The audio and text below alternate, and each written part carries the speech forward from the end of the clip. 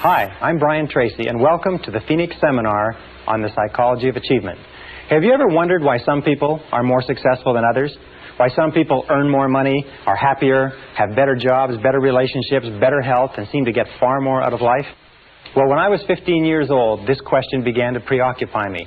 I've spent over 25 years. I've traveled in over 80 countries. I've worked at 30 different jobs, and I've spent, by my own estimate, about 30,000 hours in study to try to find the answer to why some people are more successful than others.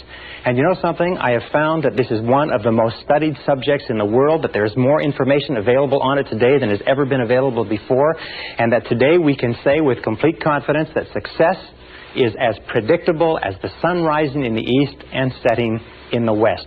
Today you can be more successful faster than you ever dreamed possible if you will do two basic things.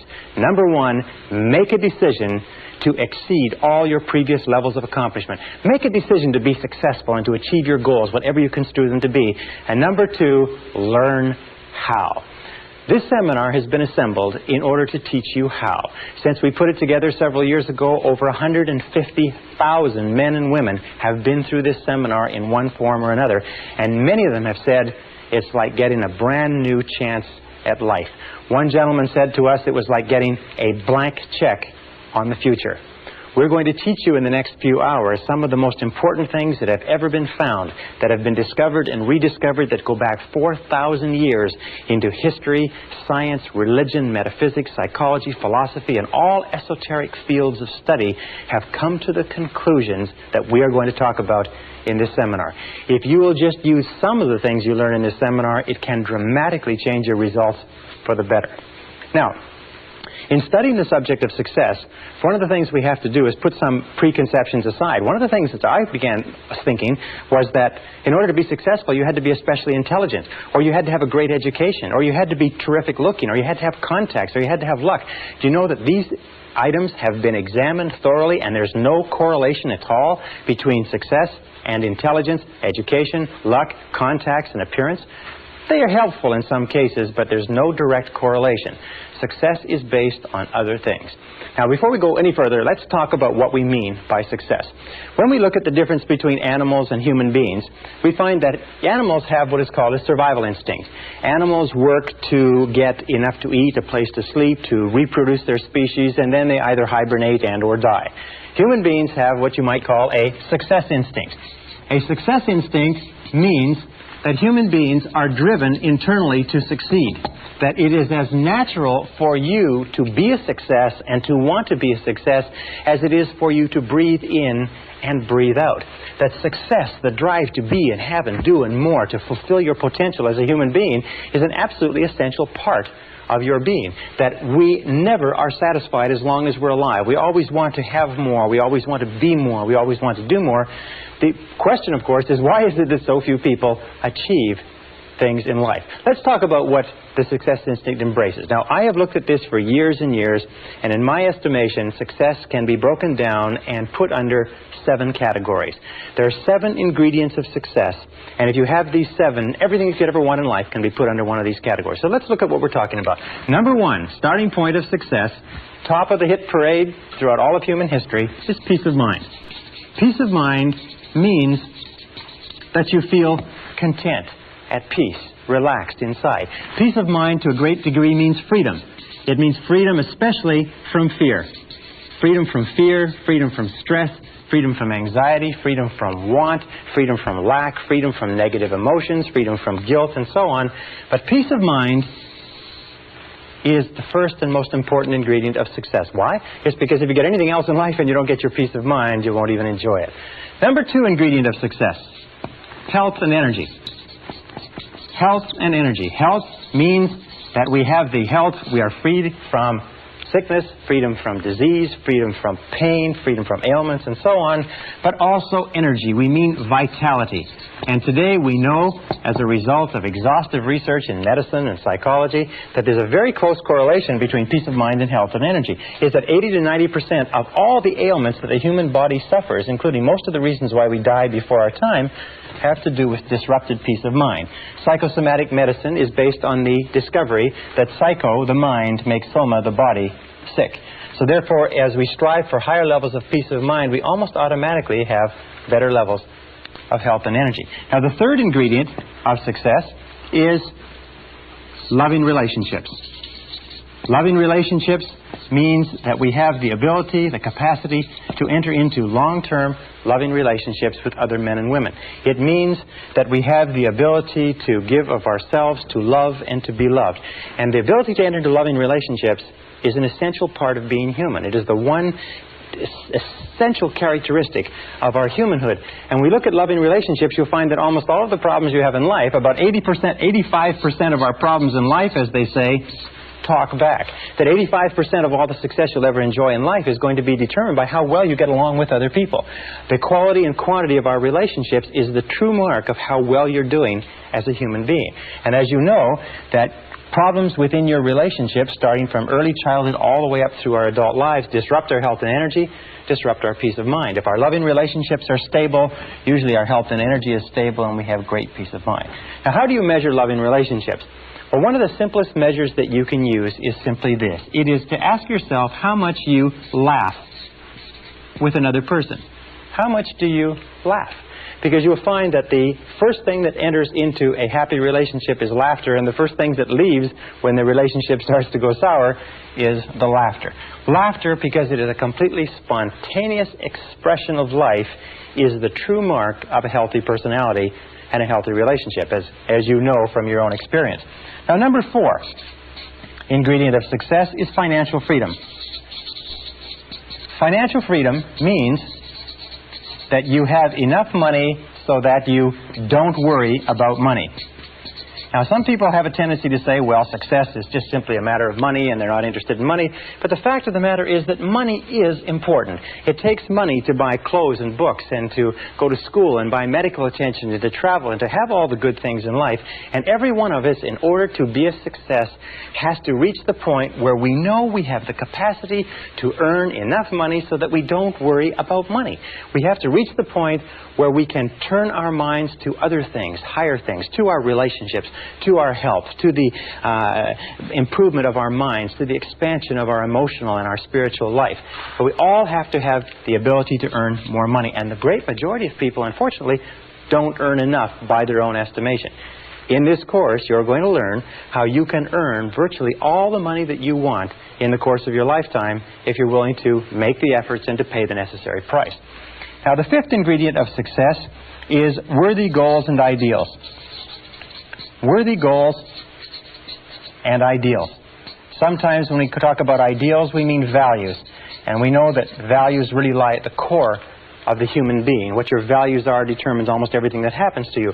Worthy goals and ideals are what give us a sense of meaning and purpose. Dr. Viktor Frankl, the founder of logotherapy, concluded after a lifetime of research that we as human beings need meaning and purpose. We need significance. You need to know that you're doing something that's important. You need to know when you get up in the morning why you're getting up.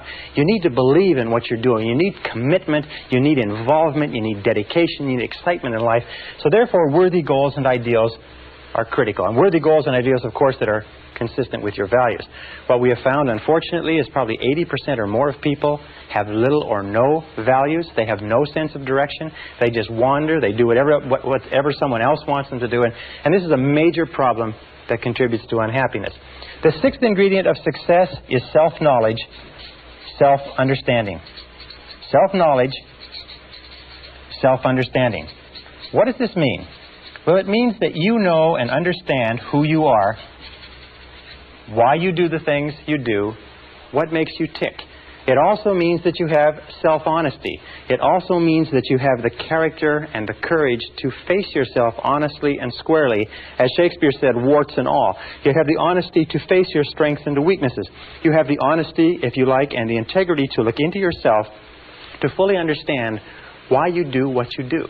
What makes you tick? And in this seminar, by the way, we're going to give you an enormous amount of information on why you are the way you are and how you can change it in a very positive way if you're not happy with it.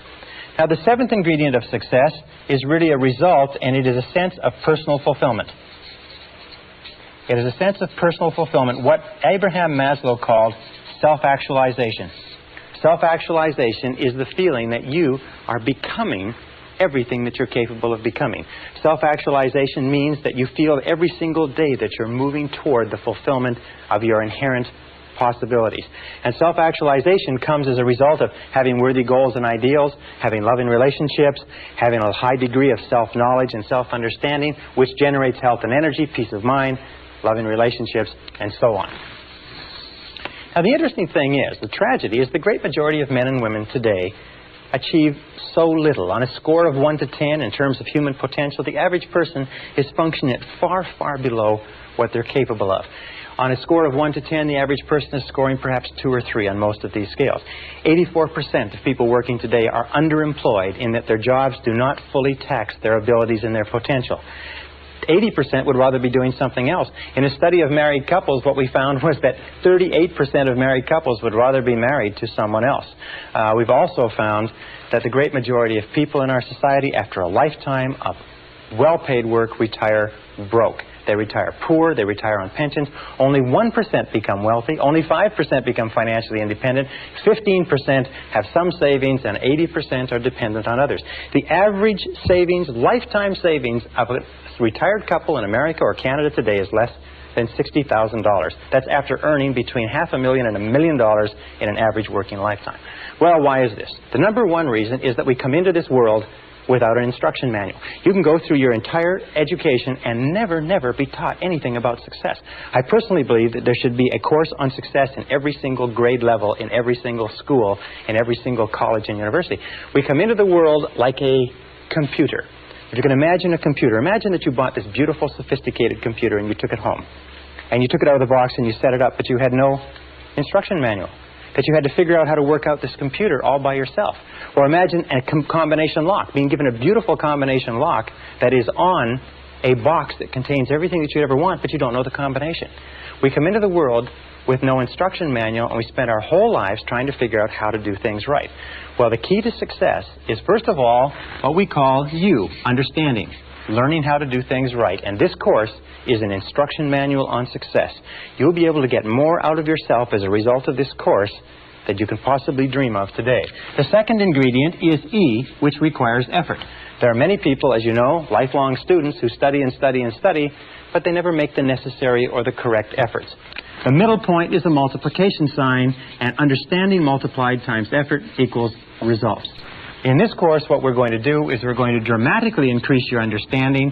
We're going to give you the tools to dramatically increase the effectiveness of your efforts, so you're doing not only things right, but you are doing the right things, and you're going to dramatically increase your results. Many people have taken this course and been able to earn more in the following year than they earned in the previous 5. Many people have taken this course and been able to make more progress in 1 or 2 years than they made in their lifetime to date. It is not unusual for a person to take this course and double or triple their income within a matter of a few weeks or a few months, simply by applying some of these principles. Now, do these principles work? These principles are the basis of all success and achievement in adult life. Every successful man or woman uses them to some degree. Every successful man or woman practices them consciously or unconsciously.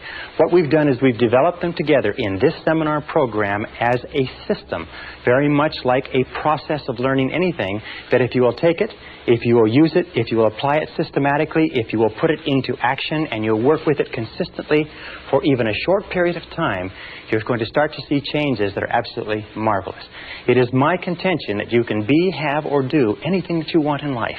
You can grow and expand and fulfill your potential. You can earn more money. You can have greater peace of mind. You can have more health and energy. You can have better loving relationships. You can have financial security. You can have a sense of personal fulfillment. You can have a great feeling of peace inside simply by following what's in this course. So please come with me. Let's go and let's begin to explore everything that you're capable of doing. Let us look at what you may be in terms of your future.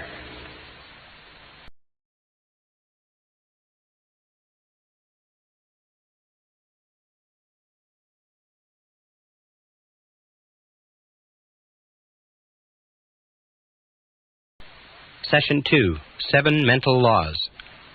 The starting point of self-knowledge is to recognize this wonderful fact is that you are extraordinary. You are unique. The odds against there being someone exactly like you are over 50 billion to 1. That every single part of your body, and anatomists and physiologists and doctors have demonstrated that your blood composition is different from any other person that has ever lived. Your fingerprints are different. Your lip prints are different. Even your ear prints are different. Even your toe prints are different from anybody that has ever lived. You are different from anyone else, and self-knowledge begins with accepting that you are a unique and special individual and that you have the capacity to do something wonderful with your life. Now, that being said, you are also the same as everybody else with respect to certain basic principles. Throughout the history of mankind, the most intelligent men and women who have ever lived have sought answers to the question of the human dilemma. What can people do in order to change the quality of their lives, their relationships, and their results? The great philosophers, the great metaphysicians, the great scholars have pondered over this sometimes for their entire lifetimes. In our century, I know men and women who spent 10, 20, 30, 40, even 50 years studying success and achievement to find out what general rules and principles we can draw upon to be more successful. The first thing that we have to start with, the basis for this entire course, the psychology of achievement, is this, is that you are a mental creature. The only thing that makes you truly unique is your mind. Everything else you have in common, as Eugene O'Neill, the playwright, said, with a horse or a pig. Your mind is what makes you unique. Your body simply carries your mind around. And just as electricity works on laws of electricity, and physics works on laws of physics, and nature works on laws of nature, there are certain mental laws that determine everything that happens to you. And these mental laws are as inexorable as the laws of gravity. They work 100% of the time. And every single success you have in life comes from living your life in harmony with basic mental laws, and every problem or difficulty you ever have in life comes from living your life out of harmony with those basic laws. Now, mental laws work 100% of the time, like gravity works 100% of the time. What it means is that if you step off a 10-story building in the city where you're living, or in London, England, or in Lima, Peru, you're going to go splat on the sidewalk, whether you know about gravity, whether you believe in gravity, whether you agree with gravity, or whether gravity is convenient for you, it's going to work on you nonetheless. The mental laws are exactly the same, and in this course I'm going to introduce you to about 20 mental laws, some of which are more important than others, but all of which it is critical for you to understand. Now let's start with the first of the mental laws. The first mental law, and by the way, these laws have been written about and studied for century after century, and many of them have been tested in our leading universities, research institutes, and think tanks in the last few years and found to be as true as they've ever been imagined to be. The first law is what we call the law of control. Now, the law of control is very simple. It's the basic law, and we'll come back to it over and over again. It says simply this. It says that you feel good about yourself, you feel positive about yourself, to the degree to which you feel you are in control of your own life. Or you feel negative about yourself to the degree to which you feel you are not in control of your own life. All you have to do is look at your life today and ask yourself, what parts of your life do you feel the best at? What parts of the life do you feel most in control? You'll find those are the places where you are the happiest. And since the supreme human good is to achieve a state of happiness, which is expressed in peace of mind and health and loving relationships, control is absolutely essential. Psychologists today call this the difference between an internal locus of control, which is feeling that you're in charge of your own life, versus an external locus of control, which means the feeling that something outside of you, your bills, your relationships, your job, your health, are somehow controlling you. As a matter of fact, locus of control research, and there are many tests that you can take to determine where you are on this chart in terms of locus of control and what areas of your life you feel more in control and less in control. People with a very high internal locus of control are high achievers, they are more successful, they're more self-determined, they're happier. And many of the things we're trying to do in this course is to give you a far greater sense of control, of being in charge of every aspect of your life. Now, control begins with, first of all, your thoughts. Interestingly enough, your thoughts, what you think about things and how you think, determines your values. It determines what is going on inside you. Once they are stored away, your thoughts determine your feelings.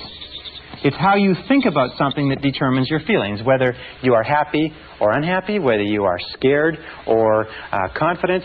Your feelings then determine your actions. So we start off with the law of control, saying that the key to success is to feel that you are the master of your own destiny, that you're behind the steering wheel of your own life. You're in charge of your life by taking full and complete control over your thoughts. Your thoughts will control your feelings will control your actions, and your actions, remember, it's always your actions, will determine your success or your lack thereof. So the law of control is important. Now, as opposed to the law of control, we have what is called the law of accident. Now, the law of accident is really a metaphysical principle. It is only a law, like a traffic law or like a legal law, to the degree to which we live by it consistently. The law of accident is what about 80% of the population live by, plus or minus. The law of accident simply says that by failing to plan, you're planning to fail. Failing to plan is planning to fail. Now, the majority of people don't believe that they're living by this, but if you look at their lives, you see that that's true. Failing to plan means planning to fail. These are the sort of people that say, well, it's not what you know, it's who you know. It's being in the right place at the right time. It's luck. It's the luck of the draw, and so on. These are people who, as a result of feeling that their life is controlled by forces outside themselves, don't have clear plans, don't have clear goals, are not working persistently and consistently day by day toward accomplishing something they want, and their lives just seem to drift and go around in circle like a ship without a rudder. Now, a person, just like a ship without a rudder, a person with no central plan is a person who has very little control. Is a person who feels that, in fact, they are out of control of their lives, like they're falling through space with no place to stop. And these people are invariably unhappy. The reason why people are negative today, the reason why people are unhappy, the reason why people are sick and frustrated, the reason why people underachieve in life is most of them are living by this law of accident. And in so doing, they have no sense of control over their lives, they have no sense of inner peace, they have no sense of happiness, and so on. So we are going to show you how to free yourself from the law of accident personally or permanently. Now, the next law is what is called the law of cause and effect. The law of cause and effect says that for every effect in your life, there is a specific cause.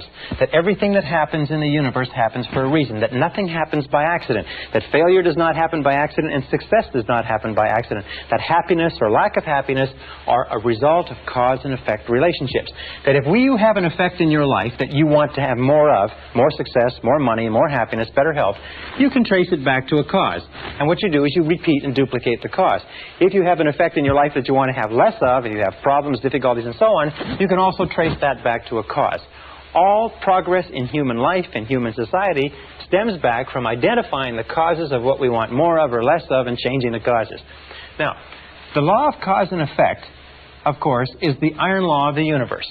This is the law, if you like, that we can come back to over and over again, and many of our laws are paraphrases of the iron law. It's also called the law of sowing and reaping, that wheresoever you sow, that also shall you reap. But the iron law, the law of cause and effect, gives us a complete sense of control. If we believe that there's a cause and effect relationship, that everything happens for a reason, then we have a tremendous feeling of control in our lives. We can identify the causes, we can duplicate the causes, we can make our lives anything we want. The most important application of the law of cause and effect is this. It is that thoughts are causes. Thoughts are causes and conditions are effects. Thoughts are causes and conditions are simply effects. The starting point of everything is your thoughts about something. It's your thoughts about a job, your thoughts about a relationship, your thoughts about your health, your thoughts about your future. Your thoughts become causative agents. The conditions become the effects. That if you wish to change any of the conditions of your life, you have to change the thoughts that precede those conditions. You have to change what is going on in your mind. Now, wonderfully enough, there's only one thing in the whole universe over which you have complete control, and that is your thoughts. So if you take full and complete control over your thoughts and keep your thoughts on what it is you want, make them positive causes, the conditions or effects will take care of themselves with the inexorability of a law of nature. Now, the next law is what is called the law of belief. The law of belief simply says that whatever you believe with feeling, and this is the key, with feeling, and the more emotion you put into a belief, becomes your reality. It becomes your reality because you will always act in a manner consistent with your beliefs. As a matter of fact, your entire reality right now is simply an outward picturing of your most intensely held beliefs. If you believe something that is positive or believe something that is negative, or as Henry Ford said, if you believe you can do a thing or if you believe you cannot, you are right. Our beliefs do form our realities. To the degree to which we believe anything to be true, our beliefs act as sort of like a screen. They filter out any information that is inconsistent with our beliefs. We have a deep down desire inside of us to remain consistent. So we're always trying to view our world, rationalize our world, interpret our world so that it is consistent with what we have already decided to believe. We develop what is called scotomas. A scotoma is a word in psychology that simply says that we develop blind spots. We do not see opportunities if we are convinced that there are no opportunities. We do not see possibilities for success if we don't believe that success is possible for us. However, if we begin to change our beliefs, we begin to change our realities. Let me give you an example. There's a story of a young man who came from a small Midwestern town. It's a true story. It was reported in the psychological journals a couple of years ago. He got straight A's all through junior high school and high school. At the end of the 12th grade, he wrote his Scholastic Achievement Test to go to university. A few weeks later, he got back a letter from the university saying, "You have scored 98 on the Scholastic Achievement Test, and you're hereby admitted to the university for the fall semester." Well, he didn't know very much about Scholastic Achievement Tests, and he thought that the 98 was an IQ score. Now, an IQ score of 98 is slightly below average and is about 20 points below what is necessary for college-level work. He was convinced, and he just discarded his entire high school career, all the A's that he's gotten. He was convinced that he could not do college-level work, but he went off to college in the fall. After the first semester, he was failing or nearly failing in every subject. His counselor called him in and said, "What seems to be the problem? You did extremely well in high school. These courses are only 1 degree of difficulty removed from your high school courses. Are you having problems with girls? Are you having problems with drugs? Having problems adjusting? What is it?" He said, "Well, sir," he said, "I'm doing the very best I can, but you can't blame me. I've only got a 98 IQ. And the counselor had his file in front of him. He said, "What are you talking about?" He said, "Well, in my letter of admission to the university, it said that I got a 98 on the Scholastic Achievement Test." He said, "Son, that's not an IQ." They said, "That's not an IQ. That is a percentile. What that means is that you scored equal to or higher than 98% of the students in the country who wrote that test. You're one of the brightest kids in this university." Well, this young guy went out. He checked on the Scholastic Achievement Test. He found it was true that the 98 was a percentile, not an IQ. He went back to his courses, and 2 years later, he was in the top 10 in a 30,000 student university. He was leading in all of his classes. Once he changed his reality, once he changed his beliefs about his intelligence, his reality changed automatically. Now, an important point with regard to this is that every one of us has self-limiting beliefs. Every one of us believes ourselves to be limited in some way. Every one of us believes ourselves to be limited in intelligence, creativity, money-making ability. I can't sell. I can't speak in front of audiences. We tend to think that we are not capable of being on time. We're not mechanically inclined, and so on and so forth. But exhaustive research demonstrates that talents are pretty evenly spread throughout the population. That most of the limitations we have do not exist in reality. They exist only in your own mind. And one of the starting points of great achievement is to start questioning those self-limiting beliefs and throw them off and act as if they did not exist. And when you act as if they didn't exist, lo and behold, they simply disappear. Okay, the next law is what is called the law of expectations. Now, the law of expectations is a law that has been talked about throughout all of human history. Just like in the law of belief, William James of Harvard said, "Belief creates the actual fact. As a man thinketh in his heart, or as he believeth, so is he." The law of expectations over and over says, what you expect, you get. You get not what you want, but what you expect. That your expectations, especially your expectations about outcomes, how you think things are going to turn out, become your own self-fulfilling prophecies. And Dr. Robert Rosenthal of Harvard University has done something like 300 experiments on expectations theory, on what is called experimenter theory. And he finds that your expectations have an effect on other people and events and circumstances even if your expectations are based on totally false information. Whatever you expect with confidence. In other words, if you confidently expect good things to happen, surprise, surprise, good things happen to you. If you confidently expect negative things to happen, then negative things are going to happen to you. That most successful people have developed an attitude of confidently expecting good things to happen. It's called the attitude of positive self-expectancy. It is the attitude of the winner. The winner looks for good things to happen. The winner expects to win in advance, and lo and behold, whatever you expect with confidence tends to come true, even if the information upon which your expectations is based is totally false. Now, let me give you an example of expectations. Some years ago, Dr. Rosenthal, after conducting a variety of different experiments, came to the conclusion that the expectations that teachers had of students was having a tremendous effect on their ability to learn and their grade level averages. So he put together a series of experiments, and then one major experiment which was tremendous. He went to the San Francisco Bay Area, and at the beginning of the school year, he had the principal call in 3 teachers. The 3 teachers were told that by the principal, as a result of teaching excellence, they had been singled out as the 3 best teachers in the school, and that they were going to be given 30 students each of the brightest students in the school identified by IQ tests at the end of the last semester. They would be able to teach these students for the entire year, and it was estimated by experts that these students would jump in scholastic achievement an average of 20 to 30% over the course of that school year. Now, the teachers were told that one of the conditions was that they mustn't tell the teachers, they mustn't tell the students, and they mustn't tell their parents. They must continue to teach the same way, and classes were carefully monitored to make sure that they taught the same way they taught before, but only they would know that they had been given 30 bright students each to teach for the whole year. The teachers were delighted. The teachers went out. They were excited about this. They worked hard with those students. They spent time after school with them. They got really, really involved in teaching more than they ever had before. And at the end of the school year, lo and behold, those 3 classes led not only the school, but the entire school district in academic accomplishment.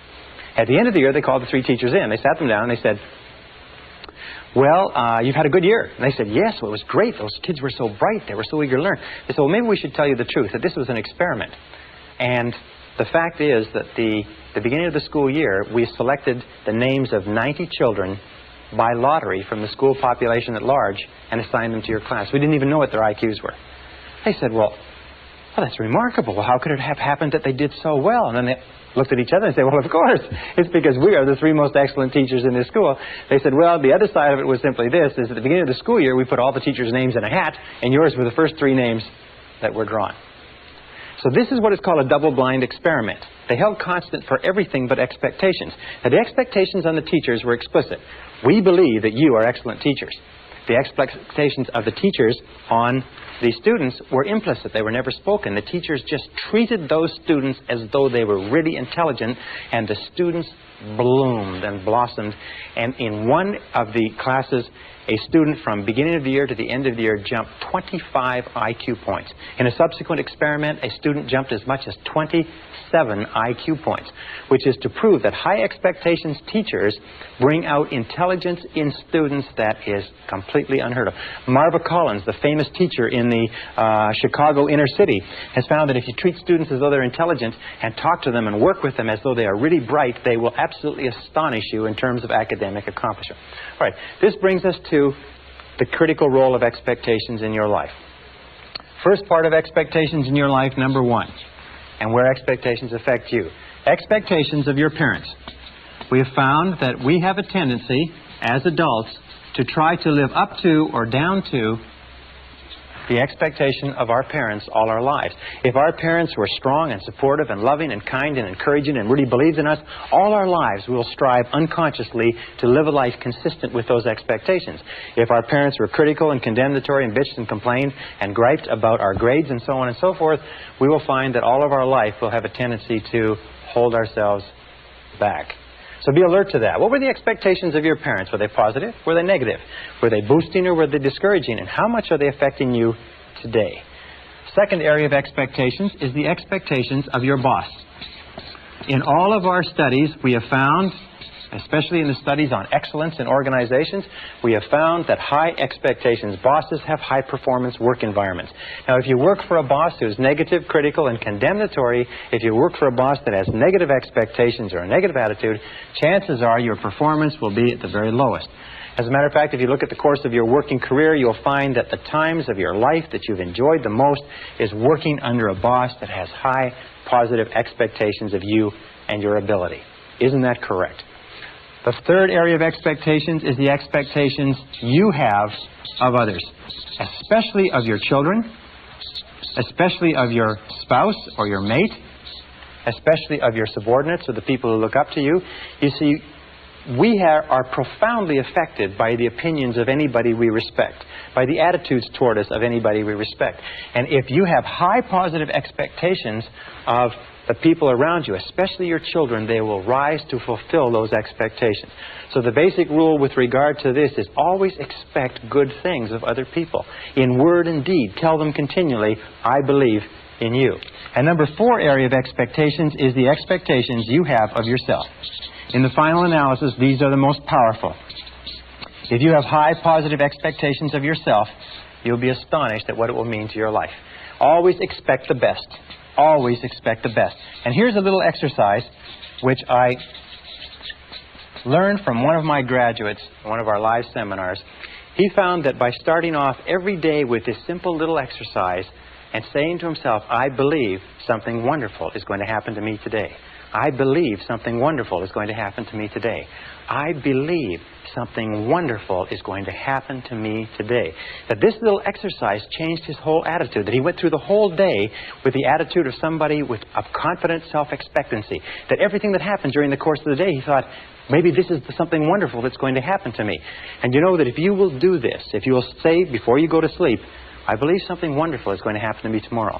And if you'll say when you get up in the morning, I believe something wonderful is going to happen to me today. And if all day long you say, I believe something wonderful is going to happen to me, you'll find that as you go to sleep the next night, and try this today, it's a very powerful exercise. It sounds a little bit corny, but it's a very powerful exercise. If you'll try it, you'll find that when you go to sleep, you will not be able to think of all the wonderful things that happen to you. You'll just be surprised that your parking spaces will open up and friends will call and you'll get checks in the mail. Just your life will be a series of really positive, happy experiences. So always expect the best. I believe something wonderful is going to happen to me today, and by the inexorability of a law of nature, it's going to happen to you. I can assure you it's happened to thousands and thousands and thousands of our graduates who will literally astonish you the effect of this corny little exercise. All right, the next law is what is called the law of attraction. Now, the law of attraction simply says that you are a living magnet. You are a living magnet. And that you inevitably attract into your life the people and circumstances that are in harmony with your dominant thoughts. In the universe, we know that all of energy is in a state of vibration. That everything is vibrating. Even this board is vibrating. Your skin is vibrating. Every substance is vibrating because of its molecular structure. And we also know this is a law of radiation. That everything is vibrating outward. The process of entropy. And we find that whatever you are thinking, your thoughts are also a form of energy that is vibrating and radiating out from you and that travels at the speed of light so that you can affect people and circumstances at great distances. Have you ever had an experience where you're thinking about somebody and the telephone rings and it's them? Have you ever had an experience where you phone somebody else and they say, we were just talking about you? It just leaps into your mind? Have you ever had an experience when you're in tune with your husband or wife and you think, you know, I'd like to go out to dinner at such and such a place tonight, and you call home and they will say, why don't we go out to dinner at such and such a place? These are all examples of this law of attraction. The law of attraction is considered by many to be one of the most important laws of human existence. In this, you will always attract to yourself, positive or negative, people and circumstances that harmonize with your dominant thoughts. That whatever you're thinking on a continuing basis, you're attracting into your life. You're drawing it into your life like a magnet. That's why it's so important that you keep your thoughts on what you want, keep your thoughts on what you desire, and keep your thoughts off of what you don't want. And by the way, as you advance and develop and become more proficient and more sharp with these methods, the law of attraction will work faster for you and with greater accuracy. So be careful. Use it right. The last law we'll talk about in this session is called the law of correspondence. The law of correspondence is a law that says, and it's quoted by Jesus, as within, so without. As within, so without. And what it simply means is this. It means that your outer world is a mirror. And that's probably the best word. Your outer world is a mirror, and it simply reflects back to you what is going on in your inner world. That your outer world is the result of your inner world. That what is going on within determines what is going on without. That if you want to change your outer world, you have to change your inner world. Now that means that you can look at your words, you can look at your level of health. What is going on in terms of your physical health is largely determined by what is going on in your mind. What is going on in your relationships is the most perfect example, because you find that when you are feeling good inside, your relationships go smoothly. When you're feeling negative or stressed inside, your relationships go poorly. Your relationships are the mirror image reflection of the quality of your own personality. You can tell how healthy your personality is by looking at the relationships around you. Your wealth is a very important thing. The level of financial wealth, the level of comfort that you have, is a direct relationship of what you have put into your mind in terms of thought and preparation for achieving wealth and affluence. If you wish to be more successful on the outside, you have to be more successful on the inside. And the more you go to work on the inside, which is the only part of your whole life that you can control, the more you go to work on the inside, the more rapidly your external world changes. The big mistake in life, and the reason why most people are unhappy, is why? It's because most people try to change the external world, which they cannot control, and they leave the internal world messy. It would be the same as trying to make an automobile run better by washing the outside of it, polishing the outside of it, and changing the tires. No, you've got to go to work on the inside workings. As you change your mind, as you change what is going on inside, you change what is going on outside. Now, many years ago, Earl Nightingale, a great success philosopher, woke up in the middle of the night with a quotation which changed his life and changed the lives of millions of others, which sort of tacks on to all of these laws that we're talking about. And it was simply this, is you become what you think about. You become what you think about. And since the only thing that you can control is your thinking, if you change what you are thinking about, you will begin to change your reality. If you change what you expect, you change what you believe, you change your dominant thoughts, you change your inner workings, you begin to attract into your life people, circumstances, events, opportunities, and everything consistent with your new thoughts. The reason people are unsuccessful is they think thoughts of unsuccess or failure. Another line, which is very, very important, says that all causation is mental. We live in a mental universe. All causation is mental. If you wish to change your universe, you have to change your mentality. And this brings us to the most important line of all, which is simply this. And let me write it over here. If you change your thinking,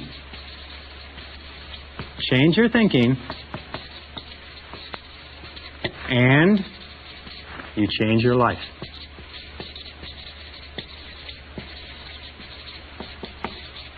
Change your thinking, and you change your life. Now, over the course of years, you have accumulated and gathered an enormous amount of information. You've accumulated and gathered an enormous number of experiences, some of them positive, some of them negative. Every single one of them is stored away. Every single one of them is having an effect on what is happening to you right now. In the New Testament, Jesus had a beautiful line, which I refer to and I think about all the time. He said, "By their fruits you shall know them." And what it simply meant was that you can tell what is going on inside the person, what the fundamental character and thought life of a person is, by looking at the fruits of their external life, by looking at their health, looking at their relationships, looking at their levels of success.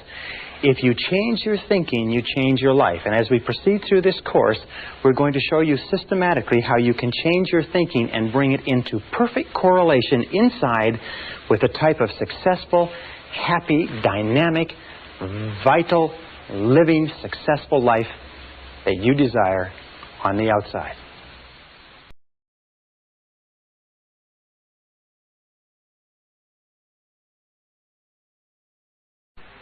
Session 3, Unlocking Your Potential. When we talk about human potential, have you ever wondered what accounts for the huge disparity in results and performance between one person and another? You know, a person who's making $250,000 a year is not 10 times smarter or better than a person who's making $25,000 a year, Why is there 10 times the difference in income? And you go all the way up the ladder to a person who's making $2.5 million a year. Is that person 100 times better, smarter than the person making $25,000 a year? Impossible. In a recent study of IQs, they picked 1,000 men and women out of the population and tested them for IQ. They found that the top person in that 1,000 selection was only 2.5 times smarter than the bottom person in that selection of IQs. Only 2.5 times the disparity, and that's probably true over the whole population. So what accounts for this great difference? Well, we talk about human potential. We come down to a very simple formula that I came up with some years ago that probably explains it a little bit. The formula starts off with what we call IA, which is inborn attributes. That's the qualities, the intelligence, the ability, the temperament, the things that you're born with that you can't really change very much, plus acquired attributes. Now, acquired attributes are very important. Those are your education, your training, your skill, your experience, knowledge, wisdom, and so on. Multiplied times A, which is your attitude, equals individual human potential, or individual human performance, or individual human results, if you like. Now, of these three, inborn attributes are largely fixed at birth. Acquired attributes can be changed, but it takes a while to change them, although sometimes they can be changed very rapidly. One valuable piece of information can dramatically change your effectiveness. But attitudes can be increased or decreased dramatically in seconds. That every single time we improve our attitude, we multiply all our capabilities. So that attitude has been rightly called the most important language in the human, or the most important word in the human language. Everything that we do in life, according to a Harvard study amongst executive recruiters, will be 85% attitudinal. 85% of your success will be determined by your attitude. That means determined by how positive or how much of a positive mental attitude you have. People with positive mental attitudes tend to advance more rapidly, move to the top of valuable organizations, earn more money, get more life satisfaction, and so on. Now, a positive mental attitude doesn't mean that you dance around in the street and throw flowers. It just means that you take a generally constructive attitude or approach towards your work, your life, your problems, your relationships, and so on. That according to the Cox Report on American Business, according to Success Magazine, 85% or more of everything that you accomplish will be attitudinal. So our question is, where do attitudes come from? And we found that attitudes come from expectations. Very, very simple. We talked about that before. And a very powerful way to instantaneously improve your attitude is to say to yourself, I believe something wonderful is going to happen to me today. As we said before, our expectations about outcomes determines our attitude. In other words, if you expect things to turn out well, you're going to have a positive attitude. If you expect things to turn out negatively, you're going to have a negative attitude. And the wonderful thing is you can manufacture your own expectations. I mean, you can expect whatever you want. You can expect good things, you can expect negative things, and chances are you won't be disappointed. Where do our expectations come from? Our expectations come from our beliefs, if you like, and our values. These are the core or the central motivating factors in our personality, our beliefs and values. And this brings us to an understanding of human potential. It means that basically our attitude is the outward expression of what is going on internally, consistent with the mental laws that we talked about. And with regard to beliefs, each of us has a bundle of beliefs way down deep inside, which psychologists call the self-concept. Now, the self-concept, or the discovery of it, has been considered by many to be the most important single breakthrough in understanding human performance in the 20th century, and I personally agree. The self-concept is like, if you wanted to use a military analogy, is the command center. Or if you wanted to use a technological analogy, it is the central program of your basic computer. It is a bundle of beliefs, values, attitudes, feelings, ideas, and so on, which are stored away down inside, which are a result of virtually every experience you've ever had in your life. And some researchers say that the self-concept begins to form even before birth. But this self-concept, once it is in place, precedes, predicts, and determines your levels of effectiveness and performance in every area of your life. Your self-concept becomes the command center or the master program. The self-concept, or this bundle of beliefs, then determines what you will say, what you will do, how you will act, how you feel and react, and so on. What does it mean? It means that all improvements in your external life, all changes in your reality begin with a change in the self-concept. Let me give you an understanding of how it means. Here's a very simple graph. We talk about human potential. We say the average person uses 10% or less of their potential. According to the research, it's probably much less. Stanford Brain Institute in Santa Clara, California, estimates that it's probably closer to 2%. But we'll be generous and we'll say the average person is using 10%. It means that in the best of cases, the average person, you and I, have 90% of our potential untapped. One of the great philosophers, Oliver Wendell Holmes, said the great tragedy of the average person is that they go to their grave with their music still in them. They're still functioning on far, far less of their potential. So this is human potential. We find there's a direct relationship between human potential and the self-concept. That since our self-concepts, or our estimates of ourselves, if you like, are usually far lower than they need to be, our level of performance and effectiveness is far lower too. And we know that our self-concept is largely subjective. What does that mean? It means that the self-concept, what we believe to be true about ourselves, is really not based in reality. It's based on information that we've taken in, we accept it as true, and to the degree to which you believe anything about yourself, it becomes true for you because you act in a manner consistent with it. You know, there's some people who read their horoscopes and believe that their horoscopes are predicting their future. There's some people who will take criticism and condemnation from other people that they don't even respect and believe that that is an adequate or accurate reflection of their own abilities. But whatever you believe, whatever you accept as true, becomes true for you. Now, we also know that as an adult, you have a variety of self-concepts. You have a self-concept for how you dress, how much you weigh, how much you eat, how well you speak in public, what kind of a parent you are, what kind of a child you are to your parents, what kind of a husband or wife you are, what kind of a lover, what kind of a driver. Interesting about driving, all men have a very positive self-concept with regard to driving. Women don't understand this, but all men are born with an inherent genius at driving. That men are all great drivers. And if you don't believe it, all you have to do, ladies who are watching this, all you have to do is think about the last time you've tried to correct a man's driving. You'll find that it is not well responded to. How do we respond when somebody challenges our self-concept by suggesting that we are not the person we think we are? We become defensive, we become angry, we become irritable, we become difficult to get along with. We have a self-concept for how creative we are, how intelligent, how fast we read, how good we are at athletics. And if you practice a variety of different sports, you have a self-concept for every one of those sports. We have a self-concept for how well we cook, how well we raise our children, how well we clean our home, what kind of cars we drive, and so on. We also have a self-concept for what it's worth, for how much money we earn. Interestingly enough, you can never earn more than 10% above or below your self-concept level of income. That your self-concept determines your income level. This self-concept level is called your comfort zone. And even if you want more money, you will find that the natural human tendency of all action is to struggle and strive to get into a comfort zone and then to stay there.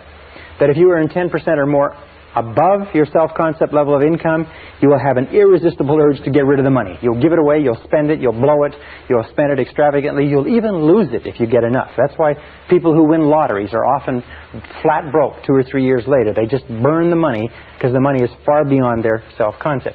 If you go 10% or more below your self-concept level of income, you find yourself scrambling. You work harder, you work longer, you think more creatively, you look at different ways to increase your income or second income opportunities.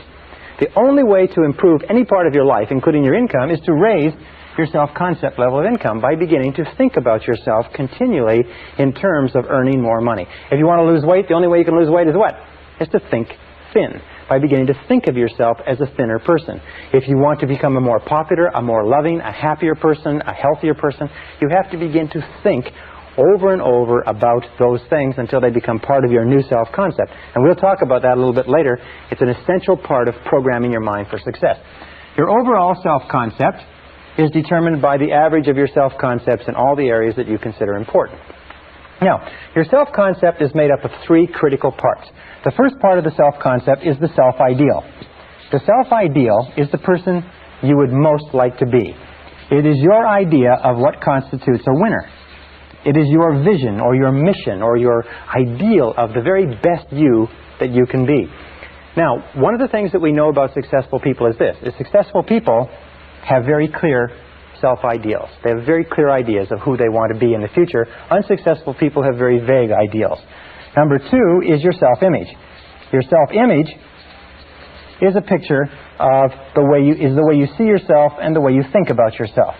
Your self-image, the inner mirror, is how you perceive yourself now and determines your current performance on a day-to-day basis. The third part is your self-esteem.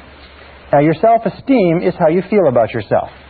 How you feel about yourself is the engine force, it's the motor, it's the power force within your subconscious.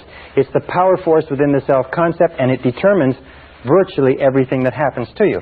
The best definition of self-esteem is how much you like yourself. How much you like yourself as a parent, how much you like yourself as an employee, how much you like yourself as a boss, how much you like yourself as a money earner, a professional speaker, an athlete, and so on. How much you like yourself, your level of self-esteem, your overall emotional feeling about any area of your life determines your performance and effectiveness in that area. Wonderfully enough, since you become what you think about, your self-concept is malleable, your self-esteem can be built by repeating over and over again, I like myself. I like myself. I like myself. I like myself. I like myself. I like myself. The more you say, I like myself, I like myself, I like myself, the more you repeat that over and over again, the more your self-esteem goes up. The more your self-esteem goes up, the more your overall self-concept goes up. When your overall self-concept goes up, you perform better at everything else that you attempt.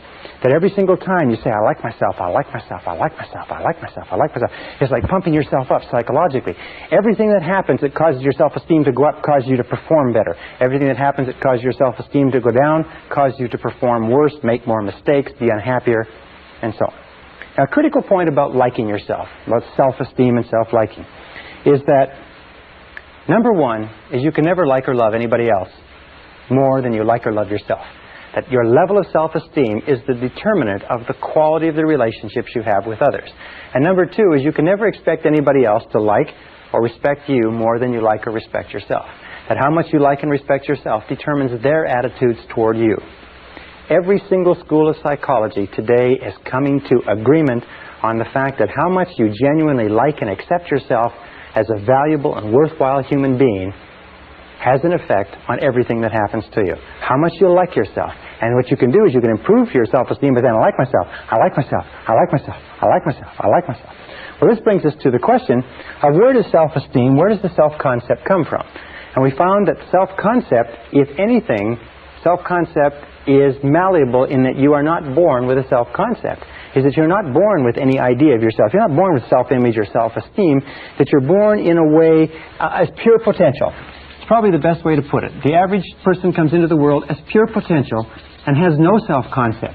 That everything you are today, every feeling that you have, every attitude or value, you had to learn over the course of your lifetime.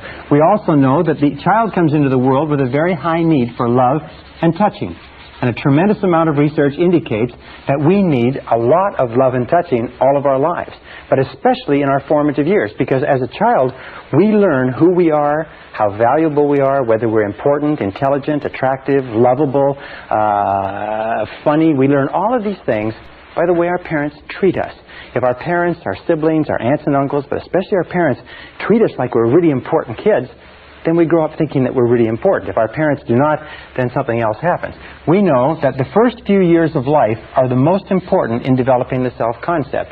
That a child starts off at 0 when the child is born with no idea of who she is or who he is or how valuable they are. And in the first, second, third, fourth, and fifth years of life, and the psychologists used to think it was 5 years, but now they're saying it's 3 years. In these first 3 years of life, children learn who they are. They say if you give enough high quality and quantity of love to a child in the first 3 to 5 years, you set them up for life. You set them up on a solid foundation of self-esteem, self-confidence, self-worth, self-value. As a matter of fact, there's a direct relationship between the quality and quantity of love and the development of healthy personality. That the more love, unconditional love that a child receives in those formative years, the stronger is the foundation of the personality. To reverse the equation, that virtually all problems in psychosis, neurosis, personality disturbances, and behavior problems arise from problems way down in the self-concept. And we can go back as adults. Here's our adult personality. We can go back as adults. We can correct the flaws in our foundation, the cracks, if you like, by repeating over and over again, I like myself, I like myself, I like myself, and driving down that healing concrete deep into the foundation of our personality. Remember, children need love like roses need rain. Children that are deprived of love often die of love starvation. It's a disease called marasmus. Now, what else do we know about children? We know that children come into the world with two remarkable attributes. The first is that they're fearless. Children are born with no fears. They're not afraid of anything except falling and loud noises. And this is expressed in the attitude, I can. Children come into the world believing they can do anything. And anybody who's ever raised a child to the age of 3 or 4 or 5 knows you have to spend those first few years stopping them from killing themselves because they're little kamikaze pilots, because they're not afraid of anything. The second attribute is they come into the world completely spontaneous. They say what they want, they do what they want. They are completely uninhibited. They just are completely unafraid. They do anything that they want. And this is expressed in the attitude, I don't have to. I don't have to. If you ever try to control a child, you'll find that the attitude of a young child, the first thing they say is when you start giving them orders, the first thing they learn is no. They say, no, I don't have to. Well, of course, we eventually change their minds on that one way or another. But these are the two attributes that each of us come into the world with. You come into the world unafraid and uninhibited. What does that mean? It means that our natural birthright is to be unafraid and uninhibited. And that only when we can create the same situation in adult life where we are unafraid and uninhibited do we feel truly great about ourselves. The very best organizations, the very best companies are those that create an environment where people who feel unafraid and unreserved to be themselves and to do the very best they can. Well, as we grow up, we know that children learn two ways. The first way they learn is by imitation. They imitate one or both parents, especially the dominant parent. And sometimes the dominant parent will change as the child is growing up. Sometimes children will imitate the father, sometimes the mother, but they learn by imitation. Many of the characteristics and habits that we have as adults, we learn from our parents. Have you ever had the opportunity or the occasion to scream at one of your children or shout at one of them and find yourself saying the same things your mother or father said to you when you were a child? Well, we imitate. Sometimes we imitate their walk. Sometimes we imitate their talk. Sometimes we imitate their values, their beliefs, and so on, even if those values and beliefs are of no value. Why? It's because our parents are like gods to us when we're children. The second way that we learn is by moving from discomfort, from what doesn't feel good, toward comfort. Now, Freud called this the pleasure principle, is that we move toward what makes us feel comfortable, what gives us pleasure, what makes us feel good about ourselves. We move from discomfort toward comfort. That's how we learn to become toilet trained. We say it's no longer fun to walk around with pee and poop in our diapers. So we watch what our parents do. We watch what our older siblings do. And we see, those people aren't doing this. And that's how we learn to walk. That's how we learn everything. So we move from discomfort toward comfort. Throughout our lives, by the way, that's how we learn. We imitate by reading what other people have done, by studying books, at our work. We imitate when we go to school. And we do what gives us a positive payoff, what gives us positive reinforcement, what gives us pleasure. And we do less of those things that give us discomfort or pain. Now, very early in life, as a mistake or as the result of mistakes that parents make in upbringing, children begin to learn just negative habit patterns. And negative habit patterns have their root primarily in destructive criticism. Destructive criticism begins very early in life, sometimes in the first few months. And destructive criticism is used by parents to direct and control their children. Unfortunately, it has a very, very dangerous and damaging effect on children in that destructive criticism begins to undermine the integrity of the child's personality, and more of us, including myself and including most of you, have been undermined and hurt by destructive criticism probably more than all the wars in history. Now, as a result of destructive criticism, we begin to develop negative habit patterns. Negative habit patterns are conditioned responses to stimuli. Negative habit patterns develop very early in life. They're developed as a result of a repetition of fear and pain over and over again. They're developed as the result of destructive criticism, physical punishment, and so on. And very early in life, we begin to develop two major manifestations which follow us throughout our lives and, more than anything else, inhibit our potential as adults. The first is what is called the inhibitive negative habit pattern. The inhibitive negative habit pattern is learned when the child is told over and over again, don't. Get away from there. Stop. Leave that alone. And the child is punished. Whenever the child tries something new or gets into something or smells something or pours something over or breaks something accidentally, the parent blows up and gets angry and upset. You see, the child is driven by an insatiable curiosity to explore his or her world. And what happens is when they do explore it and they get into something, they tip something over, if the parent overreacts and spanks the child soon begins to think that every time I try something new, every time I try something different, every time I go beyond my boundaries, every time I move out of my comfort zone, every time I don't play it safe, I get spanked, I get punished, I get hurt, I get sent to my bedroom, and I feel terrible. And pretty soon the child develops the feeling of, I can't. Every time I try something different, I get punished. I can't. This is like the Pavlovian response, where the Pavlov would ring the bell and feed the dog meat, and the dog would salivate, and Pavlov would ring the bell while he fed the dog meat, and the dog would salivate. They would keep doing that. Pretty soon, Pavlov would just ring the bell, and the dog would salivate. What happens in adult life is that this creates what we call the fear of failure. The fear of failure is a conditioned response to a process of destructive criticism that occurs in the first 5 or 6 years of life. The fear of failure automatically triggers us. We feel anxious, tense, uneasy. We feel tension and stress in our solar plexus. We feel like withdrawing and getting away from the event. And the fear of failure is the major reason for failure in adult life. It's the major reason why we hold back from fulfilling our potential.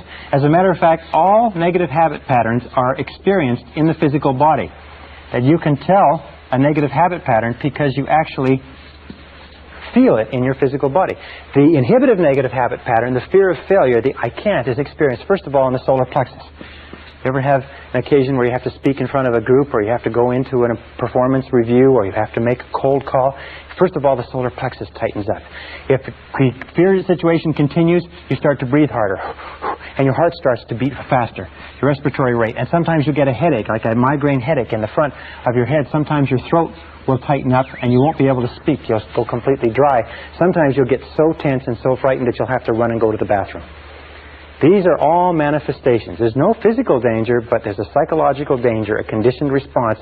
And whenever we feel these things, the natural tendency is to back away from the situation that's causing them, which is the reason why we don't achieve very much if we are held back.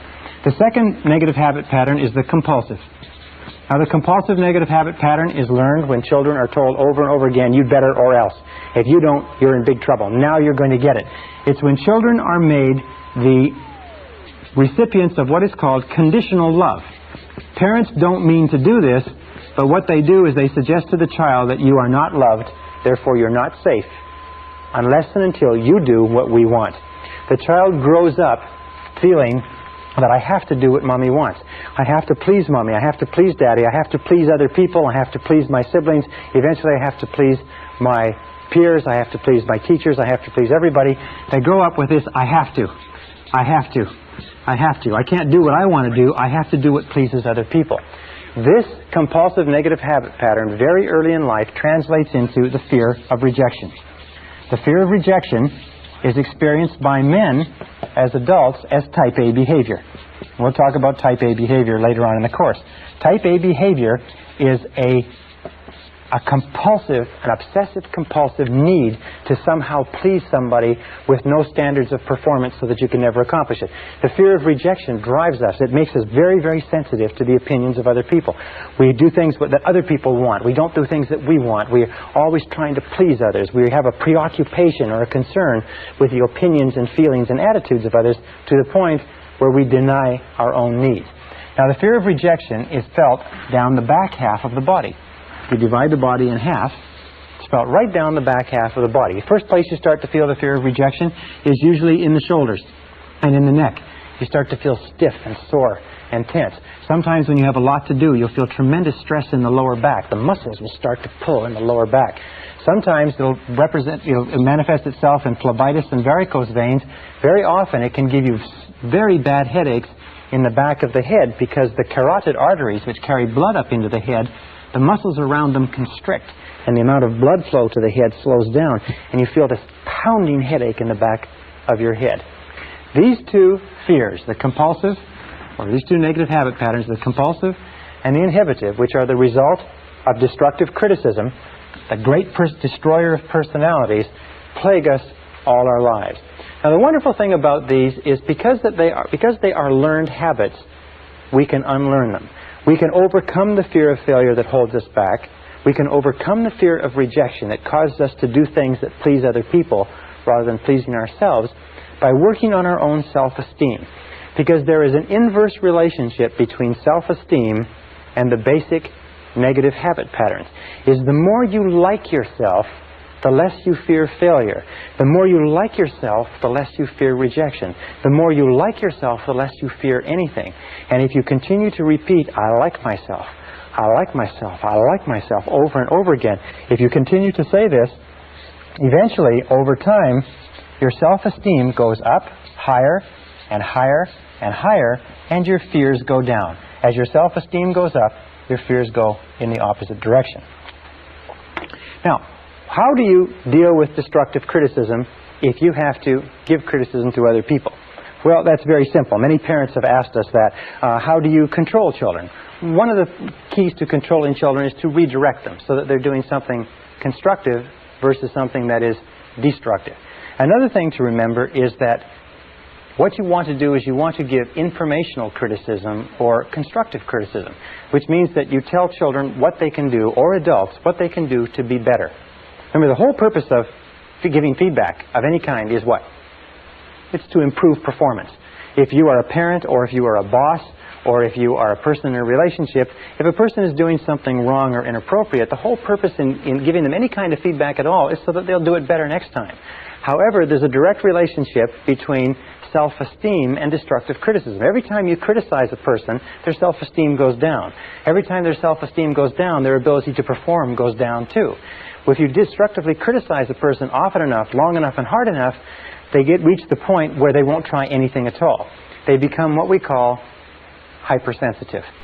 And a hypersensitive adult is a person who cannot take criticism from anybody. A hypersensitive adult is a person who is very, very tense and anxious if you even suggest that they're not doing the right thing. If you have to deal with a hypersensitive adult, the key is to sit them down and remember 4 things. Number 1, always begin with praise. Number 2 is protect the person's self-esteem at all costs. Number 3 is discuss the performance, not the person. Talk about the behavior rather than the person. And number 4 is it number 4? Number 4 is to focus on the future versus the past. Focus on what is going to be done differently in the future rather than what has happened in the past. Why is that? A very simple reason is because a person cannot control the past. Not being able to control the past, any criticism over what they've done in the past causes them tremendous stress and frustration. So let me summarize. The key to success in life is a positive mental attitude. A positive mental attitude is based on expectations of success, of a positive set of expectancies. This positive set of expectancies is based on beliefs in your self-concept. The core of your self-concept, which determines your effectiveness in life, is your self-esteem, and your self-esteem is measured by how much you like yourself. The 2 things that hold us back more than anything else are the fears of failure and the fears of rejection. So one of the core secrets of success is this. It's become a perpetual self-esteem generating organism. Continually be doing things for yourself, to yourself, in your life that cause you to like yourself, to love yourself, to accept yourself, to respect yourself, that cause you to feel terrific about yourself. If you're a boss or a parent, remember that the key to peak performance in your home and in your workplace is to make people feel terrific about themselves. And the more terrific you feel about yourself, the more you like yourself, the more likely it is that you'll make the people around you like, love, accept, and respect themselves, and you'll create a peak performance environment. It is the starting point to great success and achievement in life. So say over and over to yourself, I like myself, I like myself, I like myself, I like myself. Session 4, Your Subconscious Powerhouse. In order to unlock your full potential, it's absolutely essential that you understand the relationship between the conscious and the subconscious mind. There are thousands of books have been written on this subject. There's tremendous complexities. There's references to the conscious and the subconscious, especially the subconscious, throughout all of human history.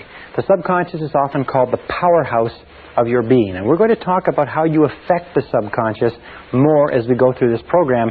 But let's start off talking about the relationship between the two minds and what you can do to begin controlling and changing the programming within the subconscious.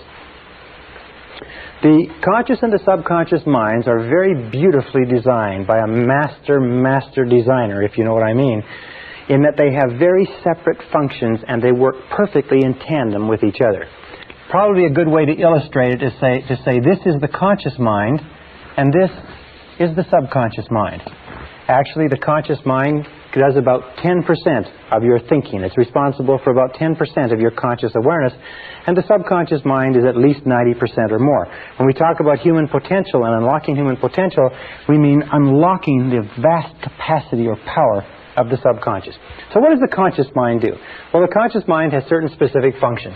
First of all, the conscious mind is objective.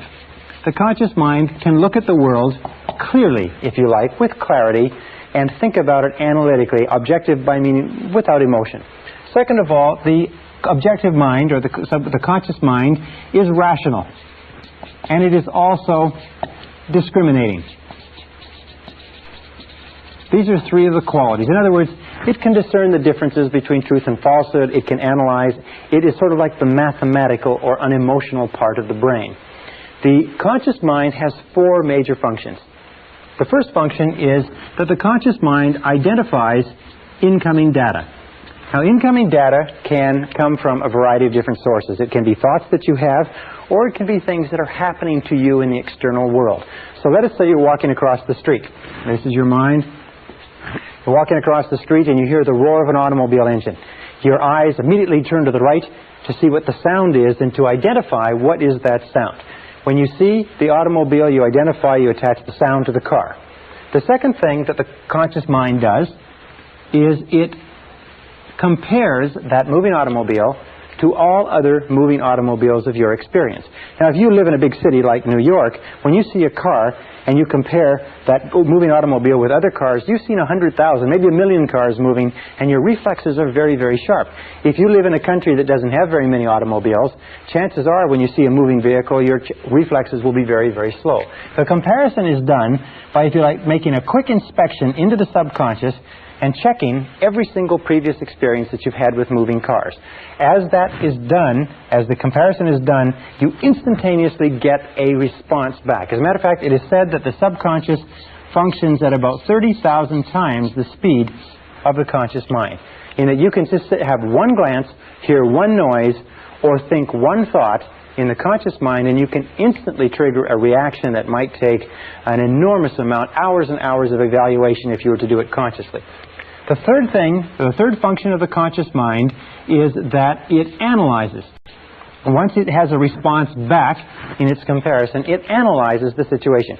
You're walking across the street, you hear the sound of the automobile engine, you turn eyes right, you see the car moving down at you. Your comparison tells you that that car is moving at a speed of 50 miles an hour, and it will be where you are in 1 second unless you move. So you now analyze and you say, what do I do? Should I move or not? And if the answer is yes, what you do is you move. And that takes us to the fourth function of the conscious mind, which is to decide. The conscious mind decides what to do after the analysis. It says yes or no. The conscious mind functions like a binary computer. It is always saying yes or no to incoming information. And the conscious mind can only hold one thought at a time. Now, this is really amazing, as you're going to see. It's really a brilliant structure. So you're walking across the street, you hear the sound, you look to the right, you see the car moving. The comparison says that that car is moving on you. The analysis of the moving car says you've got to get out of the way. So you say, do I move, yes or no? Answer, yes. Do I move forward, yes or no? Answer, no. Do I move backward, yes or no? And as soon as you say, yes, I move backward, and you convey this word yes to the subconscious mind instantly triggers all the muscles, all the nerves, all the sinews, all the tissues to move yourself back out of the way. You don't have to sit there and think, well, should I move my right foot first? Should I move my left foot first? All you do is send a signal to the conscious mind, backed by a charge, if you like, or a detonation of emotion. And the stronger the emotion, the more instantaneously the subconscious responds to your command. The subconscious is activated by emotion. emotion of fear, emotion of desire, the survival instinct, the love instinct, but it is always an emotion that triggers the subconscious. Okay, what are some of the features of the subconscious mind? The subconscious mind is like a massive data bank. As a massive data bank, the role of the subconscious is to store and retrieve data. In other words, the subconscious mind is the subjective mind, in that it simply is the mind that obeys. Just as the conscious mind commands, the subconscious mind obeys. The subconscious mind has no thought of its own. By the way, the conscious mind has no memory. The subconscious mind is the seat of all memory. The conscious mind, remember, can only hold one thought at a time, whereas you can remember millions of facts. The relationship between the conscious and the subconscious is the conscious is like a gardener, and the subconscious is like a garden. Whatever seeds you plant in your subconscious mind, the subconscious mind goes to work to grow. In the subconscious mind, you have a whole series of different programs, the self-concept, which contains all the information on all the subjects that are important to you and all of your previous experiences and responses to those situations, so that if you have a new situation similar to it, one of the roles of the subconscious is to keep your behaviors consistent with your previous behaviors. So that if you've always been fearful in a situation, you see the situation, you'll instantaneously be fearful without thought. If you're in a situation that you don't know anything about, the natural tendency is for you to be neither fearful nor unfearful, because you don't know enough until you build up an experience bank. And this brings us to three critical laws. Three of the most important mental laws that we talked about. Remember, we talked about how your whole life is determined by mental laws. The first of these three mental laws is the law of subconscious activity. The law of subconscious activity says that whatever you plant into your subconscious mind, it immediately goes to work to bring into your reality. And your subconscious mind makes all your words and actions, it makes all your words and actions fit a pattern consistent with your self-concept. In other words, it keeps all your words and actions in a pattern, fit a pattern consistent with your self-concept, or consistent with all previous information that you have put in. Also, it keeps your words and actions consistent with your dominant goals, which eventually, if you like, become part of your self-concept. So that means that your body language, your attitude, your level of energy, your level of self-confidence, the way you get along with other people, your social skills, everything is consistent with your self-concept. The subconscious, simply without you thinking about it at all, keeps everything consistent with it. So when you feel really good, when your self-concept is positive, you have a bounce in your step. Your body language is confident, it's courageous, it's outgoing, and so on. And when you feel negative, your self-concept is negative, and you will act in the same manner. Which brings us to our second law. The second law is the law of concentration. Actually, this is the ninth law that we've talked about since we began.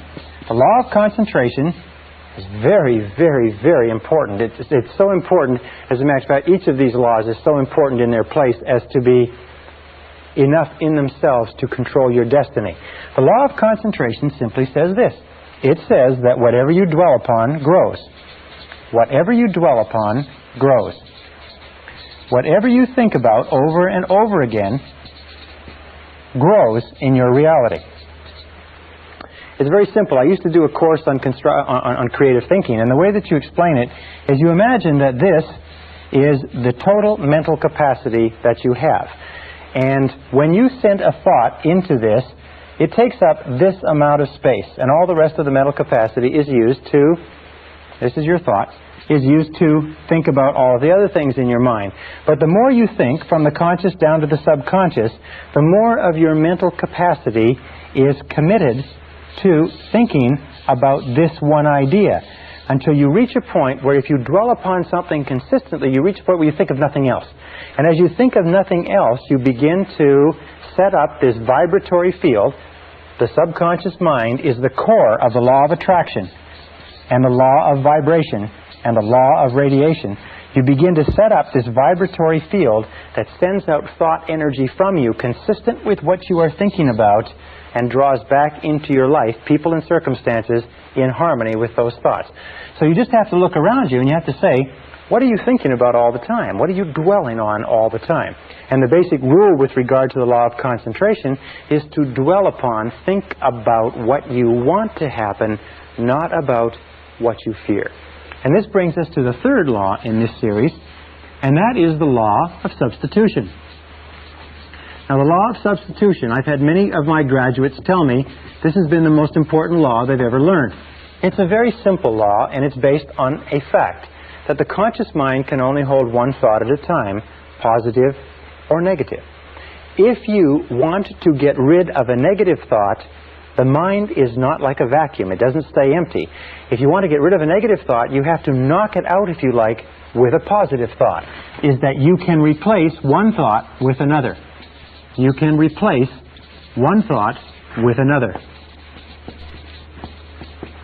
And if you do that consistently, and if you replace any negative thought, any fear thought, any anxiety thought, any self-limiting thought, any negative expectations, anything that's holding you back, any fear of failure, lack, poverty, rejection, loss, or anything else, if you replace it with a desire thought, and this is the key, fear versus desire.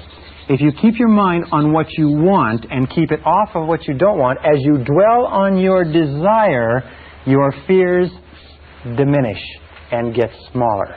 As you think about what you want, eventually, because of the law of substitution, you have less and less time, less and less emotion to think about what you don't want. Why is it that people are successful?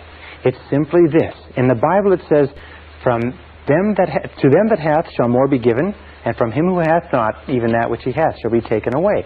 What it means is simply this. The rich get richer, the poor get poorer. Why?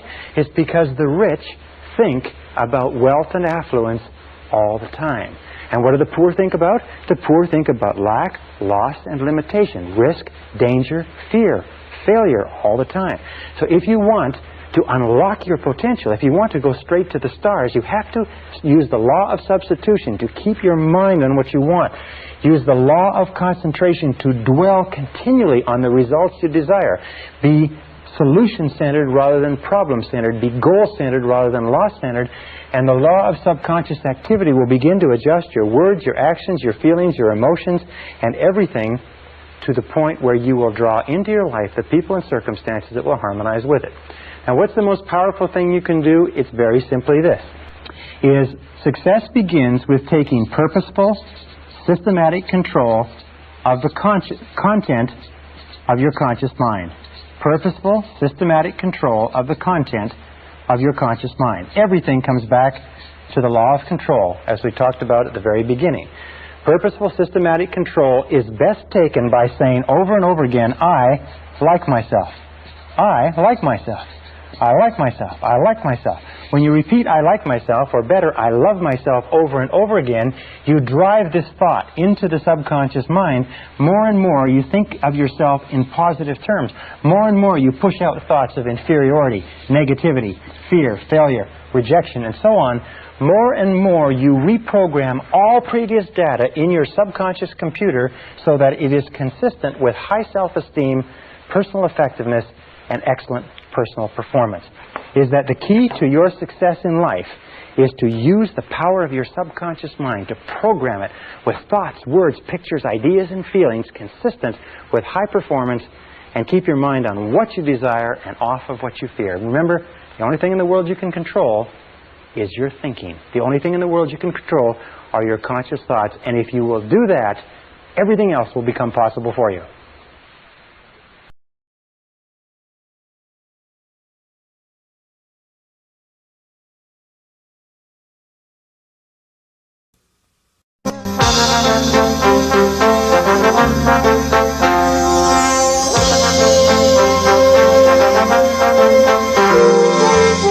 Tracy presenta el curso Fénix sobre la psicología del conocimiento.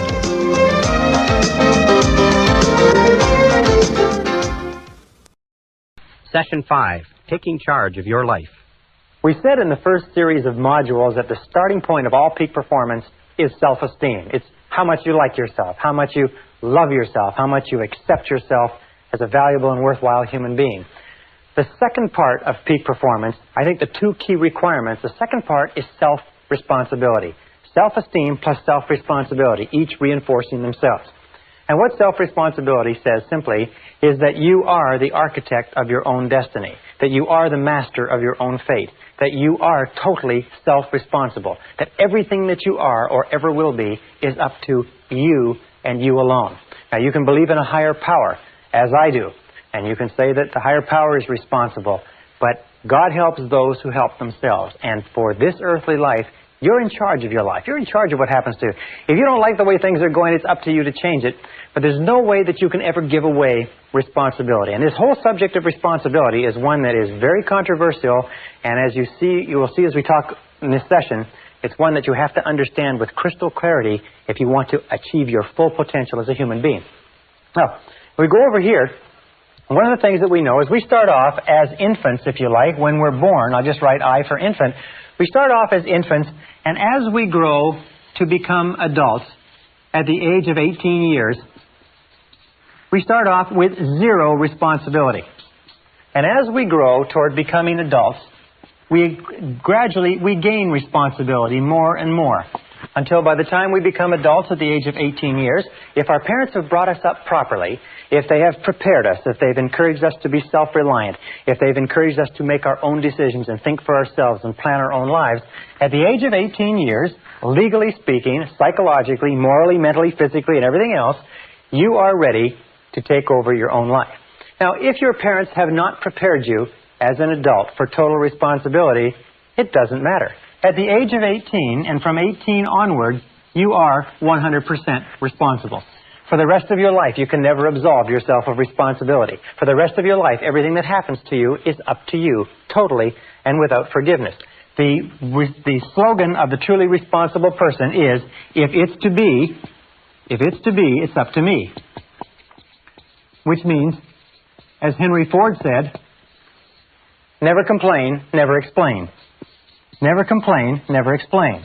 What that means is if you don't like the way things are, then it's up to you to change them. And if you're not willing to take steps to change them, then don't complain about them. Just simply accept them. Men who are men and women who are women don't complain about the difficulties of life. They just accept them as the difficulties of life, and they either do something about them or they don't say anything. So if it's to be, it's up to me. If it's to be, it's up to you. This is one of the hardest things to understand, because when we're children, at this stage, we're totally dependent. And being totally dependent, we develop, if you like, a habit pattern or a conditioned response, and we look for the reason that things happen outside of ourselves. As we become adults, if we're not careful, we will still retain this dependency, and we will long for what is called the pseudo-security of childhood. That time in childhood when someone took care of us. That time in childhood when we were fed and clothed and our home was taken care of and our school and everything. We didn't have to worry about a thing because they took care of it. As we grow up, we go off to school, and the people at school, they take care of things. And if we're not careful, we get into the work world, and then again it's they. It's always someone else outside of ourselves who is ultimately responsible for ourselves. One of the things which I'll talk about later is the whole idea of self-development.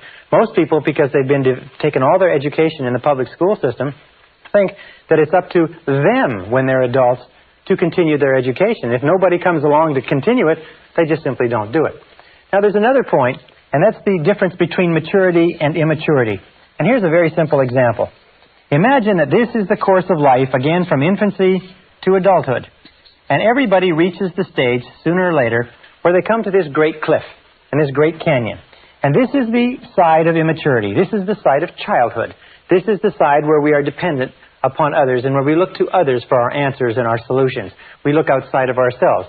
At this point, we come to the edge of this canyon. At the edge of this canyon, we look across into the land of maturity, the land of adulthood. And each one of us has to make a decision to jump in one great leap from being a child to being an adult. Now, sometimes this is forced on us. Sometimes it happens in an evolutionary way. But sooner or later, we have to make the decision to accept the fact that we're in charge of our own lives, we're the architects of our own destinies, and then get on with it. What do most people do? Unfortunately, what most people do is they turn back at this point They slip into marriages where somebody will take care of them. They take jobs where they expect their bosses to take care of them and so on. Or they just simply avoid responsibility by looking for the cause of everything that happens to them in other people and other circumstances. It's their bills, it's their health, it's the way their parents treated them and so on. They're not really responsible. On the other hand, sometimes they decide to take a little responsibility but not too much, which is the equivalent of trying to leap over a canyon in 2 jumps. And where the vast majority of people end up, unfortunately, is in the valley. And this is the valley of excuses. The great majority of people spend their whole life in the valley of excuses, making excuses rather than making progress. There's an old saying that says the disease of excusitis, which is the habit of making excuses to excuse away our failures and our inadequacies, is fatal to success. The habit of making excuses is fatal to your success. So the question you have to ask yourself when we talk about responsibility is, what excuses do you use not to move ahead? There was a very famous story by Tolstoy, where Tolstoy and his brothers would play, and they had a game. And the game was that out in the garden there would be a box. And in the box was the answer to all the riddles of life. And you could find the box under a certain bush as long as you didn't think about a big white rabbit.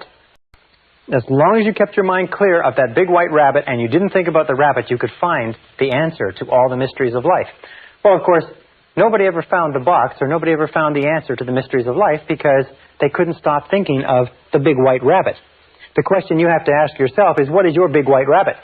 What is it that you think of? What is the excuse that looms into your mind whenever you think of something that you could do or have or be? A new job, a new challenge, an opportunity, changing something in your life that you're not happy with. What is the white rabbit? What is the excuse that pops into your mind? You say, well, I can't do that because. Or another thing is, yes, but. I'd like to, but. There's always a reason. I'm too young, I'm too old. I'm too tall, I'm too short. I don't have enough education, I've got too much education. It's the wrong time, it's the wrong place, and so on. What is your white rabbit? What is it that sticks in the back of your mind that causes you to make excuses, that causes you to hang back from taking responsibility, that keeps you in the land of childhood, immaturity, and irresponsibility? Very, very important question to ask. Now, when we talk about responsibility, we talk about something else. It's simply this, is that the acceptance of responsibility is not optional. Many of us like to think that, well, I'll take a little responsibility here, I'll take a little responsibility there.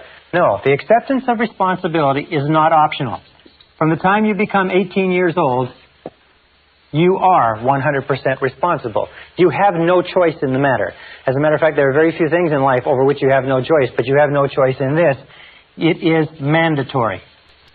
It is mandatory if you wish to fulfill your potential, if you wish to become everything you're capable of becoming, you must take full responsibility for bringing about the circumstances, for making the changes, for making the hard decisions necessary.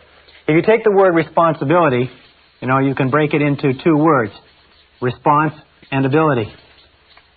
And one of the things which I've learned as I've studied history is that all of life is a series of challenges, difficulties, problems, setbacks, obstacles to face. And the difference between the winners and losers in life is not the difference in problems, because everybody has problems. And most people, and many people, have more and bigger problems than you or I could ever dream of. The difference in life, the difference between winners and losers, is the responses to the problems. Many years ago, a man named Oswald Spengler wrote a book in which he talked about what he called the challenge-response theory. The challenge-response theory simply said that civilizations grow and decline to the degree to which they meet challenges effectively and respond effectively. A small society starts out small, and almost invariably it will be challenged by either an external enemy or nature or weather or something else.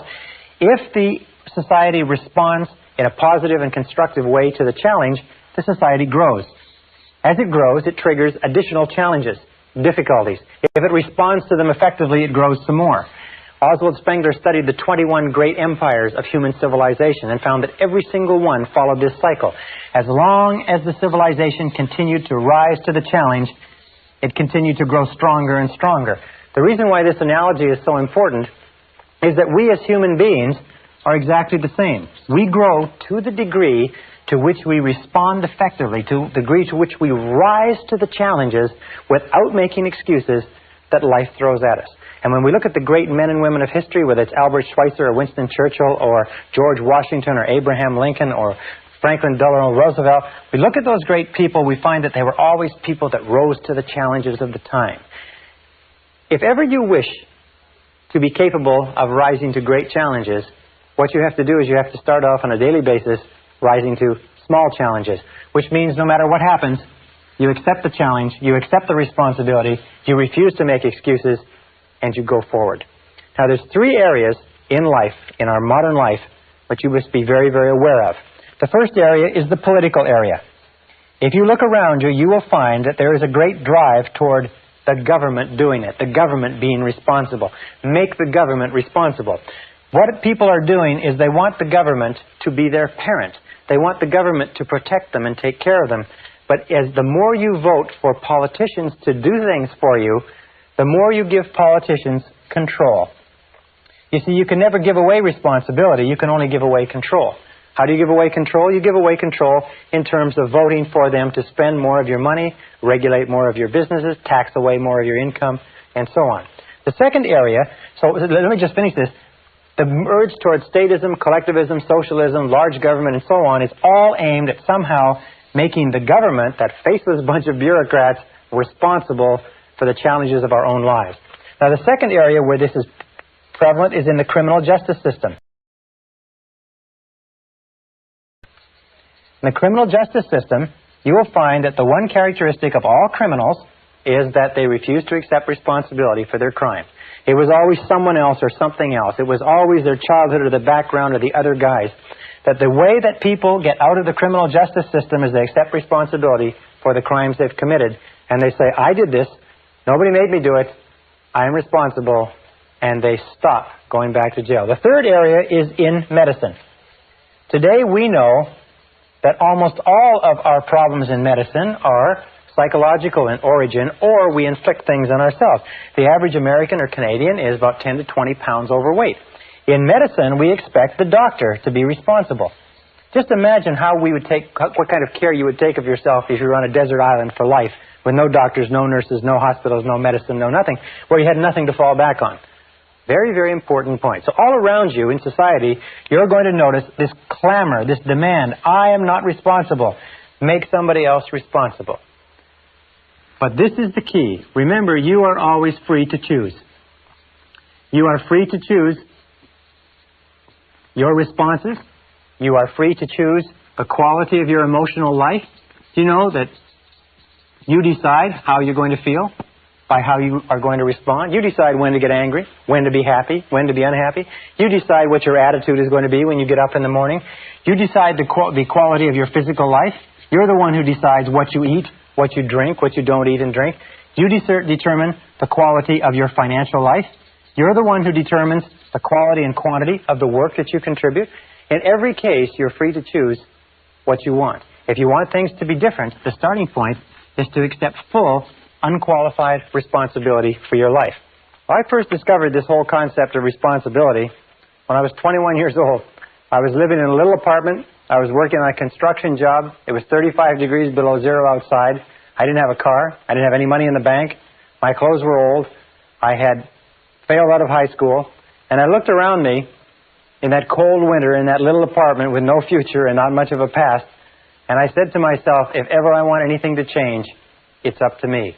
That's the time where I really got scared. It suddenly hit me right between the eyes that if I wanted my life to be different, it was up to me to make my life different. And if I can get only one point across to you in this simple segment, this little segment is this, is that the starting point of flying to the stars, the starting point of taking complete charge of your life, the starting point of great success and great achievement is to accept complete, unconditional responsibility. If it's to be, it's up to me. If it's to be, it's up to you.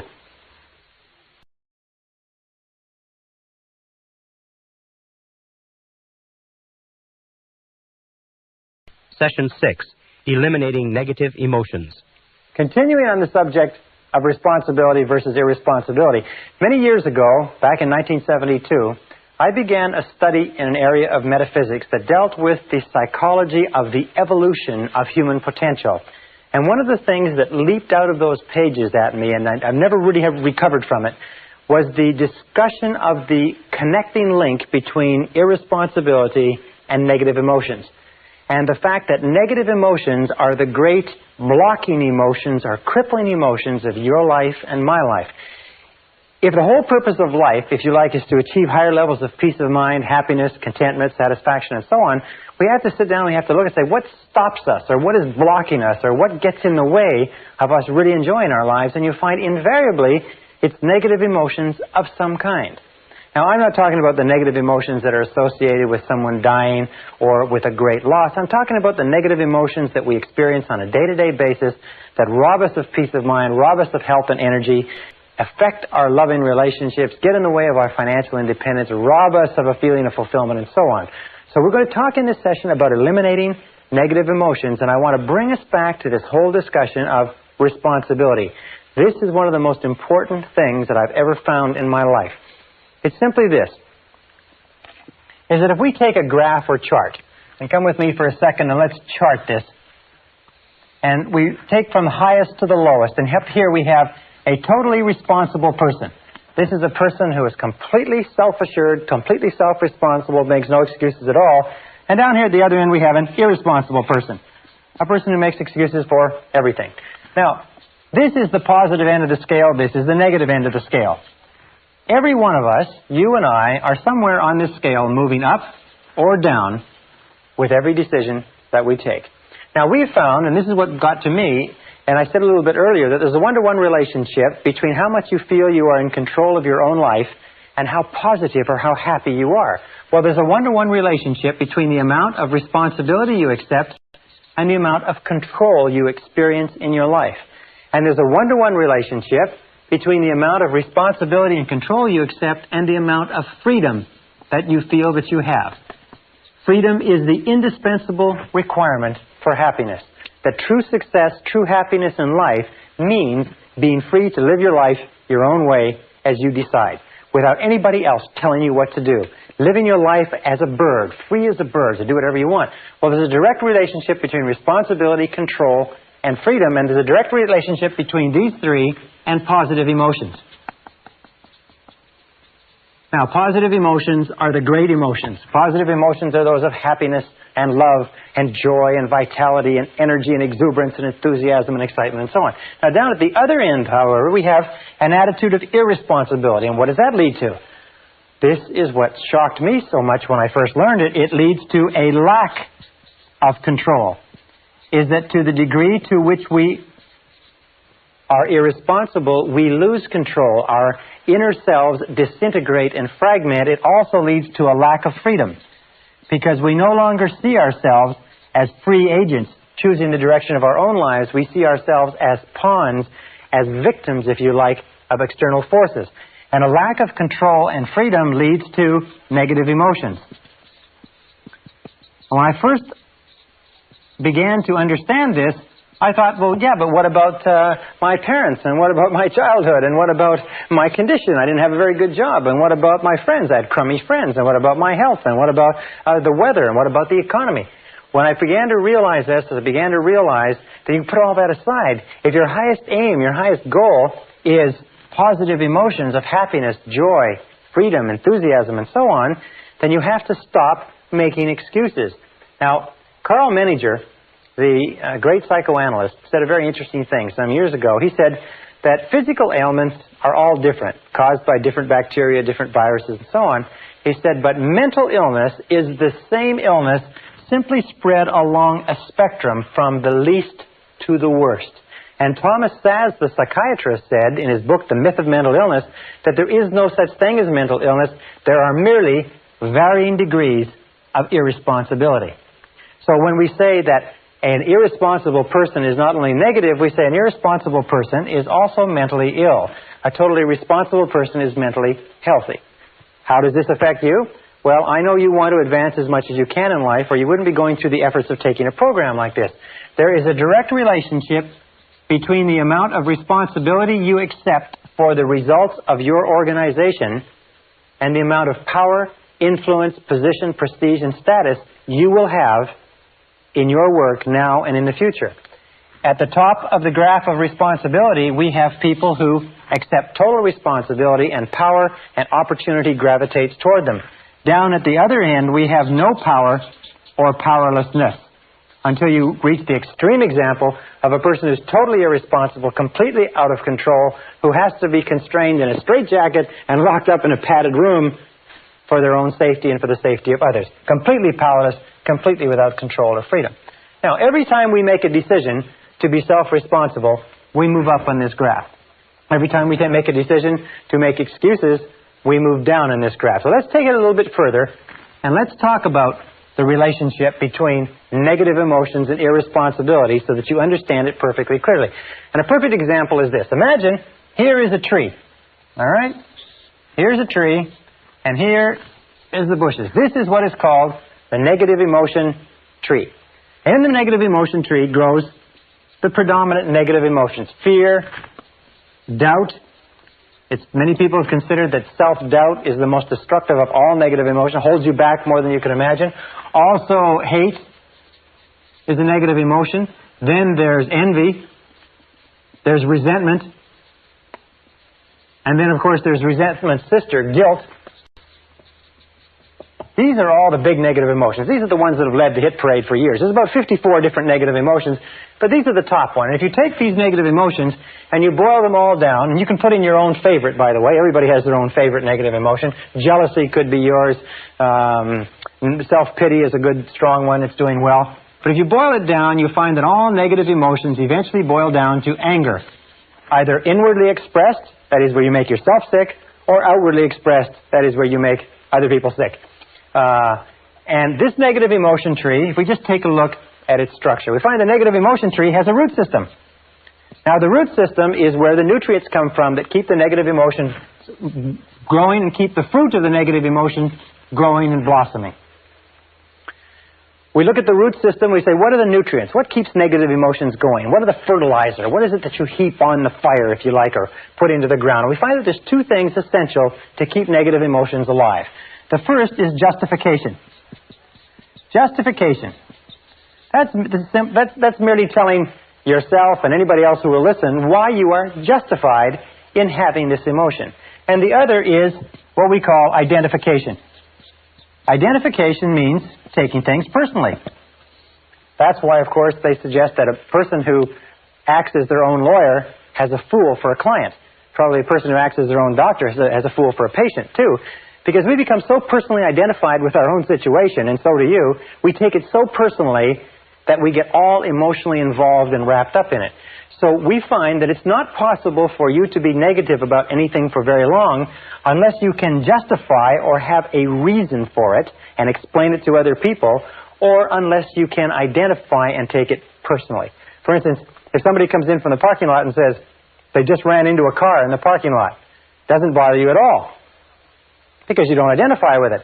Now, if they said they just ran into a car in the parking lot and it's your car in the parking lot and the person's gone, now you can become extremely upset. Remember this, however, that we always choose these responses.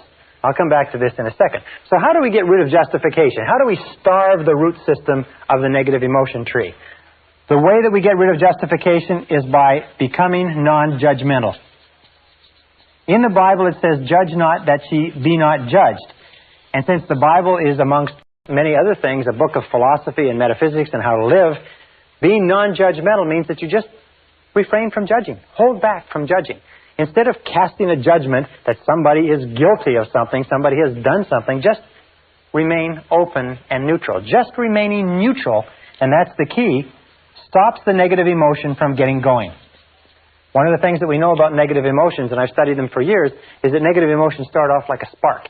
And as they are fed, as we dwell upon them, as we justify them, as we become judgmental about the situation, they start to grow and grow and grow until they absolutely consume our minds.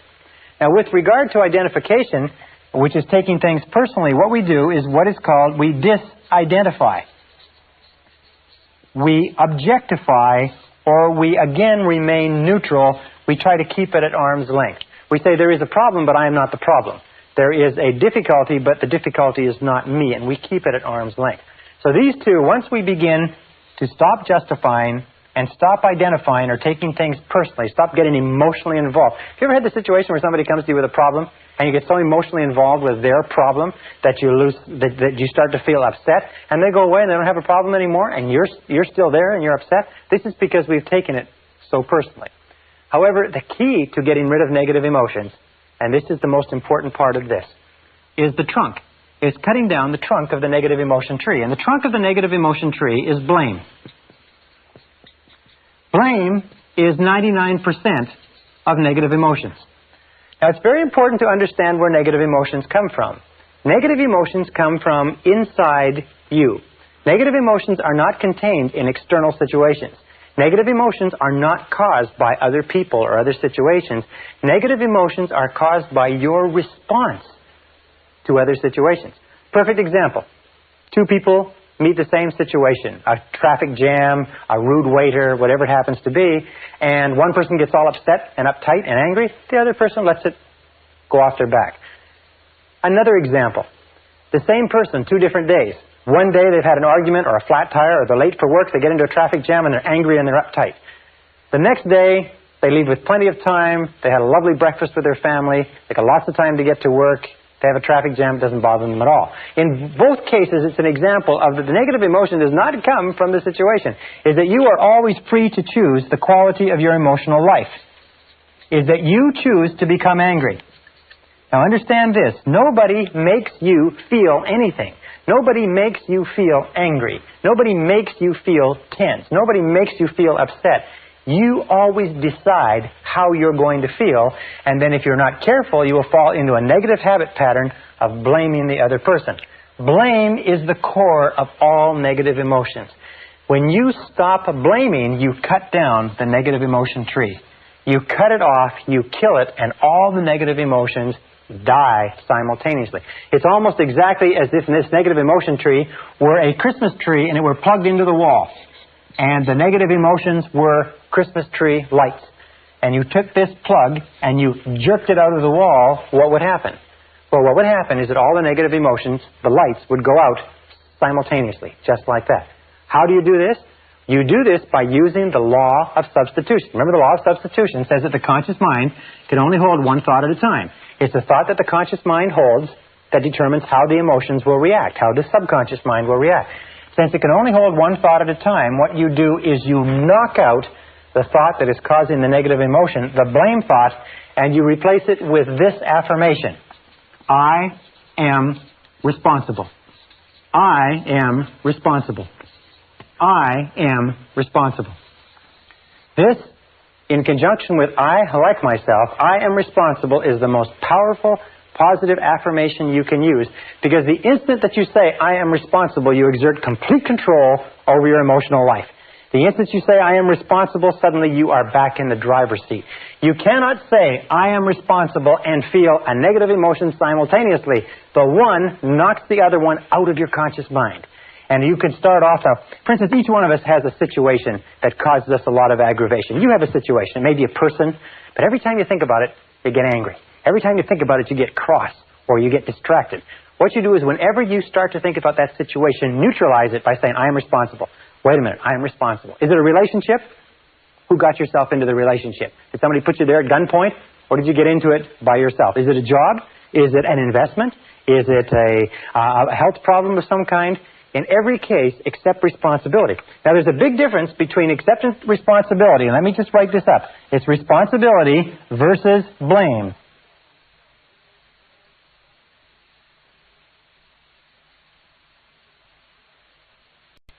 Responsibility versus blame. What is blame? Blame always looks backward toward the past. Blame looks toward the past, toward what cannot be done, toward what can't be changed. Responsibility always looks to the future. So people say, well, when you accept responsibility, isn't it the same as saying you're to blame? No. It's the same as saying that you are in charge of the quality of your thinking from this moment onward. So let us say that you come out to the parking lot and somebody's run into your car. Now, you have two choices. You can become angry and upset and run around and scream and shout, or you can act in a responsible manner. You can do everything possible to trace the culprit, and other than that, you can live with it maturely. So responsibility always looks to the future. Responsibility always asks this question when faced with a problem. What can we do? Not who did it, but what can we do from here? Where do we go from here? What can we do? This is the question of the responsible person. We don't cry over spilt milk. We just say, all right, what's the solution? And we get on with the game. The irresponsible person always says, who did it? And is obsessed with finding out who did it and then taking whatever blame there is and apportioning it so that everybody gets their fair share of the blame, which of course does nothing to resolve the difficulty. So the key to cutting down the negative emotion tree is using the axe and eliminating blaming. The day that you begin to eliminate blaming from your life is the day that your life starts to take off. Because the day that you start to eliminate blaming and negative emotions, suddenly most of the problems, most of the things that stand between you and the happiness you desire vanish. Why am I making such an emphasis on negative emotions? Well, let me make that clear for just a second. What I found, and this is what was staggering to me, because I've always been committed to realizing my potential as a human being, is that you cannot advance in life except to the degree to which you get rid of your negative emotions. You cannot make any progress. You cannot go any further than where you are right this minute except to the degree to which you leave your negative emotions behind. Now, by the way, with regard to the negative emotion that you have that's associated with another person or situation, it's difficult to accept responsibility. It's difficult to say, I am responsible initially, because you've been blaming that person for so long. So sometimes you have to say it with gritted teeth. You have to say, wait a minute, I am responsible. I am responsible. But the more you repeat this, I am responsible, I am responsible, I am responsible, it comes easier and easier. Eventually it gets to the point where as soon as you think of that person or situation, you can neutralize the thought by the law of substitution by saying, wait a minute, I am responsible. I am responsible.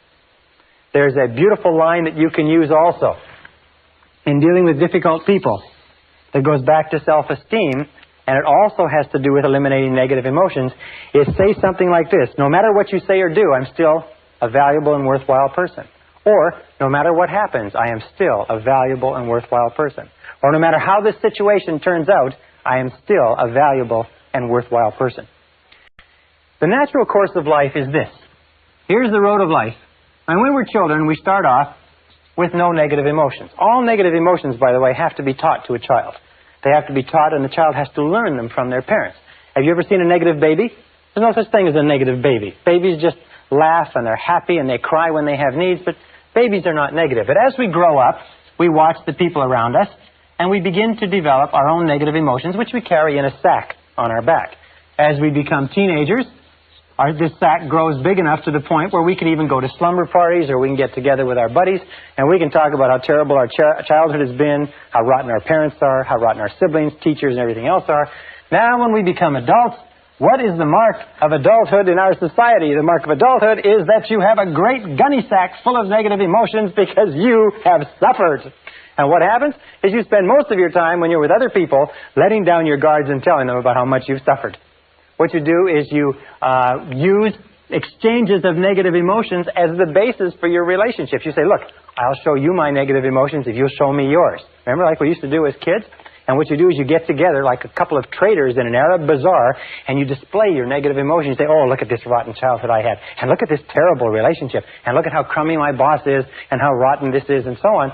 And you exchange them back and forth. Now, what happens when you talk about and think about your negative emotions? Remember the law of concentration? Whatever you dwell upon grows. Whatever you dwell upon grows and gains strength and stays alive.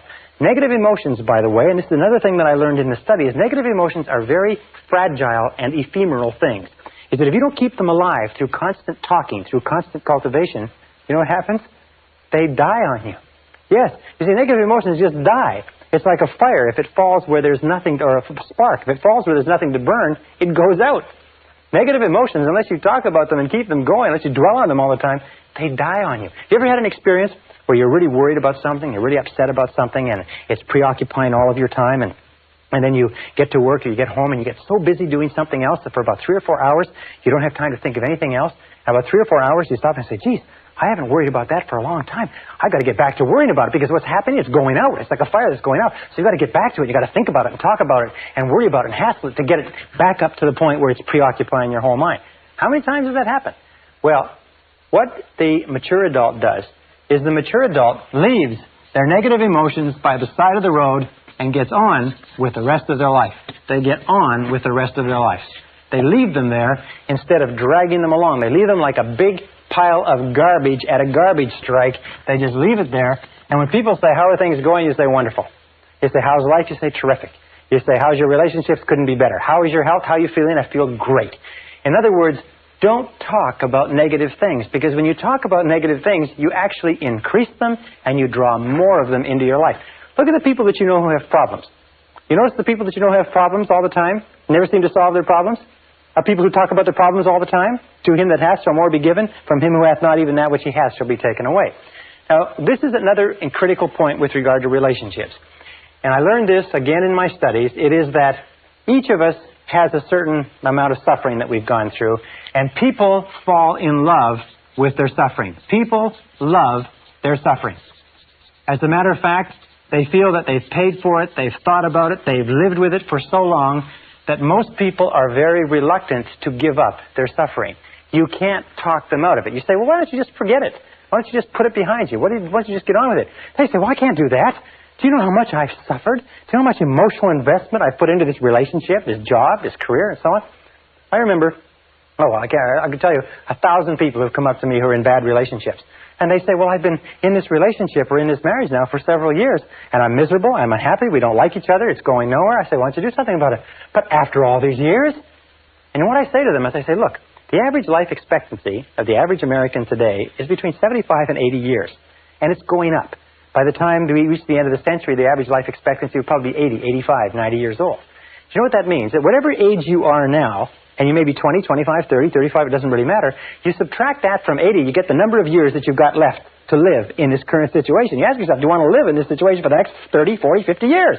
And the answer, in all honesty, has to be no, because it's probably not going to get any better.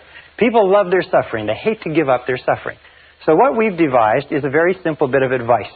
And this advice, I just recently discussed this with a consulting psychologist, and he said it's the simplest advice he's ever heard to give to people who need it. It's when somebody comes up to you and wants to talk to you about their problems. You say yes, and you be sympathetic and empathetic. It's very good to hear people and let them talk out their problems, except there are some people who do nothing but talk about their problems. Every time you see them, they talk about their problems. Very often, they talk about the same things they talked about last time. What you do is you say, yes, I hear what you say, and I'm very sympathetic. However, you're responsible for your own life. You are responsible. What are you going to do about it? You are responsible for your own life. What are you going to do about it?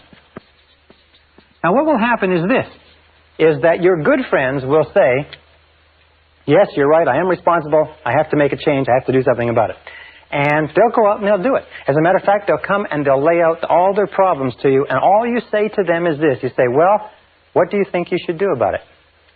Now, your good friends can use that conversational time to get their own thoughts in line, to come up with their own conclusions and go out, and they don't need your advice. Most people don't need advice. There's an old saying that says that don't worry about the universal propensity to give advice, because the propensity to ignore it is equally universal. People don't need advice sometimes, they just need a sounding board. However, there are some people who don't have any intentions of doing anything about their problems. All they want to do is they want to use their problems as an excuse to get you to talk about them. You understand that? It's a very common neurotic tendency in our society is to use their problems as the basis for the discussion. Here's my problems, let's you and me talk about them. And the person in himself or herself has no interest in you at all. All they have an interest in is having you listen. As a matter of fact, we say this as a joke. We say that this is what these people look like. Is these people look upon you as being a person, and this is your face, and this is your eyes, and these are your ears. See? And here is your eyes, preferably wide open and sympathetic. Here's your mouth, preferably shut. And here's your ears, preferably wide open. These people don't even look upon you as a person. They don't care about your problems at all. All they care about is you sitting there listening and nodding sympathetically and giving them advice which they have no intention whatever of following. When you run into people like this, it's a very simple way to test the friendship. Just start talking about yourself. Say, well, you know, I'm really glad you brought your problems to me because I've got some problems of my own, and I'd like to discuss my life with you. You will find these people will run for the door. They'll watch their watch. They've got an appointment. They'll take off so fast you can't imagine. All right, now one final point, and this is critical. It's absolutely critical to the whole subject. It's the wrap-up point, if you like. It's this. is that when we start talking about giving up negative emotions, almost everybody says, yes, I agree. What you say is true. It makes sense to me, Brian, and I am going to give up my negative emotions. I am going to accept responsibility. I am going to take charge of my life, and I'm not going to blame anybody else anymore, except for one. Everybody has one that they're not going to part with. Everybody has that favorite negative emotion that they've been paying for and holding on to for years. Now, let me tell you why it's so important that you give it up. Here's a car. Imagine it's a beautiful Mercedes automobile. Brand new from the factory. Absolutely spitting 560 SEL, $55,000, beautiful vehicle. Tested in every aspect. Absolutely perfect. It's given to you without a flaw. Except for one. This is the front of the automobile, and there's one small problem. Is that for some mechanical reason, this brake is locked on. Now you get into this beautiful Mercedes, just as you are. Beautiful mind, beautiful body, beautiful potential, incredible capability. You get into this beautiful Mercedes and you start it up and you step on the gas. And what happens? Well, if the front brake is locked on, what will happen to the car? No matter how hard you step on the gas, what will happen to the car? What will happen is that the car will spin. It'll go around in circles. It'll spin and it will go around in circles until you stop stepping on the gas and you give up. As long as that front brake is locked on, you can't go anywhere. What I found was this, is that the existence of just one negative emotion that you will not let go of for whatever reason, and the reason is always an ego reason, the reason is always has to do with your own ego, will cause you to stay in the same place and spin your wheels and go in circles for the rest of your life. That you all know people who are talented, who have opportunities, good educations, and so on and so forth, and their life just goes around in circles. They just seem to be spinning. They've got everything going for them, and they just continually have problems. Why is it? Almost invariably, and this is what all psychoanalysis does, all psychotherapy, is they've got one negative emotion locked on, and the negative emotion they have locked on is blame.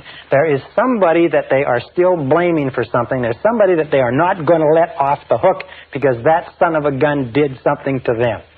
You know what I'm talking about? You know what I'm talking about, because we're all in the same boat. We're all human beings. The reason this makes sense to you and I is because we do have a tendency to fall in love with our suffering.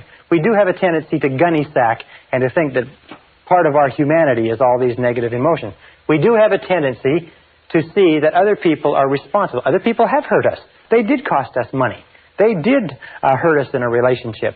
But the key to peak performance, the key to happiness, the key to success is to use the law of substitution and knock those negative emotions out of the box. By the very first time you think of anything that causes you any stress, you say, I am responsible. Wait a minute, I am responsible. I am responsible. I am responsible. I like myself and I am responsible. I like myself and I am responsible. And nothing outside of me is going to disrupt my peace of mind. I am in charge of my emotional life. I am responsible. You are responsible.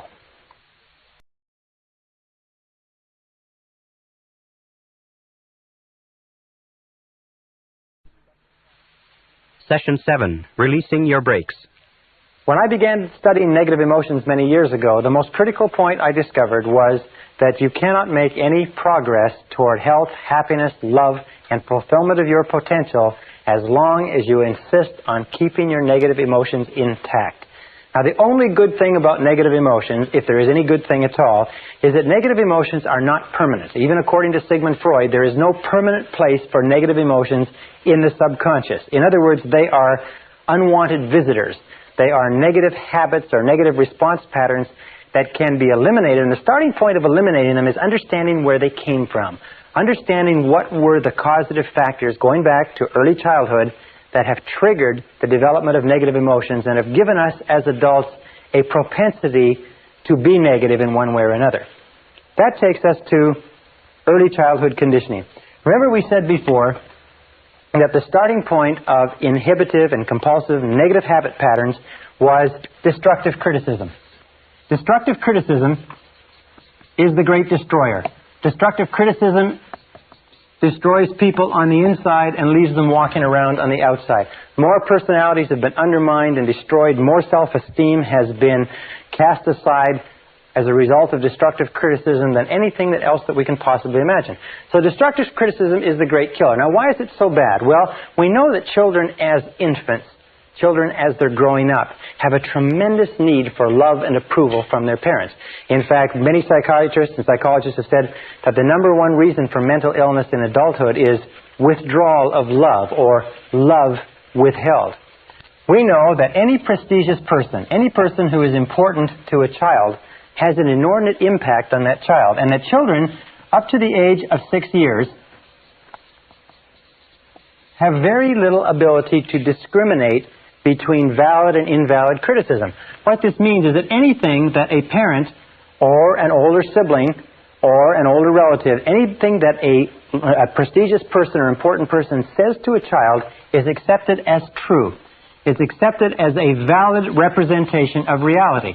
If a mother says you're a bad boy, if daddy says you're lazy, if someone says that you're not dependable, if someone says you're stupid or you're clumsy or you're ugly, the child has no capacity whatever to discriminate between valid and invalid. The child accepts that as a true representation of reality.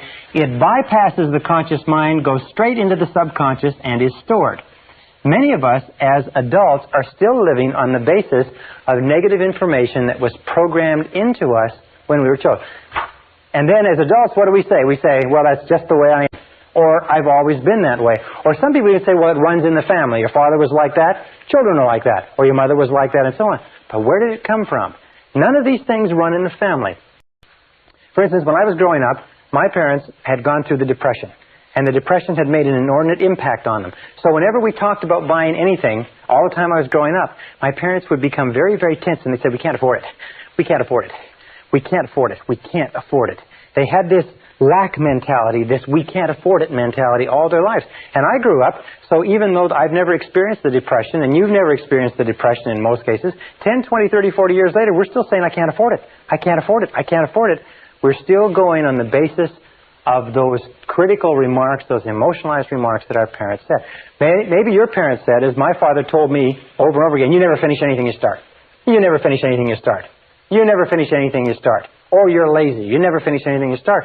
You know, when I was an adult, I had a terrible time finishing things that I started. As I would get close to the end of a task, I would actually begin to seize up and look for every single excuse to procrastinate and delay. Now, the second factor that predisposes us to negative emotions is lack of love. We know that children's personalities develop to the degree to which they receive a high quality and a high quantity of love from their parents. There's a one-to-one relationship between the amount of love, the quality and quantity of love, and healthy personality. That love withdrawn or deprivation of love is the key cause of unhappiness, negativity, and mental illness in adulthood. Now, in order for a child to feel truly loved, the child must have high self-concept parents, and most of us, unfortunately, had parents that were the victims of their parents and the victims of their parents. What one of the writers says, everybody is a victim of a victim. We are all victims of victims. In other words, parents meant to raise us the best way they could, but they were victims of victims themselves. Now, in order for a child to feel fully loved, three conditions have to exist.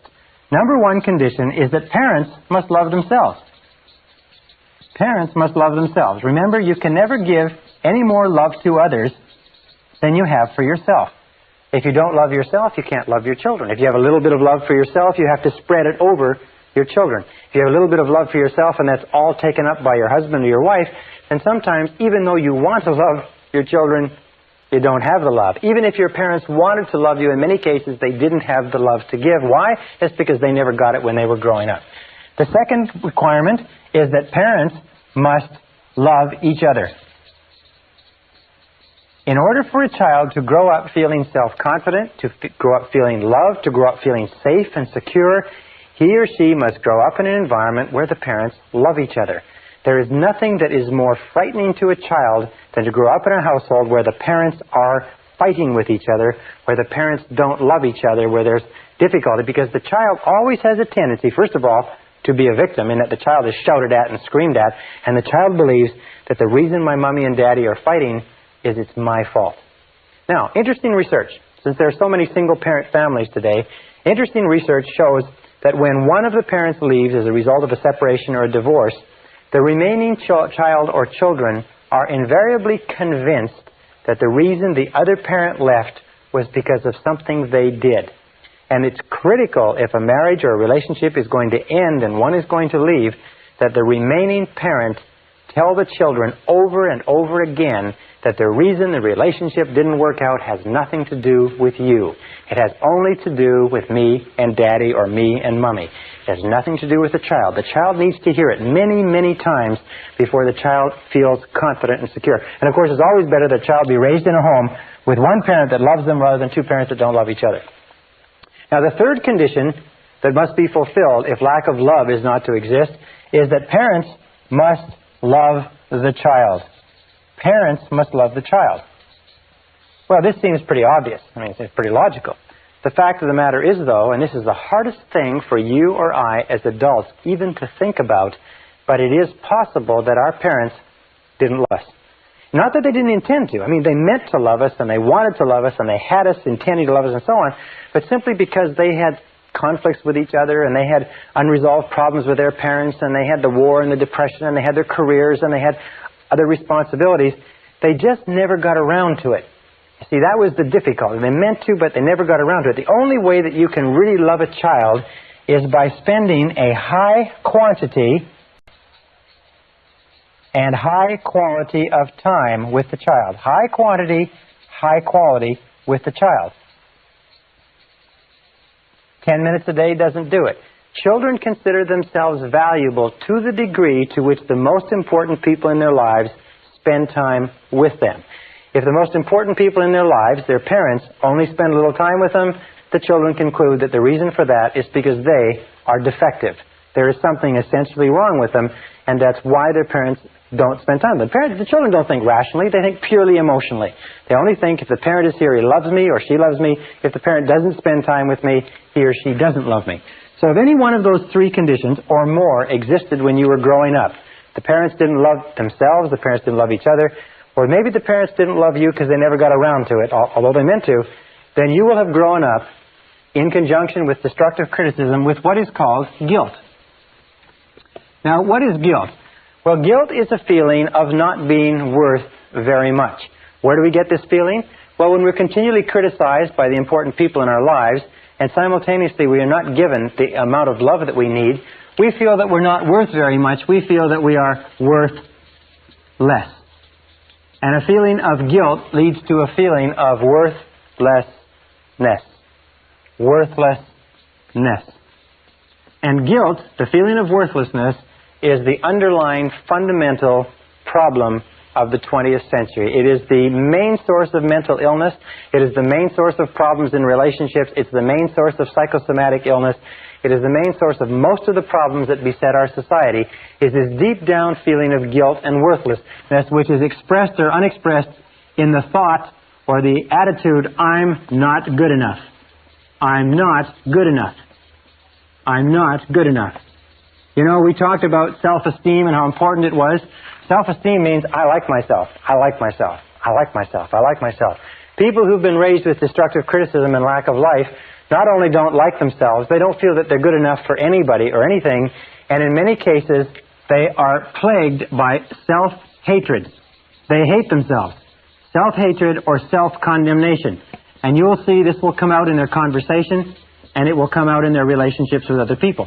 People who hate themselves, even though they want to have good relationships with other people, are simply not capable of it. People who don't feel that they're good enough for anything will always bring it to the surface. It will always be a problem. Now, what are the main reasons for guilt? Actually, where does guilt come from? Guilt comes from three negative sources. Negative parents, negative influences, or negative religion. One of the three. Any one of the three uses guilt, and guilt is used or practiced, especially by parents and by some religious denominations, for two reasons. One is punishment. Guilt is used to punish us. When we're growing up, it's the easiest way to punish a person is to make them feel bad. So our parents make us feel bad by physically punishing us or by verbally abusing us. And punishment is a very good way to gain conformance. Punishment is a very good way to get people to do what you want. The second reason why guilt is used when it's consciously practiced, and some organizations practice it consciously, is for control. Emotional control especially, because if you can emotionally control a person with guilt, you can manipulate their behavior. And there are many organizations that use guilt as a tool of control and manipulation. If you can control people strongly enough, especially emotionally, you can get their money, you can get their time, you can get their commitment, you can demand their resources, and so on. And many organizations use punishment, use guilt as a tool for doing this. Many of the charities that advertise on television, especially charities for very needy causes involving children or disabled people, use the feeling of guilt. You're doing so well, you should feel guilty for these people who are suffering, therefore send us some money, and that will take care of your guilt for a little while, until we get you on our mailing list, and so on. So guilt is a standard. Why is it that guilt is so commonly used? Well, first of all, because almost all of us have it to a greater or lesser degree, and number two, it's easy. Guilt is the easiest. Why do our parents use guilt on us? Why do our mothers use guilt on us? Because a mother can control us with guilt across a crowded room. She can control us over 1,000 miles of telephone line. Parents can use guilt on their children because their parents use guilt on them, when their parents use guilt on them, because it's the easiest. There's no physical effort. You can do it with a look, a glance, and a word. And people always do the easiest thing, as you know. So be alert to it. Now, if you've been brought up in an environment where you've been made to feel guilty, and almost all of us have, you must understand that guilt is like a cesspool of negative emotional bacteria that sits at the core or the root of your psyche or your subconscious, and it springs forth all other negative emotions: anger, hatred, envy, resentment, frustration, and doubt and fear, and so on and so forth. It controls, it creates them all. And the way to really, really get rid of that core is to excise it and cut it out completely. So that's what we're going to do in the rest of this session. First of all, how can you tell if you have been brought up with feelings of guilt? All right, we'll call this the adult manifestations of guilt. Adult manifestations of guilt. You can tell, and you can just test yourself, how many of these do you have? Number one, adult manifestation of guilt, is you have feelings of inferiority. Feelings of inferiority, feelings of inadequacy, and feelings of undeservingness. In other words, you don't feel that you deserve good things to happen to you. If a person has been brought up with destructive criticism, made to feel guilty, then when they do succeed, even with tremendous effort later on in life, they have a terrible tendency to feel that they don't deserve it. This is called, by the way, fear of success. Fear of success is just another way of saying that a person who has been conditioned to believe themselves to be unworthy or not good enough feels very, very uncomfortable when they experience success. They feel very, very tense and uneasy. As a matter of fact, if they feel too much tension, they'll start snorting coke, drinking too much alcohol, they'll engage in self-destructive behaviors, they'll have a tremendous, overwhelming feeling of anxiety, like somebody's going to find them out. There's a book on the bookstand that says, if I'm doing so well, how come I feel like an imposter? They have what is called the imposter syndrome. Have you ever been successful at something and people come up to you and say, boy, you did a great job at that, or that's wonderful, even if you had worked hard at it, and you felt like they were going to find you out? You felt like, you know, they would find out that you weren't really that good, that it was just a fluke, it was just an accident. And of course, that's what people say. They say it was just a fluke. It was just an accident. You know, I don't know how it happened. I'll blow it next time. They do everything possible to get away from this feeling of inferiority and undeservingness. So be alert to that. Now, the second adult manifestation of guilt is destructive self-criticism. There is a line from one of the poets that says, those to whom evil is done do evil in return. Children at a very early age, sometimes at the age of 2 or 3, begin to run themselves down, tear themselves down, even to hit themselves and physically punish themselves if they're criticized enough. They're always saying the equivalent of, I'm not good enough, or I'm not very good, and they punish themselves. So destructive self-criticism is a real symptom of an underlying feeling of guilt and inadequacy. Number 3 is easily manipulated by guilt. People can pull your guilt strings. Very simple. As a matter of fact, we find that there are two types of people in the world. There's guilt throwers and there's guilt catchers. And these people are invariably attracted to each other. And of course, the guilt thrower is the person who identified with a parent who threw the guilt. The guilt catcher is the person who identified with a parent who caught the guilt. But the guilt throwers and the guilt catchers then get together. They balance nicely. They settle down. They raise new generations of little guilt throwers and guilt catchers. But you can tell that you're easily manipulated by guilt because you've been conditioned to be responded to. Your boss can pull your guilt string. A person on a bus can pull your guilt string. The airline flight attendant can pull your guilt string. Be very, very alert to this. The third manifestation, or the fourth manifestation of guilt, is that you use it. You use guilt and blame generously. Why? Well, it's been worked on you, you work it on them. I mean, if exchange is a fair deal. You use guilt and blame generously. It becomes the basis of your relationships with other people. Is when something goes wrong, you pin the rap on them. Something goes wrong, you blame someone. Instantly there's a problem, you look around to see who's to blame. They did an interesting experiment in Candid Camera a few years ago where they took and they put a patch of ice on a sidewalk where it shouldn't be. It wasn't that cold, but they froze the ice. And then they watched how people would react as they walked along. And they'd be walking along, and they'd hit this patch of ice in it, and they'd grab their balance, and they'd turn around. The first thing they'd do is they'd look at the person closest to them, and they'd glare at them, as if they're furious. In other words, they looked at somebody to blame. Now, if there wasn't anybody within 10 or 15 feet, they would get their balance back again. They'd look around. There'd be nobody around them, and they'd kick the ground and stomp on the ground and walk away. See, our natural tendency whenever anything goes wrong is to look for someone or something to blame, especially if we've been brought up being blamed continuously. And the fifth manifestation is what is called victim language. Now, remember we talked about the law of concentration. It says whatever you dwell upon grows. It also says that if you use victim language, you keep the guilt alive. You reinforce it, you build it, you grow it, you fertilize it. Victim language is language like I can't, I can't, I can't. Whenever you say I can't, I can't, I can't, you're sending a message to the subconscious mind. The subconscious mind picks up that you are helpless, that you're not in control, that you're a victim. And so when you actually come to want to do something, the subconscious mind just feeds back your own command and says, you can't, you can't. The second thing is you say, I have to, I have to. Again, I have no control, I'm not in charge. But here's two other expressions of victim language that you've got to be careful of. And it's this one, I'll try. I'll try. Whatever it is, I'll try. What does the words I'll try mean? Well, let me tell you what they mean. They mean I'm going to fail, and I'm telling you in advance so that you can't come back on me. In other words, you say, well, I'll try to be there on time, but what you're saying is I'll probably be late, and there's no point. You can't come back on me because I said I'd try. Whenever a person says I'll try, they are excusing failure in advance. If you went to the doctor and the doctor did an examination and checked you all over and looked at you and came back and said, well, geez, you're in terrible condition. We're going to have to do triple bypass surgery and get you over to the hospital right now. I'm surprised you even made it in. And you say, well, geez, doctor, I sure hope you'll do a good job. And he says, I'll try.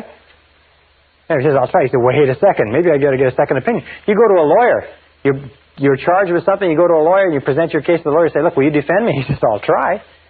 What is he saying? He's saying, look, I've looked at the case, and from what I see, there's not much hope, but I'll take it on anyway. I'll try. And they're the ones that try to get you to pay in advance, too. Another set of words that you mustn't use. By the way, with regard to I'll try, what you do is you say, I'll do it or I won't do it. Not I'll try. If ever, in our business, we run a very, very active business. Whenever we call somebody up and we ask them, can we get this or that? And they say, well, I'll try to have it to you by Friday, or I'll try to get it done on time. We instantly know that they're telling us that they want off the hook, they're not going to do it. And so we never let anybody get away with I'll try. We say it has to be done or not, and we want a guarantee. And if necessary, we'll go and pick it up. But whenever they say I'll try, what they're doing is they're sloughing you off. So be alert to that. And the other words are I wish. A wish, as they say, is a desire or a goal with no energy behind it. I wish. What does I wish mean? I wish means that I would like to have something, but I know I never can. When you say, I wish I could lose weight, what does it mean? The unspoken words are, but I know I can't. Why can't you? Because of the excuses that you have and the metabolism that you have and the problems and so on. There's always reasons because you have to go out and so on. I wish I could quit smoking. I wish I could get fit. I wish I wish, I wish. Whenever you use the words I wish, you signal to the subconscious that this is something that you do not believe it's possible for you to achieve or acquire. The subconscious then completely discards it as a goal and gives you no energy, no motivation, no drive, no desire to accomplish it. So be very, very alert to victim language. Be alert to the expression, yes, but. Oh, I do it, yes, but. Oh, someone says, why don't you do this? You say, yes, but. The word but, by the way, is the great eraser. When a person says, you know, you could certainly increase your income or increase your output or be a better person or happier or lose weight or whatever else it happened to be, and you say yes, but, what you're saying is you're erasing the whole statement that has gone before. You send a message to your subconscious that says, no possibility, make no effort, focus no energy, commit no capacity to the accomplishment of this goal. So people who've been brought up feeling guilty have 5 qualities or 5 adult manifestations. One is they feel inferior, they feel inadequate, they feel like they don't deserve good things to happen to them. You're very alert to that. Number 2 is they run themselves down continually. They use destructive self-criticism. Number 3 is they use guilt and blame on themselves and on others. Number 4 is they're easily manipulated by guilt. Number 5, they use victim language. So let's go and say, how do we get rid of guilt? Isn't it amazing how this board just clears? Isn't that amazing? It's absolutely vanishing. We have a sort of a magic wand thing that we wave when I go over and sit on that desk. Okay, how do we rid ourselves of guilt?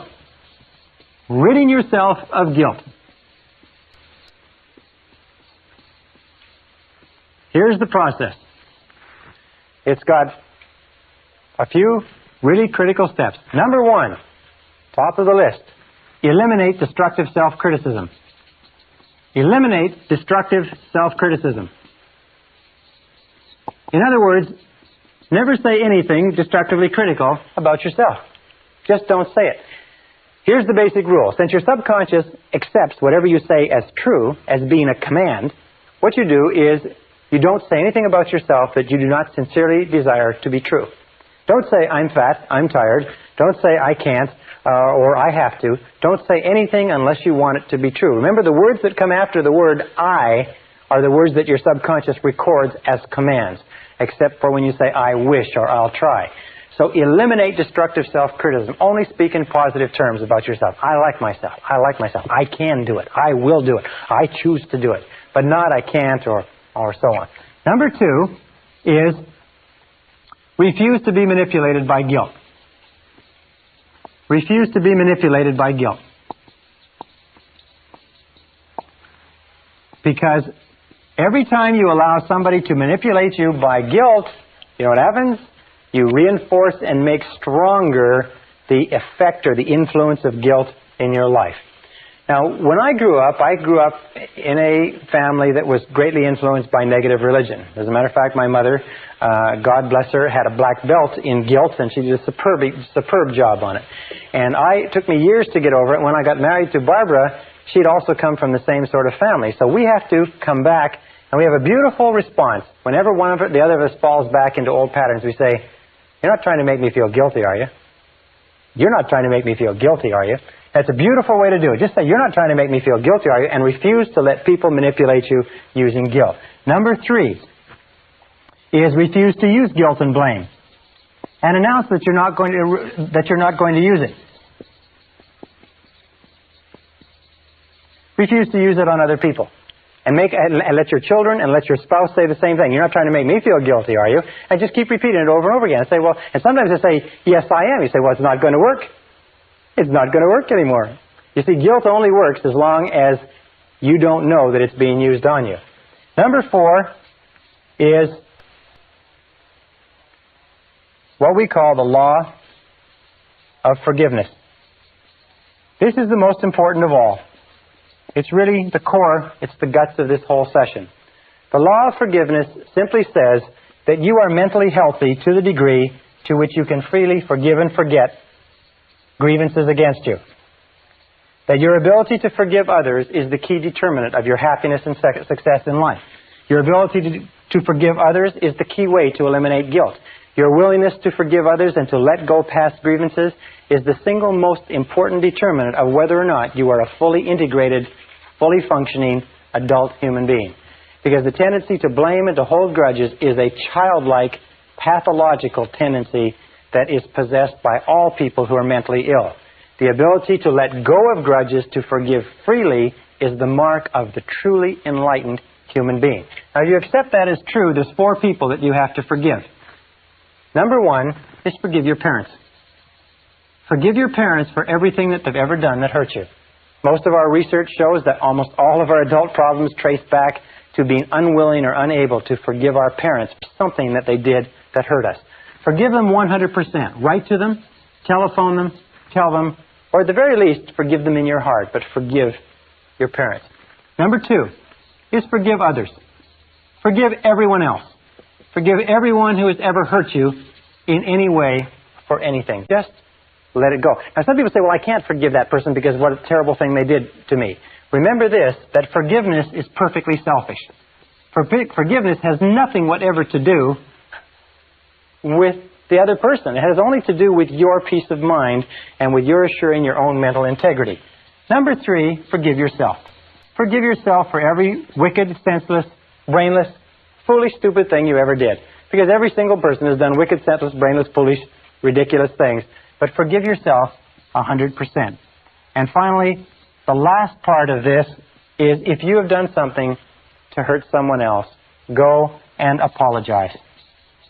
It's amazing how many lives are ruined year after year by people who do not have the intestinal fortitude, the guts, the courage to go and say, I'm sorry. One of the most important things in life is to develop character. We develop character to the degree to which we do things which are hard for us, the degree to which we do things which we know are right, even though they're difficult, and especially when they're difficult emotionally.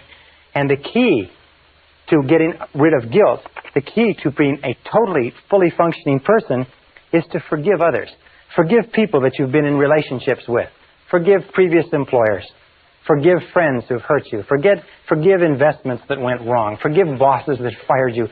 Forgive your parents.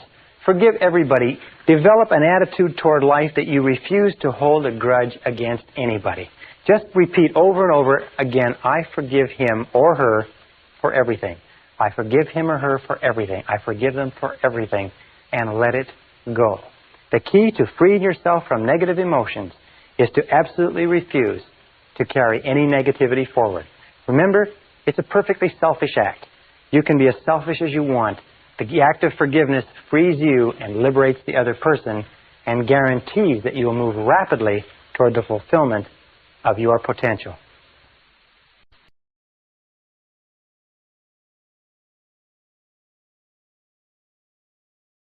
Session 8, The Worry Buster. One of the great aims of life is to achieve your own peace of mind. And the reason why so few people have peace of mind is because they don't set it as an important enough goal. And if they do, they don't take the time to understand what stands between them and peace of mind. Now, we talked earlier about one of the major obstacles or major pairs of obstacles are negative habit patterns, the fear of failure, the fear of rejection. Those rob us of an enormous amount of peace of mind. We also talked about feelings of guilt, feelings of inadequacy, feelings of worthlessness, feelings of undeservingness, and so on. They also rob us of peace of mind. And I want to talk in this session about the last, if you like, key to this discussion on negative emotions, what we call negative imagination. Now, the word negative imagination comes from an extensive body of literature that was written at the beginning of the century, but they found that negative imagination is something that we create in ourselves that causes us an enormous amount of stress and distress, if you like.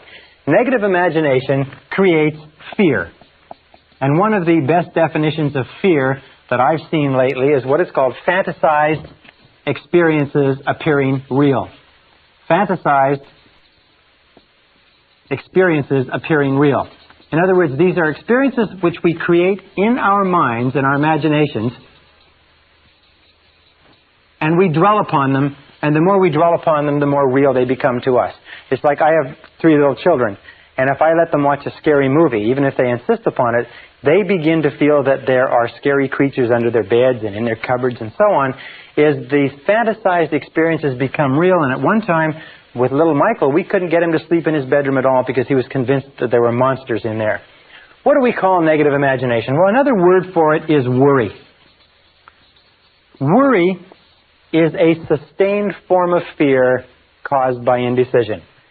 Worry is a sustained form of fear caused by indecision. Now, what does that mean? It means that when we make decisions, we do away with worry.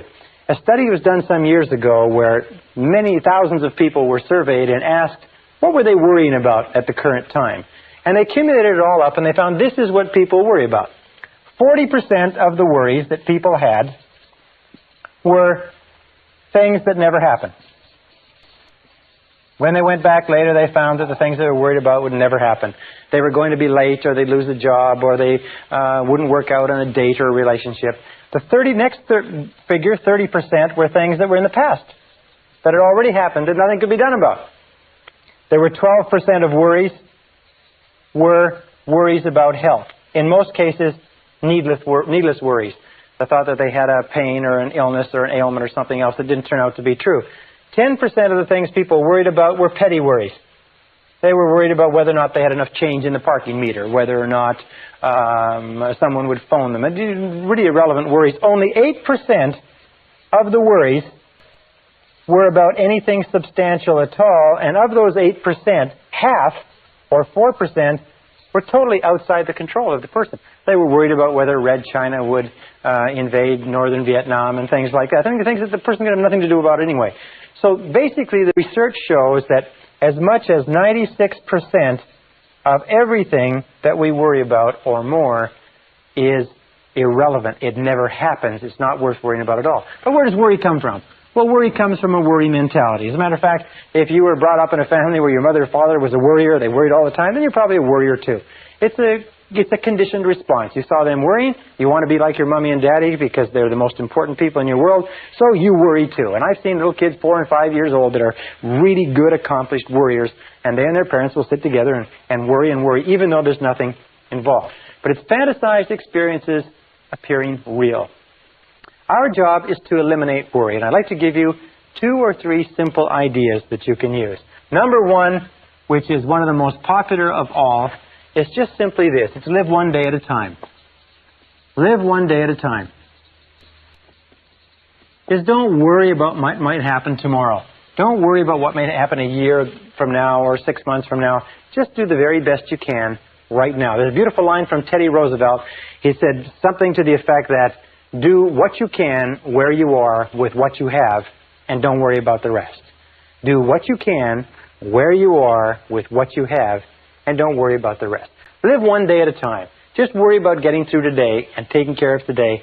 And as the Bible says, let the morrow take care of itself. Sufficient unto the day are the cares thereof.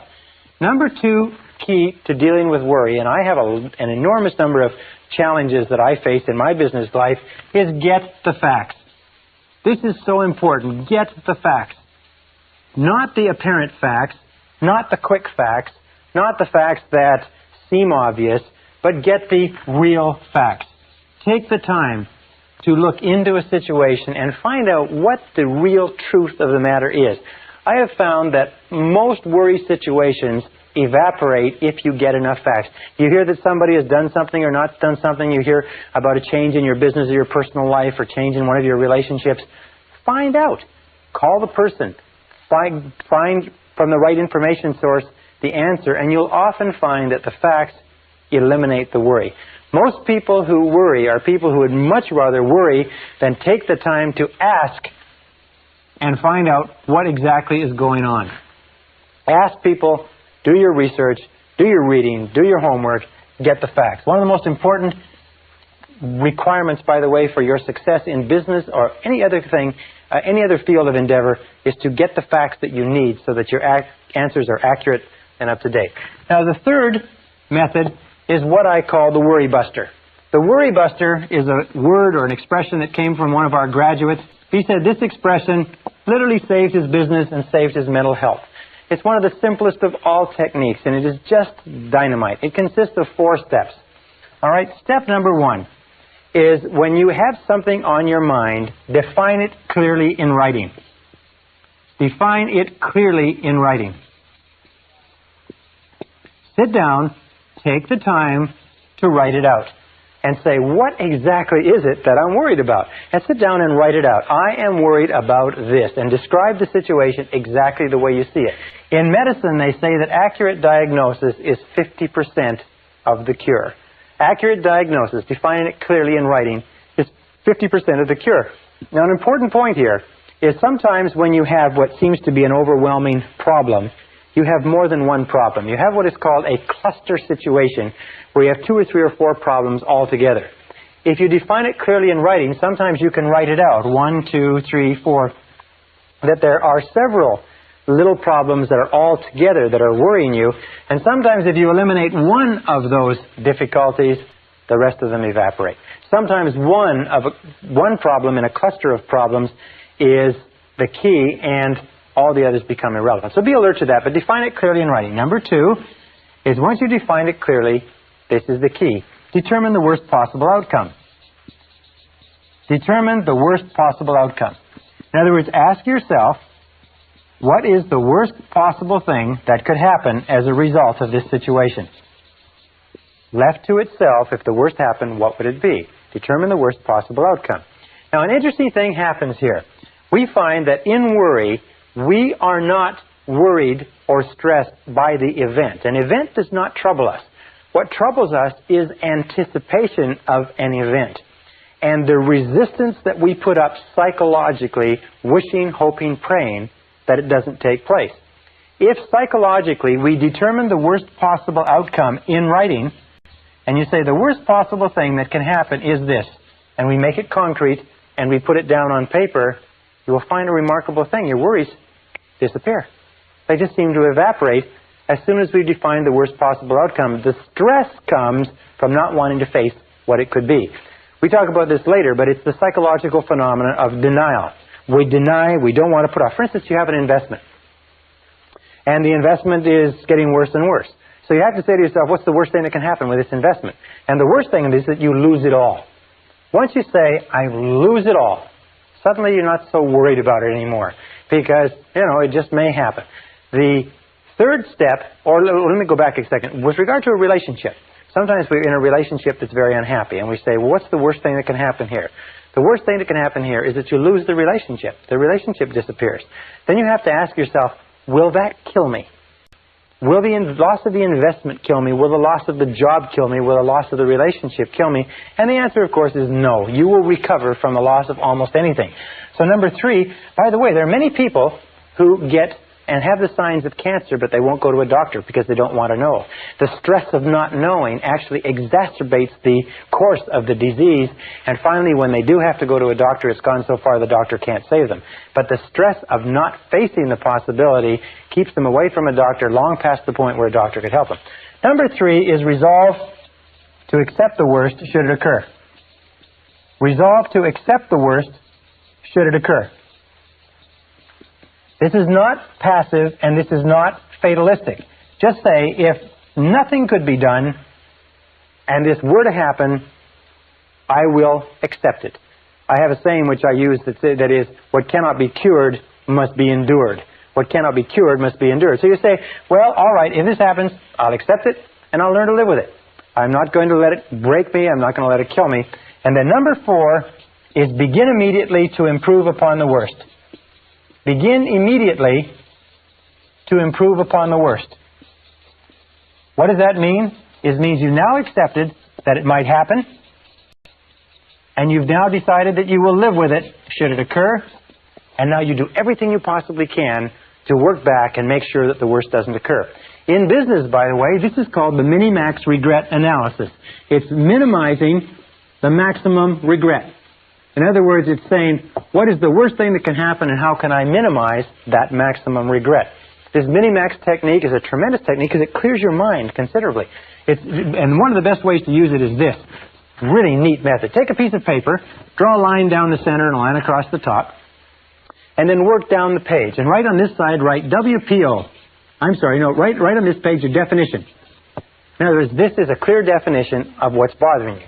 On the top of this page, you write WPO. Worst possible outcome. And then you write 1, and you say, I'm worried about this. And you write it out clearly, and then you write 1, you say the worst possible outcome is this. 2, I'm worried about this. 2, worst possible outcome is this, and so on. You'll find that every single time you do this, the problem just evaporates. And most, not all of course, but most of the stress or strain disappears. Your mind goes clear, and with a clear mind, you can then deal with it effectively. Now, the final point with regard to this whole idea of worry and negative imagination is, what is the antidote? What is the antidote to worry? What do you think it is? Well, it's simply this. It is purposeful action. The only real antidote to worry is purposeful action. Everything that gets you to the point where you can take purposeful action, where you can move, and as Shakespeare says, take arms against the sea of troubles, and by so doing end them, anything that gets you to the point where you can take purposeful action will eliminate the worry. Why? Because of what we call the law of substitution. You cannot be working on a problem or a situation and thinking and acting purposefully to resolve it and still worry about it simultaneously. Worry almost always comes when you have too much time on your hands. Worry is a form of negative goal setting. Remember we talked about the law of concentration? It says whatever you dwell upon grows. Well, whenever you have a worry situation, what do you find yourself doing? What you find yourself doing is thinking about, talking about, dwelling upon, vividly imagining exactly what you don't want. By the law of expectations, is whatever you expect will come into your life. That which I greatly feared has come upon me, is what it says in the book of Job. Or the law of attraction says, you will attract into your life the people and circumstances in harmony with your dominant thoughts.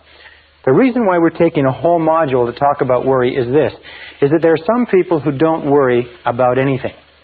This method, by the way, of determining the worst possible outcome, the worry buster, is also a tremendous method for decision making. When you go into any situation where you have to make a decision one way or another, the first question you should sit and ask, once you've analyzed it, is what's the worst thing that can happen? I remember the great J. Paul Getty, who at one time was one of the richest men in the world, said that this method of determining the worst possible downside was used by him as a decision-making method into every business deal he went to.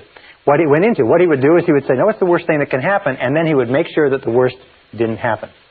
So make the decision right now that you're going to eliminate worry, fantasized experiences appearing real, that you're going to accept the worst possible outcome should it occur, and now get busy, do everything humanly possible to take constructive action to eliminate the worry situation and do away with it.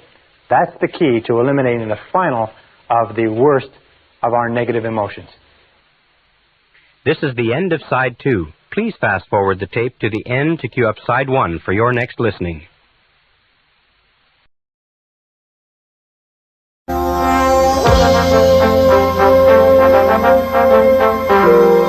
Brian Tracy presenta el programa Fénix. La psicología del logro.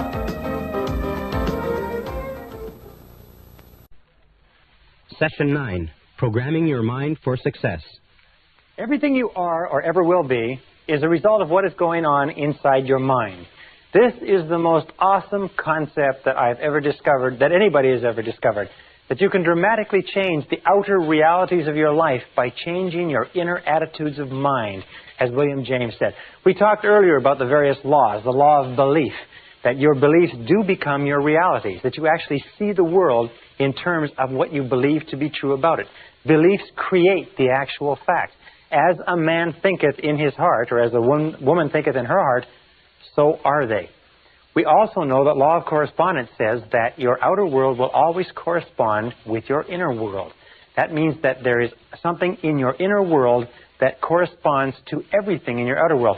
The great Emmett Fox said this when he talked about the mental equivalent. He said that everything in your outer life has a mental equivalent in your inner life. Anything that you want to see different in your outer life, you must first provide the mental equivalent internally.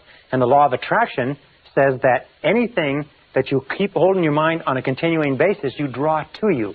That your dominant thoughts set up a force field of energy that draws into your life the people and circumstances that you need. I mention that because of this.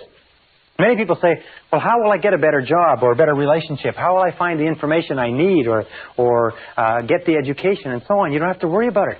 All you have to do is get it crystal clear in your mind, and you trigger into and get into the flow of these universal mental laws, and everything that you need will be brought to you exactly as you need it, exactly when you need it, and exactly in the form that you need it. Now, we're going to talk in this session. We talked about self-concept before. We said that your self-concept is that bundle of beliefs inside that determines everything that happens to you. Your self-concept is the sum total result of every single piece of information that you've ever taken in about yourself or your world, accepted as true. It becomes part of your self-concept, and your self-concept is the corresponding inner mechanism that determines what happens to you. What does this mean? It means that all change begins with a change in the self-concept. All change begins by you taking in new information that changes your beliefs. Now, beliefs are the hardest of all things to change because we defend them so vigorously. We have to be willing to give up some of our self-limiting beliefs. We have to be willing to look at our beliefs honestly. Remember, we talked about self-knowledge. You have to be willing to look at our beliefs honestly and say, do these beliefs serve me? Is this what I want to be? Is this what I want to do? Is this the best that I can have? And you begin to question your beliefs and change your self-concept by taking in new information that develops a new self-concept. And that brings us to a concept called the psychology of becoming. The psychology of becoming says that each one of us is in a continuous state of growth and change, that your self-concepts and your beliefs are changing all the time. For instance, when you were a child, you believed one set of things about the adult world. When you were a teenager, another. When you were in your early 20s, you believed another. And as we grow and evolve, we change our beliefs and our self-concept. We change our self-image. We change the way we see the world. So we're in this process of becoming all the time. It's going on. It's almost like this. It's like a tumbleweed, is that you are evolving and changing and growing all the time, but always in the direction of your dominant goals. Always in the direction of what you are thinking about the most intensely at the time. For instance, an alcoholic or a drug addict is also evolving and changing in the direction of his or her dominant goals, because that's what they think about all the time. And if you want to evolve and grow rapidly, you have to make those goals clear, you have to make them sharp, you have to make them intense, and you have to dwell on them all the time. Sometimes you see people who are very successful at an early age, but you'll find that those people had an obsession, a total preoccupation with a particular area or field for a long time, whereas other people who may be much older have never had an intense feeling or have never dwelled on anything they want to accomplish. Now, there's two obstacles to this psychology of becoming. Number one is called homeostasis. Now, homeostasis is the desire for consistency. It is a natural desire within the human mind to stay constant with what has happened in the past. If you like, we like to maintain the status quo. These are the people who say that's the way we've always done it, this is the way we do it around here, etc., etc. You must watch out for homeostasis, because what it does is it causes your thinking to become rigid and inflexible. And the other is called psychosclerosis. Psychosclerosis is simply a hardening of the attitudes. A hardening of the attitudes. People with psychosclerosis develop what is called fixed ideas. Fixed ideas lead to rigidity and an unwillingness to change. Both of these lead to getting stuck in the comfort zone. Remember, the natural tendency of all human behavior is for you to start doing something in a certain way and then get stuck in a comfort zone. You get stuck in a comfort zone in a relationship, even if you're not happy, in a job, even if you're not satisfied, with a particular level of income, even if it's not enough. You have to fight the comfort zone, because the comfort zone very soon becomes a rut. And they say that a rut becomes a grave. And the only difference between a rut and a grave is the depth. Or another way that it's been put is that a grave is simply a rut, or a rut is simply a grave with the ends kicked out. So be very alert to that, because the great majority of people in our society tend and evolve naturally to get into a comfort zone, to become very rigid defenders of the status quo, to become very hardened in their attitudes. They get into this comfort zone, they fall into this rut, and even if it would be good for them, they don't change. Now, this leads us to the two great powers that control everything that happens to you. And the first power is the power of love. The power of love is the power that shapes your personality and shapes your destiny. The power of love simply says that everything that we do is either to get love or to compensate for the lack of love. We said earlier that children's entire personality is formed by the quality and quantity of love that they get, and that all adult problems are as the result of love withheld. Love withheld from our parents, and perhaps love withheld from people when we grow up. The other power is the power of suggestion. Now, the power of suggestion works on us all of our lives. The power of suggestion is extremely strong. What it does is it begins working on us almost from the time that we're born, sometimes from before birth, and the power of suggestion shapes us. It means that every single thought you think, everything you hear, everything that you see, touch, taste, or smell, everything that affects you in any way has an effect on your personality. We say it this way. We say everything counts. Everything counts, and especially when you become an adult, remember that everything counts. Now, the average adult in America watches 20 to 25 hours of television every week. The average senior citizen watches about 7 hours of television. Average child watches 3 or 4 hours of television per day. Do you know that the average chief executive officer of major American corporations watches less than 5 hours per week? Now, let me ask you a very simple question. Do you think there's a correlation between the number of hours that a person watches television and how successful they are in life? Do you think that the suggestive influences, books, magazines, tapes, courses, seminars, people, television programs, and so on, that you watch, listen to, read, associate with on an ongoing basis, do you think these suggestive influences are having any effect on your future? Let me just put it this way. Everything does count. And you have to ask yourself this question. I learned this many years ago. Is ask yourself this question: what is it that you want in life? Once you've asked yourself what it is you want in life, then you can look around your world and you can determine what is right for you and what is wrong for you. What does that mean? It means that everything that moves you toward what you want is right, and everything that moves you away from what you want is wrong, but everything counts. Well, I have a good friend who goes on a diet on a regular basis. And every so often, I catch him eating cheesecake. And sometimes he's eating 2 pieces of cheesecake with lunch. And I say to him, I said, I thought you were on a diet. I said, I thought you only eat fresh fruits and vegetables and natural foods. And he says, sure. He said, well, I said, what about the cheesecake? He said, well, I don't count that. Do you know how many people sit at home and watch television 3 or 4 hours a night, who want to be successful, who read the comic strips and the sports pages, who read junky magazines or nothing at all, listen to the radio, don't do anything with their time or their minds, and they say, but I want to be successful, I want to be more successful. I said, well, what about all these things that you're doing to waste your time? They said, well, I don't count that. But unfortunately, nature counts everything. So this brings us to some laws that I want to share with you. The first law is the law of habit. Now, these are also mental laws. The law of habit is very similar to the law of inertia. The law of inertia says that a body at rest tends to remain at rest unless acted upon by an outside force. It also says that a body in motion tends to remain in motion unless acted upon by an outside force. The law of habit says that in the absence of a specific decision on your part to change some aspect of your life, the natural tendency will be to go on the same way indefinitely. As a time management specialist once said, the more you do of what you're doing, the more you'll get of what you've got. So you have to look at what you've got and look at what you're doing and say, is this what you want? You will go on indefinitely in the same direction unless you make a very concrete, specific decision to change. Also, there's another law. It's called the law of emotion. And by the way, before I get into the law of emotion, let me say this. That about 95% of everything that we do is by habit. That the only major difference between successful people and failures is that successful people have success habits and failures have failure habits. For example, you've heard the old saying, early to bed and early to rise?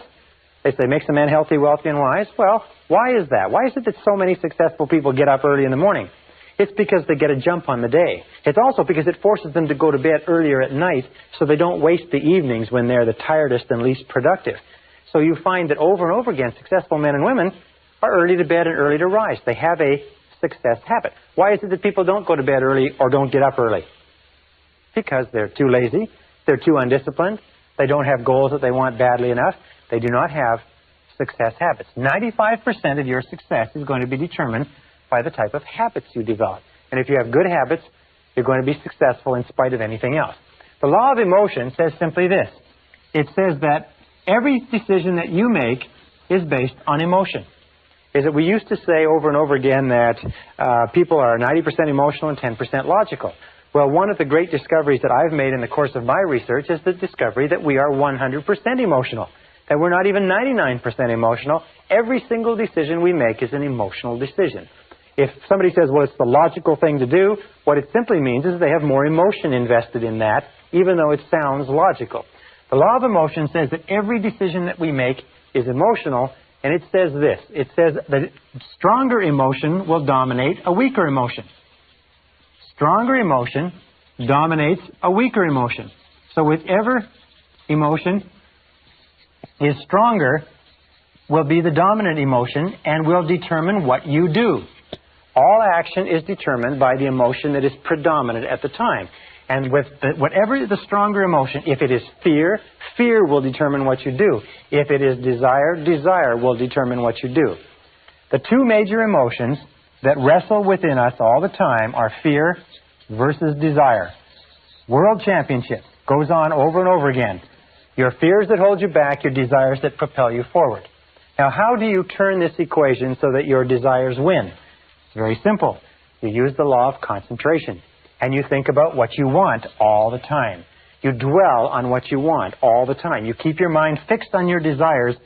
You become totally preoccupied with what you want, and as we said before, your fears have a tendency to dwindle. But whichever thing you think about, if you think about your fears or you think about your desires, whichever one you think about, by the law of emotion is going to determine your actions, and your actions will determine your outcomes. This brings us to another law, which is called the law of expression. And this law of expression is very interesting. This law of expression goes back many, many years, and it predates even a quote from Aristotle, which says, whatever is impressed is expressed. Whatever is impressed is expressed.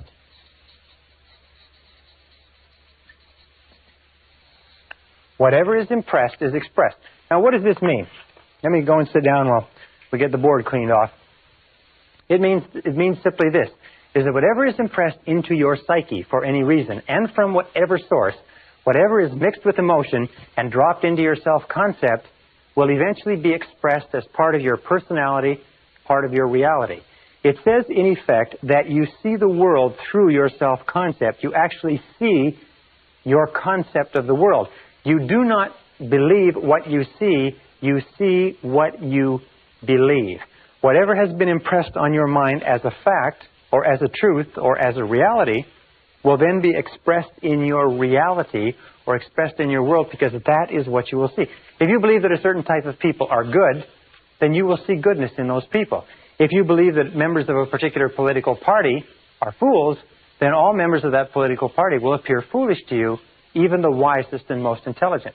If you believe that there is opportunity everywhere, you will see opportunity everywhere. If you believe that you're in complete control of your own destiny, then you will see indications of that. If you believe that you are a popular, courageous, confident, influential person, then you will act in a manner consistent with it, and you will see it all around you. I was reading a very interesting story not long ago about a young man who came from poor beginnings and had no self-confidence at all, but was convinced by a fortune teller that he was the reincarnation of Napoleon Bonaparte. Wonderful story, true story too. And he began to believe that he was the reincarnation of Napoleon Bonaparte. And he went to the library and he studied Napoleon. He read all about Napoleon, and he began to walk and talk and act like Napoleon.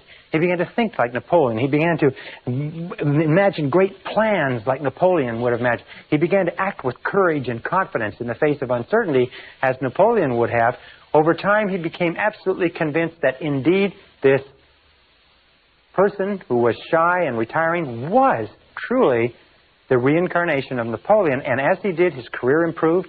He was promoted. He was advanced. He changed the way he dressed. He spoke more confidently. And by the time he found out that he had been misled by the fortune teller, he was already an extremely successful businessman. Very interesting. Whatever is impressed and accepted becomes expressed. And this brings us to another critical mental law. And it is this. It is what is called the law of reversibility. When I first learned about this law, I was so excited I wanted to wrap it up and tie it up and not tell anybody. This is the first time in any form that I've ever explained this law to other people.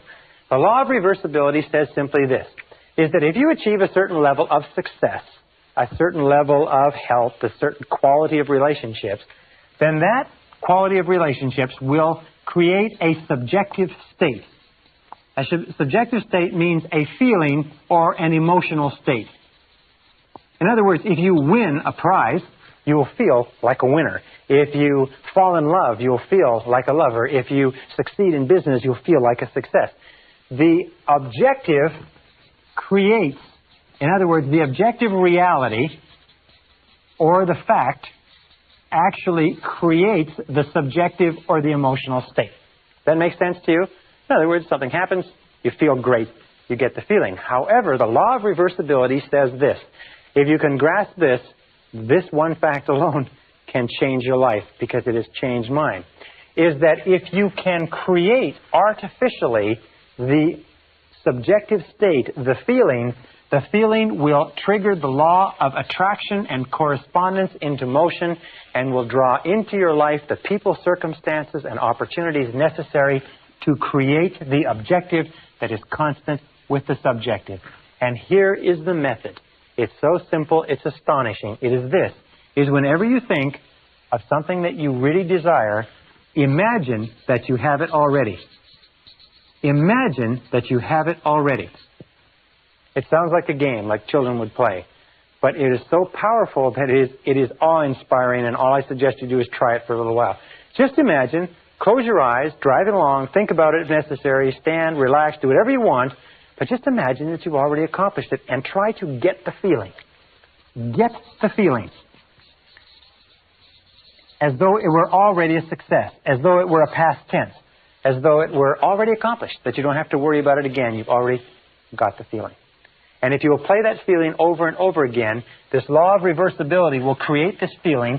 As you dwell upon the feeling more and more, the feeling will actually begin to change things inside you and outside of you, draw you toward your goal and draw your goal toward you, and the objective will come into reality exactly at the right time and place.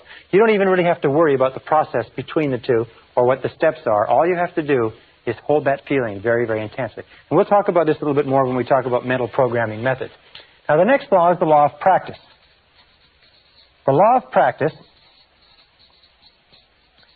is also called the law of repetition, but it says that whatever you do over and over again, often enough, becomes a new habit. Do you want to be a positive, exciting, enthusiastic person? Do you want to become wealthy and successful?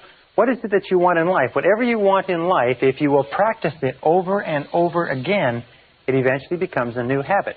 If you practice it by thinking about it, you see, a new habit takes about 21 days to develop. It takes about 21 days to develop a new habit. 21 days of repeating it over and over again.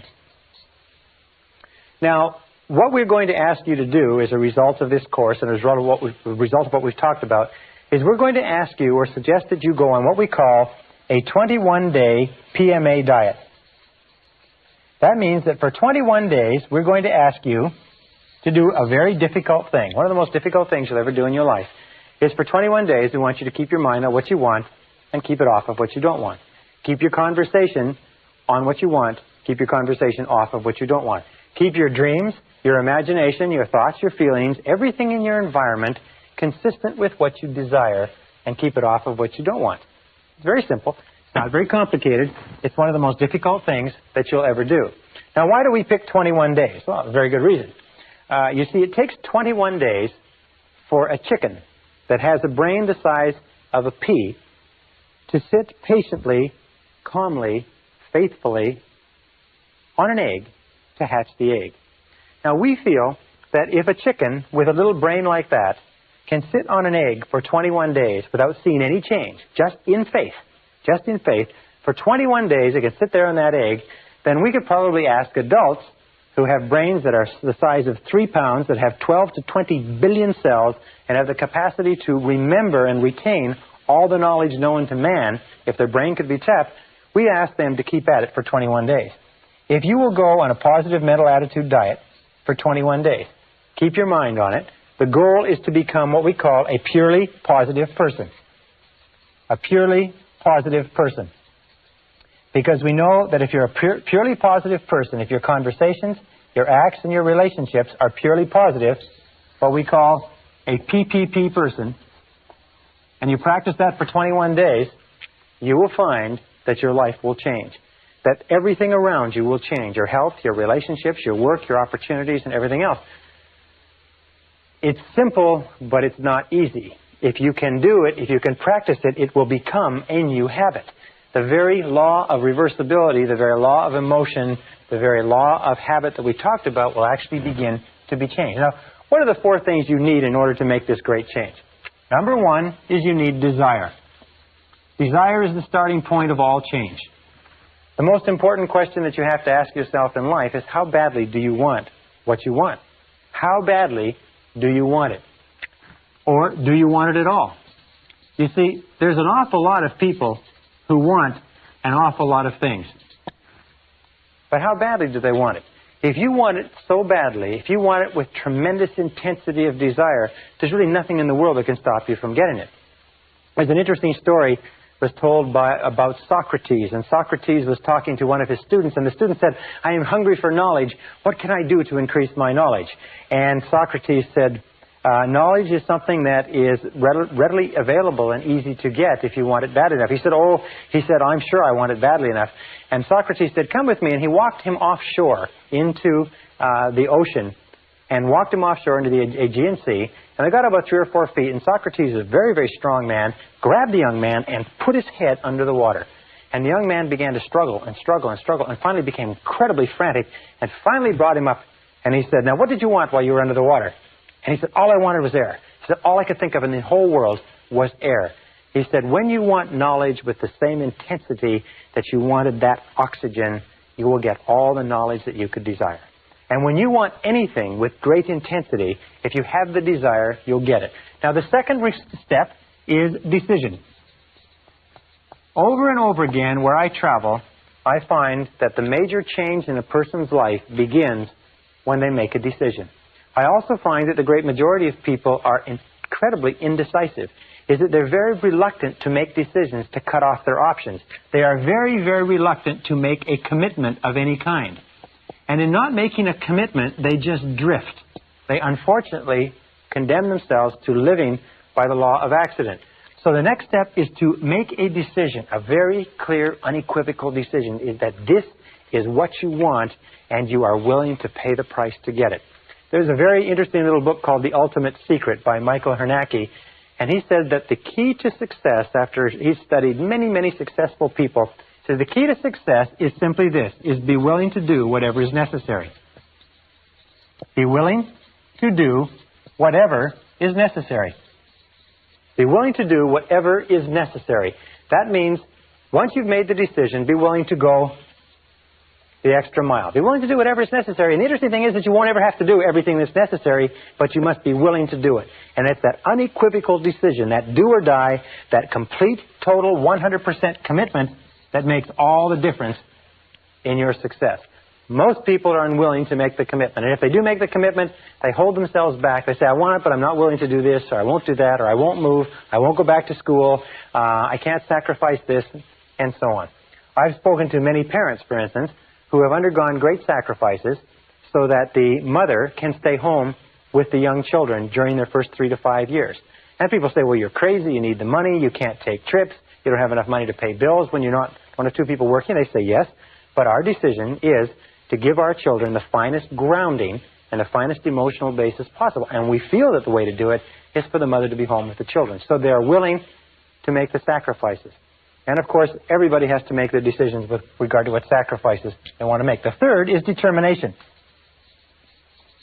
Determination means to back your plan with, if you like, iron willpower.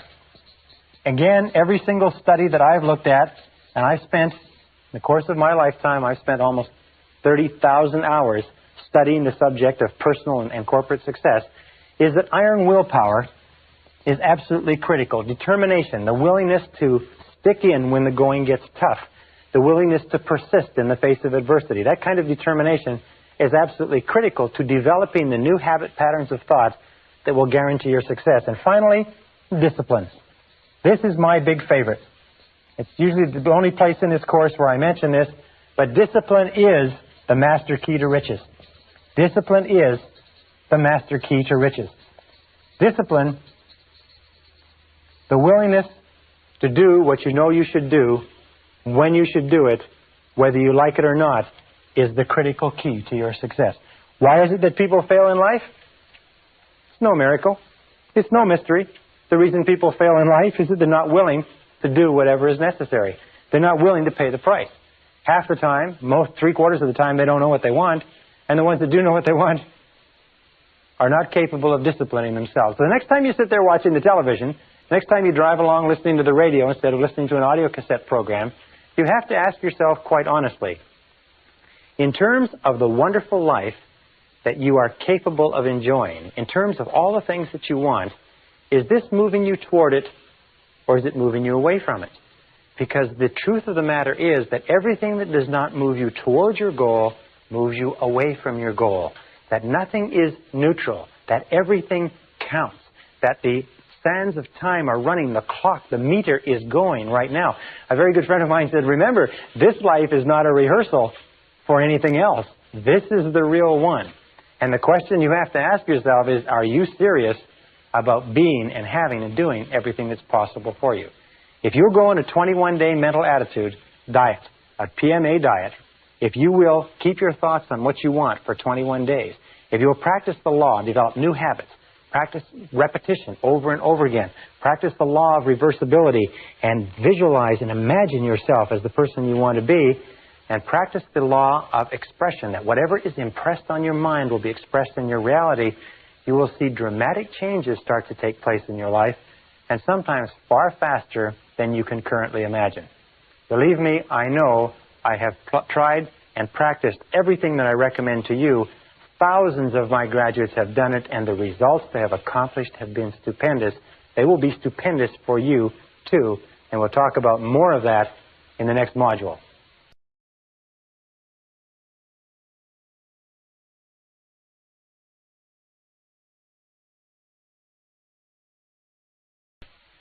Session 10, Changing Your Self-Concept.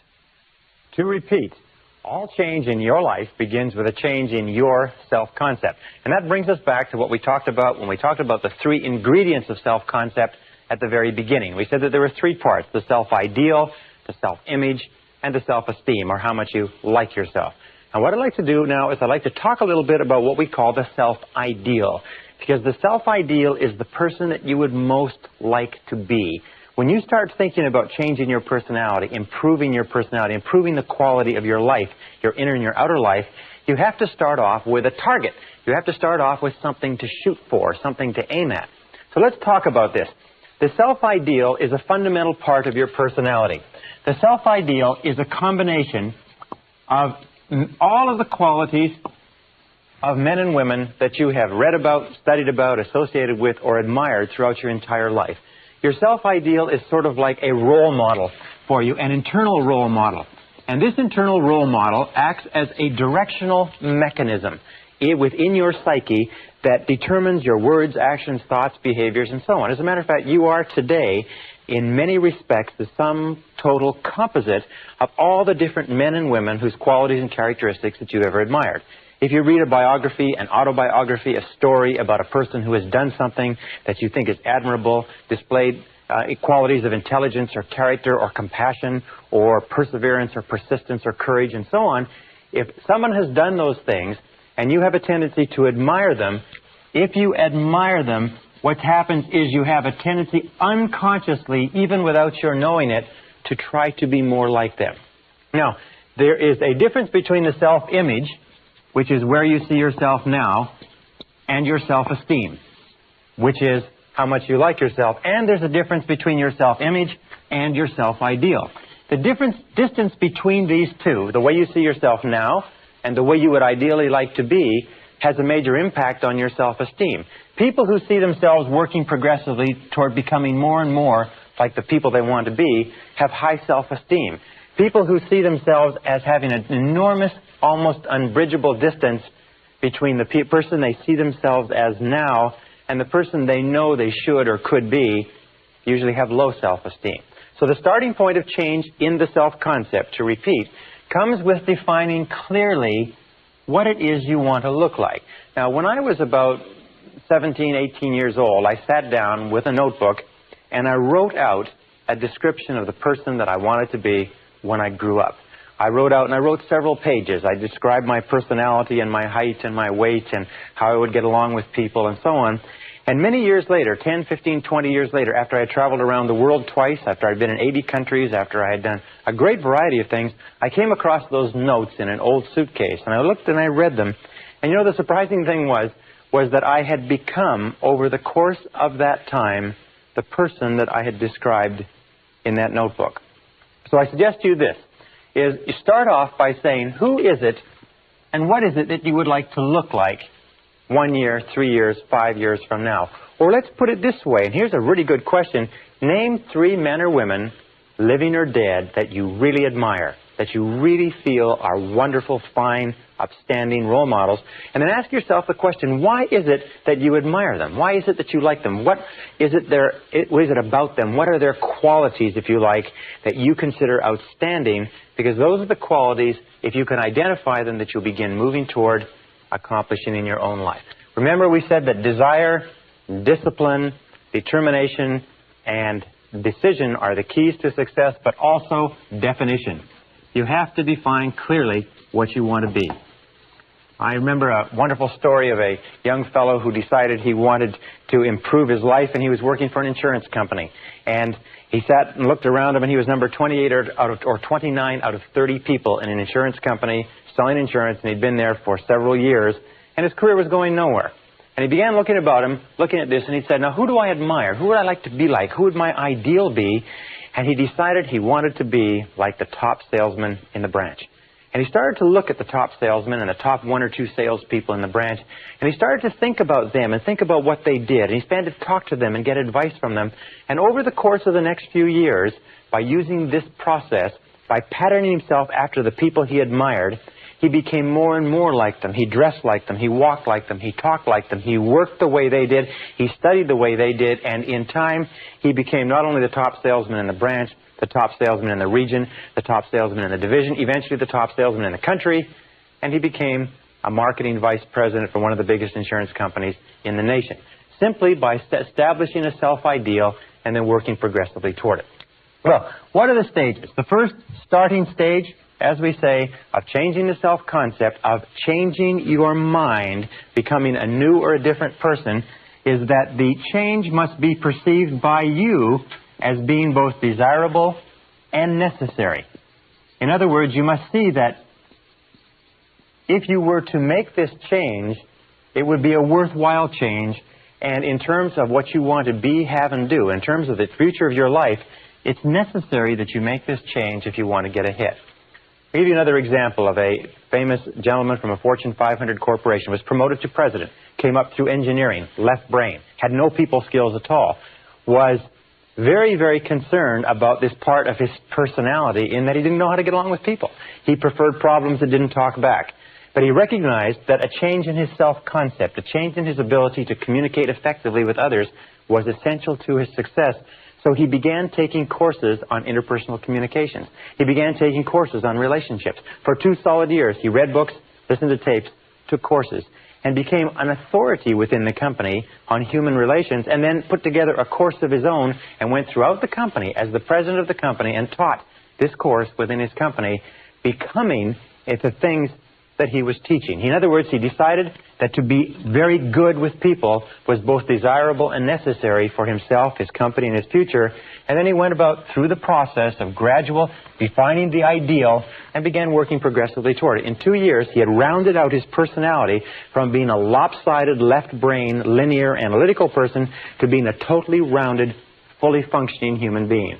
One of the hallmarks of great leaders, one of the hallmarks of outstanding men and women, is that they're willing to make the efforts necessary to bring about the changes that are essential. Now, the second stage, or the second step in changing your self-concept, is to begin thinking about yourself as you would ideally be. Begin thinking about yourself as your ideal person. For instance, if you wanted to be an outstanding person in human relations, you'd begin thinking about yourself as you would be as a human relations specialist. But let us say you want something very simple. Most people say that their major weakness is that they are too impatient, too intolerant, they get angry too quickly, irritable, so on. Maybe what you should do is start with something very simple. Very important to start with something simple, because if you can change something simple, it proves to you that you can change something large. So you begin thinking about yourself. Let us say that you tend to be a little bit impatient or short-tempered when you're tired, or you're a little bit irritable with your children or your spouse at the end of the day. So then you begin thinking about yourself as you would be if you were a warm, patient, kind, loving, tolerant human being. Begin thinking about yourself in the situations where you normally become cross and irritable, and begin thinking about yourself as being relaxed, positive, supportive, encouraging, unruffled. Begin thinking about yourself as the ideal. Think now, who do you know who has the type of personality? Now, it can be a television personality. It can be Bill Cosby, if you like. It can be somebody that you admire in sports. It can be somebody whose biographies or stories you've read. It doesn't really matter, but keep thinking about how would that person act in this situation. One thing that many people do, many Christians do, is whenever they get into a difficult or stressful situation, they say to themselves, I wonder how Jesus would act in this situation. I wonder how Jesus would act if they were dealing with a difficult person. Or I wonder how Jesus would act if he were put in the same position I'm in. And what it does is, irrespective of your belief, what it does is it gives you a role model to pattern yourself after. The great tragedy of many young people growing up in the inner cities today is that the role models that they have are not positive role models. The people who are the most successful sometimes in the ghettos in the inner cities are not admirable people who are working hard and building families and businesses. What they are is they're criminals who are engaging in criminal activities. So the role models that you choose have a critical effect on who you become. So begin thinking about yourself as you would like to be. As you would like to be. Now that's the starting point.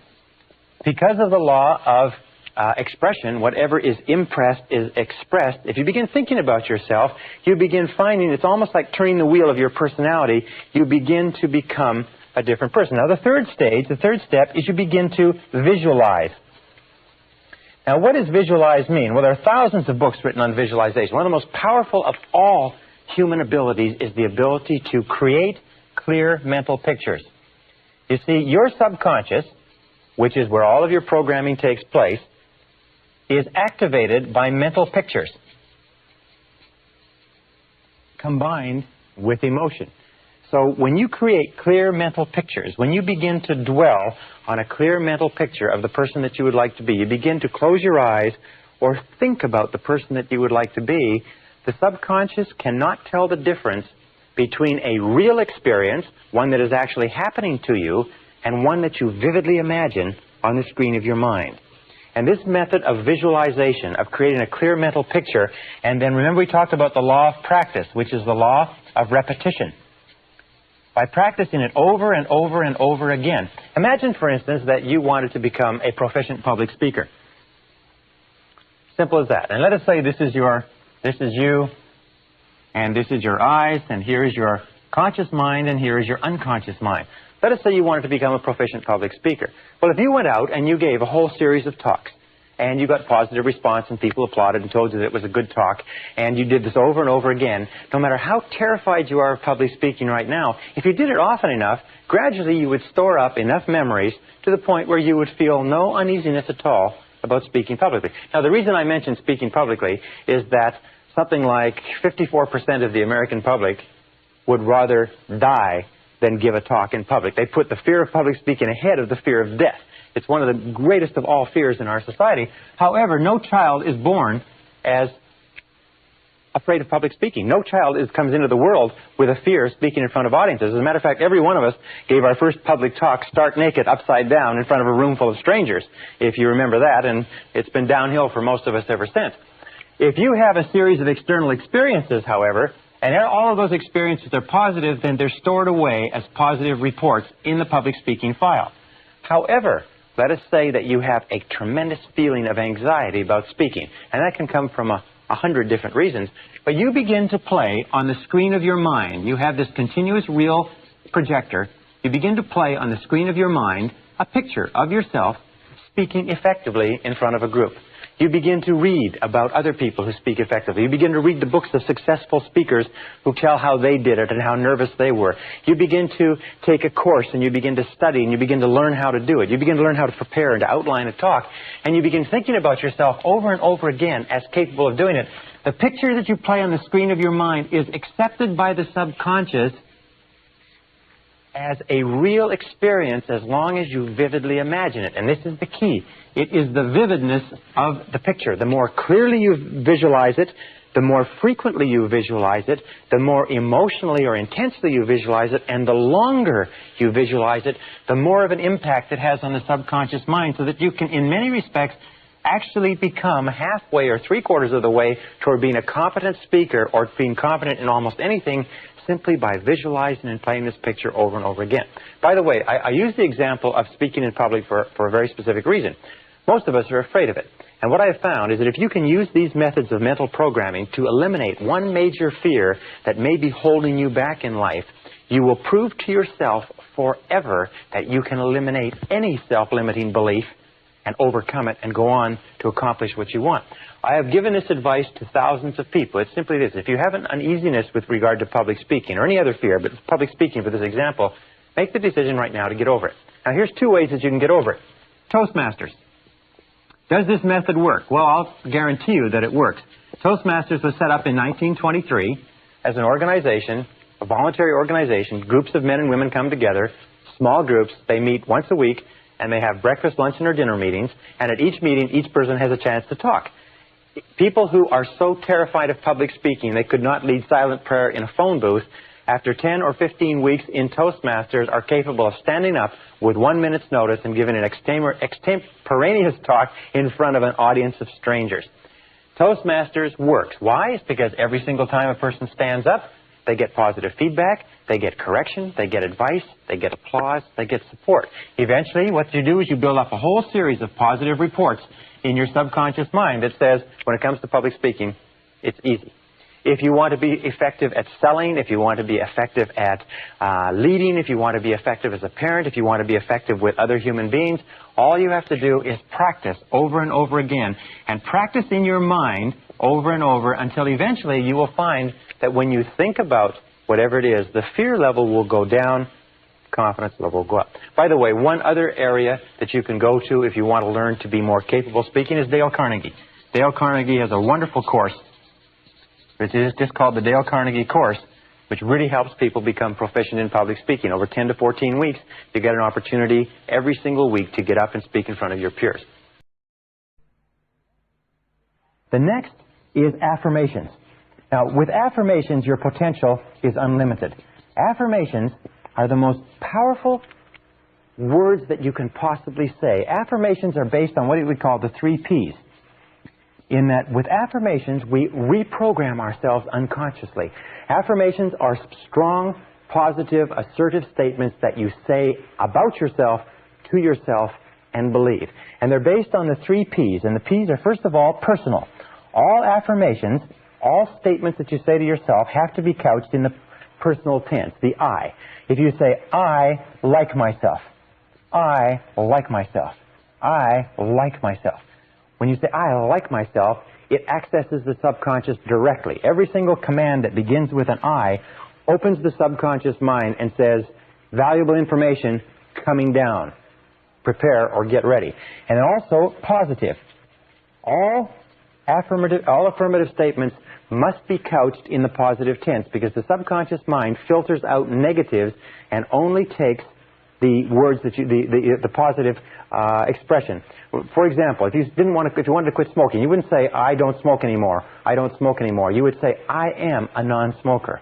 I am a non-smoker. The words I am are two of the most powerful words in mental programming. When you say I am, because only you can say I am about you.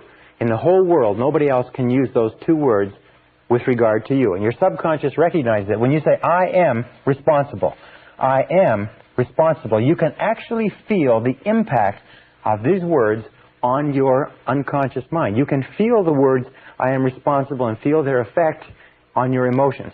Now the third is that they must be in the present tense. Not I will lose weight, or I will quit smoking, or I will get a better job, but I have a better job. I weigh X number of pounds. I earn X number of dollars. I earn X number of dollars. Whatever it happens to be, you always place it in the present tense, because the subconscious mind can only take language that is couched in the now. This is very, very important, that when we are reprogramming the subconscious mind, when you visualize, it's in the now. When you affirm, it's in the now. When you think about yourself as you would like to be, it is always in the now. The subconscious mind is, by the way, it's very literal.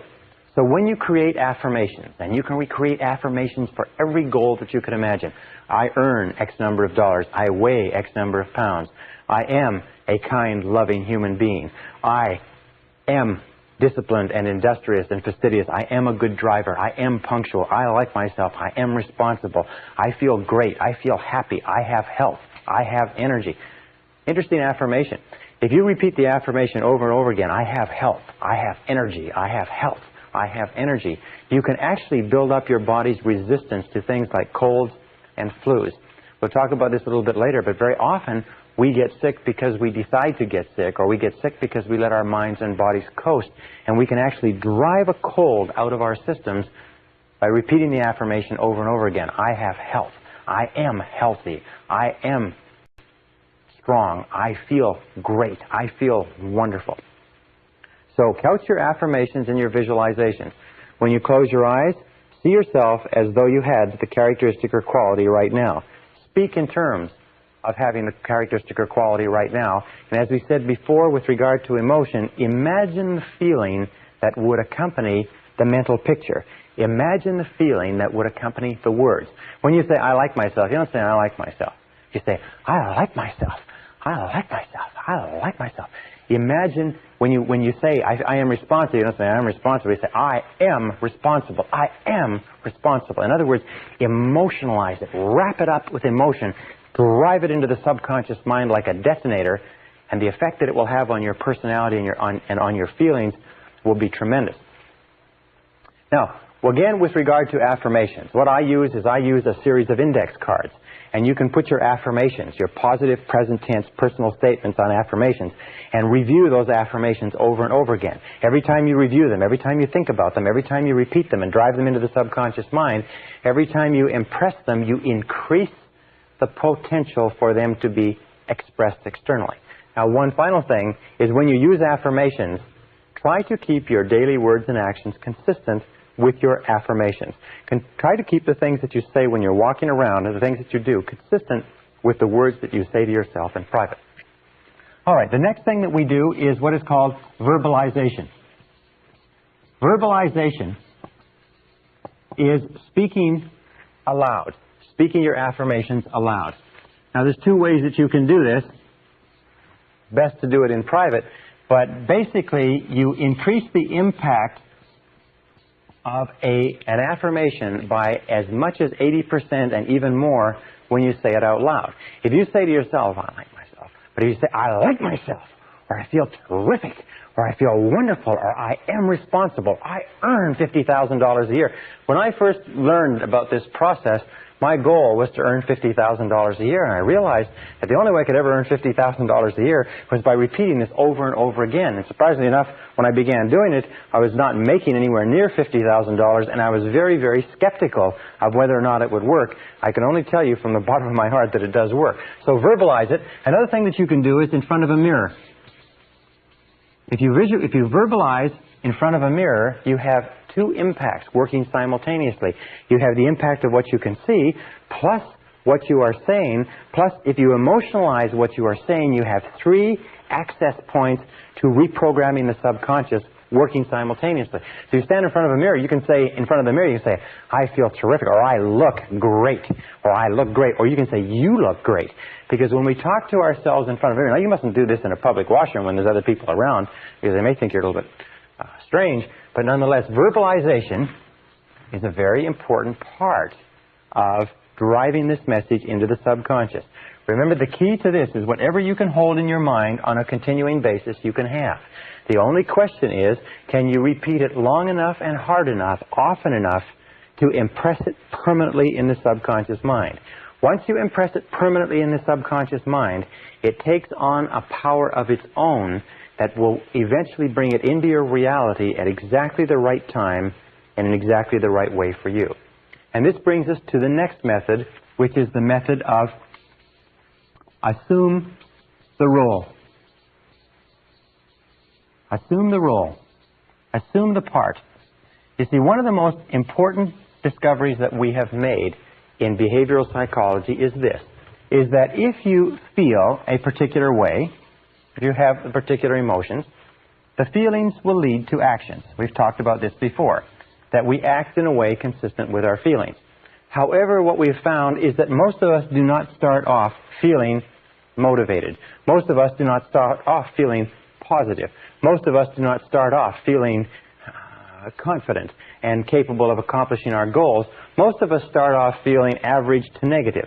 However, if you will act exactly as if you had the feeling, the action will generate the emotion just as the emotion generates the feeling. In other words, you can act your way into feeling. This is very important. You can act your way into feeling.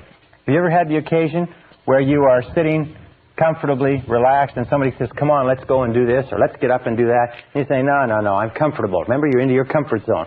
Comfort is a great killer of human potential. You say, no. They say, oh, come on, just get up and do a little bit. So you get up just a little bit, and you move just a little bit, and as you begin to move, you start to get into the swing of it, and pretty soon you get into it completely, and you totally forget about going back to the couch or the chair that you were in. Well, you can act your way into feeling. You can act your way into feeling almost anything. We call this, if you like, pretending. Pretend that you have the quality already. For instance, if you want to be courageous and unafraid, pretend that you're courageous and unafraid already. If you want to be confident, pretend that you have the confidence.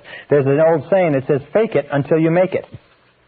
Fake it until you make it. Remember we talked about the gentleman who was told that he was the reincarnation of Napoleon? That all he had to do was he had to act like Napoleon and realize that he had this cultural history behind him, that he had the decisiveness, the power, the courage, the genius, the brilliance, the tenacity, the foresight of one of the world's great leaders. Well, this acting, this pretending, this assuming the role is a critical part of actually becoming that person.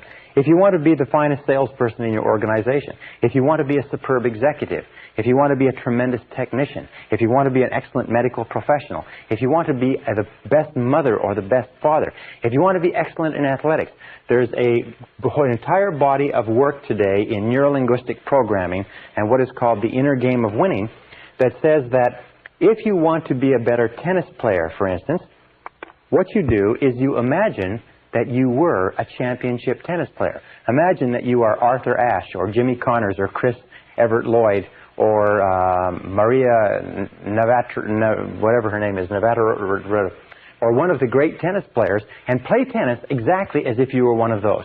Play tennis as though you were them and in their body and on the court. And you know what will happen is that judges and people observing a person doing this find that you will hit more accurately, you hit with more force, you are better, you are more confident, you're more capable. Golfers.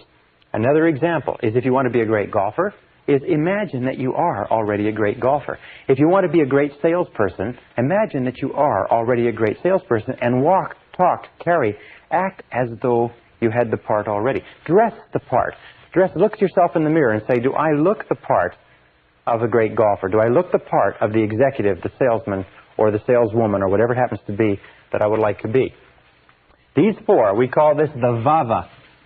V-A-V-A. V-A-V-A. Well, actually, I should do it this way. V-A-V-A. These are the keys to rapid personality change. The V is for visualization. Visualize and play the picture of the desired person you would like to be over and over again until it is accepted by the subconscious as a reality. Remember, the subconscious obeys your conscious commands. If you command the subconscious, and you command the subconscious by the thoughts you hold in your conscious mind, by the thoughts that you dwell upon, the law of concentration. If you hold that thought in your mind on a continuing basis, eventually it clicks into the subconscious and it takes on a power of its own. The second is to affirm, and affirm over and over again. There are many people who say that they would rather go without breakfast than go without their affirmations each morning. Speak to yourself positively. Use positive self-talk all the time. Remember, you talk to yourself at the rate of almost 1,500 words a minute. Most people talk to themselves in terms of doubt and fear and worry and anxiety. Talk to yourself positively. I can do it, I can do it, I can do it, I can do it. Just repeating, I can do it, over and over again. Boost your self-confidence and boost your self-esteem. When you have nothing else to do, say, I like myself, I like myself, I like myself, I like myself. Because saying I like myself or I love myself expands your ability and your capacity in every area of your life. Also, verbalize. Speak out loud. Make sure the things that you say out loud are consistent with the person that you want to be and the things that you want to do. Verbalize and say, I like myself. Don't say aloud things that, like, I'm never on time, I can't lose weight, I can't quit smoking, I wish I could, and so on. But always speak in positive terms. Remember that you can almost double the force of an affirmation by speaking it aloud. And if you speak it really loud, I like myself, I like myself, I like myself. If you speak it really loud and really strong, it has double, triple, sometimes several times the impact. And finally, assume the role. Pretend as though you already had the part. Assume the role. Imagine you have been hired to play the role of an extremely successful person in a Broadway play.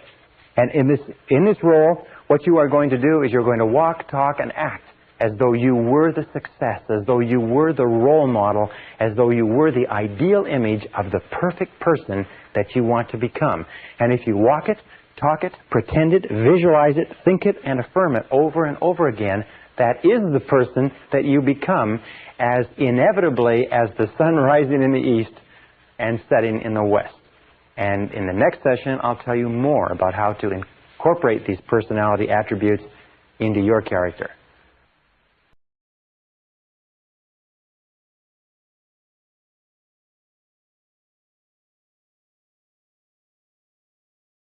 Session 11, the new mental diet. Back in the 1930s, a man named Gaylord Hauser shocked the medical world by coming out with a series of claims and statements that said that everything that we ate in some way affected our body. He said that everything that you eat is translated into something and has a positive or negative effect. And he wrote a book called The New Diet Does It. Now, in this session and in the previous sessions, we've been talking about the new mental diet. And just as everything that you eat has an effect on your physical body, everything that you take into your mind has an effect on your mental body, on what's going on inside you, which determines what happens around you. When we were talking a little bit earlier, we said that the power of suggestion is one of the most important powers in your life. The power of suggestion says that everything that you take in, everything that you think about, everything that you read, everything that you listen to, all of your conversations, radio, television, newspaper, books, papers, magazines, everything that you allow to influence your thinking affects your subconscious mind, affects your attitudes, your expectations, your values, your beliefs, and ultimately your potential as a human being. In fact, the great difference between human beings is not intelligence and not education and not opportunity. It is what they are feeding into their minds on a regular basis. Now, we also said, and it's the same thing, if you were to say, well, yes, I eat good food a lot of the time, but some of the time, or 50% of the time, I eat junk food. I eat food that's high in salt, high in sugar, low in nutrition, inert foods, dead foods, white flour, French fries, grease, and so on. But it doesn't bother me, it doesn't have any effect on my body. You would know that that is nonsense because everything counts. Everything counts. One of the marks of a truly honest person is that they accept reality. And reality is that everything that you do, mentally or physically, counts. And it's either positive, it's either helping you, moving you toward what you want to be and have and do, or it's negative, it's moving you away, but nothing is neutral. Everything counts. So with regard to the power of suggestion, let's go on and talk about how we complete this process of reprogramming ourselves so that inside we are totally successful human beings, so that outside we will be totally positive, enthusiastic, successful human beings. Feed your mind the same way you would feed your body. Feed your mind carefully. If you were concerned about physical health and longevity, you would measure and calculate and look into the foods you eat. Look carefully into the mental foods that you eat too. Because these mental foods, by a process what we call the law of accumulation.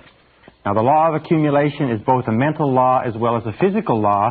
And what it says is that every single thing that you do, positive or negative, accumulates. That every single great achievement in life is the result of thousands of ordinary achievements, struggles, fallbacks, failures, minor disappointments.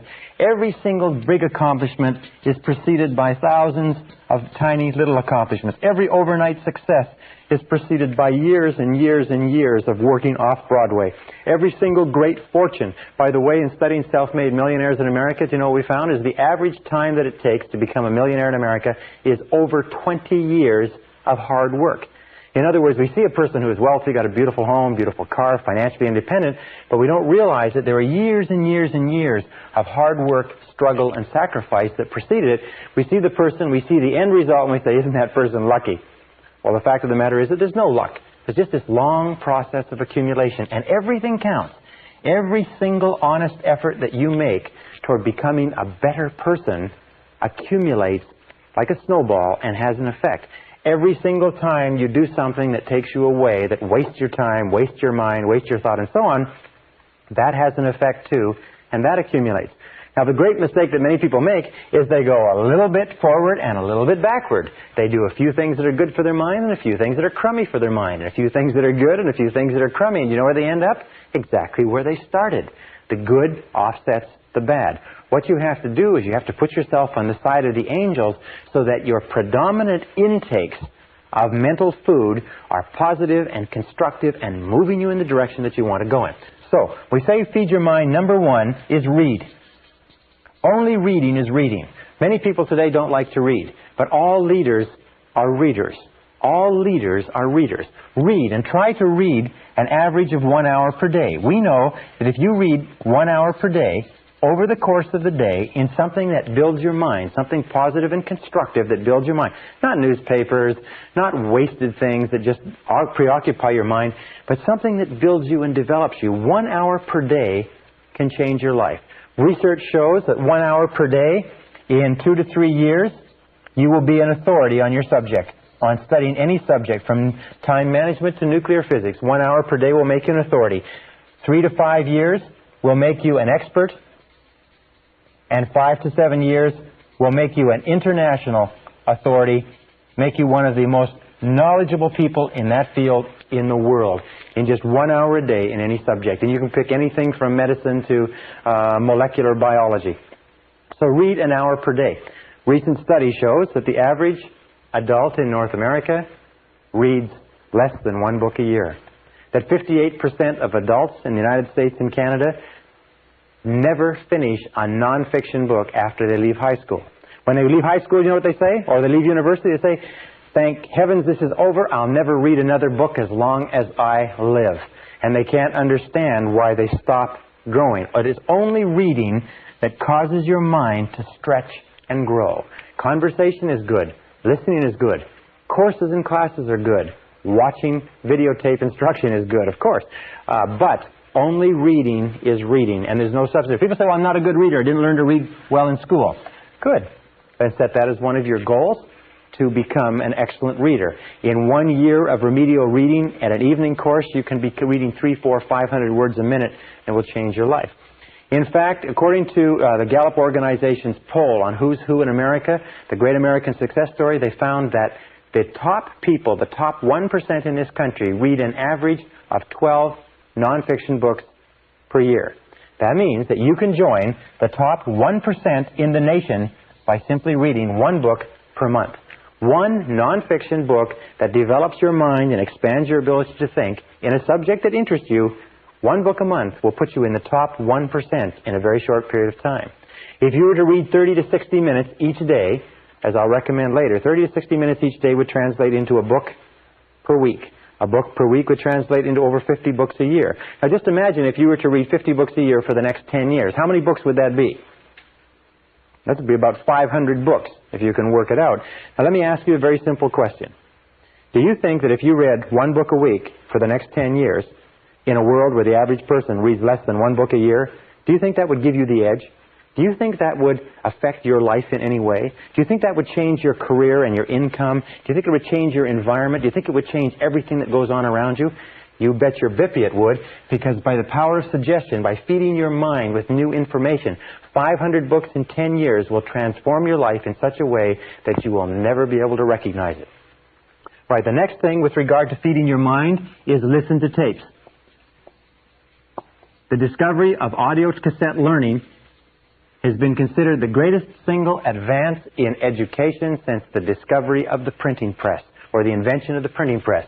Audio cassette learning brings the finest minds in the world with their finest thoughts thought out, scripted, edited, tightly compressed and put together into your hands for a few dollars a tape, and you can walk, travel, jog with some of the greatest minds alive for only a few dollars. Listen to tapes in your car. Do you know the average person who drives spends 500 to 1,000 hours a year in their car? 500 to 1,000 hours a year. The majority of those people sit there and listen to the radio. As we call radio, with all due respect to people in the radio industry, it's called chewing gum for the ears. Because it just goes on and on. 500 to 1,000 hours is the equivalent of 12 and a half to 25 40-hour weeks. Do you know what that means? It means that you are getting the benefit of, or could be getting the benefit of, as much as 12 and a half to 25 40-hour work weeks. Imagine if your company would send you away for 25 weeks to study every single year at no extra charge. Do you think that would affect your career and your earning capacity? That's the equivalent of 1 to 2 university semesters. Imagine if you were taking the equivalent of 1 or 2 university semesters of additional education every single year. Do you think that would affect your life? Yes, it would. So, listen to tapes and finally take additional courses. Become a lifelong student. And when I say take additional courses, the very best place to take courses is from people who are experts in their field. Try to avoid taking courses from people who've only got their education out of a textbook. Take courses from people who are experts. Take seminars. Seminars, for instance, like this seminar that you're attending, you can get more information in a 1 or 2 day seminar taught by people who spent 10, 20, 30 years gathering and compressing the information than you can in an entire university course. So take additional courses. I recommend a minimum of 4 per annum. 1 every 3 months.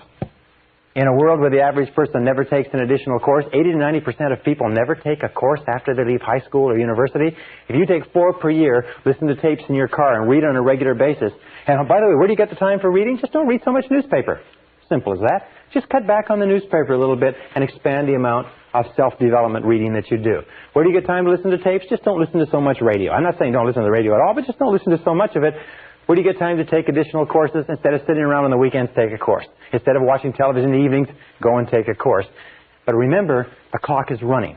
If you want to get to the top of your field, if you want to be a leader, if you want to be a star in your field, knowledge is power. Knowledge today is more important than anything else.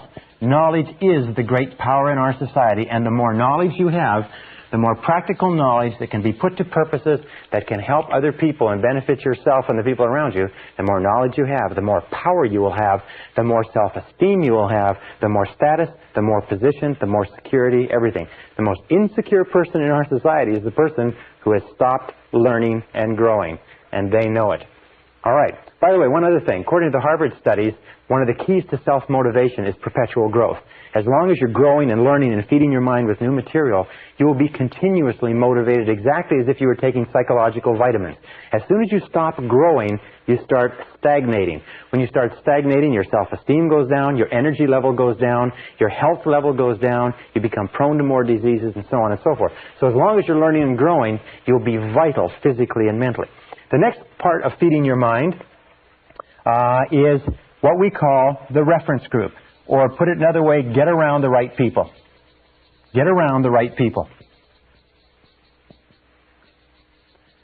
Now, getting around the right people simply means this, is that when we talked about the power of suggestion, we said that about 85 to 95% of all of the influences in your life, all the reasons you do anything, is because of suggestive influences around you. Not only physical suggestions, the weather, the heat, the cold, and so on, but also the emotional suggestions, the impact of the people you associate with. And the more you associate with people, especially people in your family, people in your close social circle, people that you work with, the more you associate with these people, the more of an impact they have on your thinking and on your future. David McClelland found at Harvard University, after 25 years, he found that the choice of a reference group was one of the key determinants of success or failure in life. Now, a reference group are the people that you identify with. Remember we talked about identification? The people that you consider yourself to be one of.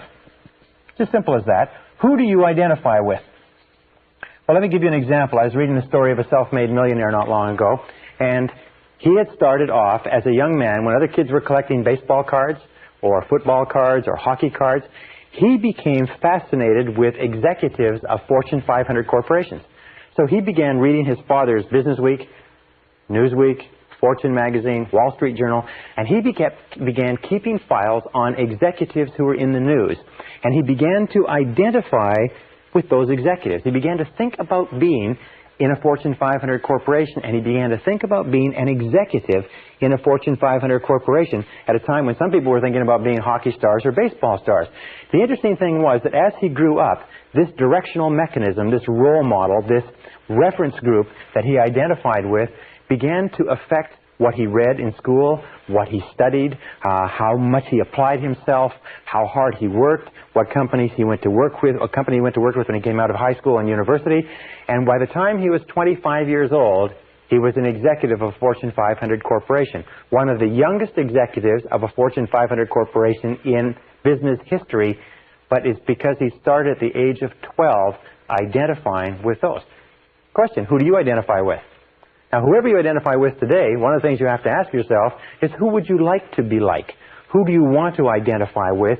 And then you start getting around the right people. The starting point of getting around the right people is to start to read the magazines that they read. If you want to be a successful person in business, read successful business magazines. If you want to be a top salesperson, read successful sales magazines, marketing magazines, books written by top salespeople. If you want to be a successful executive, if you want to be a successful marketer, if you want to be a successful parent, then begin getting around these people through their writings, through their tapes, and through their courses. The other thing is to seek them out and begin to associate with winners. As we say, fly with eagles. Now let me make one point here that's absolutely critical. It is simply this, is that if you scratch with the turkeys, you can't fly with the eagles. That if you spend time with losers, you will be a loser yourself. That David McClelland of Harvard found that 99% of the failure rate in life could be attributed to associating with people who were going nowhere. Because we're so strongly influenced by the people around us.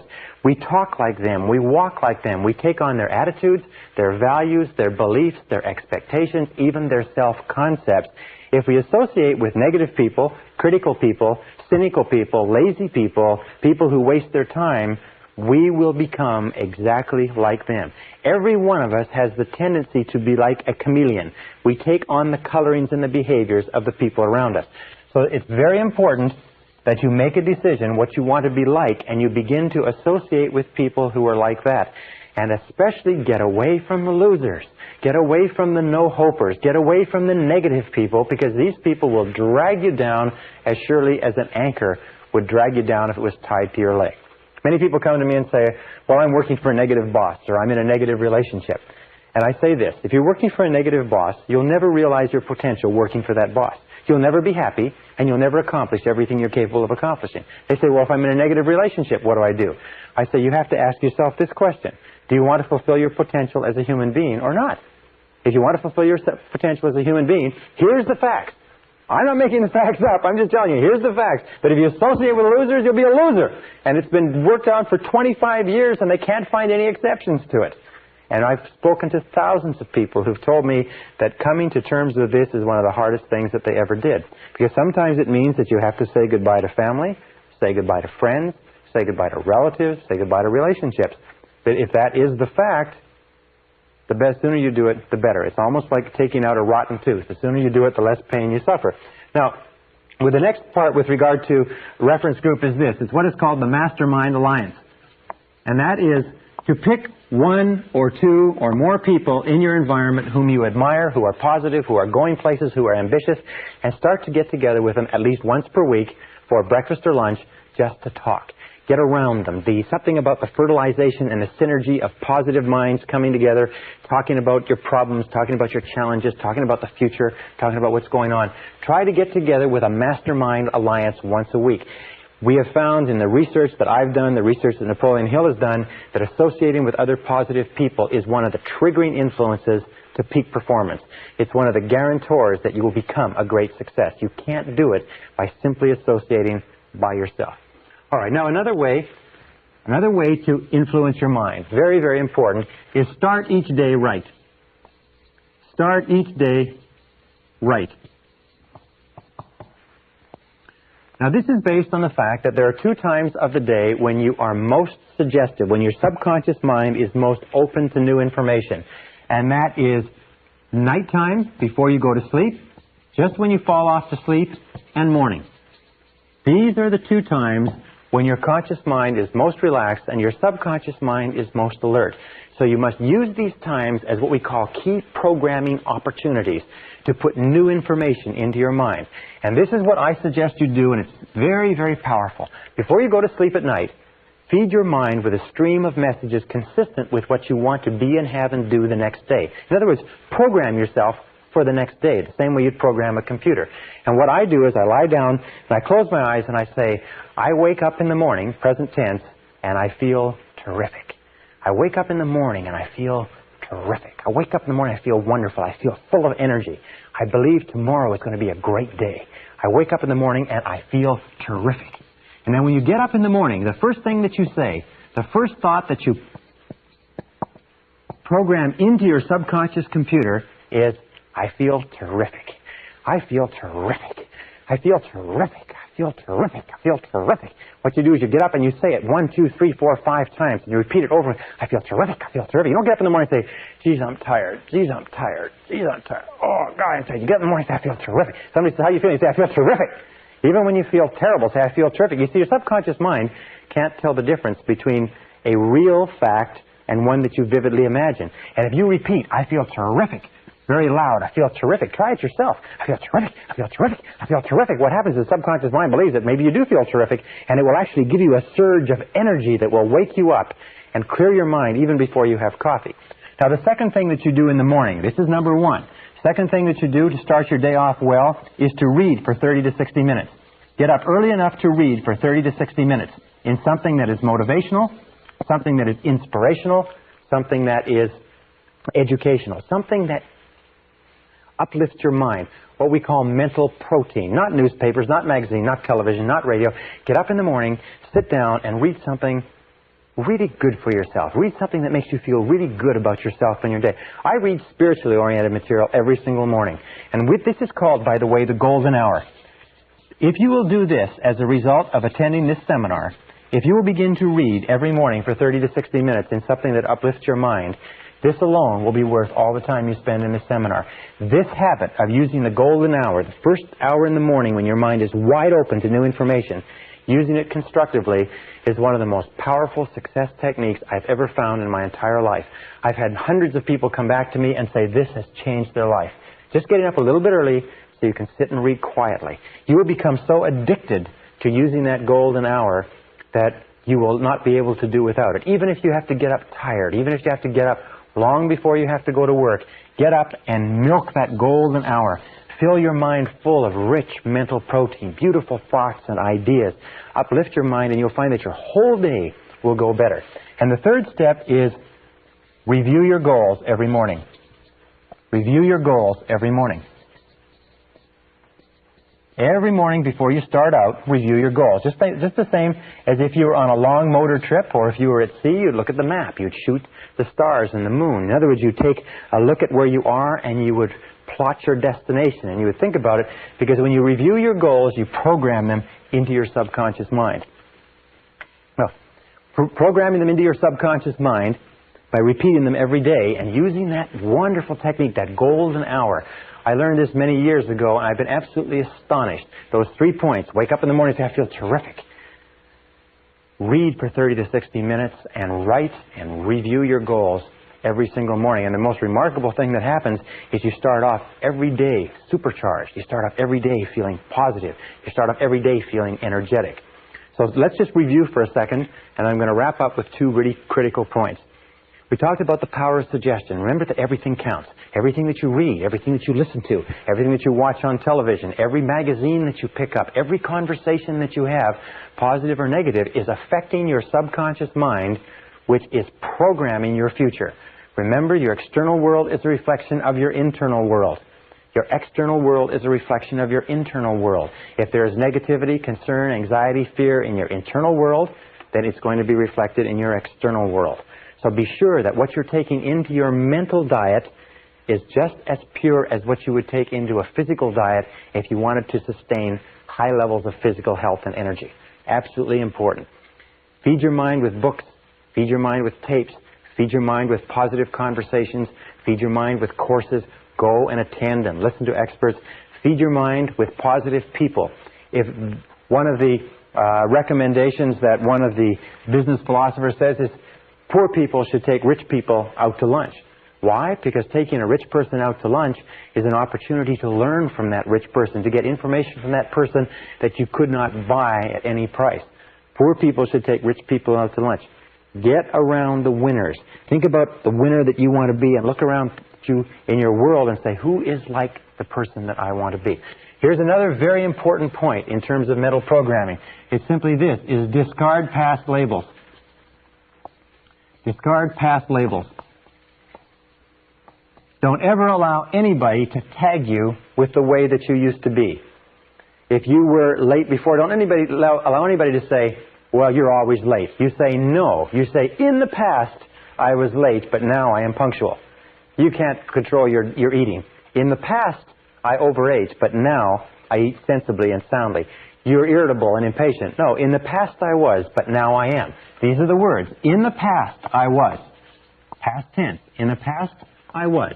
Remember, the subconscious is listening, but now I am. But now I am blank, blank, blank, whatever it happens to be.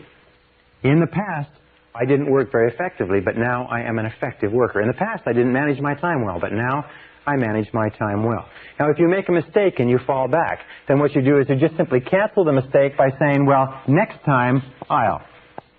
You show up late for an appointment, you say, well, next time, I'll be on time, etc. Next time, I'll. Those are the words. You cancel every mistake. You refuse to carry past labels forward. Underlining all this, teach others. Teach what you know to people who are interested. Teach what you know to people who are interested. Because remember, you become what you teach. You will find that the more you teach other people and share this information with other people, the more you internalize it yourself. You become what you teach. Does this material work? I can tell you, yes, it does work. Since I began to teach this material, since I began to lecture on it and tape on it, since I began to speak to hundreds and thousands of people, I have internalized all the things that we talk about in this course.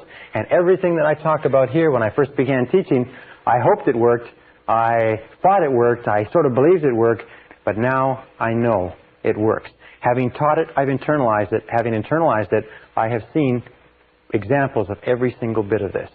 Back everything that you do with confident expectations. An attitude of confident expectations is the mark of the truly healthy personality. Remember we talked about the power of expectations? An attitude of confident expectations means that you confidently expect good things to happen. You have an attitude of positive self-expectancy. You become what W. Clement Stone calls an inverse paranoid. An inverse paranoid, as you know, a paranoid is a person who is convinced that the world is out to get him, that the whole world is conspiring to get him. An inverse paranoid is a person who is convinced that the world is conspiring to do him or her good. So become an inverse paranoid. Be absolutely convinced that the world has got a plot out there. It's plotting to do you good. It's plotting to somehow get good to you, whether you like it or not. That no matter what happens, look into it for the good. No matter what happens, this is the key to becoming an inverse paranoid. Look for the good. Expect the best and look for the good. Expect the best and look for the good. Ralph Waldo Emerson said that the measure of a healthy personality is your ability to look for the good in everything around you, your propensity to look for the good. You have to ask yourself, how much of the time do you look for the good? How much of the time do you expect the bad? The degree to which you look for the good is the degree to which you are healthy as a human being. And finally, remember this. The process of changing from where you are now, here's where you are, to here's your goal. This is where you want to go. The process of getting from here to here is progressive, but this is what happens. When you begin to visualize and affirm and imagine and write and plan your new self, that is, say you want to earn $50,000 a year, and you're currently earning $25,000 a year, and your goal is to earn $50,000 a year, what happens is this. You keep saying, you start to affirm and visualize over and over again, I earn $50,000 a year, I earn $50,000 a year, I earn $50,000 a year. Your subconscious mind disbelieves it. But as you say it over and over again, your subconscious mind still disbelieves it. But as you repeat it, I earn $50,000 a year, I earn $50,000 a year, I earn $50,000 a year, the disbelief shrinks, and your disbelief gets smaller and smaller. Eventually, you actually overcome your own skepticism, and finally you reach the position where you neither believe nor disbelieve. But as you keep repeating it and thinking about it and reading it and studying it and saying over and over again, I earn $50,000 a year, I earn $50,000 a year, I earn $50,000 a year, eventually you start to believe it just a little bit. Also, you start to get a slight increase in pay, and your salary goes to $26,000 a year. And then you get a bonus and you find yourself earning $27,000, and so on. You find that the more you repeat it and affirm it and visualize it and plan for it and prepare for it, the more it comes into your life, and you just keep saying, I earn $50,000 a year, and you begin to believe it more and more, and you believe it more and more. And as you repeat it and visualize it and affirm it and over again, your belief grows and grows and grows, and eventually it gets to the point where you absolutely believe that you earn $50,000 a year. And if somebody were to wake you up at 3 o'clock in the morning and give you a shake and say, how much do you earn? You say $50,000 a year, even though still at this point you've never earned more than $27,000 in your whole life. Now, this is the way all our beliefs change.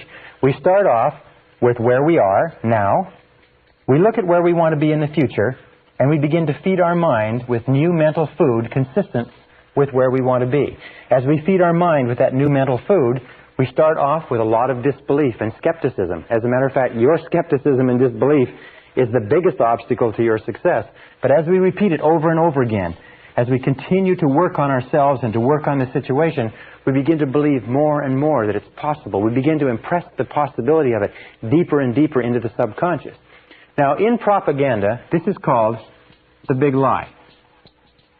The big lie theory was the discovery that if you repeated anything over and over again often enough, that even the most intelligent person would come to believe it. With regard to your life and to my life, this is called the big truth. The big truth is that you can be, have, and do anything that you want if you want it badly enough and are willing to make the efforts. That anything that you can hold in your mind on a continuing basis, you can be, have, or do. You will become what you think about. Your only job is to make a very, very clear decision about the person you want to be, the things that you want to have, the goals that you want to accomplish, and then make sure that you feed your mind continuously, day by day, week by week, hour by hour, with words, pictures, images, ideas, thoughts, and information consistent with your goals and your ideals. Keep your mind on what you want, keep it off of what you don't want, and everything is possible for you.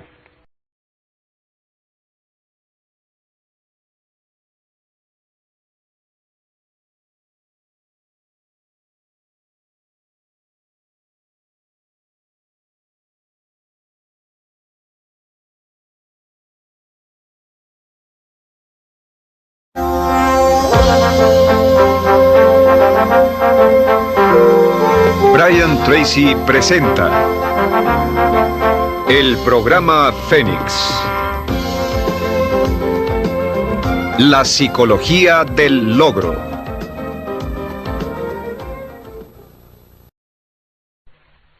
Session 12, Software for the Brain.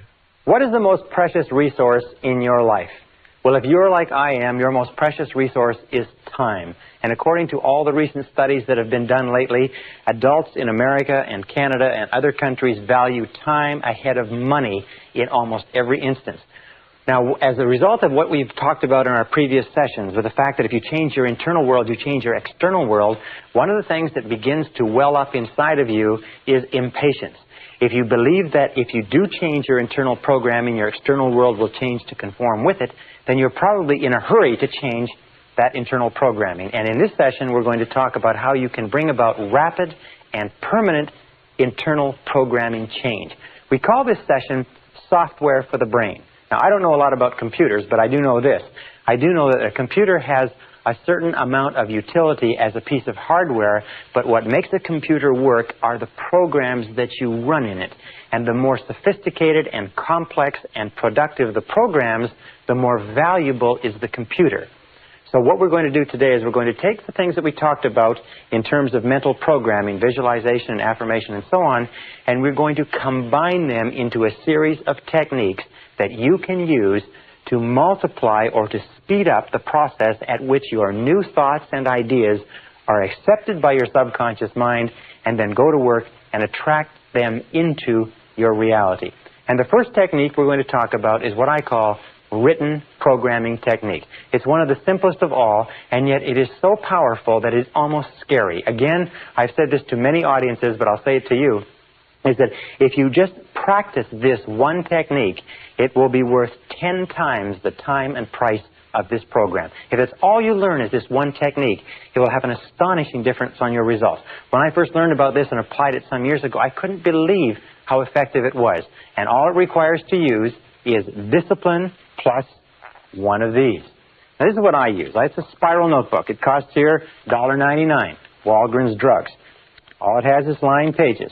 And what you do is you use this to write and rewrite your goals. It's very simple. You buy one for $1.99, and you use this as the basis of written programming technique. Let me explain to you how it works. Written programming technique is based on the fact that we learn or take in information three ways. We take in information auditorily. In other words, we hear the information or we speak the information. We take it in visually. We see the information, and we take it in kinesthetically as we feel the information.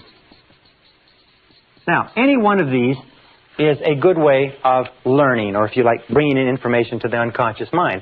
However, the more of them you can combine simultaneously, along with some of the other mental principles and programming techniques that we've talked about, the more rapidly the information is accepted. Sometimes, if you combine information in the right way, it's accepted instantaneously as a permanent change in your unconscious programming. Written programming technique is based on this, as are some of the other programming techniques which we'll talk about in the next few minutes. Written programming technique is based on the fact that when you write something down, it requires total concentration, law of concentration. You cannot write accurately and correctly and think of anything else at the same time. So writing requires concentration. It also requires intensity, it also requires visual, because you can't write without looking. And when you do write, you have a tendency to what is called sub-vocalize. In other words, you say the words to yourself as you're writing. So even though you can't hear them with a conscious ear, you hear them internally. And kinesthetically, you move and you feel. It requires tremendous mental, emotional, and physical energy to write. So written programming technique simply says this, is that every single morning, without fail, you rewrite your major goals. After you've done your reading, you rewrite your major goals. Now, this whole process, by the way, can take about 2 minutes, maybe 5. You may get to the point, as I do, where you'll write 10, 20, 30, sometimes even an hour. But you just rewrite your major goals as positive, present tense, personal affirmations. In other words, your goals could be, I earn X number of dollars per month. I weigh X number of pounds. I am outstanding in my field. I do this. I achieve. I accomplish. I choose, and so on. Whatever you want to be, have, or do, you just write it out in a series of affirmations, one at a time.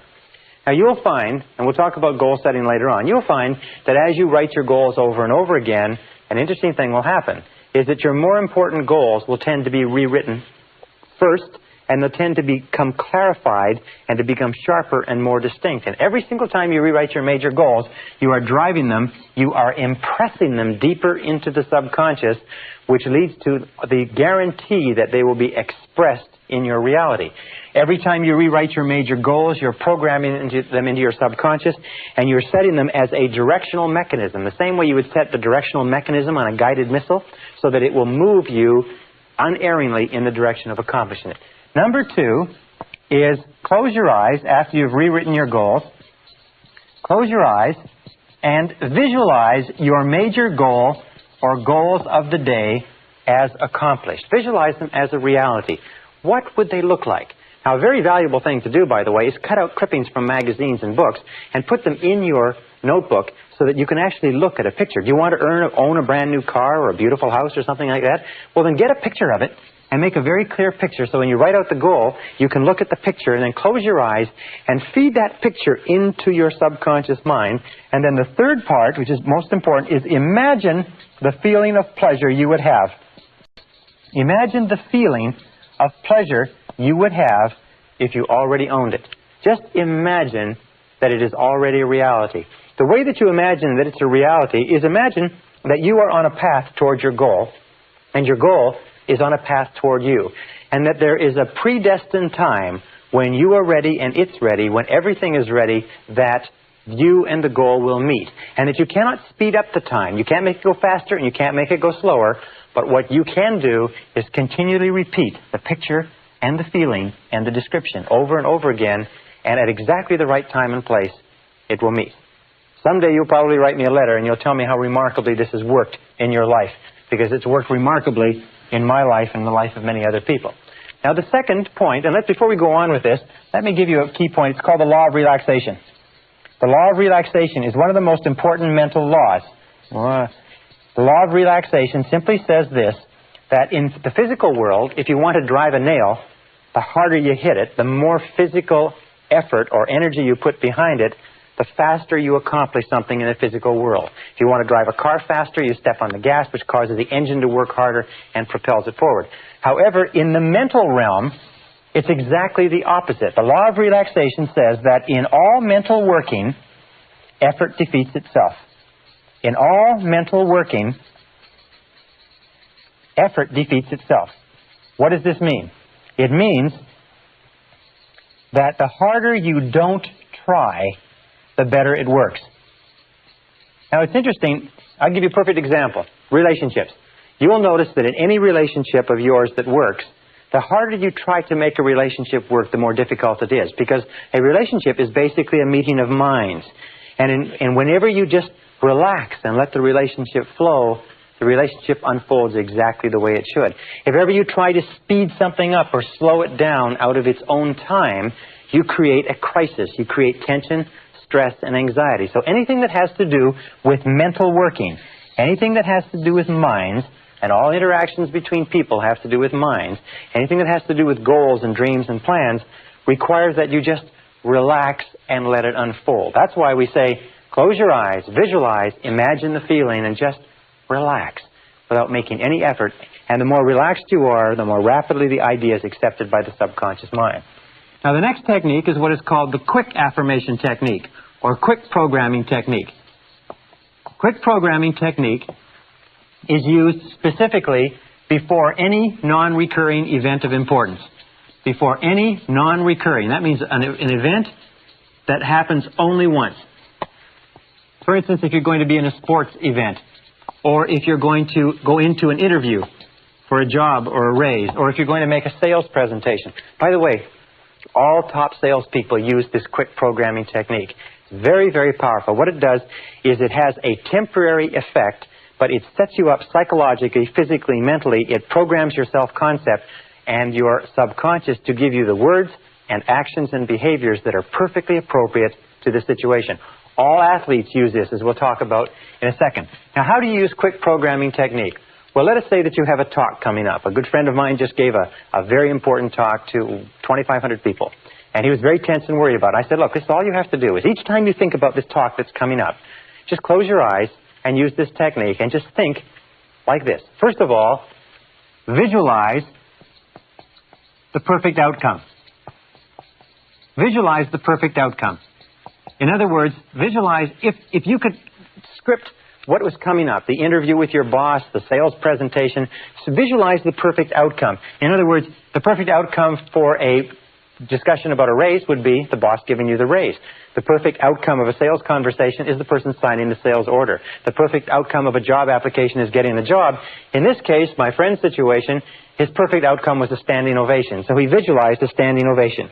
That's what he programmed into his mind. He saw the entire audience rising to their feet in a standing ovation at the end of the talk. Then affirm the visualization. In other words, it could be as simple as, this talk goes beautifully, or this talk is extremely successful, or I feel absolutely perfect going into this talk, or this talk is a complete success. In other words, give an affirmation that is consistent with it, and affirm the visualization, and then emotionalize it, or imagine how you would feel if you experienced it, and release. And this is the key word. And then just release it as though it had already happened. Just let it go. As though it had already happened, as though you were already past the event and the perfect outcome of the event has already occurred. As you release it and let it go, it drops like a computer card into the computer, and the subconscious computer goes to work on it. Powerful, powerful technique. And this technique is based on what is called mental rehearsal. Now, mental rehearsal is a technique that is used by all peak-performing men and women. It's used by all self-made millionaires, all outstanding salespeople, all top executives, all Olympic athletes, all world champions in any field use mental rehearsal. And mental rehearsal is the process of living the experience inside before you have it on the outside. That means before any event of importance, long, short-term, or short-term, what top performers do is they recall and relive excellence. They recall and relive excellence. In other words, they think of the last time that they engaged in a performance like this, and the satisfaction that they had, the pleasure that they had, the feeling of an excellent performance, and they take that feeling. It's almost like you have a screen here, and here's the screen. You take a split screen, and on this side of the screen, you recall the last time you did this in an excellent fashion. And on this side of the screen, you imagine the upcoming event. And then when you get this perfectly clearly in your mind, and you can see it with perfect clarity, that last triumph, that last success, the last sale that you closed, the last interview that went well, the last successful party or meeting or social engagement, then you transfer this into the new situation that's upcoming, and you transfer the feeling and the experience, and you overlay the two, so that as you anticipate the upcoming experience, you combine it with the feelings of success and pleasure and joy of the previous excellent experience. What that does is it programs the subconscious mind for you to go into that experience and engage in the same words, actions, and behaviors that got you the results of success and winning the last time. Now, what is the difference between winners and losers? Major difference between winners and losers. Can you imagine what it is? Winners versus losers. It's simply this. is that we all engage in mental rehearsal. You, me, everybody. The difference between winners and losers is this, is that prior to every event, upcoming event, losers think of the last time they went into an experience like this and it didn't work out. They think of their previous failures. They vividly imagine and think about how embarrassed, humiliated, unsuccessful, how badly they felt. And the losers relive and recall failure and poor performance. The winners insist upon reliving and recalling excellence and success. So you can tell if you're destined to be a winner or a loser simply by looking at what you think about in each upcoming event. And if you just make the decision right now to think about what you desire, ask yourself, am I thinking about what I want to happen, or am I thinking about what I'm afraid will happen? Remember, the natural tendency is to think about what you're afraid of, not what you desire. So force your mind, using the law of substitution, take your mind off of what you fear and refuse to entertain it. There's a beautiful technique that I learned many years ago. Whenever you start to think about something that's causing you to be upset or anxious or tense, just say this word very, very loud to yourself. Say, stop. Stop. It's very much the same as knocking the side of a record player and joking the needle off the record player, or slamming on a tape recorder, or shouting at a person who's saying something. Just say, stop. And what it will do is temporarily it will stop your mind. And as it stops your mind, then switch your attention onto what you desire. And insist upon thinking about what you desire. And every single time you find your thoughts drifting back to what you're afraid of, say stop and get your mind onto what you desire. Here's a very simple diagram or graph. And it's like this. This is what you desire. This is what you fear. Now, here are you on this slope between what you desire and what you fear, going up or going down. This, however, is easy. The natural tendency of human nature is to focus on what is negative and to slide back into what they fear, what is the worst possible outcome. This requires effort. It requires a consistent effort to keep your mind on what you want. Now, most people are lazy. Most people are undisciplined. Most people are not willing to make the effort. So what they do is they have a tendency to slide into thinking about what is the worst thing that can possibly happen. They slide into negativity. That's why the great majority of people today are negative, and very few people are positive. So be alert to that, is that whenever you find yourself thinking about something that's coming up in advance, it's natural to be filled with doubt and fear. Are natural human tendencies for a variety of reasons that we've talked about before. But the superior human being keeps their mind on what they want. The superior human being stops the negative thoughts. The superior human being concentrates on excellent performance. Now, somebody will say, well, I've never done it before. How can I concentrate, or how can I recall and relive excellence? Easy, in your imagination. You can pretend and imagine that you've done this before. Pretend that you've already succeeded at this. Think about how you would act if you were a superb success in this area. Walk as though you were a success. In neurolinguistic programming, they find that there is a physiological state or way of walking, talking, and acting that is consistent with every emotional state. And that if you walk and talk and act the same way you would if you felt confident, as we said earlier, you'll actually feel the feelings of confidence that go with the behavior. Very important. Now, here's another technique. It's called standard programming technique or standard affirmation technique. And this technique is done with cards, index cards. Or you can use just a series of goals on a piece of paper. Very powerful technique. What you do with this is that, and here's the steps to standard affirmation techniques. You set your goals. You can set 10 to 15 goals. Your subconscious mind can work on 10 to 15 goals at a time. Of course, you have to have your goals in priority, but you don't have to worry about that. About 10 to 15 goals. Number 2 is you take twice daily, morning and evening. Twice daily, morning and evening. You take some time off, where number 3, you can be with no interruptions. And then you write out your goals, again in the form of positive present tense personal affirmations. Okay? Goals as positive present tense personal affirmations on cards. Now, many people advise that you use index cards so that you can slide the cards back and forth like this. And just put one on top of the other and write your goal in very, very large, clear letters so that the subconscious mind can see the goal with crystal clarity. And then you sit down with the goals, and you read the goal to yourself. You read the goal or the affirmation to yourself. Read, repeat, and then close your eyes. So let us say the goal is I earn $50,000 a year. So we'll say on the card, I earn $50,000. I earn $50,000 a year.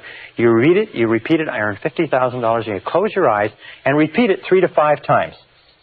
Repeat the goal 3 to 5 times. And then step number 6 is visualize the outcome.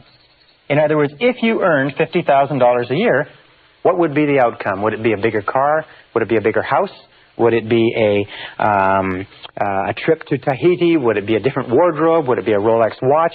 In other words, visualize the outcome, not the process so much as what the result would be.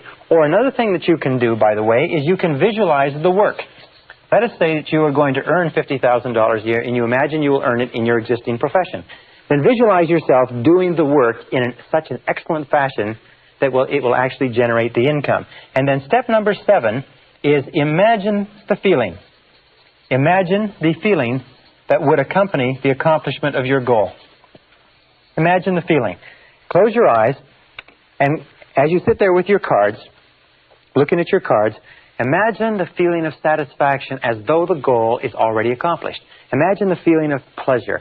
Imagine the feeling of accomplishment. Let us say that what you're going to do is you're going to give yourself a trip to Tahiti. You're going to go to the South Seas. You're going to lay on the beach.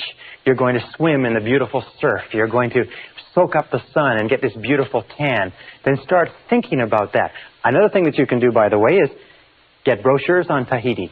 Get a poster of Tahiti. Get a poster of a cruise ship. Get pictures of the things that you're going to do and have and enjoy that you associate. Because the more emotions you can associate with the accomplishment of the goal, the more rapidly the subconscious accepts it as an instruction and the more rapidly you go to work on it. Now here's what I use, by the way. Here's what you can use. You can use cards like this, which are just index cards. These ones don't have any lines. But you can use cards with lines, and you just sit there and you just write out your goal, and as you read the goal, repeat it 3 to 5 times, imagine it, visualize it, see yourself doing whatever is necessary, visualize the outcome, and then just change the card and go on to the next one. The more relaxed you are when you do this exercise, because of the law of relaxation, the more rapidly the subconscious accepts it. Here's something else that you might want to get.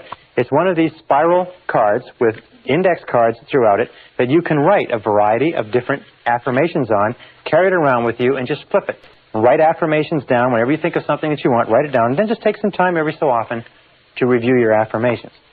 Now, one final technique is what is called sports programming technique, which combines all the others. It's used by all top Olympic athletes. It combines mental rehearsal and relaxation. It's based on what is called autogenic conditioning, which means that if you want to become better at a sport, the technique is very simple. First of all, get some instruction in the sport. Learn from an expert. Study and learn what excellent performance in the sport constitutes. Second of all, before you go to sleep or sitting in a very relaxed position, take several deep, deep breaths and relax your body, and then visualize perfect sports performance. Say you want to be a better skier. Very simple. What you do is you learn how to ski, you look at films and pictures of people skiing excellently, and then you visualize yourself actually being the skier. You close your eyes and you do 2 types of visualization. The first type of visualization is where you look at yourself actually skiing. You look at yourself and you look at your performance. Look at yourself going down the slope. Look at yourself turning, putting in the poles, twisting, and so on. You look at yourself skiing beautifully and watch yourself going almost as though you were a spectator. The second part of the visualization is you then shift your point of attention and you look at yourself from your own eyes and actually see yourself going down the slope. Sports affirmation technique is used by all the major football teams, the basketball teams, the major figure skaters, the top golfers. Virtually all Olympic athletes train in their minds over and over again. For instance, skaters will sit down, close their eyes, put on their music, and then they will go through their entire skating routine in their minds while their music is playing. What happens is, of course, that in your mind you never fall. So they program their minds over and over again. And this is based on a very simple fact, is that every time we visualize an action, we actually send measurable impulses of nerve energy to the legs, arms, muscles, and nerves that would control the muscles that we would use if we actually engaged in that action. If you want to be a better golfer, a better skier, a better tennis player, a better baseball player, swimmer, better public speaker, better anything, you can use sports affirmation technique to bring about rapid programming changes. The key is this: repetition, visualization, relaxation, and clarity of your goals over and over again until they are accepted by the subconscious mind as facts, until they begin to become true in your reality. And if you stick with it, it will work for you.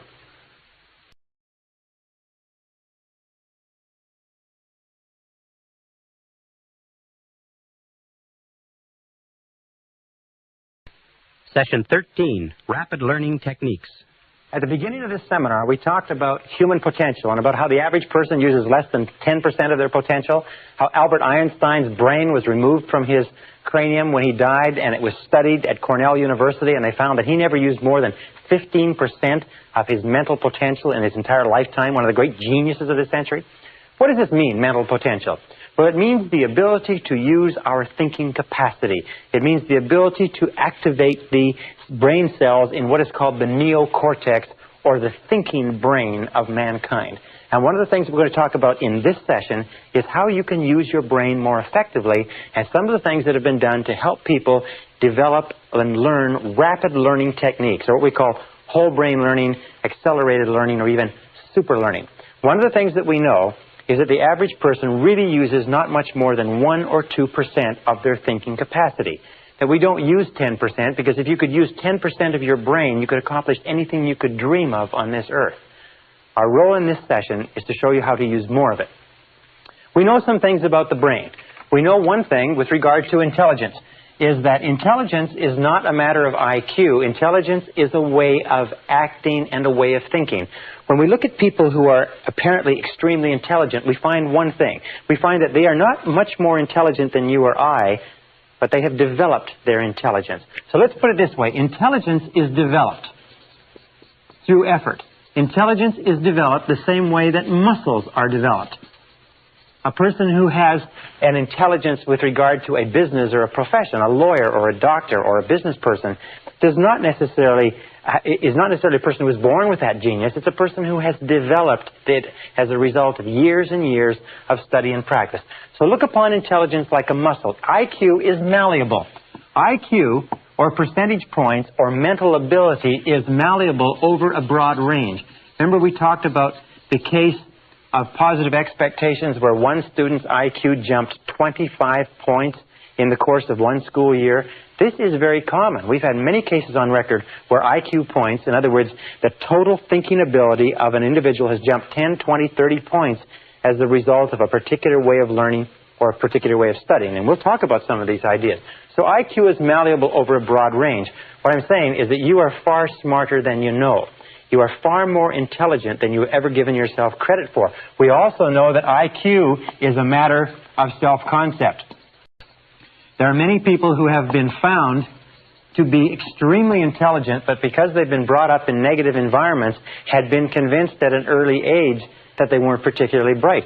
One gentleman who was encouraged to leave school in the 10th grade because they felt he was a complete academic failure was turned out later to have an IQ of 175 when he tried to enlist in the Army. After he got out of the Army, he started 6 businesses and became a multi-millionaire by the age of 28 because they proved to him that he was brilliant. The reason he didn't pay attention in school was not because he didn't have the intelligence, but because he learned everything the first time it was mentioned and he was totally bored.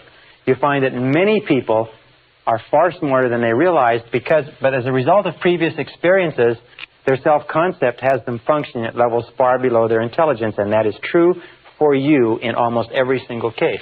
Now, another important point is learning ability is malleable. Learning ability is malleable. What does that mean? Well, malleable means it can be shaped. It can be bent. It's like a metal that can be bent and pounded. Learning ability is malleable in that you can learn to learn. Wonderful thing is that human beings are learning creatures. You can learn to learn whatever you want. And the more you learn, the more we have found, the greater capacity you have to learn. Is that learning ability is like a muscle. The more you stretch it, the more you use it, the greater its capacity becomes. The more you learn math, the more capable you are of learning history. The more you study philosophy, the more capable you are of learning psychology. That your capacity to learn expands as you learn any subject. Now, there's another important point, too, with regard to learning, is that if you want to earn more, you have to learn more. If you want to earn more, you have to learn more. This is one of the most important, simple, trite little expressions that you'll ever hear, is that we live in a knowledge-based world, and your external world of earnings will be a direct reflection of the amount of useful knowledge that you take in. So if you're like me, you're probably impatient, and you probably would like to know how to learn more faster so that you can earn more faster, and that's what we're going to talk about. Our third point, by the way, is a direct relationship between longevity and learning. Is that we find that the more active your mind is, the longer you live. That whenever you see cases of people beginning to develop senility in their early 60s, you see an example of a person who stopped reading a long time ago and started watching a lot of television. Senior citizens in America watch an average of 7 hours of television per day. And what it does is it makes their mind very, very passive. Their brain begins to atrophy. Their reflexes, their intelligence, their ability to respond and to be alert to their environment begins to deteriorate. The longer you learn, the longer you study, the more active you keep mentally, the more energy you have, the more vitality, the healthier you are. In fact, if you look at the lives of the great creative men and women like Goethe, began the composition of the second part of Faust when he was 85. Grandma Moses started painting at the age of 75 and was still painting at the age of 100. Albert Schweitzer, whom I worked with in Africa, was still working a full day at the age of 91, when most of the people, if not all the people he had grown up with, had been in their graves for decades. So, if for no other reason than the fact that you want to live forever, is you must become an active, intelligent learner. You must develop the capacity to learn. You must learn how to learn. Now, a few years ago, back in the 50s in Bulgaria, a man named Georgy Lazanov began some experiments that have had a tremendous Lazanov have had a tremendous influence on our thinking in the Western world in the last couple of decades. A tremendous book has been written on his work called Super Learning, talking about the results of his experiments. And Lazanov began studying the fact that information was exploding at such a rate that nobody could keep current on their field anymore. That no matter what field you were in, tens, hundreds, even thousands of articles were being written every year, that nobody could absorb the information. So he became preoccupied with the need to create a way for people to learn more rapidly. He called his system accelerated learning. We call it rapid learning. Some people call it super learning. It means the same thing. It means how can you take in more information at a faster rate? And what Lazanov found was this. He began as a pioneer of whole brain research. He found that there are really two hemispheres of the brain, and the two hemispheres of the brain perform different functions. And that people who learn the very best are capable of harmonizing and using both hemispheres of the brain. If the left hemisphere is responsible for certain functions, the right is responsible for certain functions. He also found that there's a massive tissue that divides the brain called the corpus callosum, and that children up to the age of 5 or 6 learn at about 25 times the adult rate. And his thoughts were, would it be possible to recreate the conditions that exist in early childhood that enable children to learn at a fantastic rate of speed in adult life? And so he found that in looking at the functions of the brains, he found that the left hemisphere and the right hemisphere were responsible for very different ways of thinking. Let me give you some examples. For instance, the left hemisphere is verbal. It thinks in terms of words. The right hemisphere is pictorial or artistic. It thinks in terms of pictures. The left hemisphere is analytical, whereas the right hemisphere is holistic. It sees all the facts and information. It sees the big picture, if you like. The left hemisphere is pragmatic. It's very matter-of-factual. The right hemisphere is intuitive and is the seat of intuition and feelings. The left hemisphere is concrete. It likes to see things that it can count, touch, taste, and feel. The right hemisphere is abstract. is it's responsible for abstract concepts, scientific concepts, artistic or philosophic concepts. The left hemisphere is linear in that it sees things in an orderly row, and it is also sequential and likes to take things one thing at a time. The right hemisphere, on the other hand, is musical and artistic, if you like, and spontaneous, and is responsible for humor. The left hemisphere is responsible for language, the stringing together of words in a logical order to make sentences. It's also responsible for math. The right hemisphere is responsible for dance and for poetry. And these two hemispheres, in order to work properly, have to be harmonized. But they have very, very different functions. And as Lozanov did his research, he found another thing, is that when he studied the way that people learned, he found that people learned at different levels of brainwave activities and as a result of different things. For instance, he found that the brain functions at 4 different levels. And the first level is what is called the beta level. The beta level is 14 waves per second or above. The beta level is normal waking. This is where you and I are. Whenever our mind is very active, very intense, our brainwave activity, or what is called cycles, our brainwave activity is very frantic. This is where most of us spend most of our time. It's also the time where we learn the least efficiently. He said he found that below that beta was the alpha level. The alpha level was 8 to 13 waves or cycles per second. And this was a more, if you like, modulated wave level, and he found that we have a tendency to learn in this stage. This is the deep relaxation stage. This is the stage that we're in when we're sitting deeply relaxed, when we're daydreaming, if you like, or prior to going to sleep, we drop into this level. Just below the alpha level is what is called the theta level. The theta level is 5 to 7 waves per second. The theta level has, again, bigger waves, and this theta level is where we just are starting to drop into dreaming. It's called the hallucinatory or illusionary area, where we're starting to have dreams just before we fall asleep. Have you ever had the experience of being woken up just as you're falling asleep and being jerked out suddenly from this theta level? You weren't into delta, you weren't sound asleep, and you notice how jarring it is.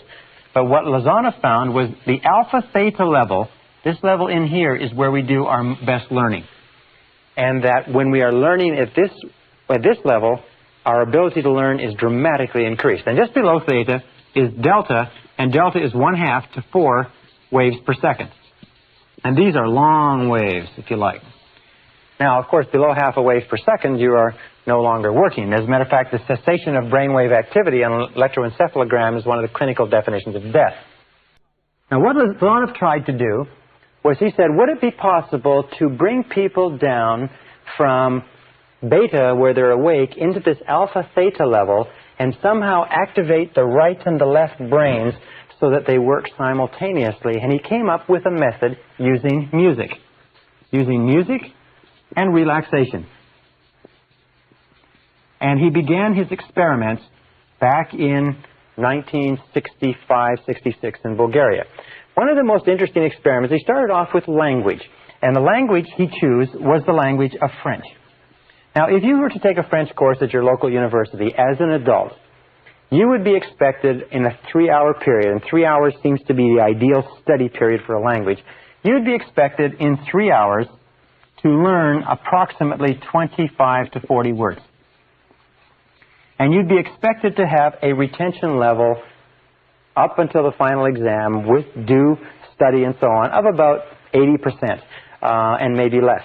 As a matter of fact, what Lozanov found, he said that most of the ways that we learn in our society are so inefficient as to be deplorable, in that the average person who gets a university degree in our society after 4 years and $25,000 to $50,000 of expenses forgets 80 to 90% of everything they learned at the university before the summer after the final year is over. As a matter of fact, as much as 80% is lost in the first 30 days. It was been postulated by a couple of university professors. If you want to clear out most of the universities in the country, very simple way to do it, is call everybody back 48 hours after final exams to rewrite without notice. and you would find that the traditional way of learning, which is to cram the brain with as much information as possible and to rush into the exam room and regurgitate the information onto the exam and then go back and recover and do it over again, this way of learning is so inefficient that almost all the information we take in that way is lost completely. That's why if you took a language course in school and then you ever went to one of the countries where they spoke the language, you found that you probably couldn't remember more than 3 or 4 words, and even those you had wrong. Well, so Lazanov decided to use music and relaxation, and this is what he did. Under very closely controlled conditions, he brought in 60 students. These 60 students were drawn from a variety of occupations. None of them had any knowledge of French at all. They were very closely monitored and screened by people who were not favorable toward this experiment. So it was very rigorously controlled. In 1966, he brought in these 60 people, and he felt that he would have to greatly increase the average level of learning in order to get approval for the establishment of his Institute of Suggestology. The Institute of Suggestology and Suggestopedia was subsequently set up in Sofia, Bulgaria. What he did is he took these people, and we had 60 people, and his goal was to get them to 150 words per session, 100 to 150 words per session with higher levels of retention. What they did is they brought them in, they played gentle, relaxing music, they turned down the lights, and they read them the words on cards with the French on one side, the Bulgarian on the other. And as they read them the words, the students repeated the words in a deeply relaxed state, and they brought them up to a state of full awareness and reviewed the words and then tested them on it. They found from the very beginning 3 sessions. First of all, review in aware state. Second of all, listening to the words in deep relaxation. Third of all, review in an aware state again. They found that from the very first session, they were getting 98% retention. In that, in testing at the end of each session, they were remembering 98% of what they learned. They conducted this experiment for 6 weeks, and every single student in the class got up to a 98% retention rate with no experience in the language at all. Now, before they disbanded this experiment in '66, he called for volunteers and got 15 more. 15 of these students volunteered, and they said, would it be possible to learn 500 words in one day? Well, they came in on a Saturday. They worked all day because nobody in recorded history had ever learned 500 words in a day. And at the end of the day, they tested out at 98% retention of 500 words. Now, an interesting point is that many of these people were suffering nervous disorders. As a matter of fact, 40% of them were drawn from the registers of psychologists and psychiatrists. And after this 6-week learning period, learning 150 words a day, almost every one of them was completely better. That there was no stress in this type of learning, that it was very, very relaxing, that they found that it cleared their minds and they felt wonderful afterwards, as opposed to our current way of learning, which is so stressful and so tense and so competitive. They found that after this 500 words, at the end of the day, everybody felt great. There was no stress, no fatigue, nothing. Well, he said, let's see if it's possible to increase this before we disband the experiment. And he called back 12 of the students, the best learners. 2 weeks later, they got together to see if they could learn 1,000 words in one day. 1,000 brand new words in one day. The result of it was that at the end of the day, they were able to learn the 1,000 words and test out at 98%. Interesting, later on, about 6 months later, they brought these students all back to see how much of the language they had retained with no opportunity to read in it, no opportunity to speak it. They found that they tested out at 69% recall without any review, and with one review, the entire class was back up to 98%. In other words, this method of music with deep relaxation, dropping into alpha theta and activating both brains had led to a dramatic increase in learning ability. Now, in 1974, Lazanov, under a controlled experiment, got the rate up to 1,800 words in one day with 98% retention. In 1979, in a special experiment with selected students, Lazanov got the rate up to 3,000 words in one day. In other words, by activating the brain and with still 98% retention. Now, this is a phenomenal thing. It's almost an unheard of thing to believe. But what Lazanov has found is that the learning capacity of the brain is infinite. That the capacity of your brain to learn and to take in information. For example, if you speak English well, you probably speak and use about 1,200 to 2,000 words in the course of your day-to-day life. All you need is 2,000 words to be functionally fluent in any language. The average English-speaking person uses less than 1,200 words. As a matter of fact, some people, and especially as you go down the educational ladder, use sometimes less than 500 words in their entire language. But 2,000 words will enable you to read any newspaper, any magazine, watch any program, radio, television, except something of a technical nature. What Lazarov proved was that it's possible for a person to learn one language per day, permanently. Now, this learning technology is beginning to change the way that we learn. It's beginning to revolutionize all of our understandings about language. Lazarov has also developed many other techniques and understandings. He found that gentle classical music is a critical part of this learning. That Baroque music, with 60-beat Baroque that slows down the heart rate and slows down the brainwave activity rate so that the body and the mind get into sync with the music and the incoming information, is critical. That you can learn technical subjects, you can learn medicine, philosophy, psychology. I have taken extended courses now in accelerated or optimal learning to learn these methodologies, and what I have found is that you can learn, even without any of the science or technology, you can learn things very, very rapidly if you'll do 2 or 3 things. Here are the keys to speeding up the way that you learn. Number 1 is define what it is you want to learn and need to learn in order to be more successful and more effective. You cannot learn something that you're not interested in. You cannot learn something that does not hold your attention. You cannot learn something that is boring. So make sure that what you're studying is important to you. So number 1 is to define it. And when you begin to study, define your purpose. Why are you learning this subject? Think it through, read it through, study it, and only study things with an aim in mind. Remember, you have to have a goal.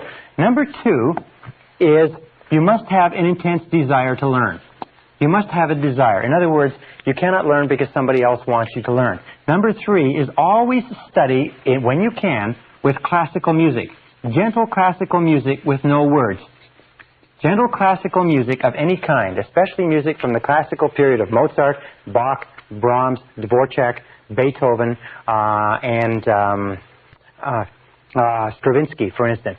These composers have a classical 60-beat Baroque backbeat within their music. And if you play with classical music, or even environmental sounds, like the sounds of waves or the oceans, white music as it's called, if you have that in the background, it relaxes the brain, it opens the left and the right hemisphere, and it allows information to come in through the left brain and be internalized into the right brain where it is stored in the seat of memory. So what you want to do is, through music, you want to relax the corpus callosum, relax the brain so that information can flow in through the left brain and into the right. A 4th key point is spaced repetition.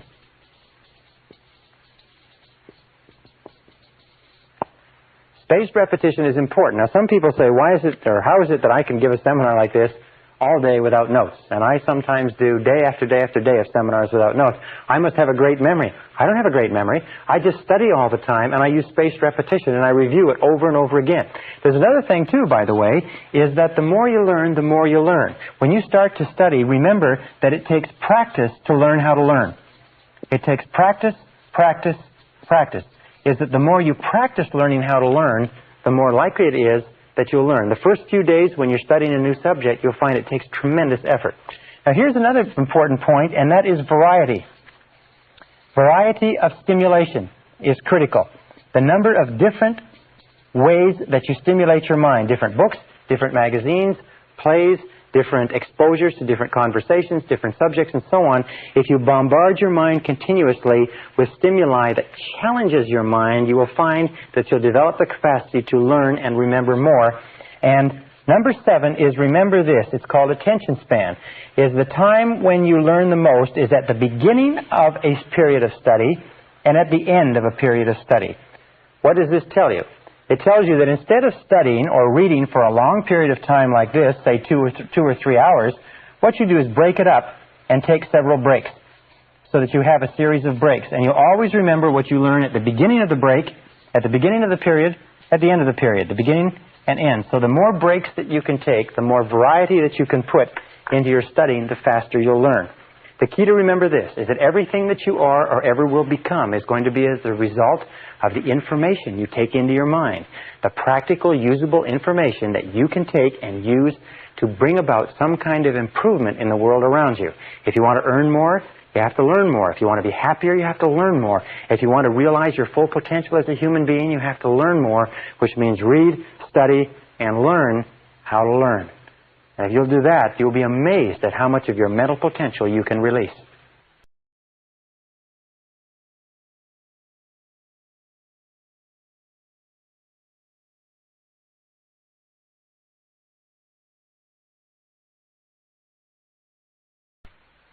Session 14, Progressive Relaxation with Music.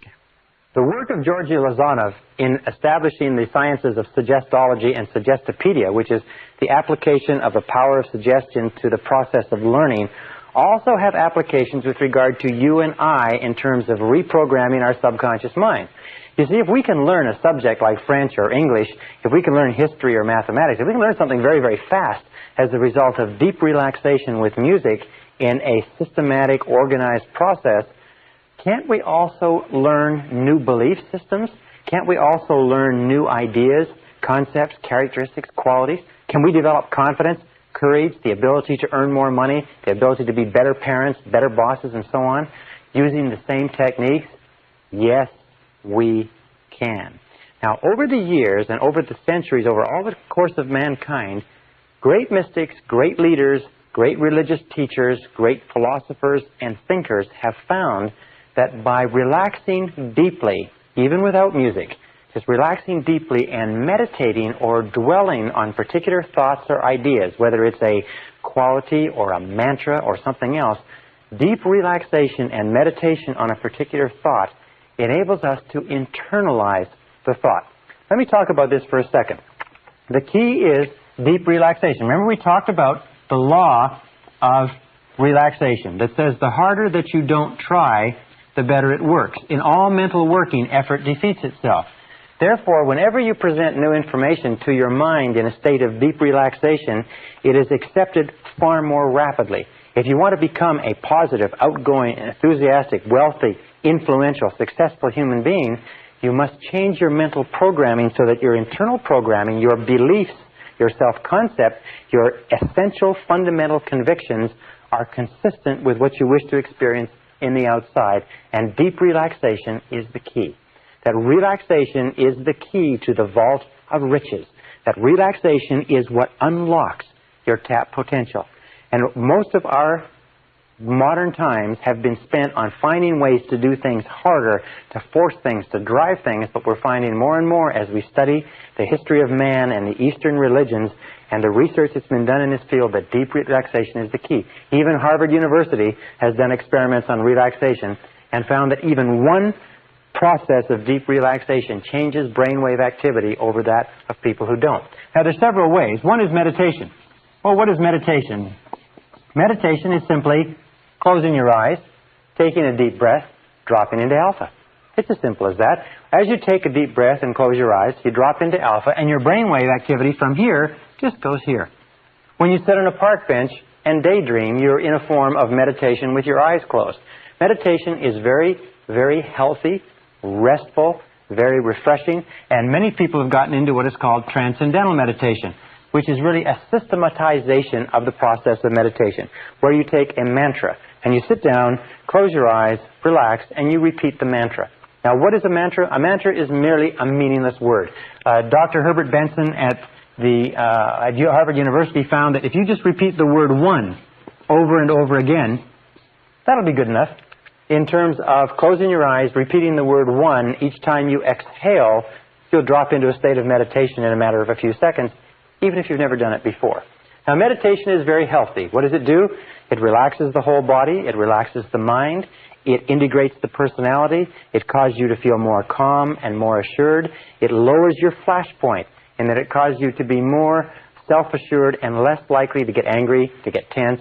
It causes you to sleep better at night, causes you to digest better, it causes you to achieve your goals better, and so on. So meditation or deep relaxation is an essential part of you achieving your potential. Sometimes people say, I don't have the time to do this. Whenever you don't have the time, that's the time when you have to do it the most. Anything that takes you into a state of deep relaxation brings you down to the point where your mind can function in the levels of alpha and can integrate your personality. There's a whole science called the science of psychosynthesis that says that meditation on any subject actually synthesizes and integrates and brings together the mind. Well, what Lazanov also found, that if you combine relaxation with music, and this is the second part, you can accelerate the process. That when you play gentle music, when you are in a state of deep relaxation, you actually go deeper into relaxation, your mind relaxes even deeper, and as a result you function better. And if you combine relaxation plus music plus informational input, or the input of words or ideas, that you can learn at an accelerated rate. You can bring about rapid and permanent behavioral changes. On the market today, there's a great number of subliminal tapes where they play words hidden beneath the sounds of music or ocean waves or something like that.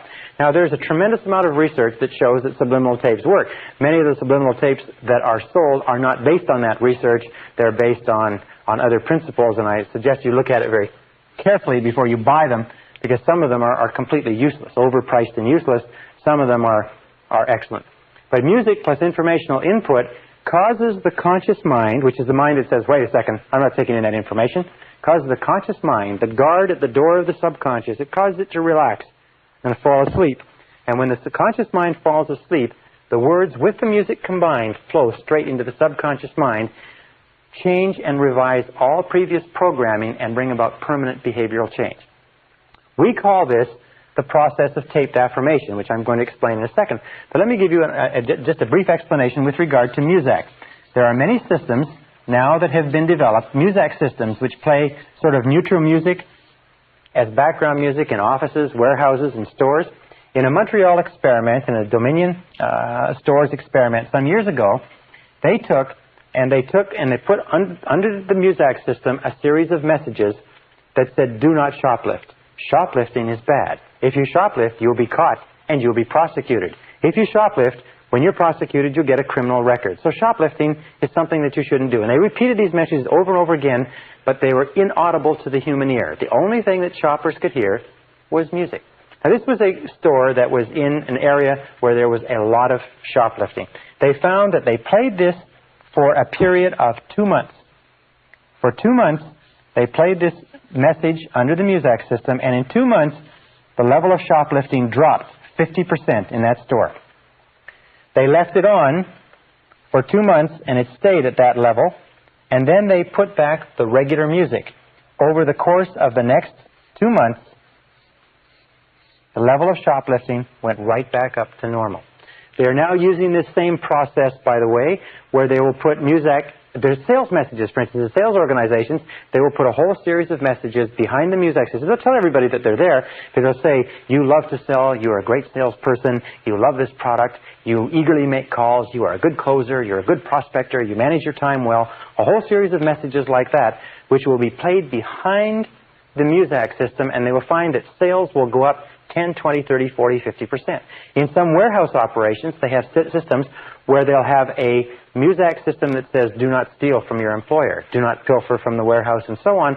They'll find that theft and pilferage will drop 20, 30, 40% in a matter of a very short period of time. Now, this brings us to what we call taped affirmation, which is progressive relaxation with music. Taped affirmation is absolutely wonderful. Taped affirmation is a way of putting your goals onto a tape with music and playing them over and over to yourself in a relaxed state so that they bypass the conscious mind, drop into the subconscious, and begin to come true in your reality. I began using taped affirmation several years ago. I have now thousands of graduates who use taped affirmation. I'll just tell you this, is that every single goal I have ever put on a musical tape and played to myself over and over again has materialized in my reality.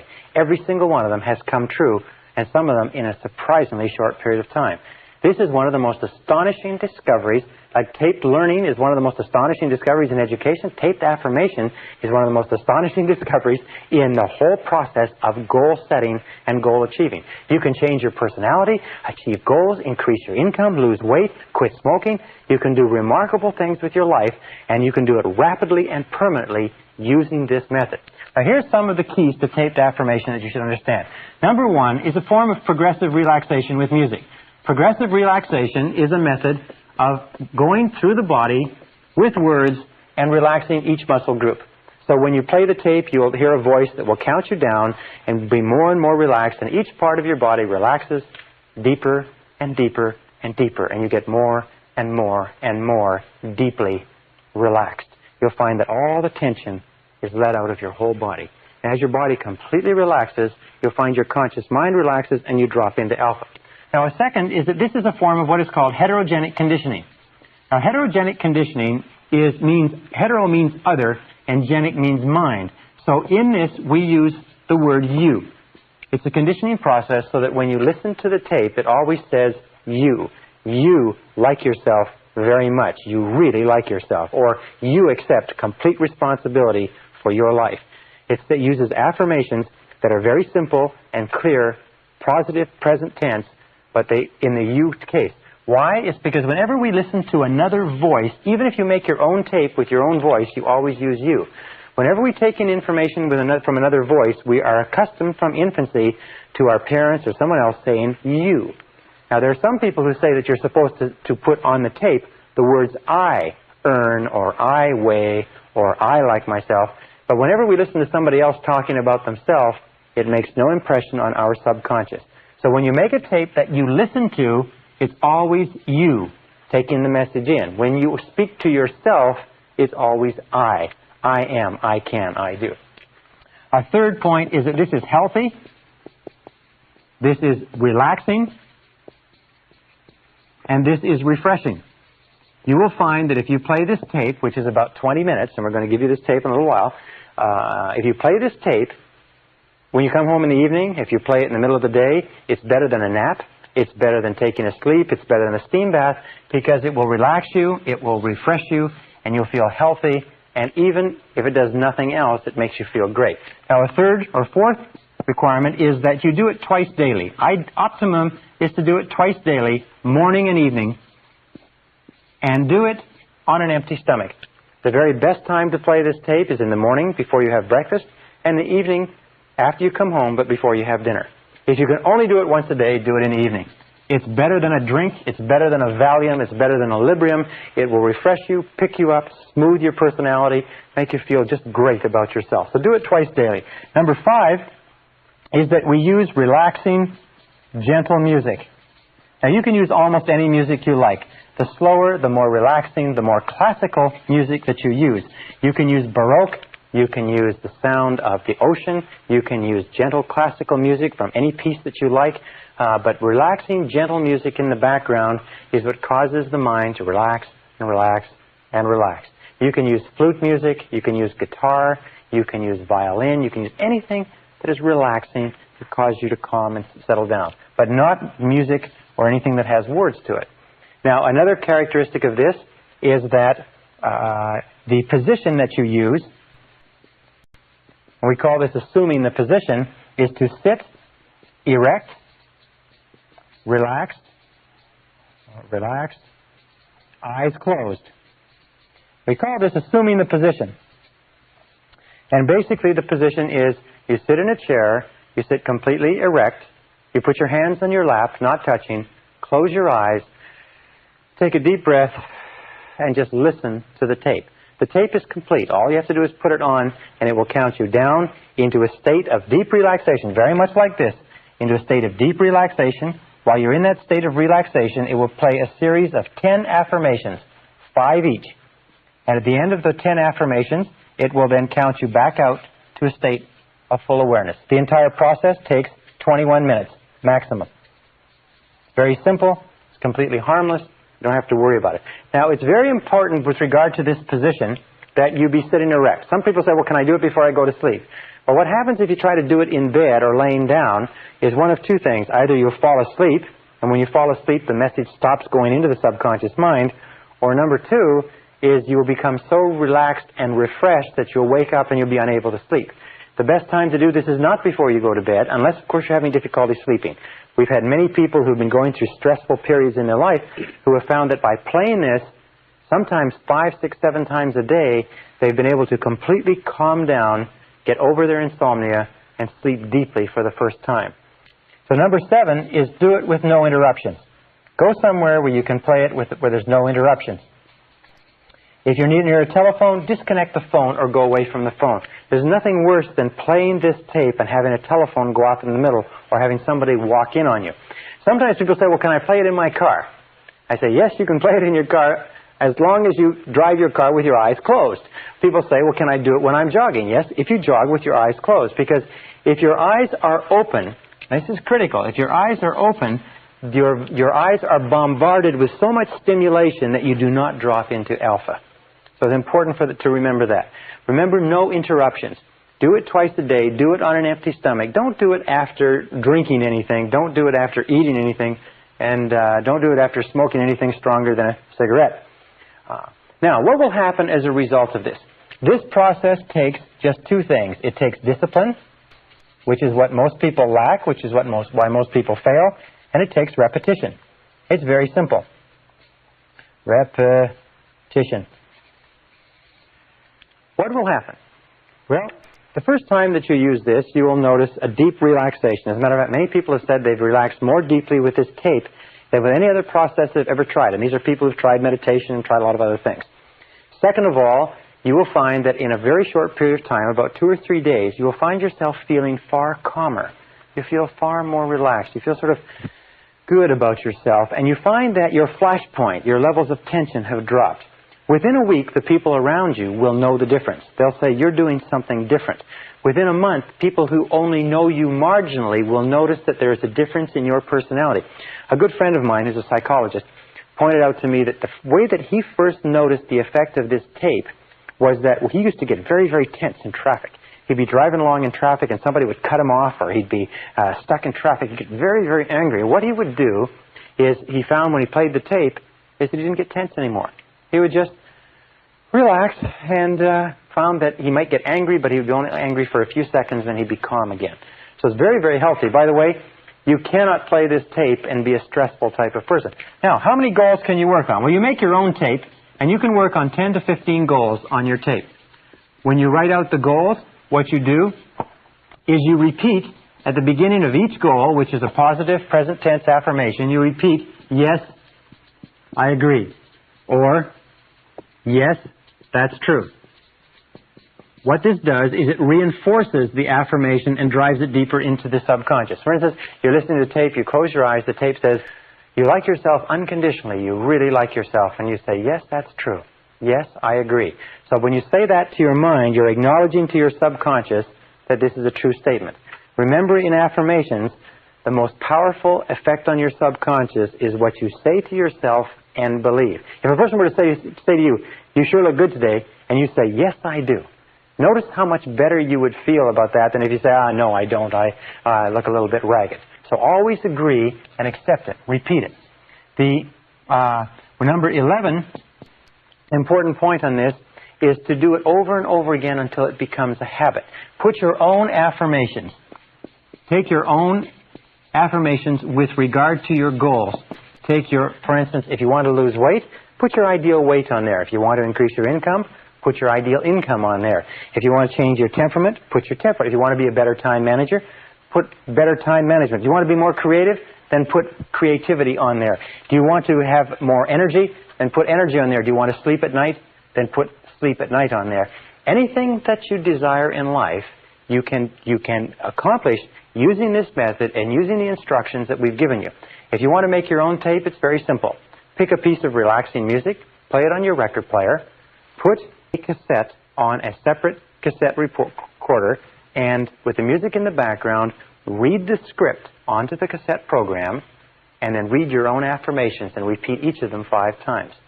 If you'll do that and then read the whole script, then you have your own tape, and as you achieve your goals, what you can do is make a new tape and make a 2 tape. The tape that we supply you with this program is good enough to last you for a long time because it's been developed over years of experimenting with other people, and we find that the 10 goals on this tape are the 10 most important.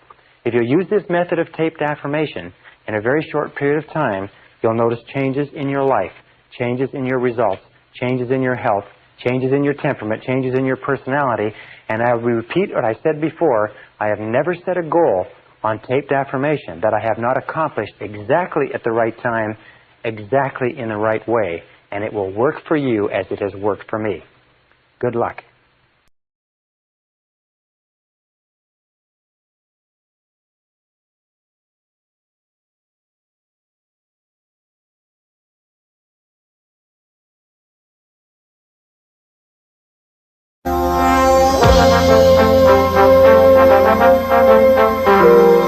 Brian Tracy presenta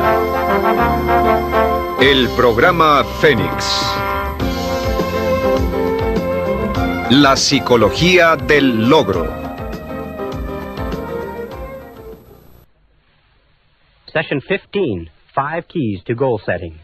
We started this seminar asking the question, why is it that some people are more successful than others? And a friend of mine who's been working in this industry for many years told me a story that I think you'll enjoy and which I found very relevant. He said that he invited, as the deacon of his church, he invited a Jewish gentleman to come to his church, a Christian church, and speak to the congregation on comparative religion, how the Jewish religion compared with the Christian religion. Well, the Jewish gentleman came after several weeks, and he stood up, and he began his talk. And he said, ladies and gentlemen, he said, I've examined your books, and I've examined our books. He said, I've examined your basic teachings, and I've examined our basic teachings, and I've come to this conclusion. He said, the Bible and the Talmud and all of our books say that the two great rules of life are to love God and to love your neighbor as yourself. He said, ladies and gentlemen, all else is commentary. All else is commentary.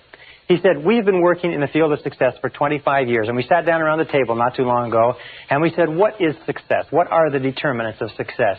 And the unanimous conclusion was simply this. Ladies and gentlemen, success is goals, and all else is commentary. Success is goals, and all else is commentary. And I don't think there's anything that you'll ever learn that is truer than that. During the course of this seminar, we've talked about many different laws, the law of attraction, law of correspondence, law of belief, expectation, and so on.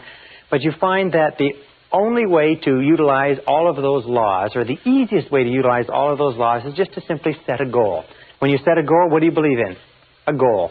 What do you expect to happen? A goal. What do you attract into your life? People and circumstances in harmony with your goal.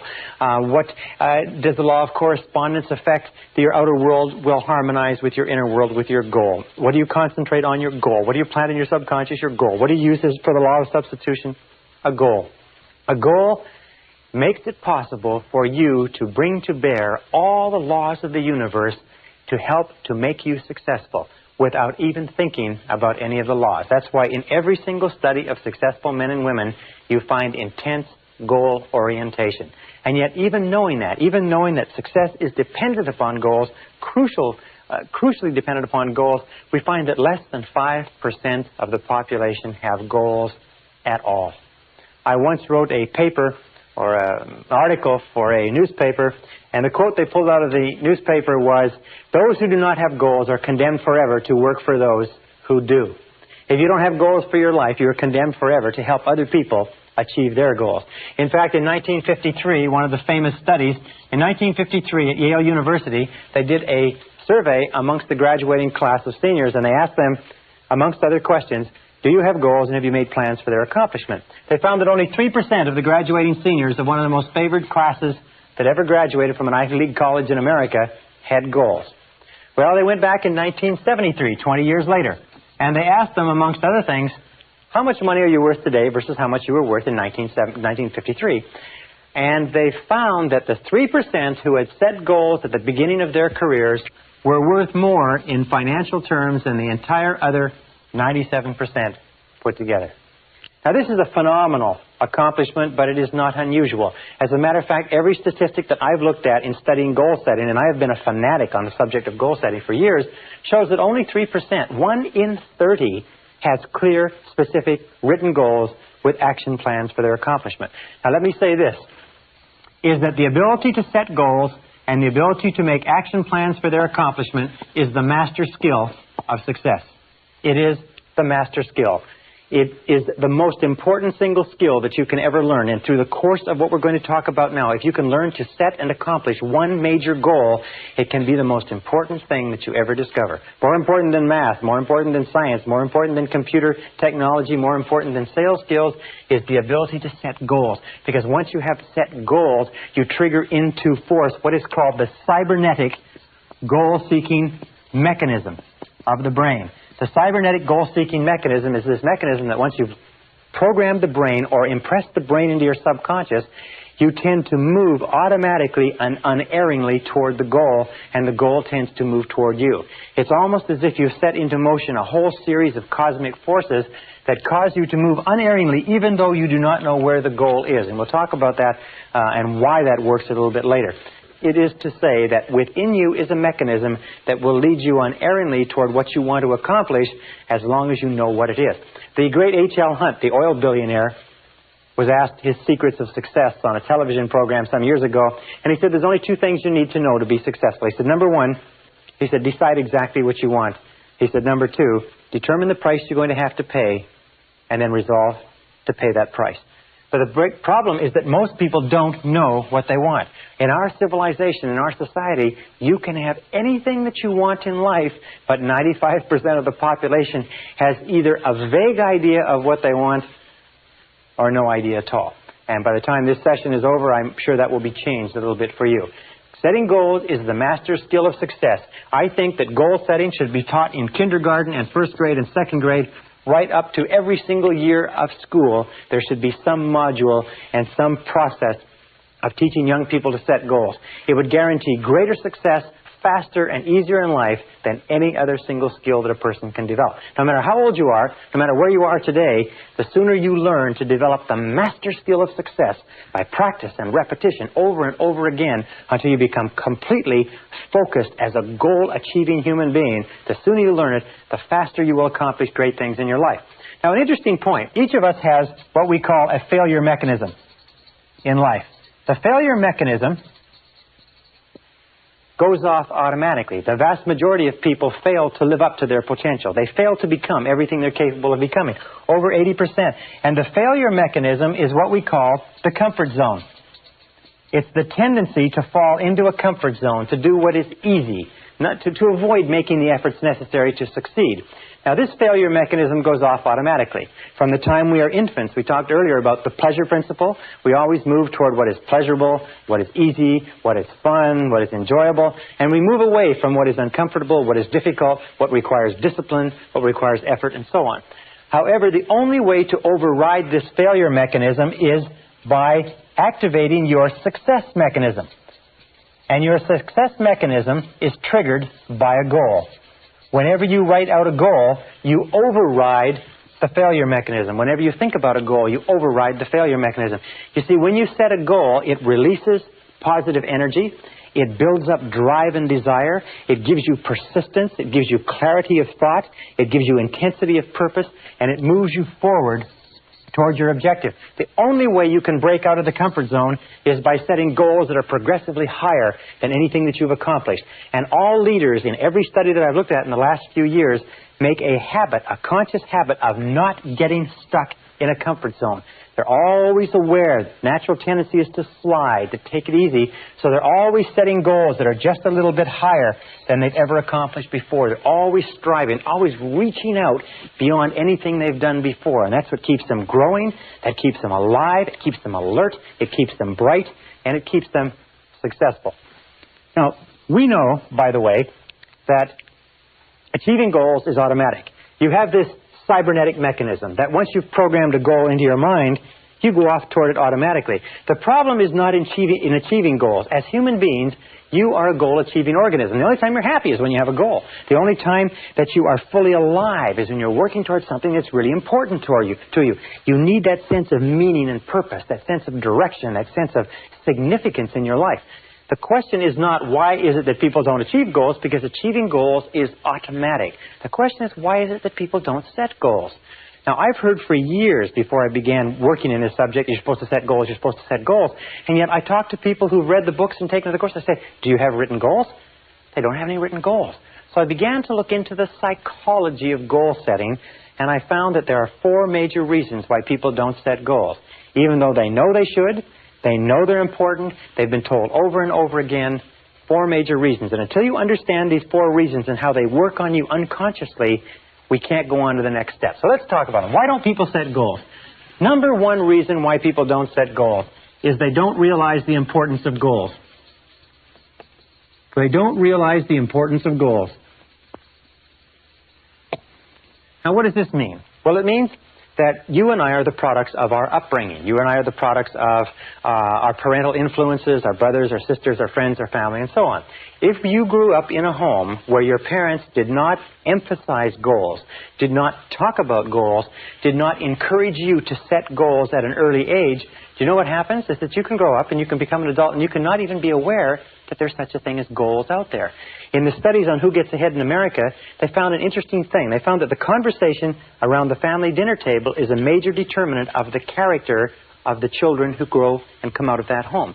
That if the conversation around the dinner table is achievement-oriented, success-oriented, goal-oriented, then young people will grow up believing and working toward goals as naturally as they eat with a knife and fork or wash their hands after dinner.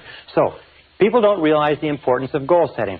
Please understand that goal setting is critical. It is the vital skill of success. And the kindest thing that a person could ever do for their children is to help them set worthwhile and realistic goals from an early age and then give them all the encouragement possible to accomplish those goals. Second reason why people don't set goals, see if this applies to you, is they don't know how. Surprisingly enough, and when I started studying this subject, I found that everybody said to set goals. Very important to set goals. Got to set goals, got to have goals, got to put a timeline on goals. But the fact is that there were no really good goal-setting methodologies. And in this course, I'm going to teach you a goal-setting methodology that is absolute dynamite, considered one of the best goal-setting methodologies that anybody's ever seen.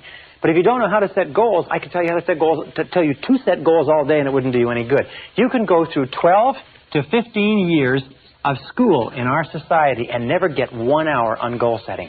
Imagine 12 to 15 years. I have taken a postgraduate degree in business from a major university, and never once did they spend 1 hour talking about how to set and achieve goals. Never once did they discuss the master skill of success. Well, after this course, you're going to know how to set goals. So that won't be a problem. Now, the third reason why people don't set goals, and this is in order of increasing importance, is fear of rejection. The fear of rejection, as we talked about before. One of the most profound and powerful fears in our life is the fear of being criticized or ridiculed by other people. And every one of us, as children, when we were young, we said, I want to do this, I want to be a fireman, I want to go here, I want to go there. And we had somebody saying, that's stupid, or you can't accomplish that, or don't be silly, or you're too small, and so on. And what we learned at a very early age is that if we talked about a goal or something that we wanted that was bigger than we were, the most important people in our lives would ridicule us and would criticize us and make us feel bad and small.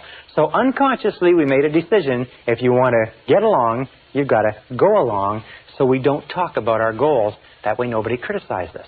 Now, as adults, we fall into the trap, an unconscious habit, we fall into the trap of not setting goals at all. And not talking about goals and not thinking about goals, then nobody can criticize you. And I will tell you this, that 80-90% of the people around you, if you decide you're going to do anything from finding a new parking spot to finding a new job or a new marriage, they will tell you that it can't be done. They'll tell you all the reasons, and they'll line them up, and they'll try to discourage you from doing anything different than you're doing. So here's the key. Keep your goals confidential. Keep goals confidential.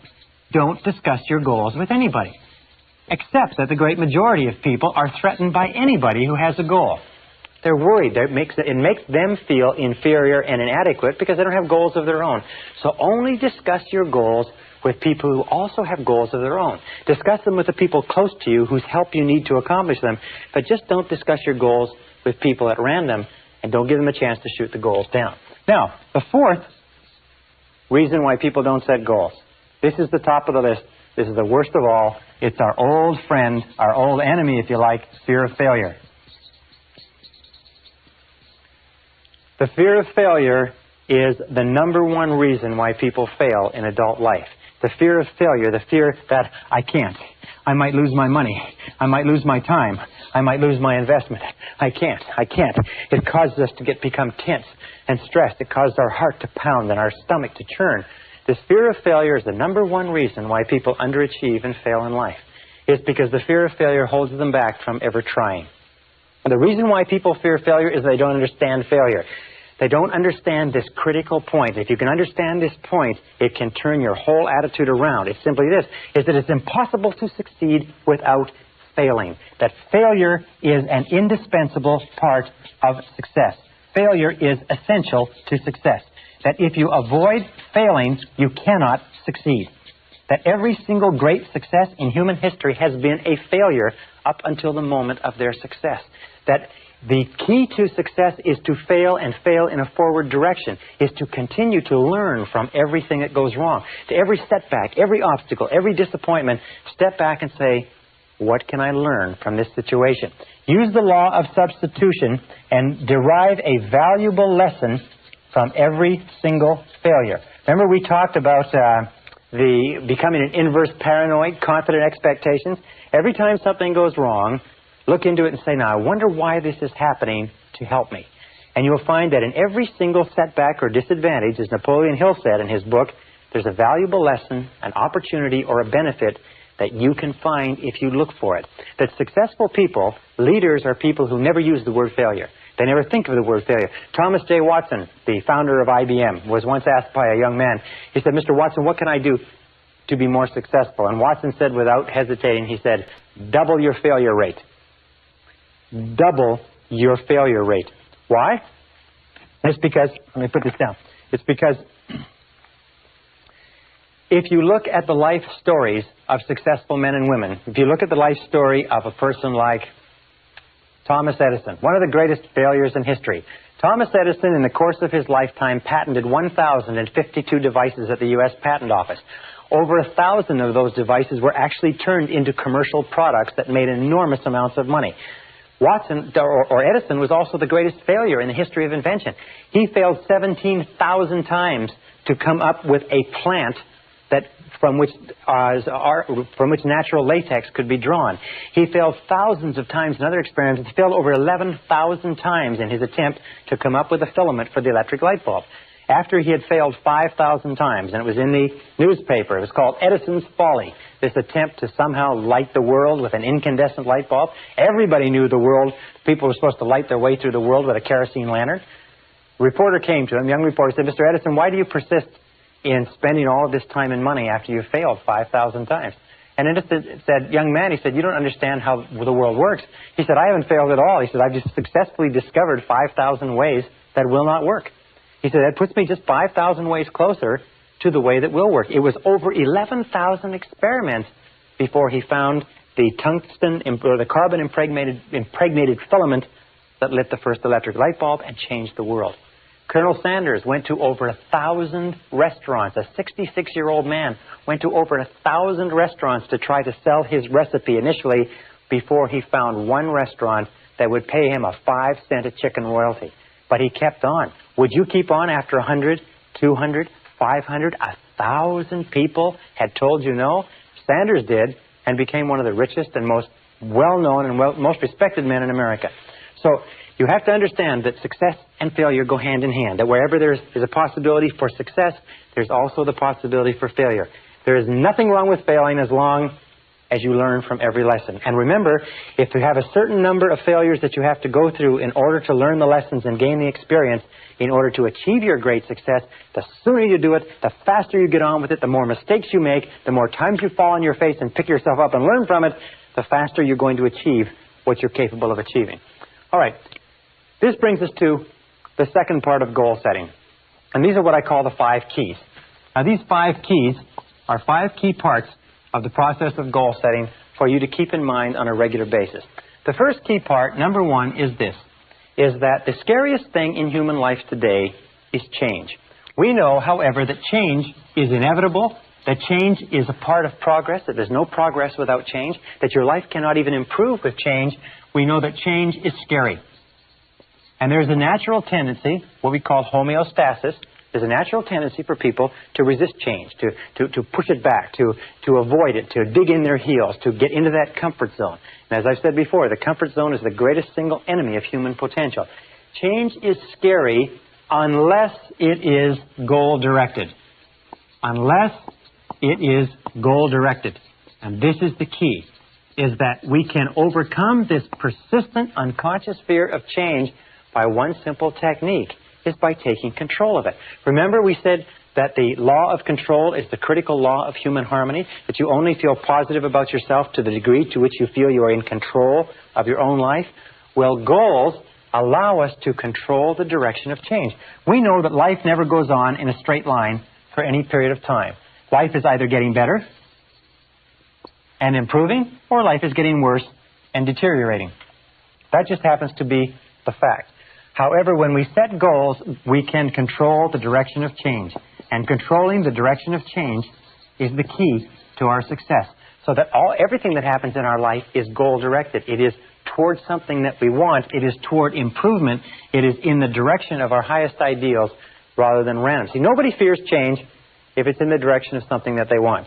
The only change that we fear is change that leaves us worse off than we were before. Now, this brings us to our second key concept in goal setting. It's what we call the area of excellence. Now, the area of excellence concept is very simple. What it says is that everybody has talents that rotate around the average. These are average talents.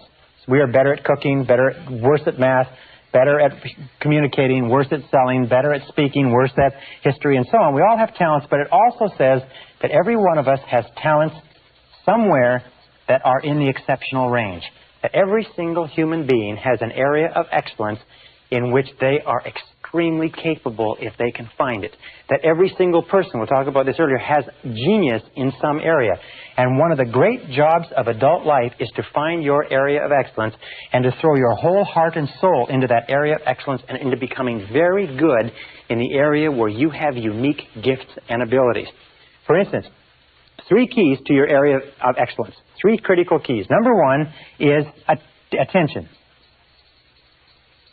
Attention, the things that hold your attention, are a very, very good indicator of where your area of excellence might be. What do you like to read about? What do you like to talk about? What do you like to think about? What do you like to study? What do you like to learn more about? Also, interest. What are you interested in?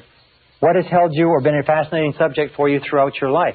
Sometimes we are programmed internally to be interested and drawn towards things that are the very best for us. And finally, absorption. What could you become totally absorbed in?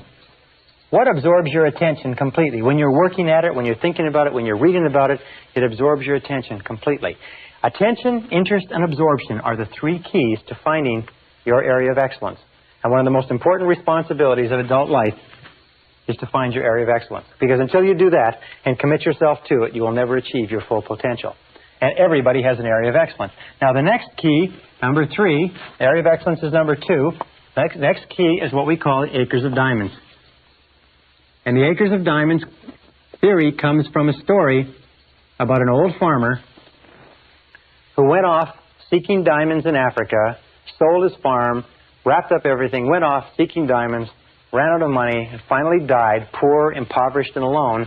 And meanwhile, back on his farm, the new owner went out and discovered some of the biggest diamonds in history. The Acres of Diamonds philosophy says that under your own feet, right now, in almost all cases, is everything that you're looking for. Right now, contained within your own talents, your own abilities, your own experience, your own wisdom, your own knowledge, your industry, your family, your contacts, that somewhere right now under your own feet is the opportunity that you're looking for. You don't have to go across the world. You don't have to move to another city. You don't have to change. All you have to do is mine your own acres of diamonds. But the interesting thing is that diamonds don't look like diamonds in their rough form. Diamonds or opportunities always come disguised as hard work. The reason why people are always looking somewhere else is because they don't recognize that your great opportunities always come disguised as hard work, and they take a tremendous amount of work and effort to develop and to realize. So look under your own feet for your acres of diamonds. Look into your own unique talents for your area of excellence. Absolutely critical to goal setting. Now, the fourth is the importance of balance. In life, in order to be truly successful, you must have balanced goals. You can't have just goals that are all money. You can't have goals that are all in any one direction. You need a balance of goals, and here are the three key areas. Number one is you need personal and family goals. Now, your personal and family goals are the goals that, more than anything else, determine the quality of your emotional life, determine how good you feel about yourself and life. And your personal and family goals, you need about 3 to 5. These are the reasons why. These are the why of your life. This is why you're alive in the first place, which is to achieve a life that is significant and important and pleasurable to you. And you must never sacrifice these for anything else. The second set of goals are business and career goals. Now, your business and career goals are the way that you earn the wherewithal. They're the way that you fulfill your potential as a productive member of society. They're the way you make a contribution. These are the what goals. But remember, these are not as important as the why. The natural tendency for us, if we're not careful, is we get so caught up in the what, the business and career goals, that we forget the personal and family, which are the reasons why we started in the first place. And you need 3 to 5 goals in the business and career area. And number 3 is the self-improvement goals. Now, self-improvement goals means that you look upon yourself as a do-it-to-yourself project. It means that you look into yourself as a person who has infinite capacity, but it has to be developed. And you need 3 to 5 self-improvement goals, too. Now, your self-improvement goals are what we call the means. Self-improvement are the means to get the what, which is what you need in order to accomplish your why. One more point, and that's this. And it's point number 5, and that is the need for a major definite purpose. A major definite purpose is the number one goal in life. And every single study that we have looked at, every single study that I've looked at in peak performance, high achievement, and so on, comes back to this very simple equation, this very simple factor, is that your life only begins to become great when you fix upon a major definite purpose. One goal, one mission, one goal that is bigger than any other single goal in your life. Now, it doesn't mean you can't have several goals. You can have 10 to 15 goals going. You can have 200 to 300 if you want. But you have to have one. If somebody were to wake you up in the middle of the night and give you a shake and say, what is your major definite purpose? You should be able to open your eyes and be able to tell them just like that. Your major definite purpose must be measurable. In other words, you can't have a major definite purpose to be happy. I had one woman come up to me and she said her major definite purpose was world peace. And I said, well, your major definite purpose, in order for it to have any meaning for you, in order for it to give purpose and direction to your life, has to be under your own control. It has to be measurable. It has to be specific. It has to be tangible. It has to be something that you can do or have or be. It has to be something that when you've accomplished it, you can look at it and say, here it is, it's achieved. It can't be something nebulous, because setting a big, broad, unbounded goal is a way that we trick ourselves into setting no goals at all. Now, with regard to your major definite purpose and your other goals, 2 points. You can have tangible and intangible goals.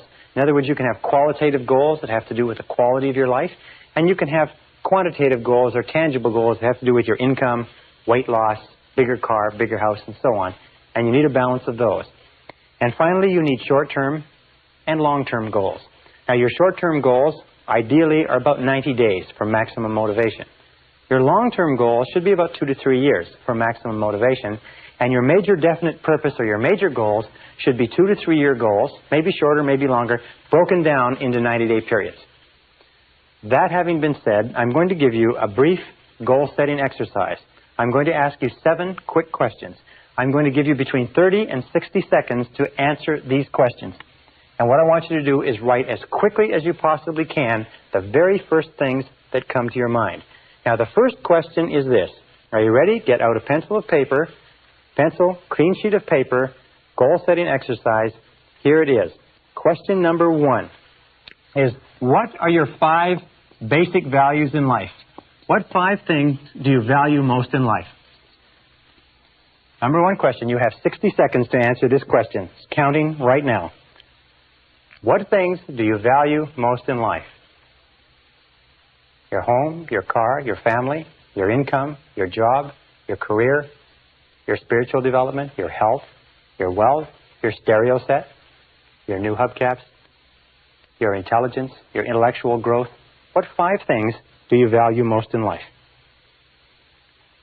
30 seconds. Write the first 5 things that come to mind. And once you've written the answer to this question, your 5 basic values, organize them in order of priority.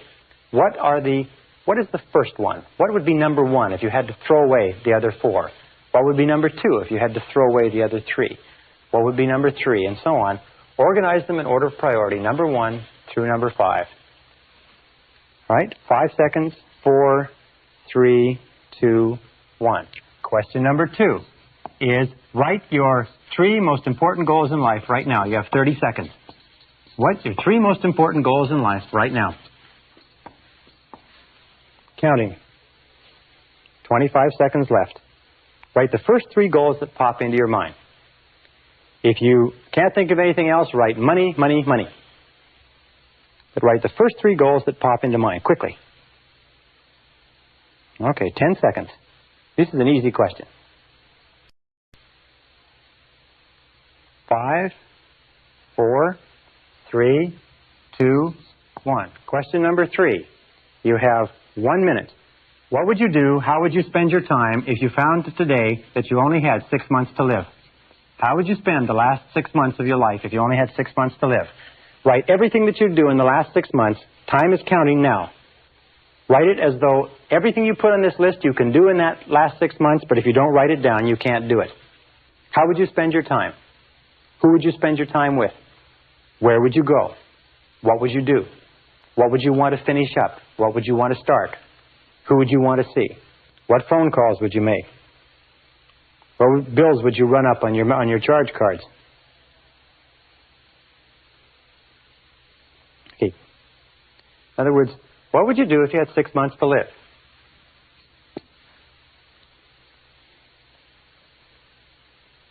All right, 10 seconds. Write everything you can think of. Remember, if it's written down on this sheet in front of you, you can do it. If you forget to write it, you won't be able to do it. 5 seconds. 4, 3, 2, 1. Question number 4.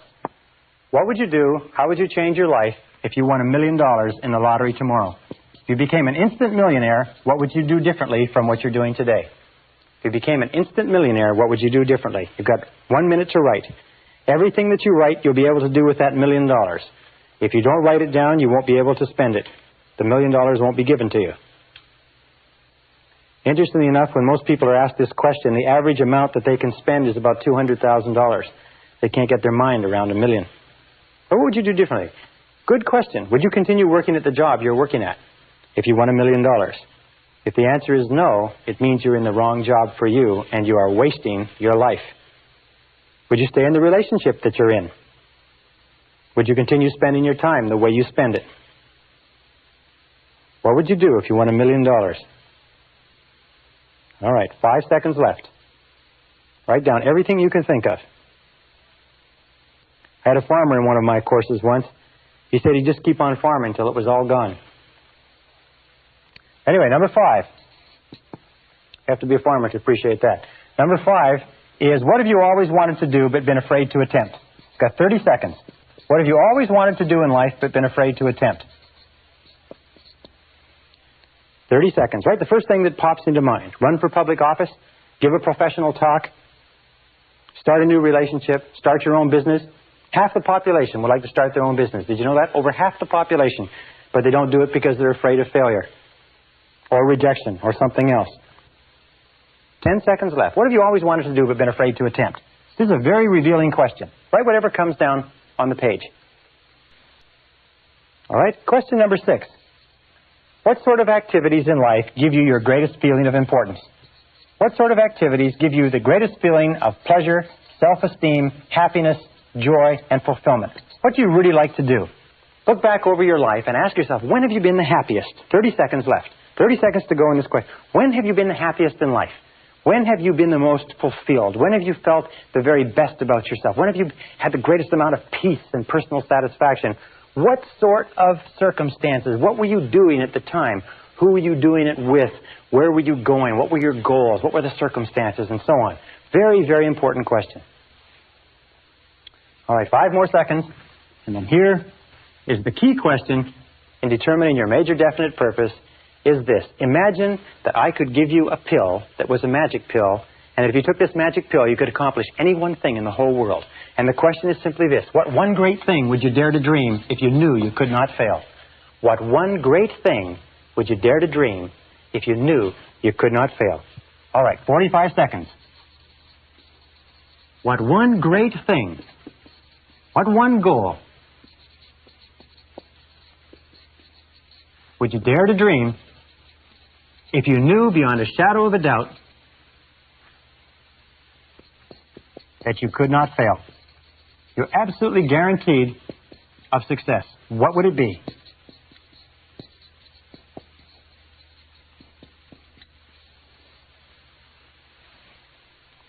Five seconds. Now, in almost every case, by the way, the answers to these questions will spring to your lips. Some people, however, have been able to go through this whole exercise and not been able to answer a single question. And there's nothing wrong with that.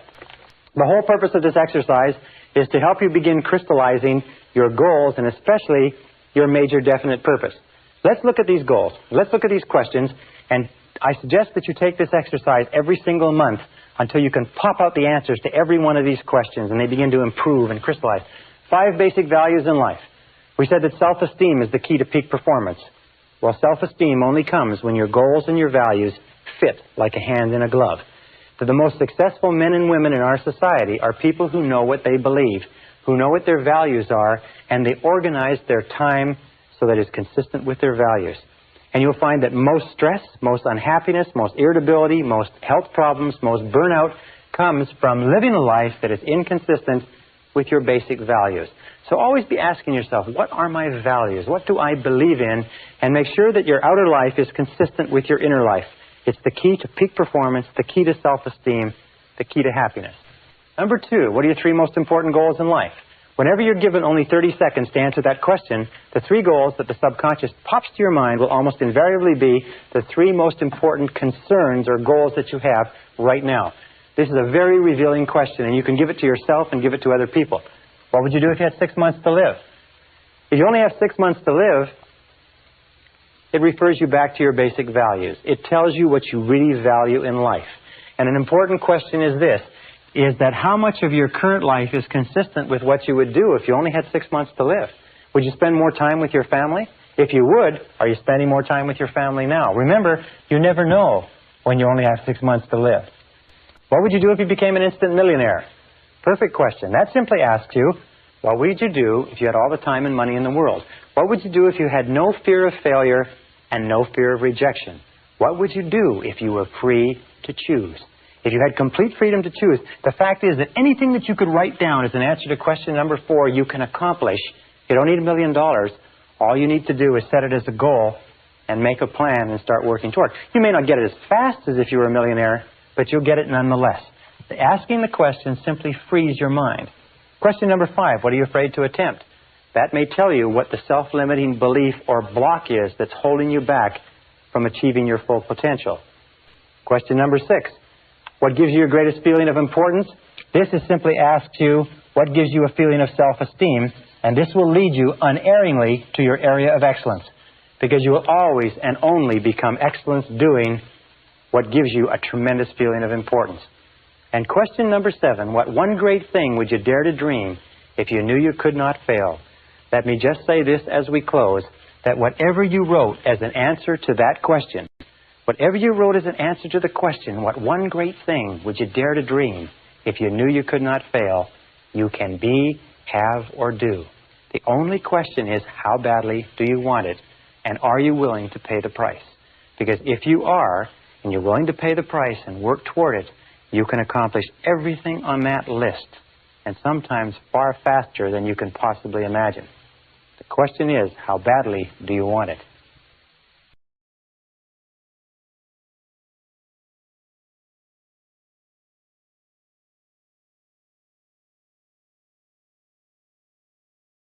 Session 16, 12 Steps to Goal Achieving. One of the wisest men I ever met gave me a success secret some years ago that made a real impression on me, and it was simply this. He said one of the most important things he found in 50 years of research was the need to use proven success methods. He said your life is too short to try to reinvent the wheel or to learn it all by yourself. So the smartest thing that you can do is what is called creative imitation, which is to go out and find what other people have done that works and do what they do until you get it to the point where you really know it well and then improve upon it. What I want to tell you about in this session is a proven success method. It's a 12-step method for goal setting and goal achieving, which I've taught to over 100,000 people. I've had many men and women come back to me and say they've accomplished more in a month with this program than they have in a year without it. I've had people who've accomplished more than 2 or 3 years than they'd accomplished in 10 or 20 years using this very simple methodology. It is a proven success method. I urge you to try it. I urge you to use it, incorporate it into your life, use it as an automatic process, and whenever you start thinking about your direction, your meaning, your purpose, where you want to go, sit down and work it through these 12 steps until it becomes automatic. Remember, the ability to set goals and to make plans for their accomplishment is the master skill of success, which can only be learned through practice and repetition over and over and over again. Now let's go to the board and let's talk about these 12 steps. Step number 1, starting point of all success. And by the way, let me step back just for 1 second. We talked a little bit earlier about the importance of the major definite purpose. Your major definite purpose. The major goal, the number 1 goal in your life. And many people come to me and write to me and phone me and they say, how do I pick my major definite purpose? And the only solution I can give you is go through the 7-step goal setting exercise, which we did in the previous session. And also, if you can't come up with it then, make it your major definite purpose to find your major definite purpose. Dwell upon your major definite purpose.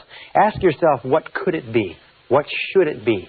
What will it be? What ought it to be? And keep running this over and over in your mind. Seek information, look, discover, and you will find that with the inexorability of a law of nature, that your major definite purpose will come to you, and it'll be so clear, so obvious, so right, and it will happen in exactly the right time.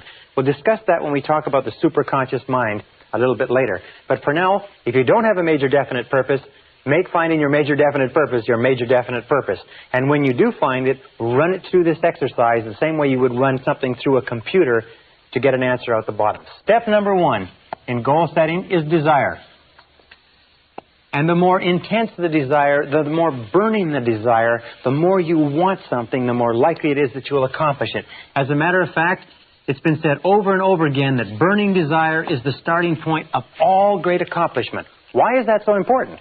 Well, burning desire is the desire that drives you ahead over all the difficulties, disappointments, temporary failures, obstacles, because if your goal is worthy of you, you're going to fall on your face over and over and over again. You're going to make mistakes. It's going to cost you money. It's going to cost you time. It's going to cost you anxiety.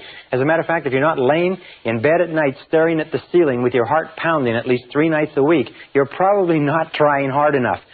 So, burning desire is the starting point of all great goal attainment. Now, burning desire is always personal. Always personal, which means that when it comes to setting goals, whatever the goal is, it has to be your goal.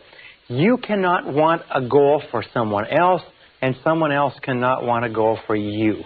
When we talk about desire, make it personal. Somebody says, I want to get a raise at my job. That's my goal.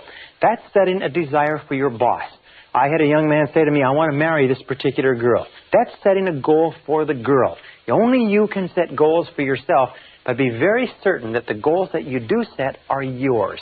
That the goals that you do set are ones that turn you on, not goals that somebody else wants for you, or goals that you think you should do, or you ought to do, or they'd be good for you to do. Think through yourself and be perfectly honest. Be perfectly honest. Ask yourself, what is it that you want? Now, interestingly enough, it takes tremendous courage to be perfectly honest and perfectly selfish in goal setting. But if you are not perfectly honest at this stage and asking yourself what you really want, what is it deep in your heart you really want to be, have, or do, if you're not honest at this stage, the whole rest of the process falls apart. If you are honest at this stage, it's like a rocket launch. You can go there, from there you can go anywhere. Step number 2 is belief. Remember we said before that your external world will always be a representation of your internal world, and that your internal world is made up of your beliefs, your convictions, if you like. Another word is faith.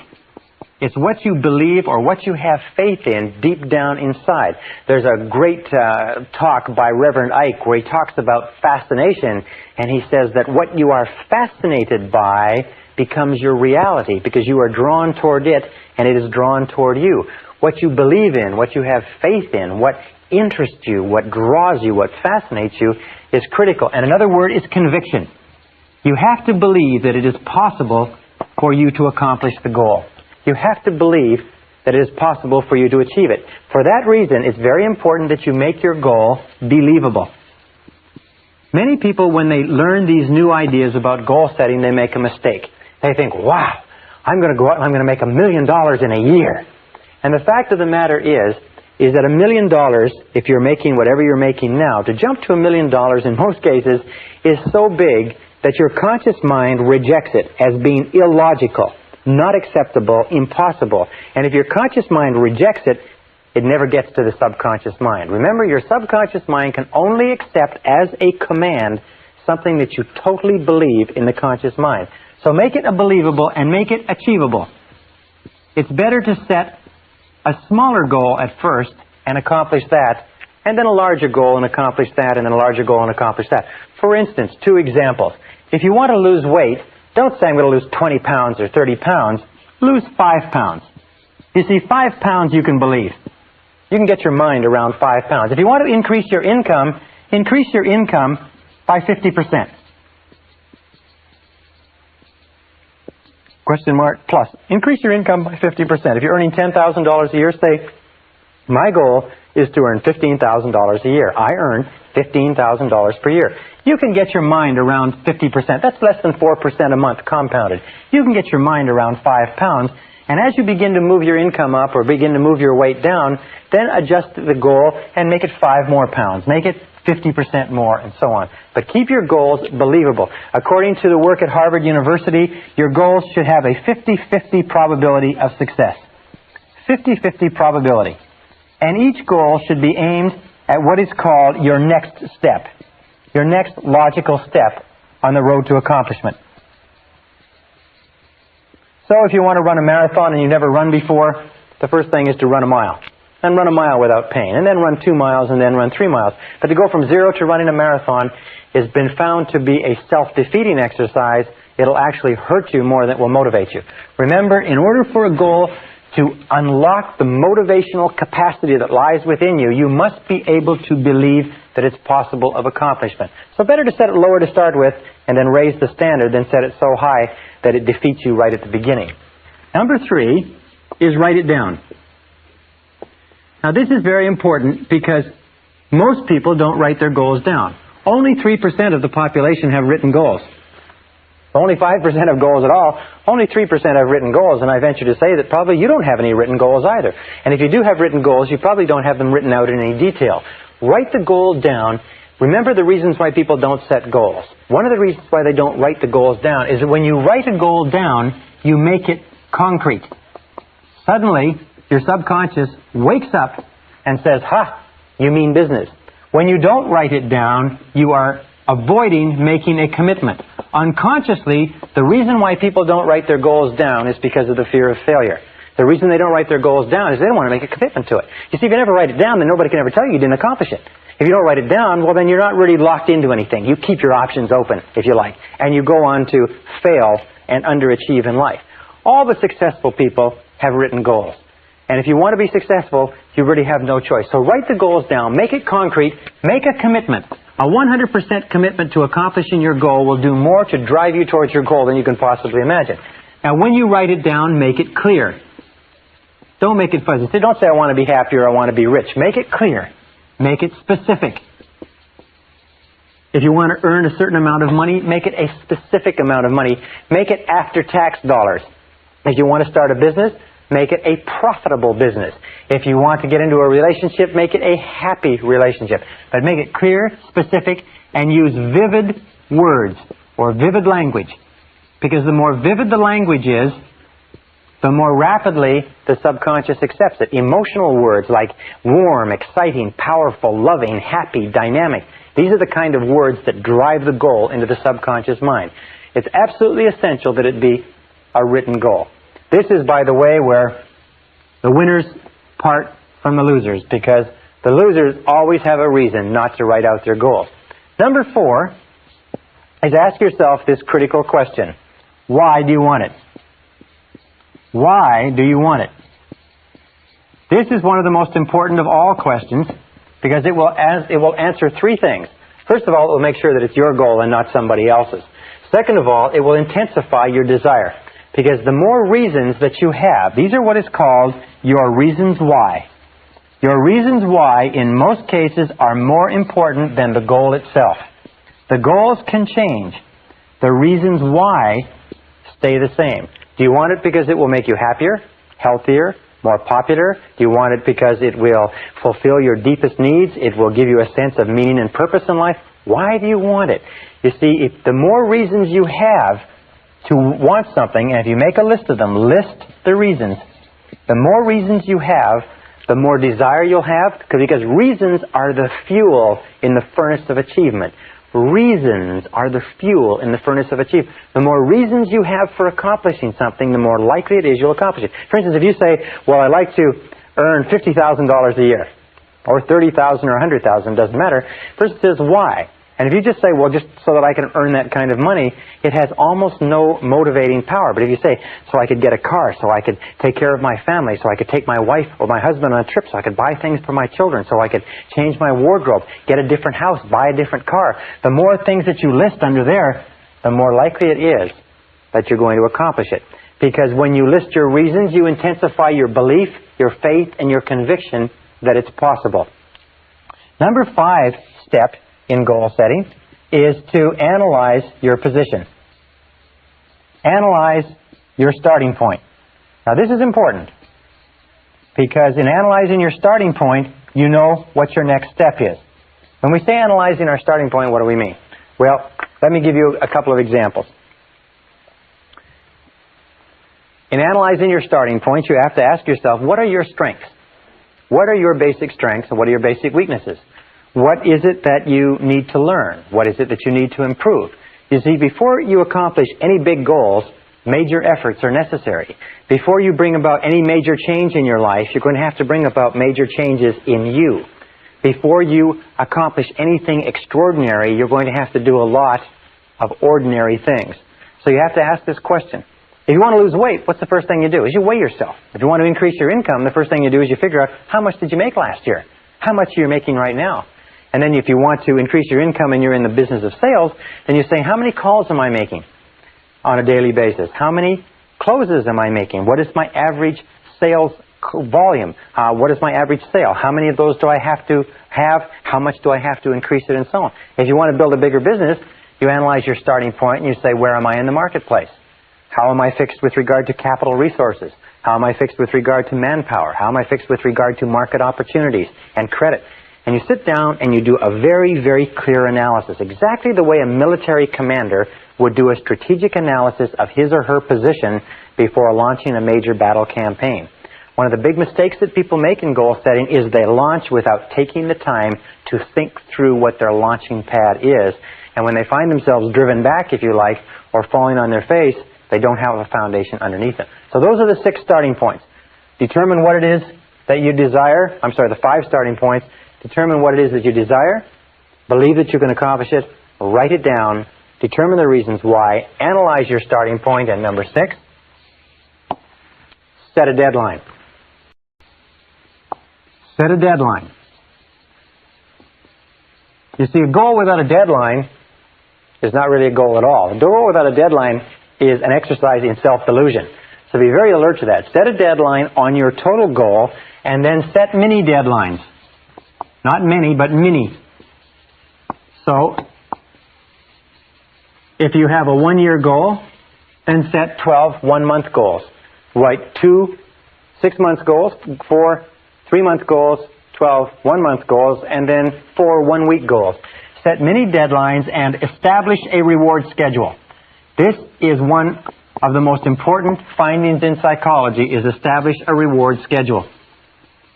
Is that if you will give yourself a small reward, and we find that many of the most successful men and women that we've studied have little games with themselves. If it's nothing more than every 3 phone calls they give themselves a jelly bean, or every 2 appointments that they get they give themselves a cup of coffee or a walk outside. It really doesn't matter what it is, but establish a reward schedule so that every time you achieve a mini deadline or a mini goal on the path to your bigger goal, you give yourself a reward. And you'll find that people who have not been able to motivate themselves for years, if they have little rewards, one after the other, it's not enough to have a big reward at the end of the road. As human beings, we're almost like kids. We have to have a whole lot of little rewards on the way, a whole lot of little jelly beans on the way to the birthday cake or the birthday party. So set yourself a reward schedule. It may be buying a new article of clothing. It may be taking a trip. It may be going out to dinner. It may be anything that you like. You can have little rewards for small achievements, medium-sized rewards for medium-sized achievements, big rewards for big achievements. And make sure that that why is there, because it intensifies the desire, it keeps up your excitement and enthusiasm, and it unconsciously reinforces you and drives you forward into the next action. Step number 7. And this is where we come down into the planning step. Step number 7 is this, is identify the obstacles you will have to overcome. Identify the obstacles. One of the things that we know is that obstacles equal success. Success means obstacles. That there is no success without obstacles. As a matter of fact, obstacles come to instruct, not to obstruct.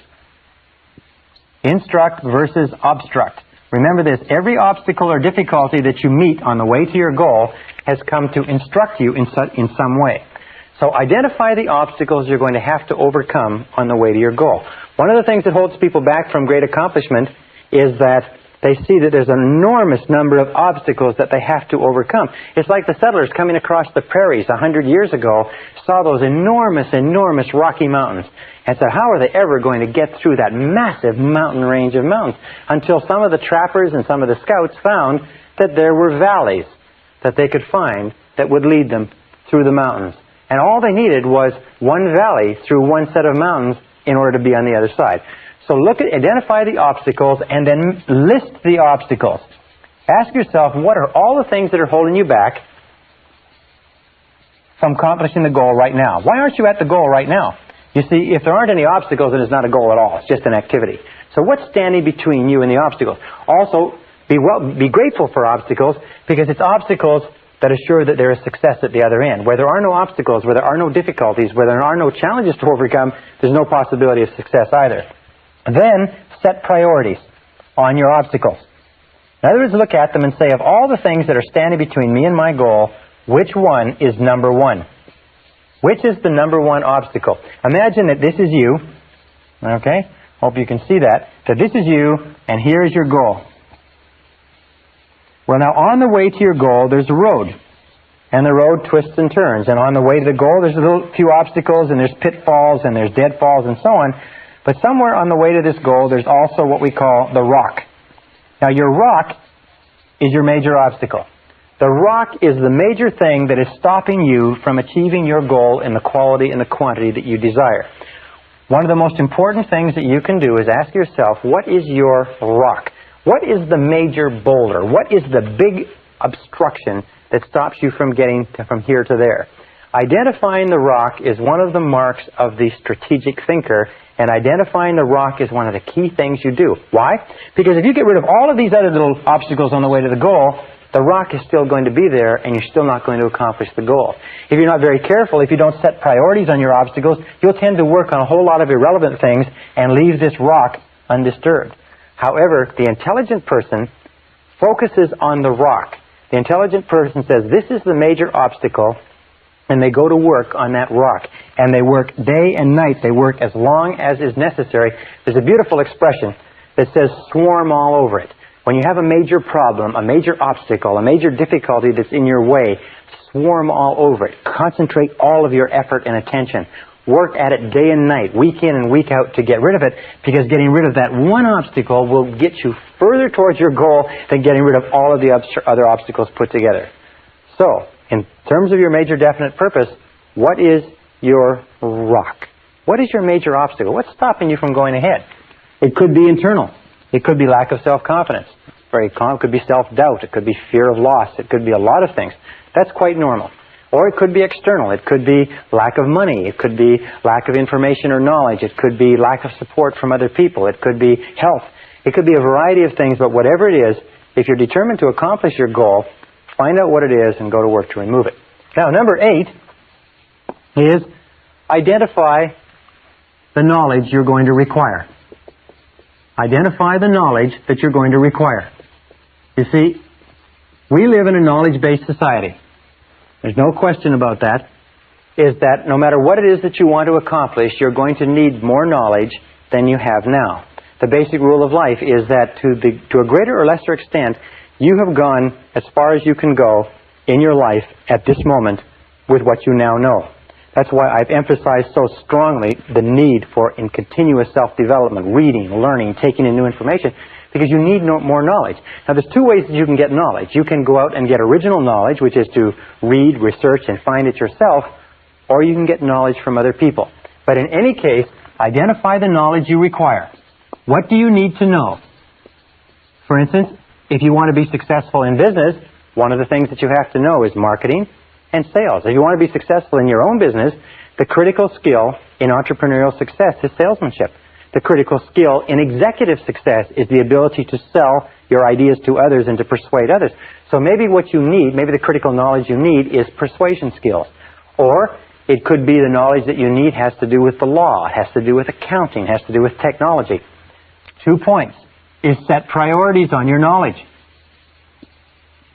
You see, when you set priorities and you determine what's the number 1 piece of knowledge that you need, what's the number 1 piece of knowledge that more than anything else can hold you back from accomplishing your goal? And you'll find that if you concentrate on the number 1 piece of knowledge, it's like the rock in terms of obstacles. The number 1 piece of knowledge, once acquired, will catapult you toward your goal. Whereas if you accomplish a whole lot of other knowledge, it won't help you at all.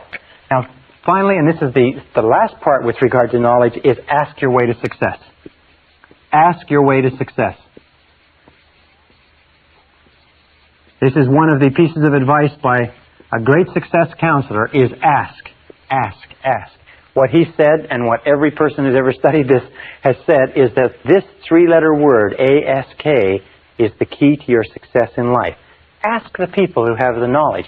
If you need, hire the lawyers, hire the consultants, hire the specialists, hire the accountants. Ask your way to success. Find other people who are in your field. Find people who have the success. Find people who are experienced and go to them and ask. Why is it that people don't ask? Very simple reason. Most people are afraid of rejection. But the key to getting the things that you want in life is, first of all, you're going to have to learn it all yourself. Or second, is you can ask other people. And surprisingly enough, if you ask other people, they'll tell you. If you ask successful people what they did right, they'll tell you. If you ask successful people for their advice, they'll tell you. As a matter of fact, I was studying the life of a self-made millionaire, and he said, one of the keys to success in business is to become a negative thinker. And I thought that was astonishing, because I teach that you should be a positive thinker. And as I read on, what he said is, by that I mean is that once you come up with a great idea, take it to experts who can tear your idea apart, who can point out holes and weaknesses and flaws. Now, if you cannot plug the holes, weaknesses, and flaws, it probably means the idea isn't good enough. But if you are not willing to subject your idea to the scrutiny of critical people whose job is to find fatal flaws in something, then the idea is probably not good enough. So seeking out negative people, asking people their opinion, ask your way to success. Remember, in order to succeed, you need knowledge.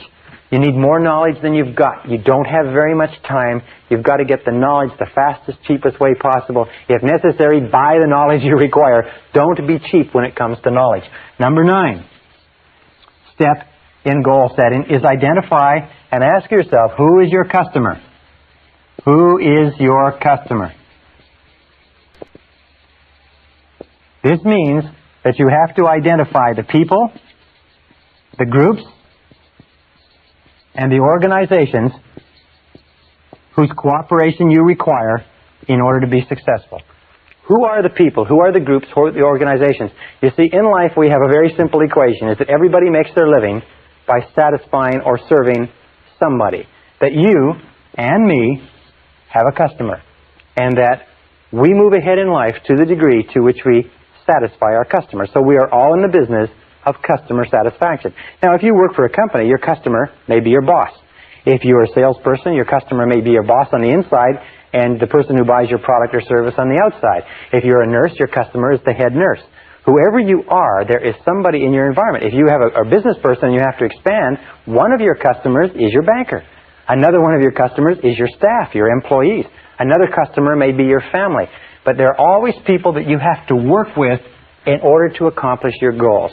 Now, why should people work with you in order to help you accomplish your goals? There's only one way, and that is what we call the law of compensation. The law of compensation, which comes from Ralph Waldo Emerson's wonderful essay called Compensation, simply says that for every force in life, there's an equal and opposite force. We call it the law of sowing and reaping. But it says this. It says that you are always compensated in equal measure for what you do. In fact, it always says that you are compensated in more than equal measure. So if you sow good, you reap more good than you sowed. If you sow bad, you reap more bad than you sowed. The law of compensation says that as long as you are doing good things for other people will do good things for you. So you ask this question, and this is everybody's favorite radio station. It's called WIIFM. What's in it for me? WIIFM. What's in it for me? If you want to be successful in life, the most successful people are what are called go-givers, as opposed to go-getters. Go-givers are people who are always asking, what can I do to please my customers? What can I do to give value? What can I do to earn their cooperation and their help to accomplish my goals? They're always trying to put themselves on the side of this law of compensation, knowing that if they put in, they'll get out. All the best companies in America or Canada, anywhere in the world, are built on the law of compensation, built on the law of sowing good seed and reaping good harvests. All unsuccessful laws, or all unsuccessful individuals and companies, are built on the premise of taking as much as you can get, putting in back, or as little as you can put in. Now, a second law, which ties in with this, is what is called the law of service. The law of service says that you will always be rewarded in life in exact proportion to the value of your service to other people, to your customer, whoever your customer or customers are. The law of service says that your returns will always equal your service. That if you want to increase the value of your returns, you have to increase the value of your service. But it also says this wonderful thing, is that the great satisfactions in life, the great joys that you will enjoy in life will always come from serving other people. It'll always come from doing a good job, from contributing something of value to others. And the more work you do on yourself to increase the value of your contribution, the happier you will be and the bigger your rewards will be. It also triggers the third law, which is the law of return. The law of return says that whatever you put in terms of service, you will get back in terms of return. And it brings us to one more law, again from Napoleon Hill, called the law of overcompensation. The law of overcompensation, to me and to many people, is the key to success in life. And it simply says this. It says, always do more than you're paid for. Always put in more than you take out. Always go the extra mile. Always do more than you're paid for. You can never be paid more than you're getting now until you do more than you're being paid now. And you put yourself on the side of the angels when you put in more and more than you're being paid for. Number 10 is make a plan. Make a plan and make the plan over and over. All successful men and women are successful planners. And how do you make a plan? Simple. A plan is a list of activities. In other words, you just identify from everything that we've talked about, what are the activities that you have to engage in to achieve your goal. And then you organize the list, just like a ladder. You organize the list in terms of priorities and in terms of time. What do you have to do first? What do you have to do second? What's more important? What's less important? And then you take action and get going on your plan and continually revise the plan. Number 11 is visualization. Visualization is worth all of the other 10. Visualization is create a clear mental picture of the goal that you desire. Create a clear mental picture and then imagine or image the results. Get a clear mental picture and see your goal as already realized. See it as a reality and play that picture over and over again on the screen of your mind. Play that picture on the screen of your mind until you can see it with perfect clarity. Design it, draw it out, do whatever is necessary in order to create that mental picture, and then think about that mental picture. Think about your goal as a reality over and over again. Repeat it until you impress it deeper and deeper and deeper into your subconscious. Number 12 is back your plan with determination and persistence. Back your plan with determination and persistence. In the final analysis, the key to your success is your ability to hang in longer than anybody else. In all the studies that we've looked at of winners, of peak performance, we find that the quality of persistence is to the character of a man or woman as carbon is to steel. That persistence is only necessary when the going gets rough. That persistence only comes to the fore when everything falls apart around you and you feel like quitting. That persistence has no value at all when things are going well. Persistence only has value when you are willing to press on in the face of obstacles, difficulties, disappointments, falling on your face, losing your money, and so on. In the studies of self-made millionaires, we find that the average self-made millionaire in America has been broke or nearly broke 3.2 times. But irrespective of anything that they faced, male or female, they kept on struggling. And that's one of the reasons why they became successful. We also know this, by the way, that in order for you to achieve great success, you have no choice but to be willing to face temporary setbacks, temporary defeats, temporary obstacles. Winston Churchill, in one of the great stories of human history, was asked, in speaking to a boys' school, if he could summarize the lessons of his life in a few words. And he stood up and he said, I could summarize the major lesson of my life in 7 words, he said. And he stood there leaning on his cane and he said, they are these words, young man. He said, never give up. Never, never give up. And I think that more than anything else, from every study I've read, that's critical. If you resolve in advance that once you have set off to achieve your goal, that you will never give up, that you will never quit, that nothing can stop you, that every single difficulty will just be a spur to drive you on, that you will become an inverse paranoid and you'll look into every problem and you look for the good in the problem, you look for the lesson that you can learn, you look for the way you can turn the situation to your advantage. If you keep on doing that, if you keep optimistic, if you keep this attitude of confident expectation going, you will be successful. And finally, with regard to persistence, the iron quality that determines all your success, let me just say this, is that your persistence is your measure of your belief in yourself. Your persistence is your measure of your belief in yourself. And every time you persist in the face of adversity, your belief in yourself increases until it reaches the point where you become unstoppable on the road and on the pathway to your goals.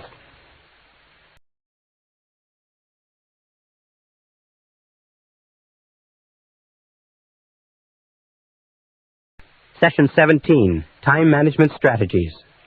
At the beginning of the seminar, we talked about mental laws and we talked about the law of control. We said that you feel positive about yourself to the degree to which you feel you are in control of your life, and you feel negative about yourself to the degree to which you feel you are not in control, or the degree to which you feel you are controlled by external events. Now, there is no place where this is more important as part of the discussion than in the subject of time management. Charles Hobbs, the time management specialist, has come up with a great definition of time management. He says, time management is the control of the sequence of events. That most of your stress in life comes from a feeling that you are out of control of the sequence of events. Now, all successful people practice good time management skills. All unsuccessful people do not. Period. That each one of us has 24 hours a day. You have 24 hours a day, and I have 24 hours a day. Yet the top 20% of every graduating class, the top 20% of every industry, the top 20% of every social grouping accomplish and achieve 80% of the rewards. Not because they have more talent, not because they have more skill, not because they have more ability or intelligence or education or opportunity or anything else. It's because they use their time better. We've talked throughout this course about keys to success. We said over and over again that one of the most important keys to success is self-discipline. Self-discipline. And we know that none of us have enough self-discipline. But self-discipline has a specific application. It means self-mastery. It means many things. It means keeping your mind on what you want and off of what you don't want. But it also means self-control. It means self-control in terms of time, in terms of controlling the sequence of events. If you cannot master your time, then the seeds of greatness are not in you. If you cannot master your time, then it's not likely that you'll ever accomplish what you are capable of accomplishing in life. In this session, I want to give you 7 keys to time management. Now, I do entire 1- and 2-day time management programs. I can speak for hours on time management without referring to a note. I have studied countless books. I've listened to all the tapes. I've been to the courses. I'm going to give you 7 keys. If you will follow these 7 keys until they become automatic, you can double your time efficiency in almost no time at all. So without further ado, let's go on. But remember, time management is essential. We all have the same time. The only question is, what do we do with the time? And in that and out of that comes the stuff of life. Starting point of time management, number 1, which I've been repeating over and over again, is clear, specific goals. Clear, specific goals. Do you know how many people waste their time because they do not have clear, specific goals? They don't know what they're doing. At least 80% of all time wastage or more is because people aren't sure of what they're supposed to be doing. They're not sure of what they want to do, and if they work for a company, they're not sure what the company wants them to do. As a matter of fact, the first thing I do when I go into a company is I say, what you have to do is you have to clearly define the expectations of each person in each position. And you know, in most cases, they are not sure how to do that. Clear, specific goals. If you work for a company, if you work for a boss, the first thing that you should do is go to your boss and ask your boss exactly what he expects you to do. What are the most important things that you have been hired to accomplish? Clear, specific goals defined in terms of outputs, in terms of results. What results do you want?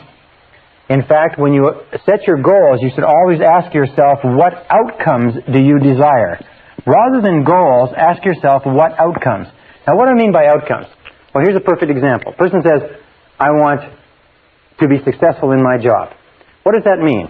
Well, what it means, the outcome that they desire is they want interesting, challenging work that pays well.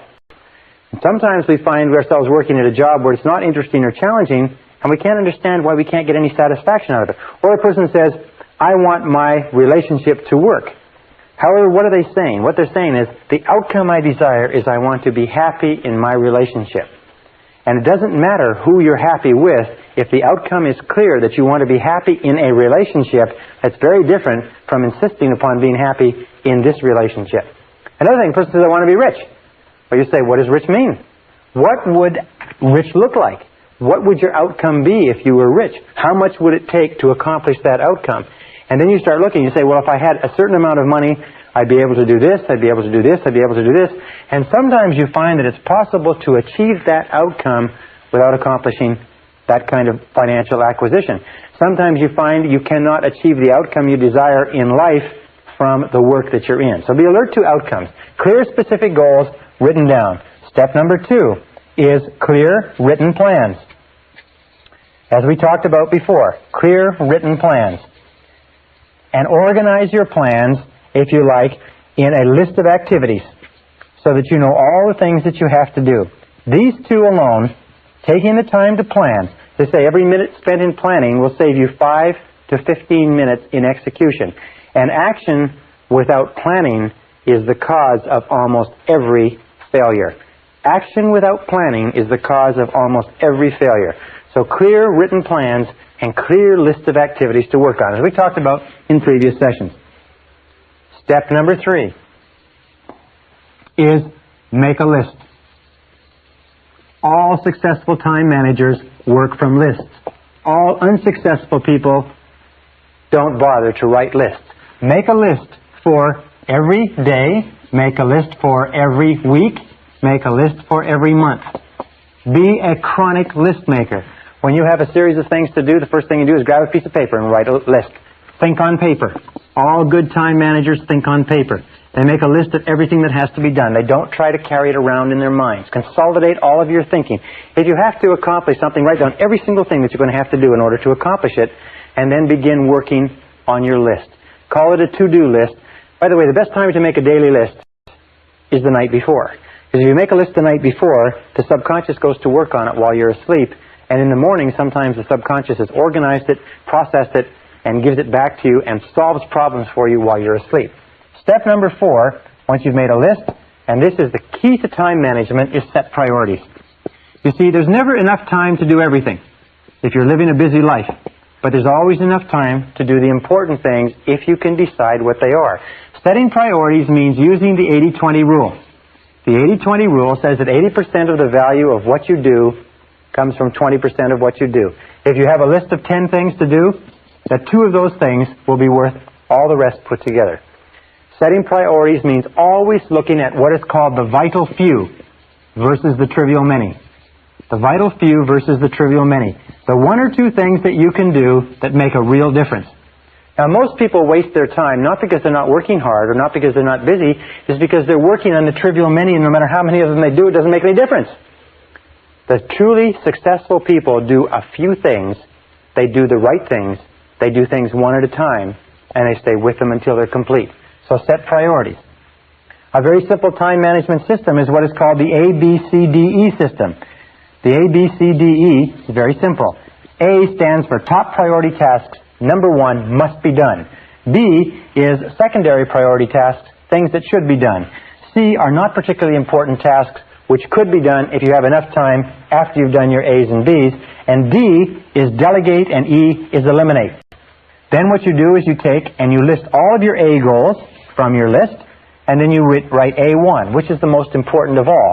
And then you write A2, which is the second A goal, and so on. And then you begin to work, and you work on your A1. And you never work on an A2 or a B of any order until your A1 is complete. Very simple. Now here's the key question for time management. This can be worth a fortune to you. It's been worth a fortune to me. Ask yourself over and over again. Repeat it and repeat it and repeat it until it rings in the back of your brain. What is the most valuable use of my time right now? What is the most valuable use of my time right now? What is the most valuable use of my time right now? Every time before you start any new task, ask yourself this question, and then discipline yourself to do only what is the most valuable use of your time. Remember, Benjamin Franklin had a beautiful line. He said, "Do you value life, then waste not time, for it is the stuff of which life is made." If you are not working on the most valuable use of your time, just exchange the word time for life. And say, what is the most valuable use of my life right now? And remember, if you are working on a second-order priority, you are, relatively speaking, wasting your time and wasting your life.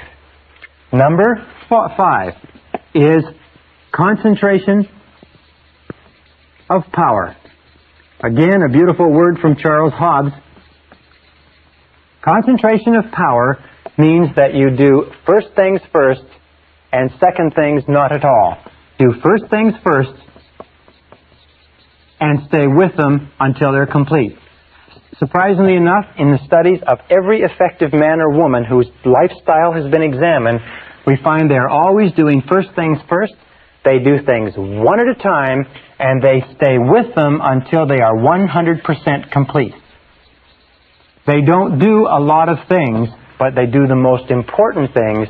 They do them right, and they carry them through to completion. You know, one of the most valuable attributes of executive life is the ability to carry a task through to completion. So once it's been assigned to you, the person who's assigned it to you never has to think about it again. Concentration and single-handling. Single-handling means once you've picked it up, don't put it down. Most of our time wastage comes from picking up things and putting them down, and starting them over and putting them down, and starting them over and putting them down. So concentrate single-mindedly, 100%, stay with it until it's finished. As in my estimation, the ability to concentrate is one of the most important abilities of success, because no success is possible unless you can concentrate single-mindedly on your most important task. Number 6. Number 6 is overcome procrastination.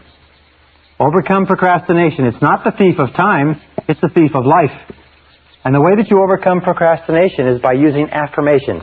And the most powerful affirmation of all is do it now.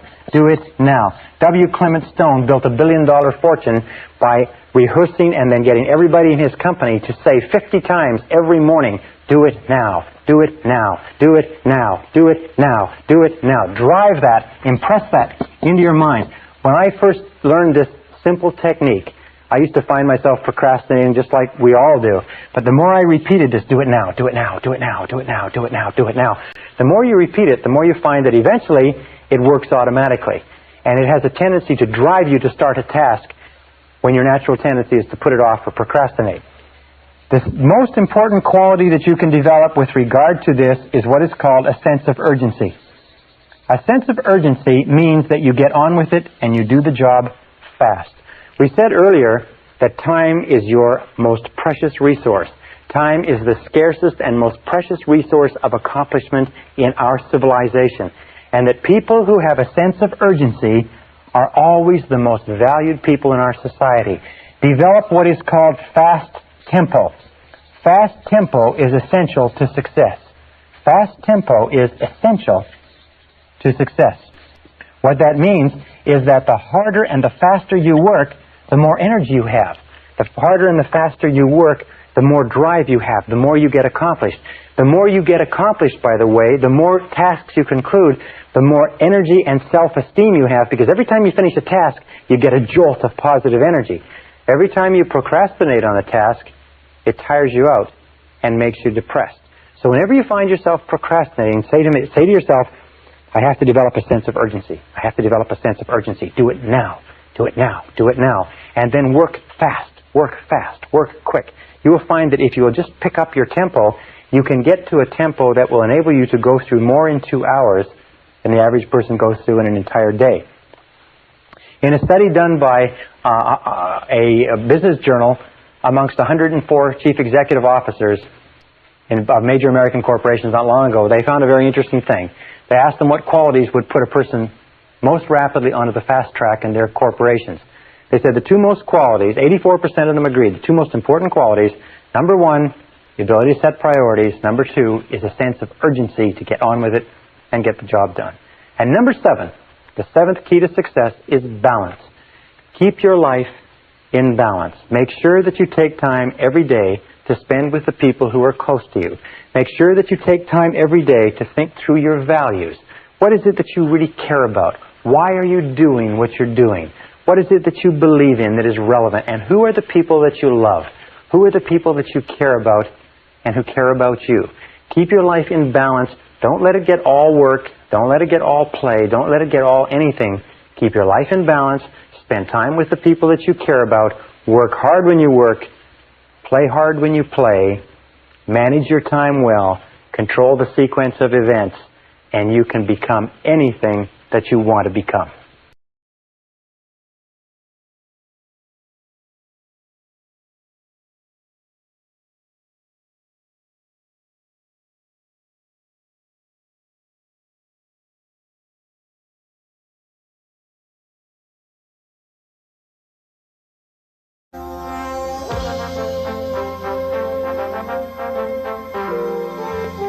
Tracy presenta el programa Fénix. La psicología del logro. And in the next module, I'm going to tell you why and how this works. Session 19, Tapping Your Inner Genius. Another reason that I can say with complete confidence that you are a genius is that you have access to a mind that is far greater than anything that you could ever devise or develop on your own. Throughout all of human history, going back 4,000 years to the ancient Egyptian writings, there has been discussion of mankind having access to a greater mind. And this mind has been called things like the universal subconscious mind, or the collective unconscious, or the superconscious. Napoleon Hill calls it infinite intelligence. Ralph Waldo Emerson says we lie in the lap of an immense intelligence like a cork floating in the ocean, and that we have access to this intelligence at any time to bring us the answers we need and to solve the problems that face us. Carl Jung called it the supraconscious mind, the mind that is above other minds, and we call it, for the purposes of this talk, we call it the superconscious. You have a superconscious mind which you use in a random and haphazard way all the time. As a matter of fact, your superconscious mind is the source of all inspiration, it's the source of motivation, it's the source of enthusiasm, it's the source of excitement, it's the source of hunches, it's the source of insights, it's the source of flashes of intuition, it's the source of creativity and innovation, it's the source of all brand new ideas or thoughts or information that come into the world. For instance, Mozart was able to hear in a single second, he was able to hear an entire concerto, an entire symphony would come into his mind complete in one instant, and all he would do is sit and transcribe it and write it out of his mind onto paper. They said that he used to write his music note perfect the first time. Beethoven came up with one of his great concerts or his great symphonies in a single instant, although it took him 6 weeks to write it down. The entire concert was perfect, complete in his mind in a second. Many of the great inventions, many of the great discoveries, many of the great breakthroughs in history, in literature, in art, in music have been the result of a flash that has come in a moment of daydreaming, while asleep, while in the middle of a conversation, and you have access to this mind as well. Now let me tell you some of the characteristics of the superconscious mind. As I said, imagine you have your intelligence, which is your IQ, your knowledge, your experience, your wisdom, and so on. But in addition to that, you are a genius because you have access to this incredible mind that has every idea and every bit of intelligence ever known or available to the universe is available to you at virtually every instant of time. The discovery of the superconscious and your understanding of the superconscious can and will change your life. The superconscious mind or superconscious capacity makes your capacities unlimited. You are no longer restricted to what you know, what you can access, what you can do physically and mentally. You have an external source that you can draw on, like an energy source, to bring you answers to your questions and to move you towards your goal.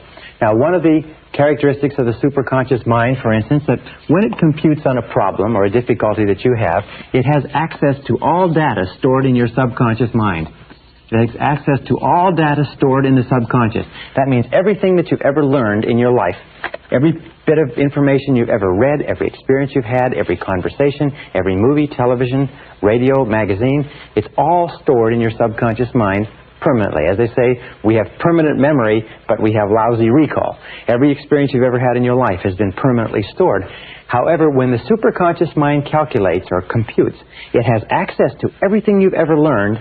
However, it can discriminate between valid and invalid data.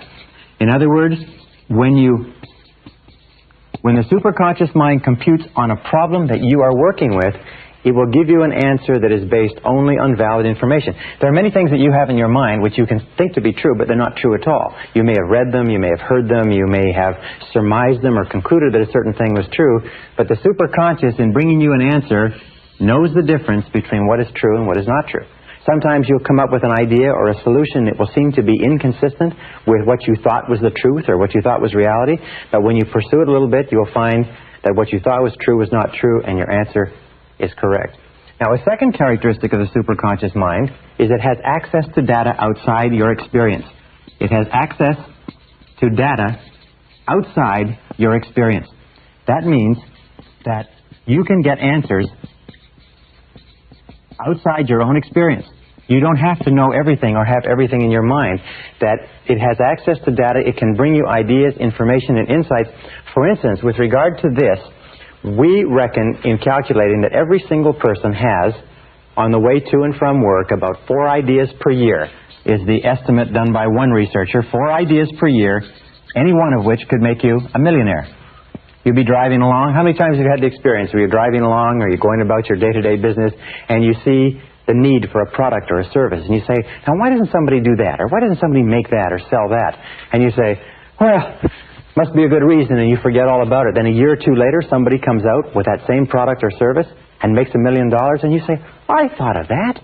I thought of that a couple of years ago.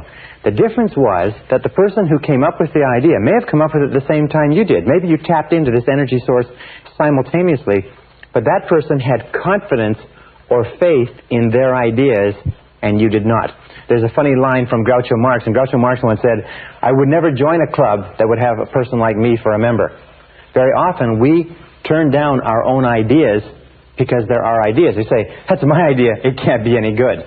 Listen to the ideas that come to you on a day-to-day basis, because very often, if one of your goals is to achieve financial independence, this mind will send you the ideas that you need to achieve financial independence.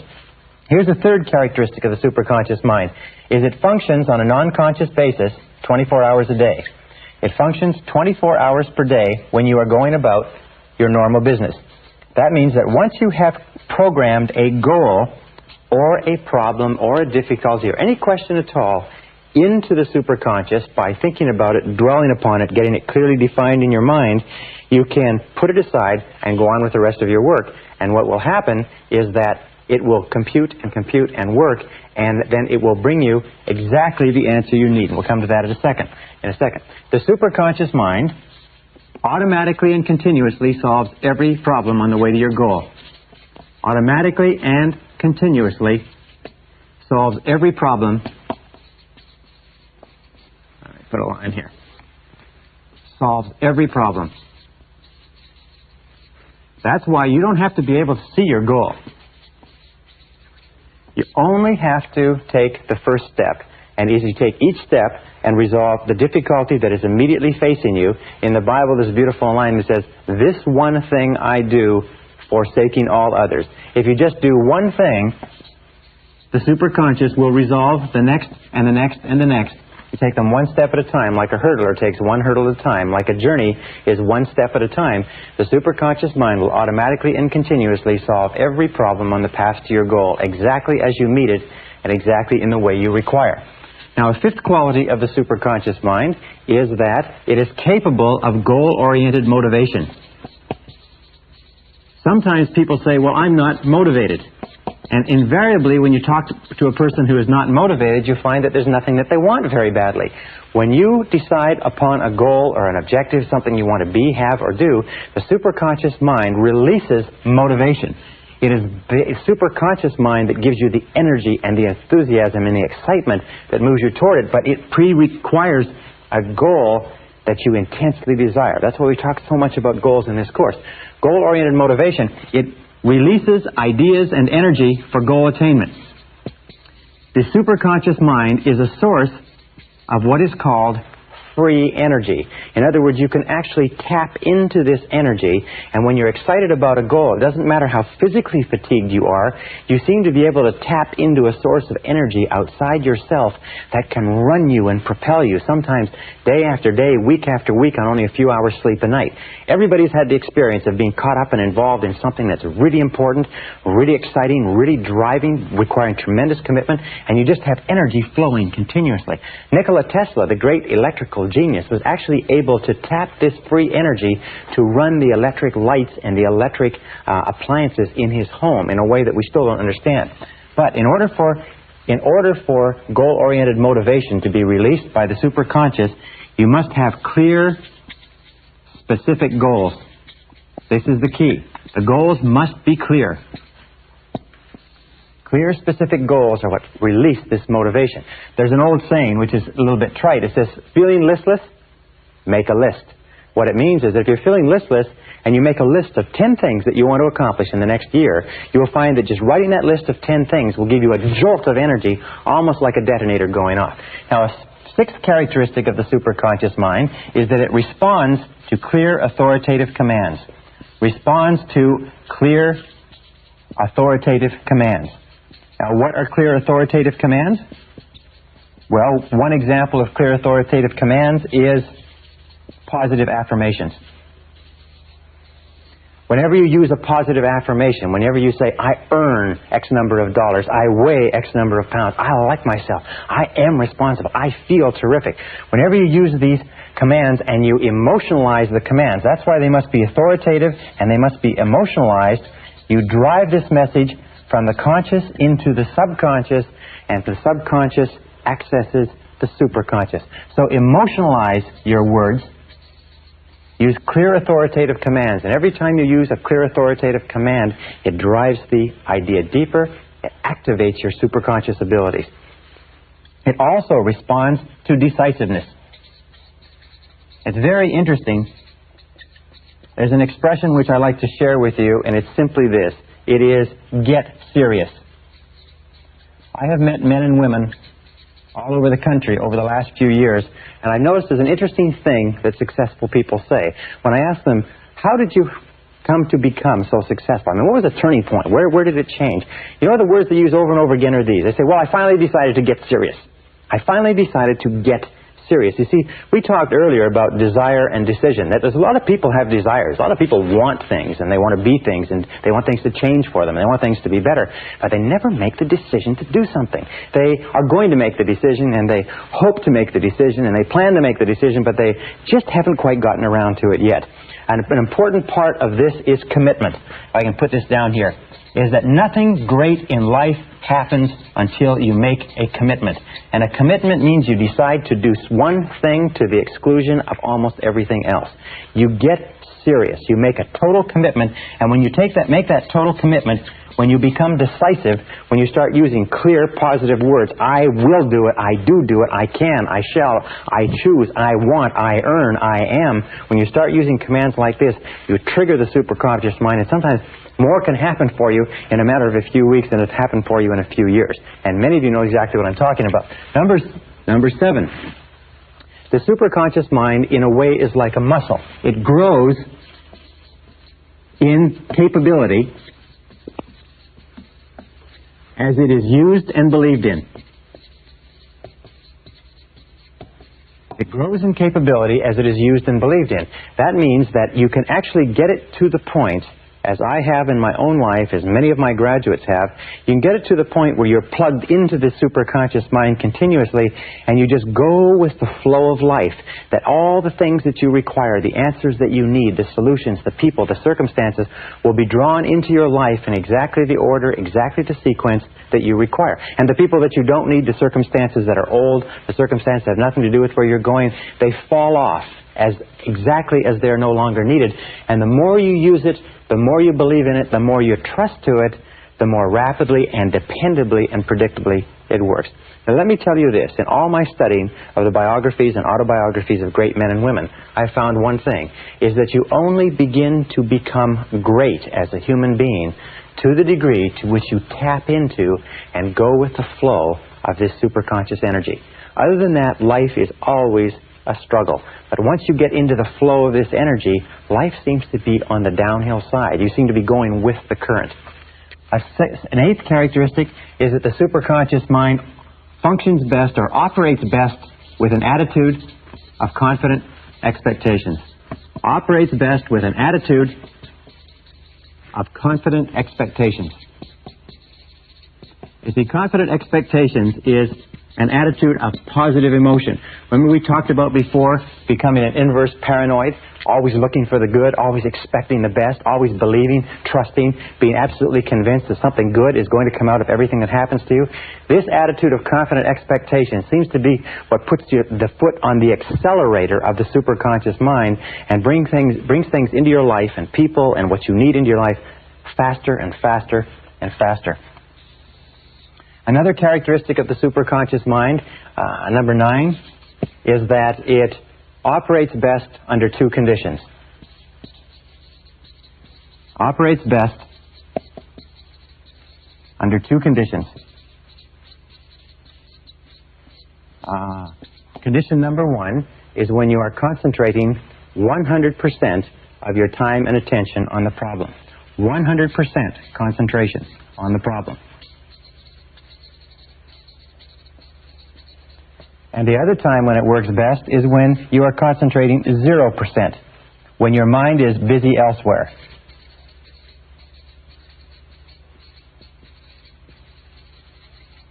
Those are the two things, but somehow the superconscious mind does not function in between. So the key, or the solution to activating the superconscious mind, is to try consciously to solve the problem. Now here is a very simple way to do it. You start to solve the problem by, number one, defining clearly what it is. Define your problem or define your goal. Write it down, discuss it, get it very clear in your mind. What is it that you're trying to achieve, avoid, or preserve? Number two is do some research. Gather information. Look around, read, talk to people, go to the library, call people who know, call experts or authorities on the subject. Get as much information as you possibly can. Almost all good decision-making comes from getting information. I've had experiences where I have had a clearly defined problem or situation, and as I'm thinking about it, I say, where can I get some information? And bang, the name of a person you may not have spoken to for a year will pop into your mind. You pick up the telephone, you call them up, and you say, hi, I'm thinking of doing this or not doing this. What do you think about that? And they have exactly the piece of information that you need to do it or not do it. Be very, very alert to that. The third thing that you do is you try consciously to solve the problem. Now that you've got the information, you ask questions, you've done the reading and the research, you've got clear in your mind, you try as hard as you possibly can with your conscious mind to solve the problem. And if that doesn't work, then you simply turn it over to the superconscious mind, almost as though you are submitting it to a large computer. Turn it over to the superconscious mind and get your mind busy elsewhere. Get your mind busy doing something else and just get on with something else completely. For instance, we'll talk about this. You could work on another project, go for a walk, do physical exercise, go out for dinner. Get your mind busy elsewhere. And at exactly the right time, what will happen is that the answer will come to you. It'll just suddenly be there. Which brings us to another characteristic of the superconscious. And it is this, is that the superconscious mind, and this is number 10, the superconscious mind brings you exactly the answer you require at exactly the right time for you. Brings you exactly the answer you require at exactly the right time. Now, one important point with regard to superconscious creativity is that when you get this answer at exactly the right time, you must act immediately. A superconscious answer is time-dated. That means that it may, if you get the answer on Thursday at 12 o'clock, the answer may not be valid at 9 o'clock on Thursday. It may not be valid at 3 o'clock on Thursday. So when you get the answer, when it comes into your mind that this is what you should do, and you'll feel a very, very strong feeling of rightness about a superconscious solution, act immediately. Sometimes you'll be working on a problem. Have you ever had this situation? You're working on a problem and you get this feeling you should phone somebody. And you say, I should phone so-and-so, but I'll do it later. And you do it later, the next day or the next week, and you call them up and they say, I wish you'd phoned me last week because I had exactly the answer you needed, or I had the person, or I had the situation, or I had the job for you, and so on. So when you get this, I know a man who built $1 billion business, and he built $1 billion business by fully understanding what we're talking about here and doing just one thing. Very limited business acumen, but he always followed his superconscious instincts. Whatever he felt was the right thing to do at any instant, he acted immediately. He immediately took action. And his action orientation was enough for him to open doors of opportunity, to get feedback and information, to self-correct, to draw to himself the people that he needed to maximize the opportunities and so on. And he went from selling cars to $1 billion business in less than 10 years simply by following his superconscious intuition and following it continuously. Now, another characteristic of the superconscious mind is that it will bring you the experiences you need to be successful. It brings you the experiences you need to be successful.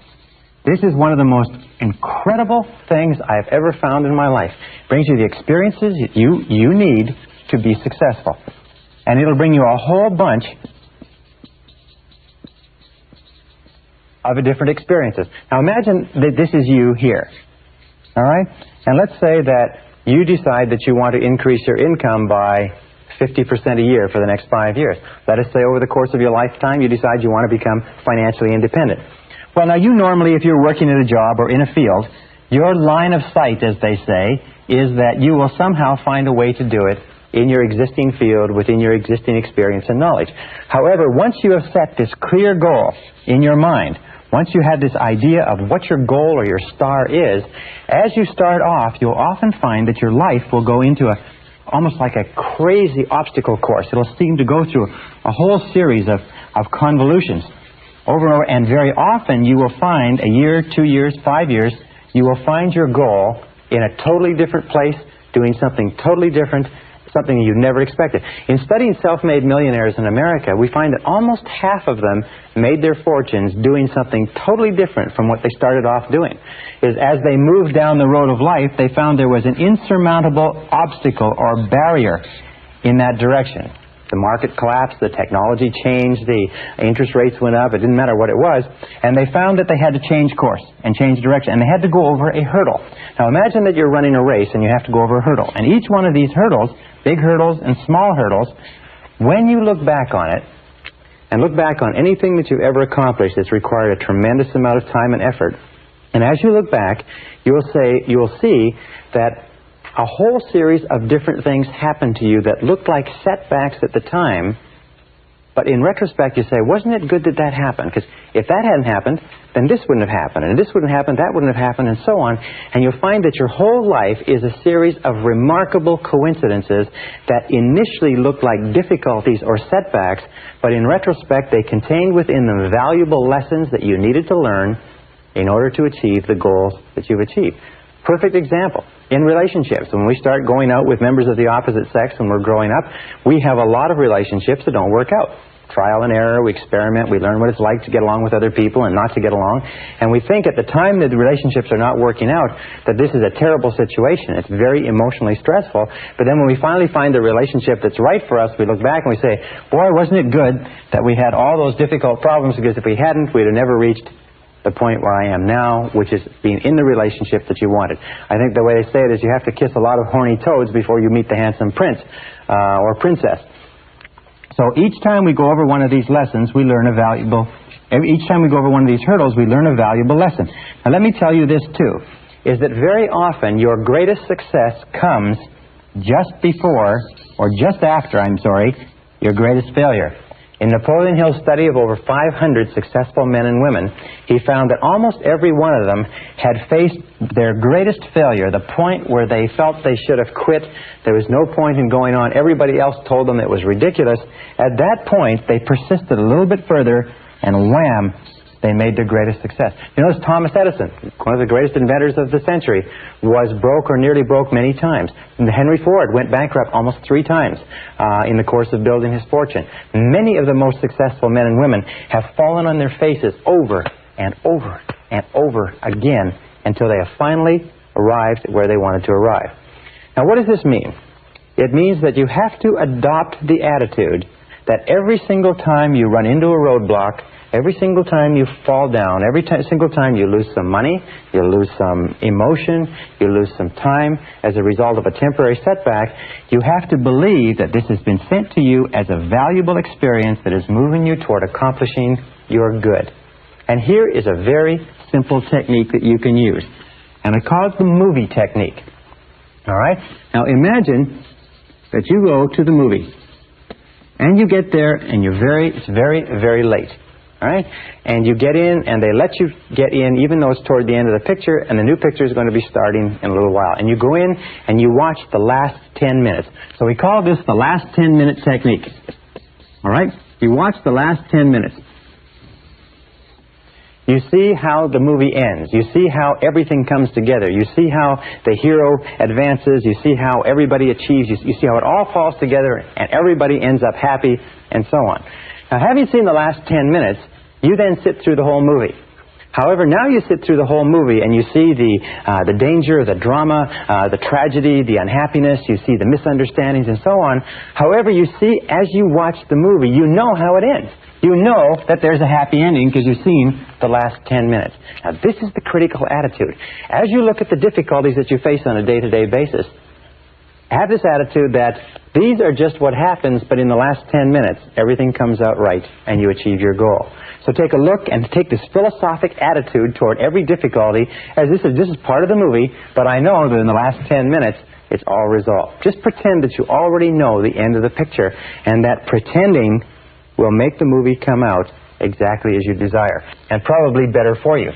Number 12, the superconscious mind makes all your words and actions, makes your words, what you say, and your actions, and their effects. And this is the critical word, the and their effects.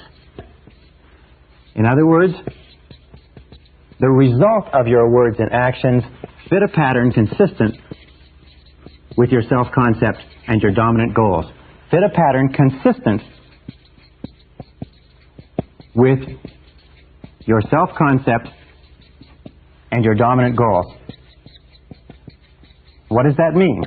That means that the subconscious mind, which is a mechanical part of your thinking, makes your words and actions fit a pattern consistent with your self-concept. If you feel good about yourself, your words and actions will be consistent with that. If you feel negative or tired or fatigued, your words and actions will be consistent with that. However, the superconscious mind, once you have planted it with a very clear goal or set of instructions, will make your words and actions and the effect of those words and actions conspire together to bring you towards your goal. You've all had experiences where in the middle of a conversation something will just pop out of your mouth and you'll just say it and you never thought to say it, and it will turn out to be exactly the right thing to say in that situation.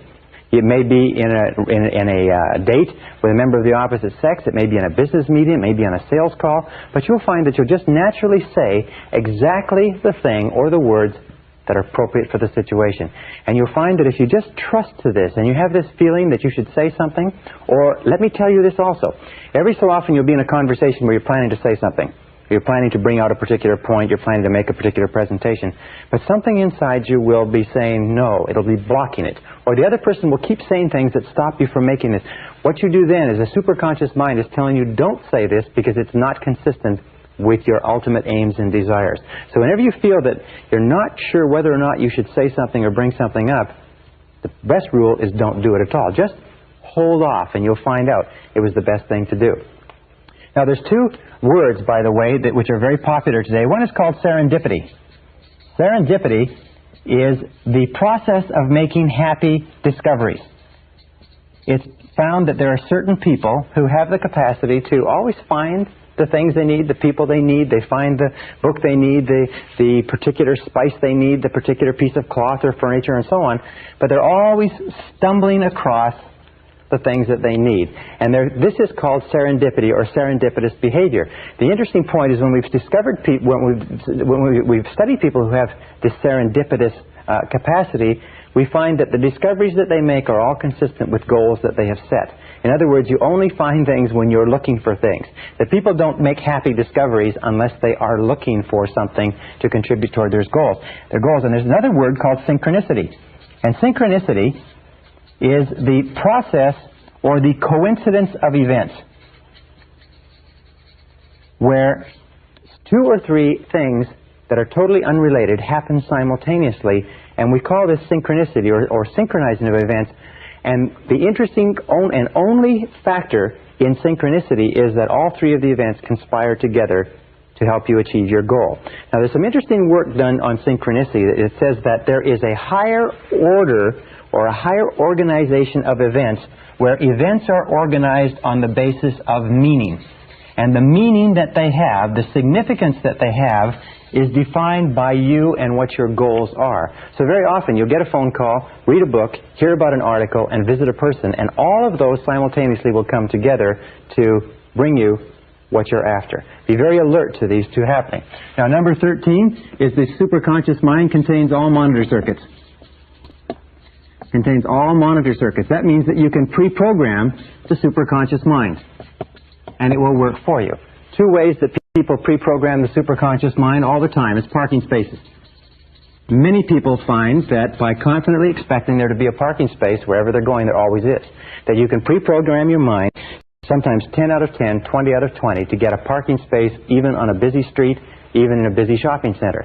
And if you get there and they're all full, you'll find that somebody is holding your space and they back out just as you arrive. Just as you pull up, you'll find that their taillights will go on and they'll back up, not one car earlier, not one car later, but exactly where you are. And I've had thousands of people come back to me and say that after learning this, they get parking spaces wherever they want. The key is you must believe that it works. If you don't believe that it works, it doesn't work for you. The second is waking up. There are many people who wake up with no alarm clock. Many people don't need an alarm clock at all. I haven't used an alarm clock for years. Why? You can just program your mind to wake up almost to the minute, any given time. All you have to do is do this 3 times. You'll develop the habit for life. And by the way, this is something the alarm clock industry keeps quite secret, mind you, because nobody needs an alarm clock. You can wake up at any time. You can wake up with 3 hours sleep or with 13 hours sleep. You can wake up in pitch black darkness. You can sleep for 20 minutes or 2 hours just simply by programming your mind. You can also program your mind to remember to do something, remember not to do something, and so on. And I'll tell you this so that you can write it down. It's what we call the law of superconscious activity. The law of superconscious activity. And it is this, is that because of the power of the superconscious mind, any thought, plan, goal, or idea that you can hold in your mind, your conscious mind, on a continuing basis, must be brought into reality by your superconscious mind. Any thought, plan, goal, or idea that you hold continuously in your conscious mind and that you intensely desire or intensely fear must be brought into reality by your superconscious mind. Whether positive or negative, good or bad for you, if you can hold it continuously, if you can emotionalize it, if you can visualize it, in your conscious mind, the superconscious mind will begin to organize the entire universe of experience around you to draw into your life the people and circumstances necessary to make that idea come true. So what we've been saying throughout this entire program is that your thoughts are extremely powerful, that your thoughts objectify themselves, that your thoughts become your reality, and it is this understanding of this superconscious capability that makes it a fact that your thoughts do become your reality. So keep your mind on what you want, keep it off of what you don't want.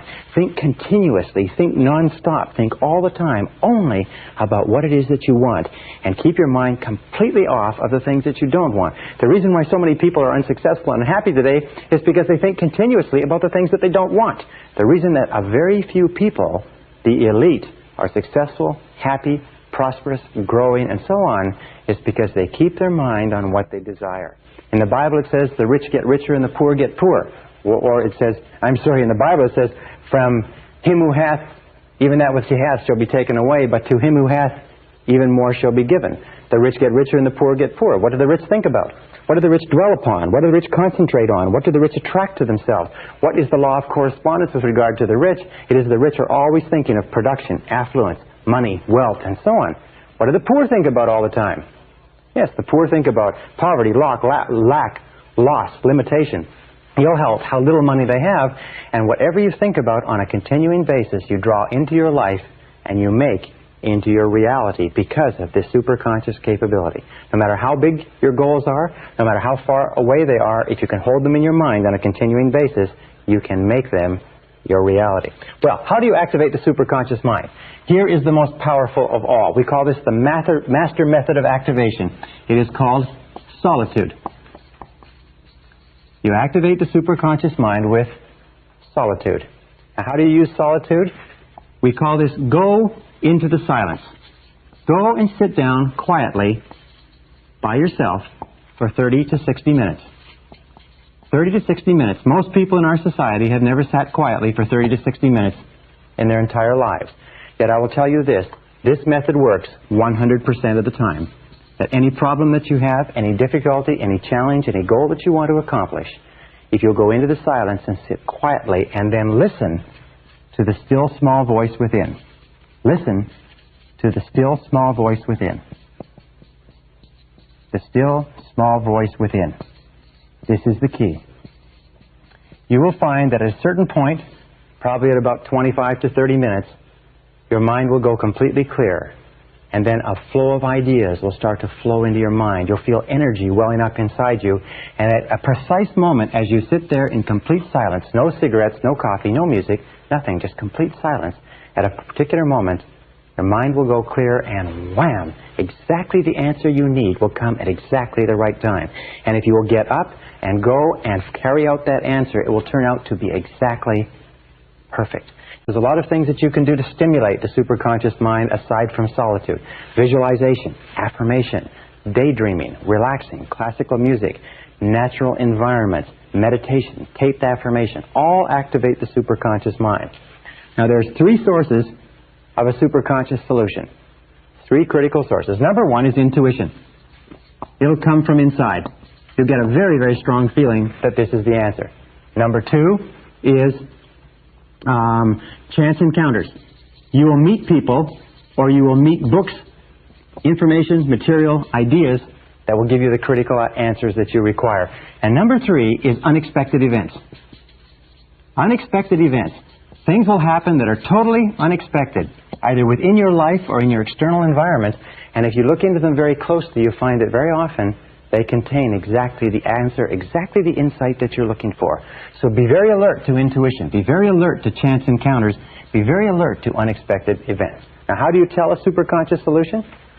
This is how you tell it. Number one is that when the answer comes, it will be 100% complete.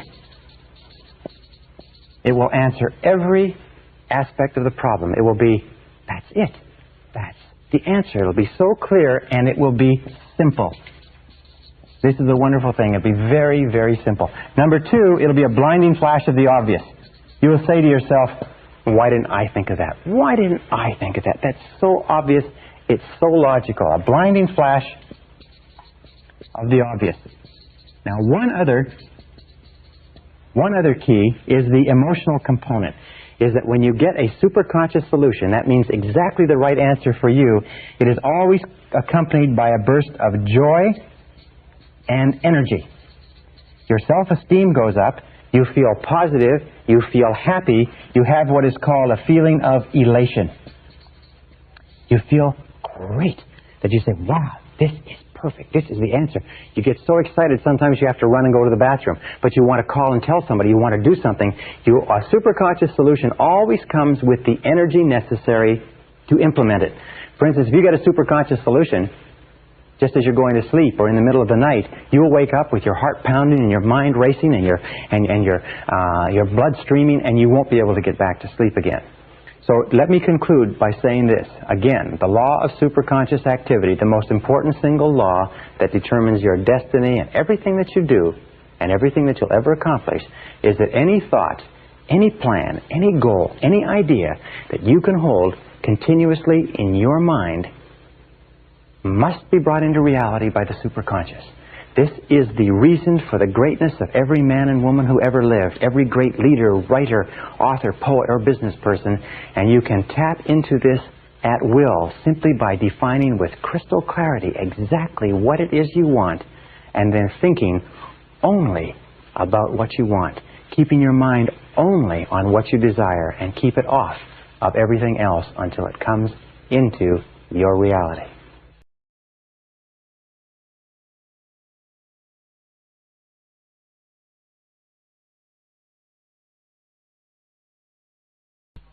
Session 20, Creative Problem-Solving Techniques.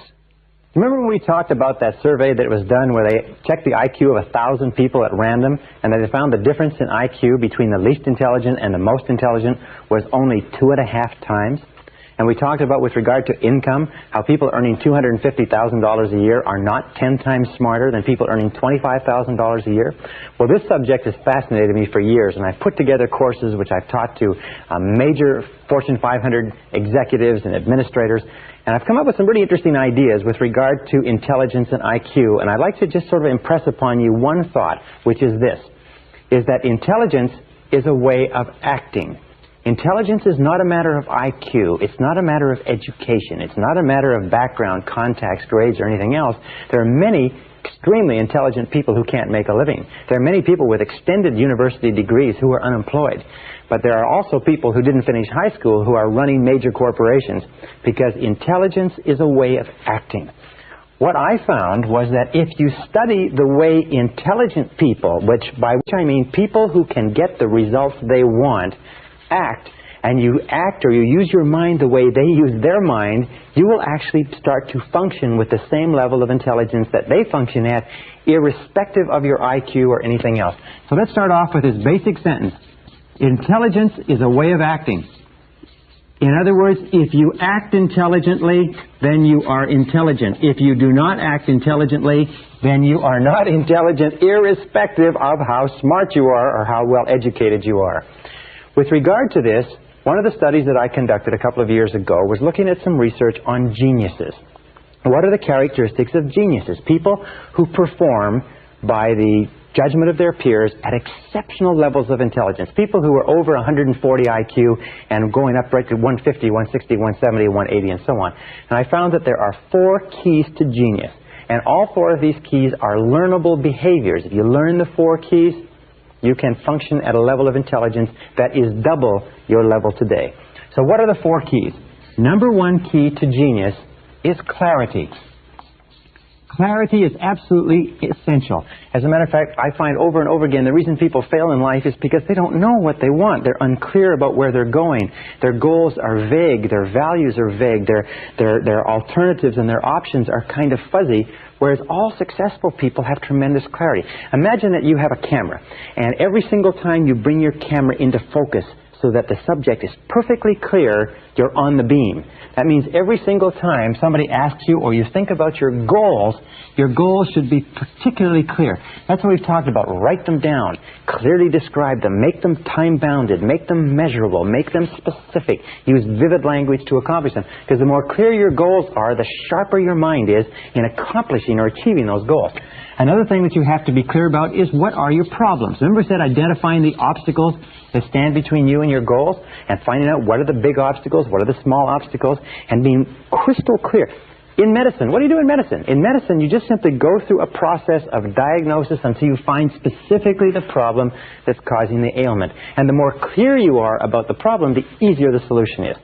The people who are unhappy and unsuccessful today are not people who are not intelligent or not capable, but they're very fuzzy about their goals and they're equally fuzzy about their problems. And finally, more important than anything else is your outcomes. This requires more thought than either of the other 2. What is the outcome you desire? Where do you want to be at the end of this process? In other words, what will it look like? What will it feel like? Not the process of getting there, but what is the outcome that you're after? And the focus on outcomes is often a superior focus than that of focusing on goals. Because believe it or not, sometimes your goals may be wrong. Sometimes the problems may not be the right problems, but if you know what the outcome is, if you know what you want it to look like, if you know that you want a 3,500 square foot home that's modern, has all the amenities, and has a study for yourself and a family room for the children and a double garage and so on, if that's the outcome you desire, then the neighborhood that you live in, the terms upon which you get the house, rental, lease, purchase, and so on, those can take care of themselves as long as you're clear about the outcome. So the second key to functioning as a genius is concentration. Concentration. All geniuses, all highly intelligent people, are people who have the ability to concentrate 100% on one thing at a time and concentrate on the most important thing. All non-geniuses, all people of limited intelligence, are people who try to do a whole lot of different things. They're all focused on a whole lot of different things, and because they can't bring their intelligence to bear like a fist on a single problem, they never seem to get anything really resolved. So the ability to concentrate, and we talked about that in time management, making a list of all your goals or all the problems standing in your way, picking the 1 or 2 that are the most important, picking number 1, and then going to work on number 1 and staying with it single-mindedly till it's finished. Absolute key to genius, because the more you concentrate, like a laser beam, the more you concentrate, the more of your intelligence is directed, like that beam, that particle beam, more of your intelligence is directed on blasting the problem out of the way or moving you towards your goal. Now, the third quality of genius, which you can develop, is the ability to keep an open mind. You see, we find that people who are very intelligent tend to be open-minded in that they are willing to look at a variety of different approaches. They're willing to stand back from the situation. They're willing to ask a lot of questions. They're willing to ask questions like why, and questions like why not, and questions like what are our assumptions? We're having this problem. What are our assumptions? Could it be that our assumptions are wrong? What if our assumptions were wrong? You know that errant assumptions lie at the root of most failures. Assumptions. What are your assumptions? We find when I go in and do research or consulting for large companies or even small companies, you find that wherever they're having a problem in the market, there's an assumption is wrong. Assumption is wrong with regard to the product, with regard to the service, with regard to the competition, with regard to the customer, and so on. So what are your assumptions? Keep an open mind and look at a whole variety of different ways of approaching whatever problem it is. Another good question to ask is, what else might be the problem? We think this is the problem. What if something else is the problem completely different from what we're looking at? So keep an open mind, be flexible, be fluid, be willing to look at a variety of different approaches. And then the fourth characteristic of all geniuses, surprisingly enough, is that they have a systematic method. They have systematic methodology, if you like, or systematic methods of problem solving. They just don't run off half-cocked. Now, finally, once a genius has gone through a series of systematic methods, very often, as a result of this process of concentration, they just drop the subject out of their mind, and at a certain point, the superconscious will give them the answer that they're looking for. But prior to that, they go through systematic methods, if you like, of organized thinking. Now, most people don't do this. What they do is they throw themselves at a problem the same way a dog throws itself at a car going past, and they go ruff, ruff, ruff, ruff, ruff, ruff, ruff, and they chase after the dog, or they throw themselves after a blanket like a puppy does, and they tear the blanket round and round, and they throw it away. Intelligent people approach every problem logically, systematically, organized fashion. So let's talk about 3 methods of creative thinking that you can use to, like a particle beam smasher, that you can use to smash through about 90-95% of any problem that you'll ever face, any obstacle, anything that stands in your way. And the first is what I call mindstorming. Now, mindstorming is a very simple technique. It was developed many, many years ago. It can be done by yourself or it can be done with other people. More people have become wealthy and successful using this technique than any other technique I've ever seen. I've used this myself for years, and it is absolutely devastating in how rapidly you can come up with great solutions to even the most complex problems. Mindstorming is often called the 20-idea method. The only thing that's necessary to use this 20-idea method is a piece of paper, a pen, and discipline. Why is it that people don't use this method more often? A, they don't know it. B, they're not disciplined enough to use it. But if you will use this on a systematic basis, you will be astonished at the results from the very first time. Well, the 20-idea method simply says this. Take a sheet of paper. Best time to do this is first thing in the morning. And write your major goal or objective at the top of the page in the form of a question. Let us say that you want to increase your income from $30,000 to $45,000 over the next 12 months. So what you do is you might write at the top of the page, what can I do to earn $45,000 over the next 12 months? That would be the question. Or let us say it's a time management question. What can I do to get 2 more hours of productive time every day? Or let's say it's a health question. What can I do to lose 5 pounds a month until I get down to my ideal weight? You put that at the top of the page in the form of a question, and then you force yourself to write 20 different answers. You just keep forcing yourself to write 20 different answers. Now, the first 3 to 5 answers that you'll come up with are pretty easy. The next 3 to 5 are more difficult. The last 10 will be like squeezing blood from a stone, because your mind, if you haven't been using it on a regular basis, will be very slow to respond to this demand. Just like a muscle, if you went into a weight room and began to pump iron, your muscles would respond very, very slowly, but after a week, a month, 2 or 3 months, you could go in and you could work out all afternoon. So put it at the top of the page and generate 20 answers. And then at the end of this, pick one answer and implement it immediately. It's as simple as that. If you'll do this, this technique is so astonishingly powerful. It's amazing. You will come up with ideas out of your mind that will absolutely astonish you. Things will come out on the paper underneath your pen that you never believed were in your brain. I have given this exercise to many groups of executives, and I have found they've come up to me and said, you know, sometimes it's the 20th answer that's worth all the other 19 put together. People have come up to me and said that 20th answer, by forcing yourself to write 20 answers, that 20th answer sometimes is the answer they've been looking for 6 months. So using this exercise, then take one and apply it immediately. Why? It's because that locks into the subconscious and the superconscious that you are serious about this process. Well, if you were to do this 5 days a week, every morning before you start off, and you were to generate 20 ideas every single morning before you started off, and you were to do this times 50 weeks a year, taking 2 weeks off for holidays and taking weekends off where you don't have to think at all, you would end up with about 5,000 ideas per year. If you were to take one idea per year, or one idea per day, times 5 days per week, times 50 weeks per year, it would equal 250 ideas per annum that you would be applying in your life in a world where the average person doesn't use one. Do you think if you used this method on a systematic basis, it would change your results? Do you think if you used this method of creative thinking on a regular basis, you would start to see some progress or some changes? The interesting thing is that if you use this method every day, now I must tell you quite honestly, personally, I cannot use this method for more than 3 days in a row. And the reason is that by the third day, I am coming up with so many ideas that I do not have enough time in the day to implement all the ideas. And they are good ideas, they are sound ideas, they are practical ideas. In many cases, they are superconscious solutions that pour out onto the page. They are insights that are worth sometimes hundreds, sometimes thousands, and I've had ideas that have been worth tens of thousands, even hundreds of thousands of dollars. I do consulting for corporations.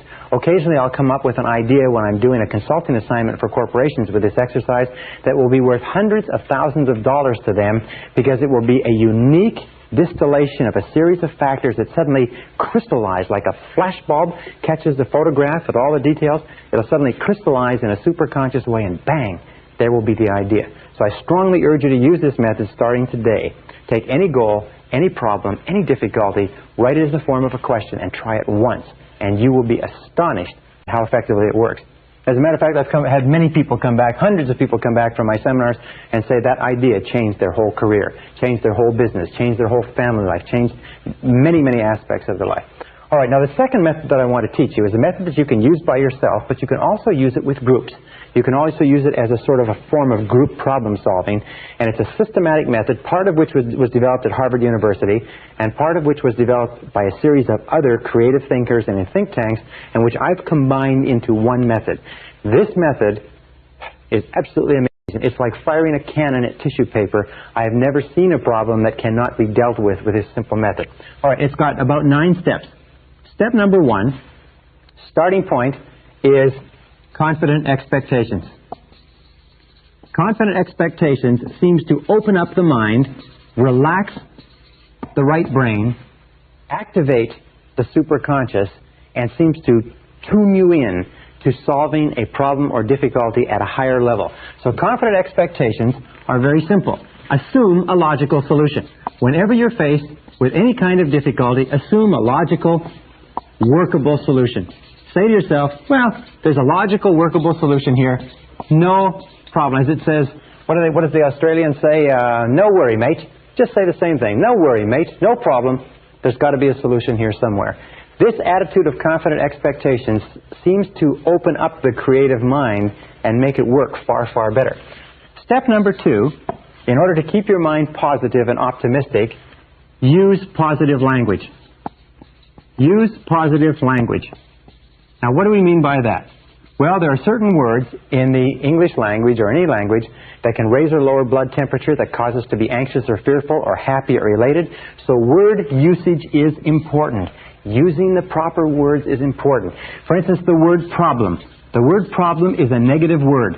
It has negative connotations. It causes us to become stressful and anxious and tense. It causes our minds to actually shut down. Instead, use the word situation. Situation, wonderfully enough, is a neutral word. It's neither positive nor negative. A problem is something you struggle with. A situation is something you deal with.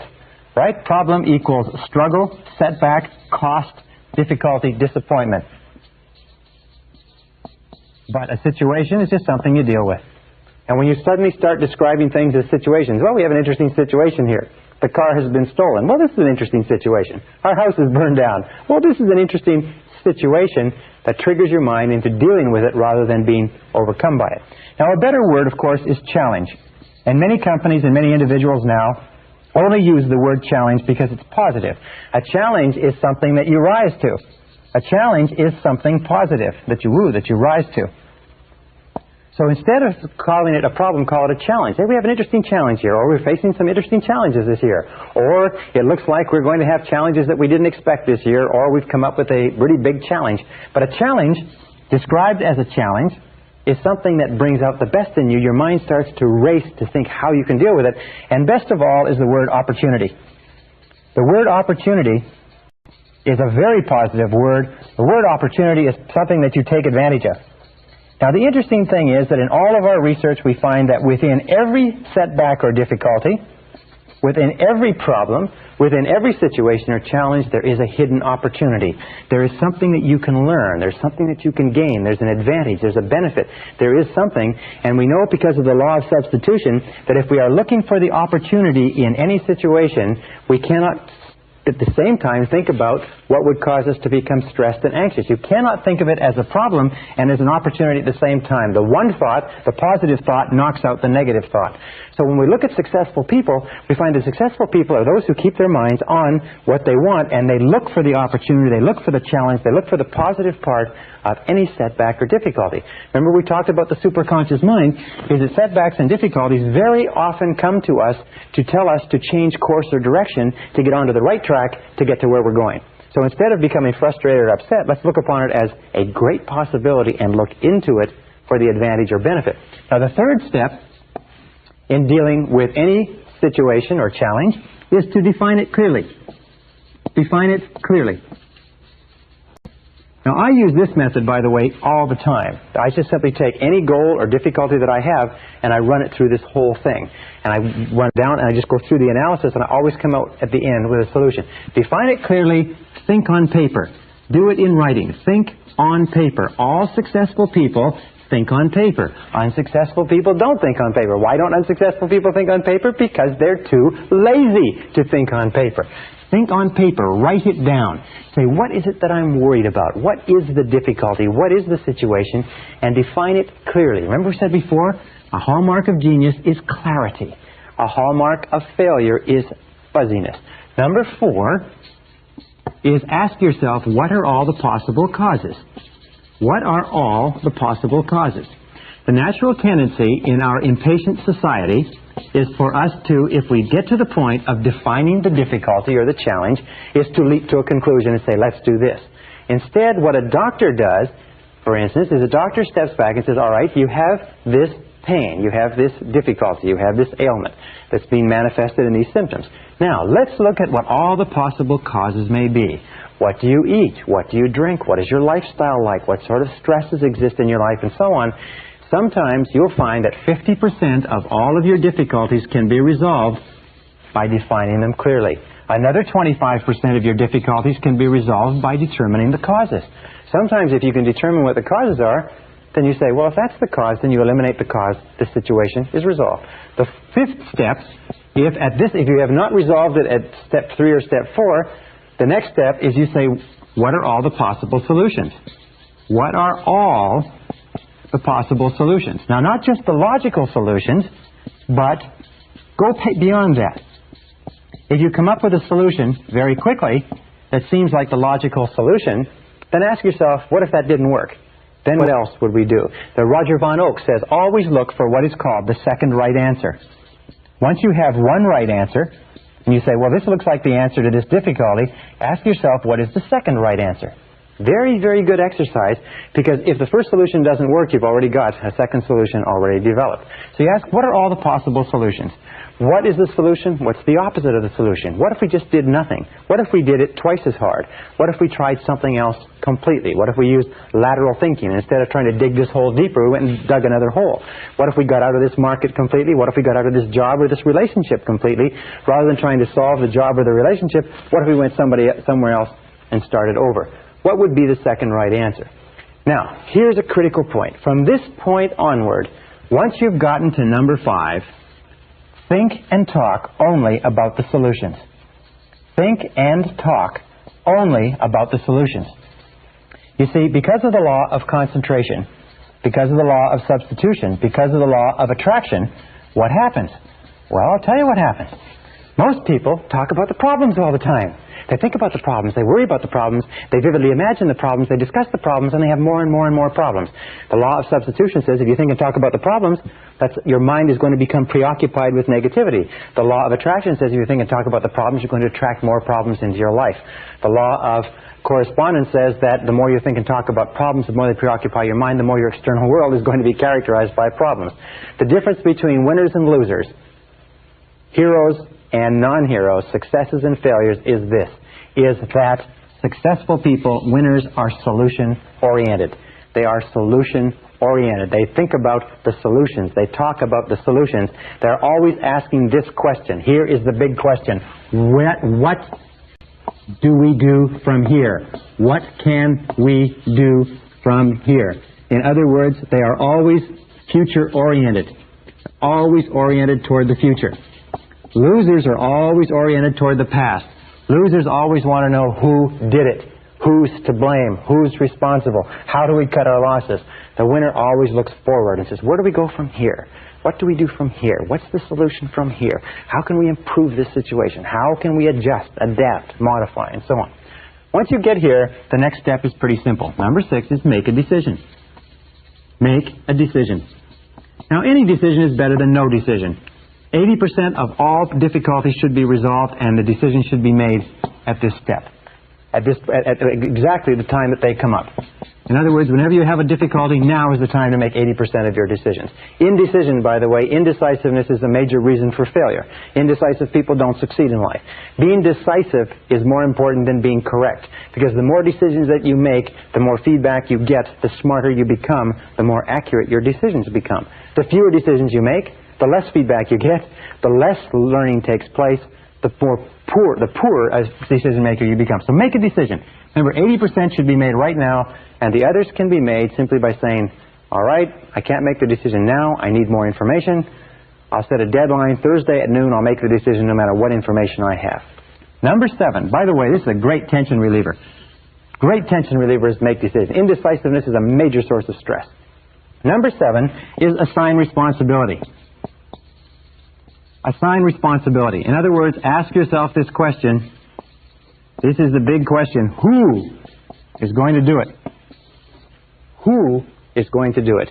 Very often people will go through this exercise, they'll make the decision, they'll be happy, they'll be elated, the stress and difficulty is gone, and then they all go back to work and they come back to a meeting 2 weeks later and nothing has been done because nobody has been assigned specific, and that's probably the word, assign specific responsibility. Who is going to do what exactly? And that brings us to number 8, set a deadline. Say, I want this done by such and such a day. Well, let's agree that it's going to be done by such and such a day, Thursday, 12 o'clock noon, we will review it again. And of course, once you've set a deadline, number 9 is take action. Launch.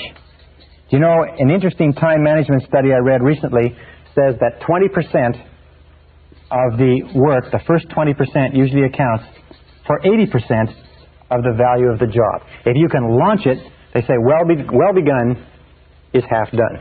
And number 10 is inspect what you expect. Inspect what you expect.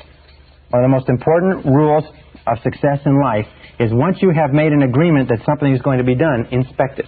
Check on it. Control it, monitor it, keep in touch. I have a good friend that says that delegation is essential, but not abdication. Make a decision. Once you have assigned somebody, you've asked somebody to do it, keep in touch with them. If it's important enough for you to have it done by that deadline, it's important enough for you to follow up and check. All right, there's one final method of creative thinking which you can use with your husband or wife, with your coworkers, with your friends, with your associates. One of the most powerful methods ever developed. First written about by Alex Osborne in his book Applied Imagination in 1946, and it's called brainstorming. Now, brainstorming is terrific. And I won't write it all out on the board, but I'll just give you the description of what you have to do to be a good brainstormer. Number 1, the very best group for brainstorming is 4 to 7 people. Below 4, you're not getting the potential synergy. And above 7, the group starts to get a bit unwieldy. So 4 to 7 people sitting together in a spirit of harmony. Step number 2 is to clearly define the question. And the more simple and precise the question, and the more concrete the answers that you're looking for, the better the brainstorming exercise works. For instance, you could say in a sales organization, you wouldn't say, what can we do to increase sales?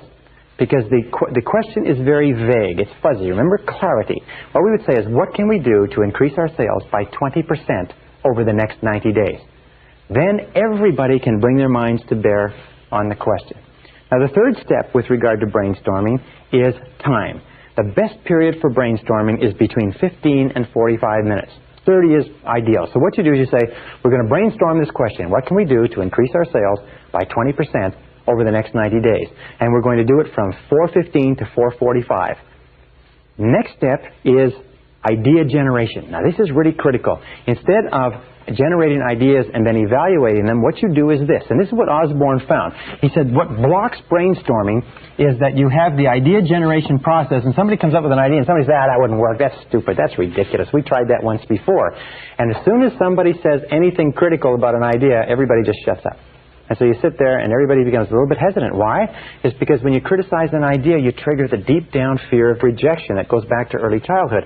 So what you do is you divide. You have idea evaluation, this section, and idea generation separated by a wall of time, so that you put time between the two. And here you go for quantity of ideas. So in a 30-minute session, say 30 minutes, you say, let's see how many ideas we can generate focused on how we can increase our sales by 20% over the next 90 days. And over here, you can take more time, and here you go for quality.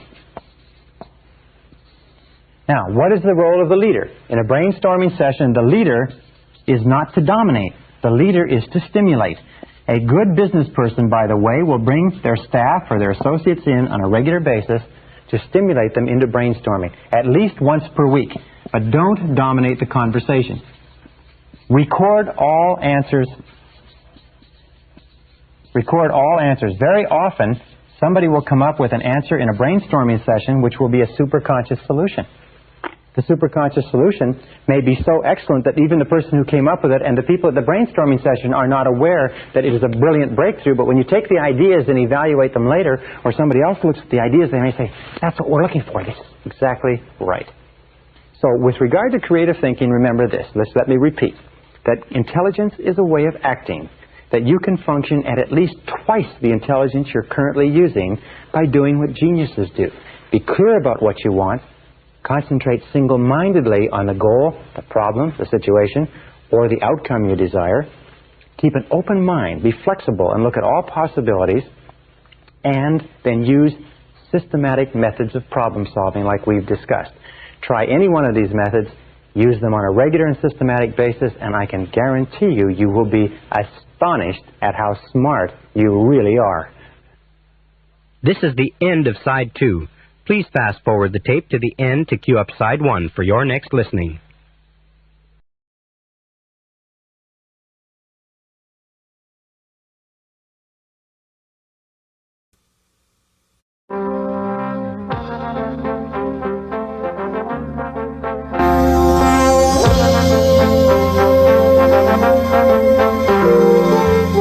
Brian Tracy presenta el Seminario Fénix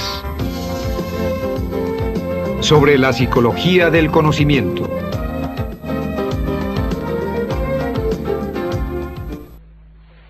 Session 24, Developing a Success Personality.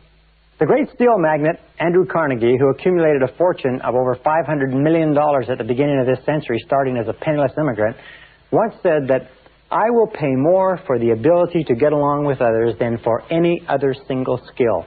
And today, in our society, your ability to get along with other people, your social intelligence, is the most valuable, most precious single asset that you have. Not only in terms of your career, not only in terms of your marriage and your relationships, but in terms of your own mental well-being. In this session, we're going to talk about developing a success personality. We're going to talk about developing the quintessence of mental health, which is a positive personality, a positive mental attitude, the kind of person that everybody likes to be around, the kind of person who is welcome everywhere. We said very early in this seminar that 85% of everything that you ever accomplish in life will be as a direct result of how well you get along with other people. that today even the biggest companies in America are hiring on the basis of personality and attitude rather than on the basis of grades, proficiency, skills, and experience. Why? It's because if the person has the right personality skills, they can learn anything else they need in order to be successful. But if the person has all the skills in the world and a lousy personality, there's no way that they can take the responsibility of changing it. So 85% of our happiness in life, according to the research, comes from happy involvement with other people.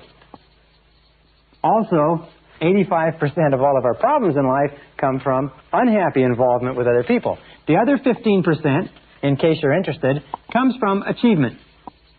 So it is possible for us to get a certain amount of satisfaction in life from achievement, from success, from making money, building businesses and careers and so on, but most of our happiness is going to come from our relationships. So in this session, we're going to show you how you can dramatically improve the quality of your relationships doing some very, very simple things.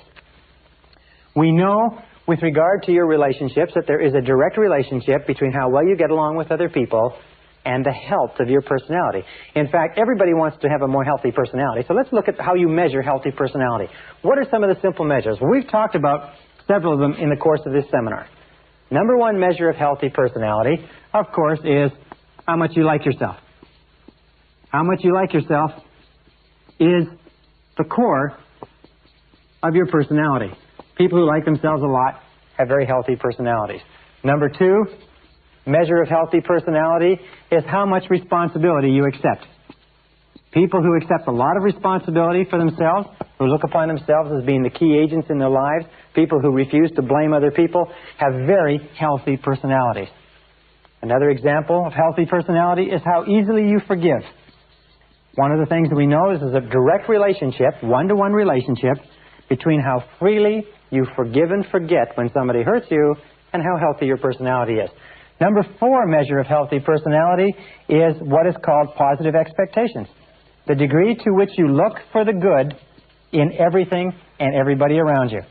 People who have a propensity to look for the good are truly healthy people. And the fourth measure, or the fifth measure of healthy personality is what we're talking about today, is how well you get along with others. How well you get along with others. As a matter of fact, you really cannot have a healthy personality in isolation of your relationships with other human beings. Wonderfully enough, there is a law of reciprocity in this, is that the more you like yourself, the more you like others. The more responsibility you accept, the better you get along with them. The more you freely forgive and forget and refuse to hold grudges, the more it improves the quality of your relationships. The more you look for the good in people and situations, the better you get along with yourself and them. And the better you get along with other people, surprise, surprise, the more you like yourself. So it's a wonderful series of reciprocal relationships. And this brings us to an important law, one of the last laws we'll talk about, probably the last. It's called the law of indirect effort. And the law of indirect effort simply says that in our relationships with other people, we have a tendency to get the things that we want indirectly faster than directly. Now, I can give you a very simple example. If you try to go after things directly in your relationships, often you'll be frustrated, often you'll be humiliated, you'll be embarrassed, and so on. Let me give you a couple of examples. For instance, if you want to impress other people, okay? You want to impress other people? Have you ever tried to impress someone else? Somebody you thought was important or valuable and you tried to impress them? Have you ever tried to impress someone else? What you end up doing is exactly the opposite. But the way that you impress other people is simply this, is be impressed by them. Be impressed by them. If you want other people to be interested in you, what is the way, using the law of indirect effort, what is the way that you get people to be interested in you? Is, of course, be interested in them. If you want people to like you, what's the best way? It's to like them. If you want people to respect you, what is the best way? It's to respect them. In every case, this law of indirect effort works in building our human relationships. One final point. We've talked about some of the mental laws, and I'd like to just refer you to three. One is the law of sowing and reaping. The law of sowing and reaping says the quality of your relationships, what you are reaping in your relationships at any given moment, is a result of what you have sown in those relationships. What you are getting in your relationships has very little to do with the other person or with fate or with background or nature. What it has to do with what you've sown, is with what you've sown. Law of correspondence says that your external world will correspond to your internal world, as within, so without, especially in your relationships. And of course, the law of attraction says you always attract to you people who are very much like you are inside. If you want to change the quality of your relationships, the starting point is to change the quality of your relationships with yourself, and your external relationships will mirror that. Now, when we talk about this, how well you get along with others, let's show a very, very simple graph. And this is the graph of human personality, from the most introverted to the most extroverted, or if you like, from an inner-directed person to an outer-directed person. And the person who has a truly healthy personality can get along with a great variety of people going from the median. And the median, of course, is the average personality, not introverted or extroverted. Now, we can superimpose on this, I guess this is the center, we can superimpose on this another graph. And this is the graph of self-esteem, from high self-esteem to low self-esteem. And we find a very interesting thing, and this graph is my own creation. We find that the graph is like this, that if you have a low level of self-esteem, say down here, you don't particularly like yourself, or you have feelings of inferiority or negativity, then the number of people that you can get along with will be limited to people who are pretty much in the middle of the spectrum. People who have, if you might call them, very easy to get along with, neutral, bland personalities. However, as you go up the ladder of self-esteem, as you like and respect and accept yourself more and more, the number of people that you can get along with expands. As your level of self-esteem goes up, you can get along with more and more people across this spectrum, if you like. And as you get to the point where you have high levels of self-esteem and self-acceptance, you find you can get along with almost anybody that you meet. And since, of course, the great business of life is getting along with as many people as possible, because the more people you can get along with, the more opportunities you have to live an interesting, fascinating, exciting life. The wonderful thing is, as your self-esteem goes up by working on yourself, the quality of your relationships with others expands. So what is the key to raising your own self-esteem?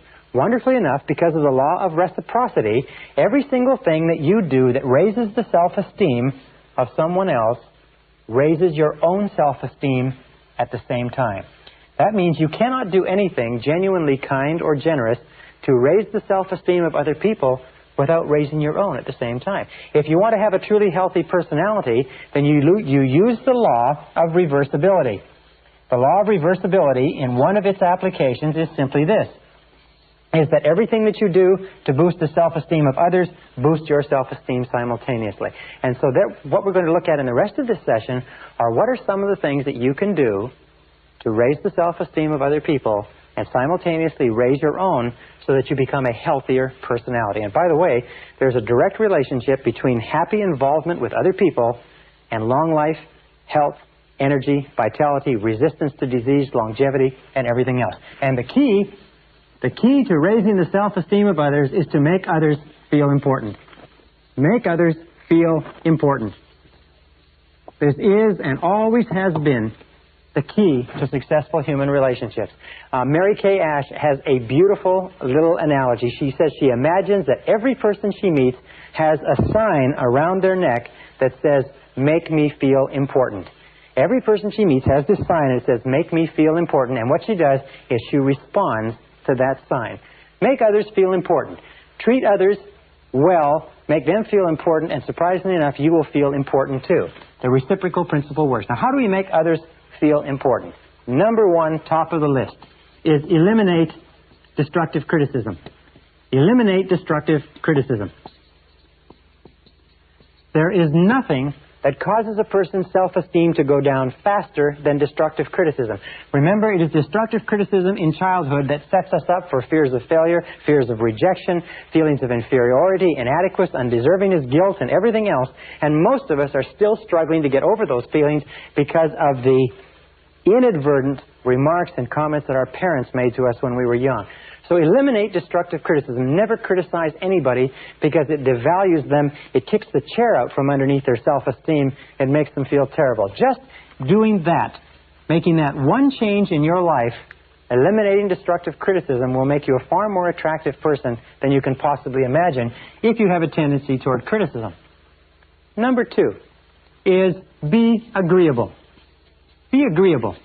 Be agreeable, that means don't argue. I remember when I was a young man, I was very fast-mouthed, if you like, and I used to win arguments. I used to win any argument. I would do my reading, I would do my research, and I would be excellent. I got to the point where nobody could beat me in an argument. And you know something? I also got to the point where I didn't have anybody to argue with. I got to the point where nobody wanted to talk to me. Nobody wanted to have anything to do with me. I never got invited to anybody's house. People wouldn't play with me at school because I was always arguing, and even though I was winning, I was losing. So don't argue. And a way that you avoid arguing is a very, very simple technique. It's this. It is try first to understand. Rather than to be understood, use this law of indirect effort and try first to understand the other person's point of view. What is it that causes the other person to think and feel the way they do? If you disagree with them, the natural tendency of the immature personality is to try to overwhelm the other person with argument. However, the tendency of the mature personality is to take the time to try to understand why the other person thinks and feels the way they do. It could very well be that their reasoning is superior to yours. At the very least, there's a beautiful line that says, "A man convinced against his will is of the same opinion still." One of the most important principles in the development of human personality is the principle of non-resistance. The principle of non-resistance was, if you like, brought to a head by Mahatma Gandhi in India this year, or in this century, when he was able, if you like, to defeat the entire British Empire and take India out of the empire and put it under home rule simply by a process of non-resistance. Jesus said in the Bible, he said, in the New Testament, he said, "Agree with thine adversary quickly." Now, there's several reasons for this. The number one reason is the very best way to keep a positive mind, to be enthusiastic, to be liked, and to like other people is not to get into arguments with them. To do everything possible to avoid an argument. When I first got married, I found that the natural tendency for people when they live together is to get into arguments because you disagree about times and things and so on. But I also found a very neat little thing that has served me well, and that is to agree quickly. If when you see an argument coming, back off from it, agree, and try to see the other person's point of view. The place to start with being agreeable and refusing to criticize is where? Of course, it's at home. The interesting thing is, and Emmett Fox says it beautifully, he says, "If you must be rude to strangers, but save your company manners for your family." Naturally, we have a tendency to go out and be very polite to people that we've never seen before and will never see again, and then we come home and we criticize and complain and argue with the people that we love the most. All right, the third principle in making other people feel important, now you don't criticize, now you don't argue, you've now a pleasant, positive personality. The third thing is acceptance. The third behavior. Now, acceptance satisfies one of the deepest of all subconscious cravings. Remember, when we come into the world, what we want more than anything else is to be accepted by our parents, to be unconditionally loved and approved of and accepted by our parents. And when we grow up as adults, we still need that love and approval. And the way that we convey acceptance is very simply this: smile. Whenever you smile at another person, you convey acceptance. As a matter of fact, work in interpersonal psychology and interpersonal dynamics suggests that when two people meet for the first time, and every subsequent time, the very first thing that takes place is a relationship of acceptance or non-acceptance occurs. It's conveyed by body language, by facial expressions, by tone of voice, but until that relationship is established, no other communication takes place. And you can trigger that relationship just simply by smiling and unconditionally accepting another person, no matter who they are. Step number 4 is appreciation. Appreciation, like acceptance, whenever you engage in any kind of appreciation, you raise the self-esteem of the other person. When you smile, by the way, some interesting research seems to suggest that when you smile, not only do you cause the other person to feel positive, but the effort of smiling actually triggers endorphins in the brain and gives you a generalized sense of well-being. And they say even an insincere smile is better than a sincere frown. So smile. Force yourself to smile, and you will find that you can act your way into feeling like smiling just by making a habit of smiling at other people. With regard to appreciation, how do we express appreciation? We use the word thank you over and over again. saying thank you to your spouse, saying thank you to your children, saying thank you to your coworkers and your subordinates, saying thank you to people in restaurants, saying thank you on a regular basis when you feel it. Expressing gratitude raises people's self-esteem like the mercury in a thermometer on a hot day. And you'll find that the most powerful men and women, the most successful men and women, tend to be very gracious and they tend to be very courteous. The television characterizations or caricaturizations of men and women who are powerful but who are peremptory and push people around are not very close to the real world, because people become powerful and successful to the degree to which they get the cooperation of other people. And people only have a tendency to cooperate with others if the others are the type of people that they like to work with. So be gracious, be courteous, be appreciative, say thank you. Thomas Carlyle once said that you can tell a big person by the way they treat little people, and that's very true. Number 5 is admiration. Admiration means admiring the traits of another person. If the person is industrious or punctual or hardworking or accurate, or admiring the possessions of another person. You see, we get emotionally involved and bound up in our characters and our personalities. And when somebody recognizes and acknowledges it and admires it, we feel tremendous. We get caught up in our possessions. We're proud of our homes, our cars. We're proud of our watches, our shoes. We're proud of our children. We're proud of our offices. And if a person says, boy, that looks nice, or that's a great-looking car, or that's a beautiful house, or this is a lovely living room, or that's an excellent suit, anything that we say, as long as it is sincere, I never say anything that's insincere because people are very, very smart. They can detect insincerity. Remember, Abraham Lincoln said, everybody likes a compliment. Everybody likes a compliment. I have worked with billionaires, and I have worked with very powerful and successful heads of large corporations and conglomerates, and I have found that saying something that I truly feel that is complimentary to them about themselves, their businesses, their work, and so on, is always responded to as positively as if you were admiring the trait or possession of someone who had low self-esteem. Sometimes people who have the highest self-esteem and success are the ones who are most in need of admiration and appreciation. Now, the 6th thing that you can do to raise the self-esteem of others. And remember, every time you raise somebody else's self-esteem, you raise your own. Every time you increase the health of somebody else's personality by the law of indirect effort, you increase the health of your own personality, is approval. Approval satisfies one of the deepest cravings of the human psyche, the craving to be valued, the craving to be valuable. In fact, one of the definitions of self-esteem is the degree to which an individual considers themselves to be praiseworthy. A person who considers himself to be praiseworthy has high self-esteem. So when you give approval or praise, it's been demonstrated, I think it was Napoleon who said, I have made an incredible discovery. Men will die for ribbons. In other words, he found that soldiers who would not give their life for any amount of money would risk their lives in battle for the praise and approval represented by the ribbons and the medals that he handed out. Keys to approval. Number 1 is be immediate. The closer the praise is to the thing that you praise, the more likely it is the person will repeat it. If you want your children or your employees to continue doing something, as soon as they do it, say, boy, that's a good job. Number 2 is be specific. Say, boy, you did a wonderful job on that lawn, that house, that letter, whatever it happens to be. The more immediate and specific the praise, the more rapidly it raises self-esteem, the more likely it is that the behavior will be repeated. And third of all, be public with your praise. Whenever you give recognition in public, it doubles or triples the impact because the effect of other people's opinions on our behavior is tremendous.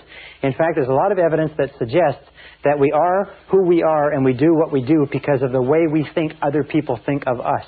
We're strongly affected by other people's opinions. All right, number 7 is attention. Now, attention is one of the most powerful ways to raise self-esteem. Attention means listening. Why is attention and listening so powerful? It's because we always pay attention to that which we value, and we always ignore that which we do not value. So if you want to tell a person that you value them, that they are in effect valuable, pay close attention to them, listen to them, spend time with them. Now here's some of the keys to attention. Number one is listen attentively. Listen attentively. Listen without interruptions. Listen patiently. Listen closely. Number two is pause before replying. Pause before replying. Don't interrupt. Let the person say everything that they have to say and pause. Wait. Show them that you are really considering what they're saying. Number three is question for clarification. Instead of rushing in to speak, question to clarify what the person has said, which is a way of telling them for sure that you're really listening. And here's the best of all questions. How do you mean? When you're listening to a person speak and you want to fully understand and you want to tell them that you're listening, say, how do you mean exactly? And ask for them to explain to you clearly. And finally, remember the boomerang. And the boomerang says simply this. It says that any genuine emotion expressed by you toward any other person is going to boomerang back on you. Just like the law of sowing and reaping, the law of cause and effect, the law of attraction, the law of correspondence says that any genuine emotion, now that's a genuine emotion. In other words, if you say something positive about someone else, it's going to go out to that person and it's going to come back and it's going to boomerang on you. So say only good things. When you talk about other people, talk about them as though what you were saying was going to be printed in the paper. When you think about other people, send out positive thoughts and positive ideas. Think all the time about how you can make other people feel important. Treat other people as though they were the most valuable people in the world, because to them, they believe they are. And the final rule with regard to superior human relations is what we call the Golden Rule. The rule simply says, love your neighbor as yourself. Like your neighbor as yourself. Treat your neighbor as yourself. Ask yourself in any situation, how would I like to be treated in this situation? Ask yourself, when you're in a difficult situation with someone or an argument or a disagreement, say, if the conditions were reversed, how would I like to be treated in this situation? And here's something that you can do. Pick a role model. Pick the person that you admire more than anybody else in the world in terms of their personality. And whenever you're in a situation with someone else, pretend you are like that person. Many years ago, when I was traveling in Africa, I worked with Dr. Albert Schweitzer, one of the most beautiful men who ever lived. And so very often when I'm in a situation with other people, I think, how would Albert Schweitzer act in this situation? Or I think, how would Jesus of Nazareth act in this situation? And if you use that as your role model, and if you use the credo of making other people feel important as your guiding light, you will develop a success personality that will lead you to accomplishing everything that you want in life in a world filled with other people.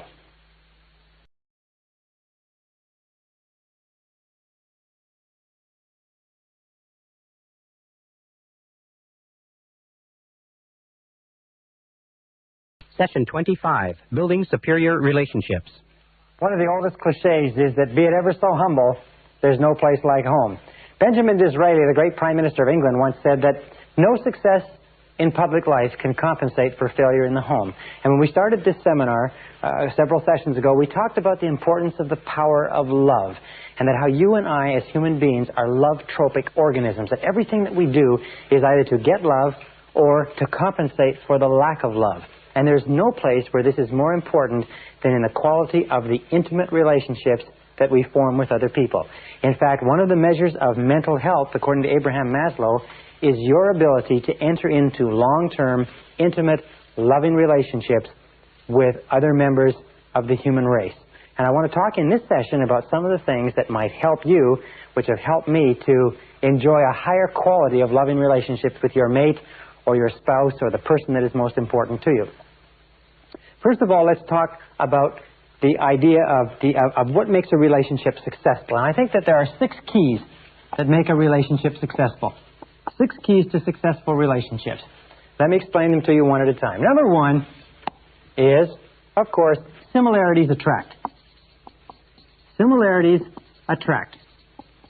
Similarities attract in almost all areas, but especially in the areas of values, in the areas of attitudes toward the critical things like children, like money.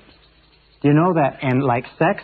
For instance, that arguments over money are not one of the number 1 reasons why marriages break down, young marriages break down, and probably older marriages too. Arguments over sex are number 2. Arguments over leisure time, what we're going to do when we're not working, are the number 3 reason why relationships break down. So similarities are very, very important.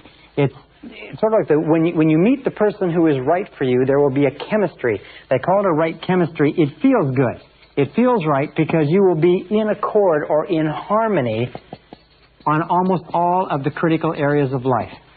We find that virtually all of your difficulties come is when you from clashing with people who have different opinions and ideas from you. Now, with regard to similarities, the most important part of you as a human being is your self-concept, your central belief system.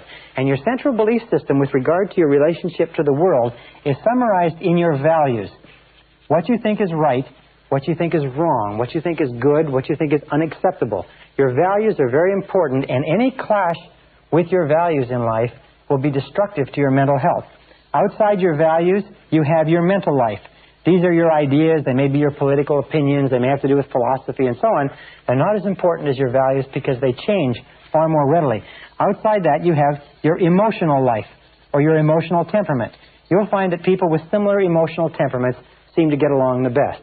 And finally, on the outer ring, the least important is the physical, is the physical attraction or physical similarity or physical comparisons. However, there's a lot of research that shows that people tend to marry people who look very similar to themselves, that the highest form of flattery is marriage, that we tend to be attracted to people who have facial features very similar to our own. That's why they say when people grow older, they start to look like each other. Well, if they examine the wedding photographs, they find that they started off looking like each other, and that's why they look like each other more when they grow older. Number 2 key to successful relationships is that opposites attract. Opposites attract. But opposites attract in only one area, and this is important, and that's in temperament. You see, nature requires balance in all things, yin and yang, active and passive. So nature requires that there be a balance in temperament. An extroverted person will be most compatible with an introverted person. 2 people who are equally introverted or extroverted will be most compatible.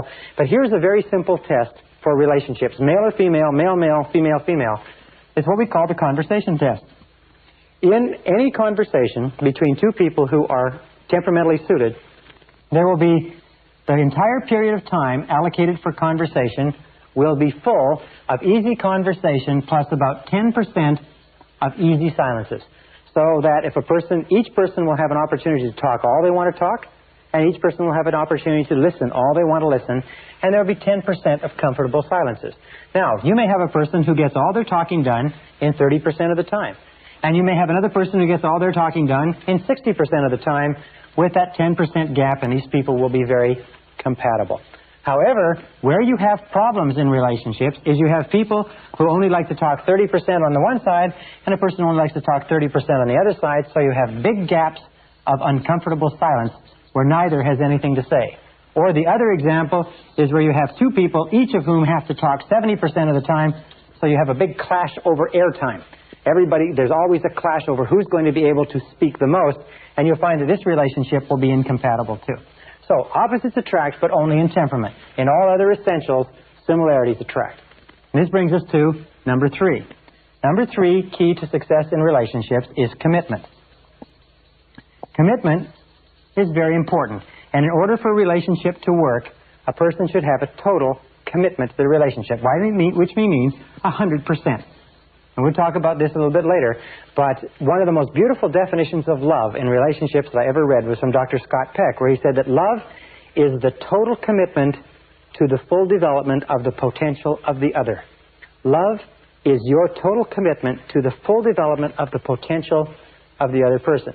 And this, to me, lays to rest all the arguments over male, female, women's lib, and so on and so forth, because if a person truly loves another person, they want that person to develop their full potential as a human being, and they will do everything possible to make that possible. Commitment is really clear. I have a good friend named Charlie Jones who talks about divorce. He said the way to deal with divorce is very simple. He says never consider it. He said don't even think about it, don't talk about it, never even consider the possibility of divorce. He says murder, yes, but never divorce. Now, maybe that's a little bit stringent, but the key to a successful relationship is the depth of commitment that each person has. Most dangerous thing in a relationship is when people start thinking in terms of, well, if it doesn't work out, I can go somewhere else. If it doesn't work out, we can always get a divorce. Relationships like that almost invariably end in a divorce. Number 4, key to a successful relationship, is similar self-concepts attract. Similar self-concepts attract. Now this means when we talk about similar self-concepts, we talk about how much you like yourself, how much you value yourself. We talk about what you might call the happiness scale. The happiness scale means how happy are you on a scale of 1 to 10. That's the basic question. You will find that you will always be most compatible with a person who is just about as happy as you are. If ever you get involved in a relationship with a person who is unhappy, and you allow yourself to be deluded into believing that you're going to bring them up and they're going to be happy at your level because you're going to help them, you're entering into a fool's game, because most people who are unhappy are quite happy being unhappy, and they have no intention of changing. As a matter of fact, the unhappiest relationships I've ever seen in my life are when a generally happy, positive person gets involved with a negative person and tries to bring them up to their level, because it never works. So ask yourself this: how happy is the person that you're thinking about getting involved with? And understand that it is very rare, except by tremendous effort, that people change their level of happiness. This brings us to number 5. Key to success in relationships is liking. Now, liking, which has to do with respect, is more important than being in love, and more permanently satisfying. Because being in love, although it comes and goes, is a passing condition. Being in love is something that ebbs and flows. As a matter of fact, you can be furiously angry with your mate or with your spouse and still have an excellent relationship. And you can still never consider breaking up, as long as you like and respect them. But if the liking and the respecting goes out of a relationship, the being in love or the infatuation is never enough to hold it together. Now, here's a simple test with regard to liking. It's what I call the best friend test. The best friend test simply says that if you are ideally suited to your mate will be your best friend. That there will be nobody that you would rather spend time with. There will be nobody that you trust more. There will be nobody that you would be more open, honest, candid, and frank with. That your mate or your spouse will be your best friend. It's the simplest measure of all, because you cannot force being best friends. Best friends just happens naturally when everything is right. On the other hand, if you are in a situation where you could not tell your spouse or your mate a lot of the things that are important to you, where you talk to other people more than you talk to them, where you have a lot of secrets that you keep from them, or a lot of things that you keep inside yourself, then generally speaking, you are probably not involved with your best friend, and the prognosis for your relationship is not very good. Number 6, requirement for happiness in relationships is communications. Now, communications, or communicating back and forth in a relationship, is the elixir that keeps a relationship alive. Without it, a relationship dies. Without it, the relationship has no possibility. And good communications in a relationship not only require speaking and listening, not only require trying to understand, give and take, but they require time. And they require a high quality and a high quantity of time. Very important, quality and quantity of time. What my wife and I do on a regular basis is we will go on a trip. And sometimes we'll go on a trip to a place that takes 3 or 4 hours, and we'll leave the children with a housekeeper or someone else, and we will drive in that car, no radio, no tapes, for 3 or 4 hours and just talk. And we'll get some of the highest quality and quantity of talk and conversation. And so if you use that analogy, what you might call a car trip analogy, which is uninterrupted conversation with your spouse over an extended period of time, you'll find the most remarkable things will happen. But if you're not spending a high quality and quantity of time with your spouse or your mate, the relationship is going to suffer, and many relationships will die as a result. Now, 2 critical points with regard to this, from my point of view as a man. Number 1 is, remember that men are not mind readers. One of the hardest things for women to understand is that men are not mind readers. They do not know what women mean or what women want them to think half the time.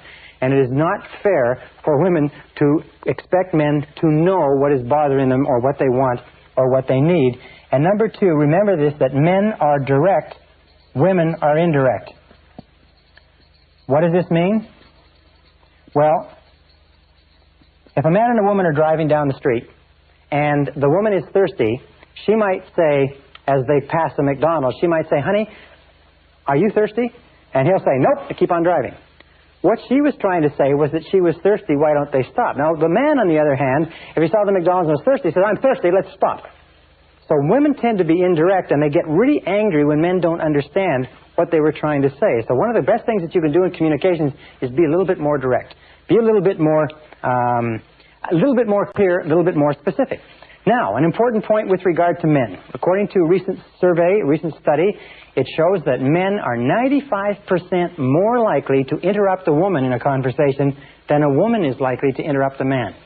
And one of the best things that you can do in a relationship, you men out there, is take time to listen to your spouses.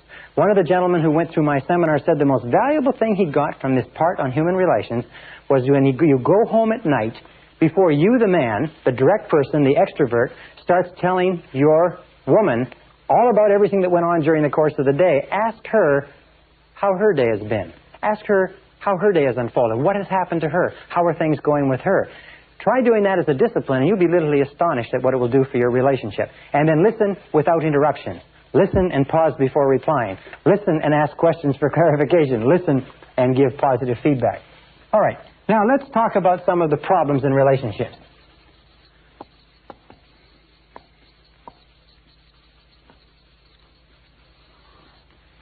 Problems in relationships. Number one problem in relationship, lack of commitment. Now, lack of commitment is amazingly common because we live in a society today where it is considered clever to protect yourself by not making too deep a commitment to anybody. So what people do is they often get involved in relationships, but they only get involved up to their toes. Lack of commitment is often expressed in a trading relationship. A trading relationship is a relationship where one says, "You do your share and I'll do my share. You put in your amount, I'll put in my amount," and neither one of them wants to get in 100%. Neither one of them wants to run the risk of being rejected. So by both of them not running the risk of being rejected, they both end up being rejected. And the key to resolving this, as I said before, is for each individually to make a 100% commitment to this relationship and say that no matter what happens, I will never leave this relationship. Make that decision to get in. Either get in or get out. Now, if you feel that you can't make the commitment, that will tell you something that's very important for you to know. If your spouse feels that he or she can't make the commitment, or mate feels that he or she can't make the commitment, that will tell them something too. But in either case, either get in or get out. And it will relieve an enormous amount of tension and stress in a relationship. Now, number two is trying to change the other, or expecting the other to change. You see, when we try to change another person, you know what we're saying? We're saying, in effect, that you're not good enough the way you are. You don't come up to my standards. How many times do people enter into marriages with one or the other saying, "Well, I'll change him or her as time goes on. They'll shape up more into the model that I desire or I approve of." Whenever you try to change another person, and why do we try to change another person? We keep disapproving of the person they are and the things that they do. We keep asking them to be different. We want them to be more of this or less of that.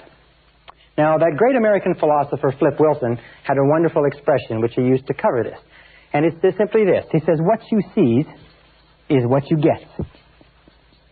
Don't enter into a relationship with the intention of changing the other person. Because what you seize is what you get. People don't change unless they intensely desire to change and are willing to practice some of the things we talked about in this seminar.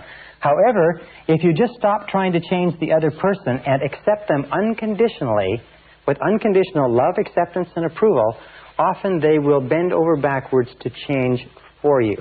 But there's something within every human being that resists being changed by another person. Number three cause of problems in relationships is jealousy. Now, jealousy has to do with the fear of failure.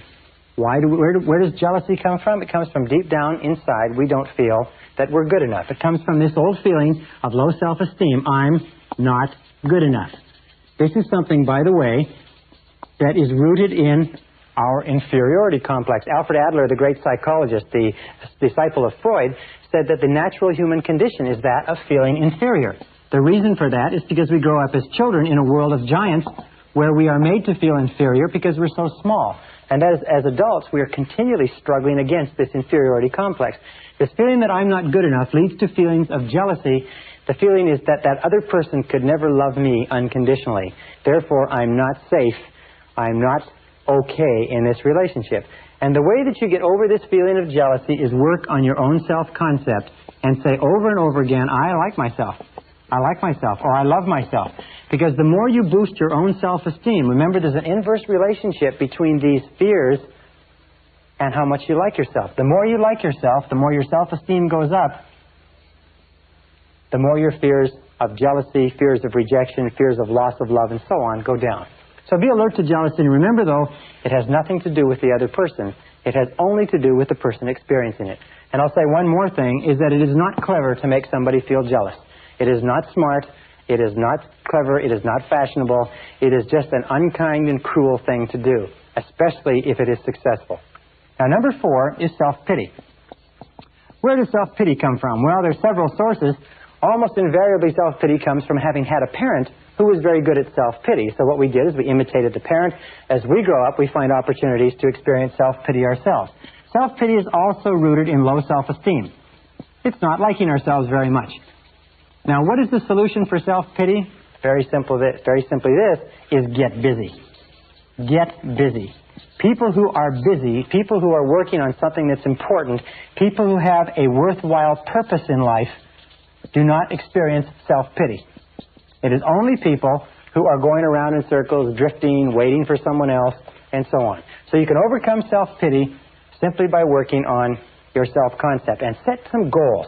Set clear, specific goals and get going on them. Remember the law of substitution. It says you can't feel sorry for yourself. You can't even feel jealous.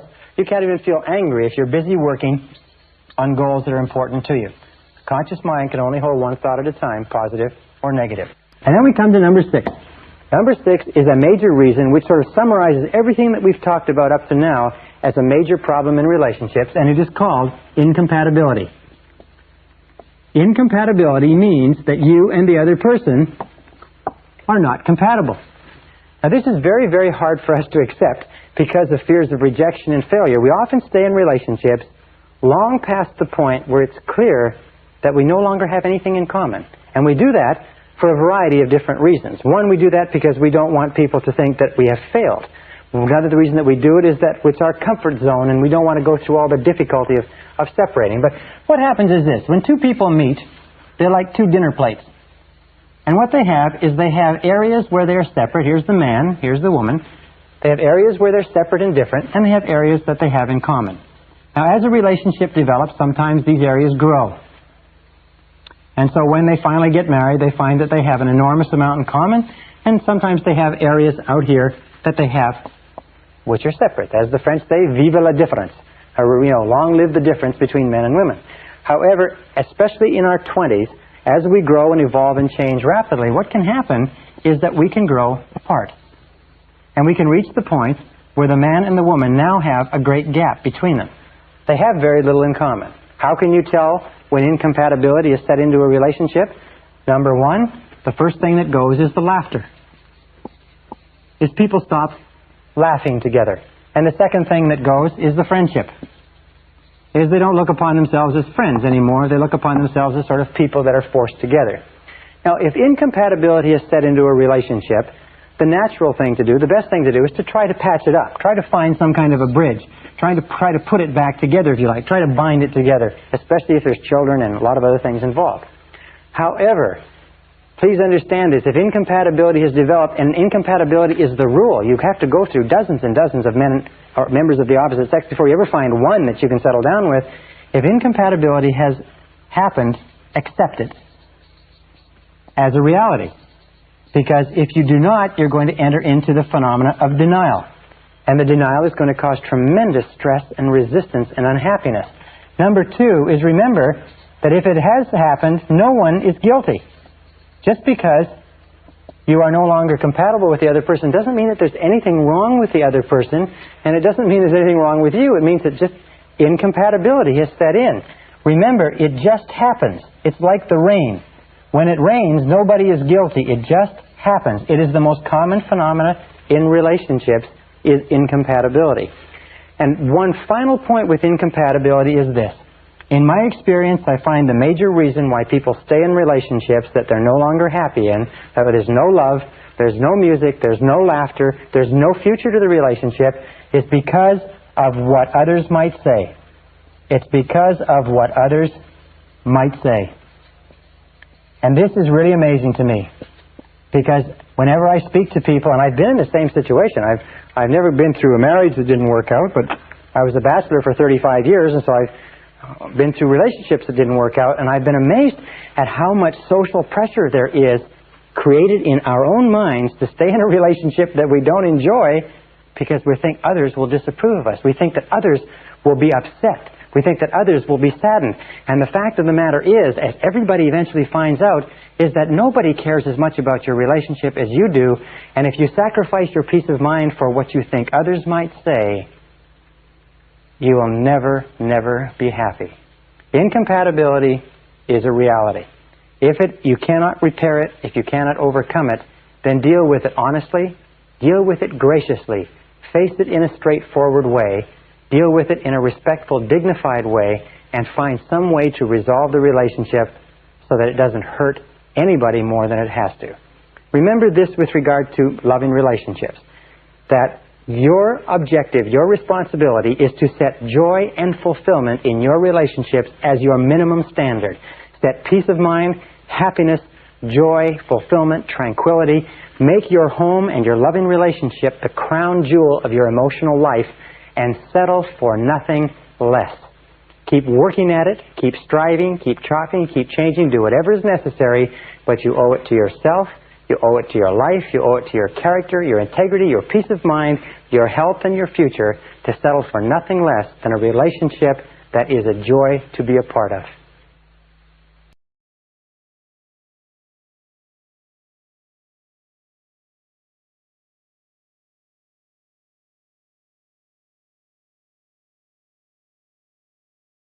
Session 26, How to Raise Super Kids.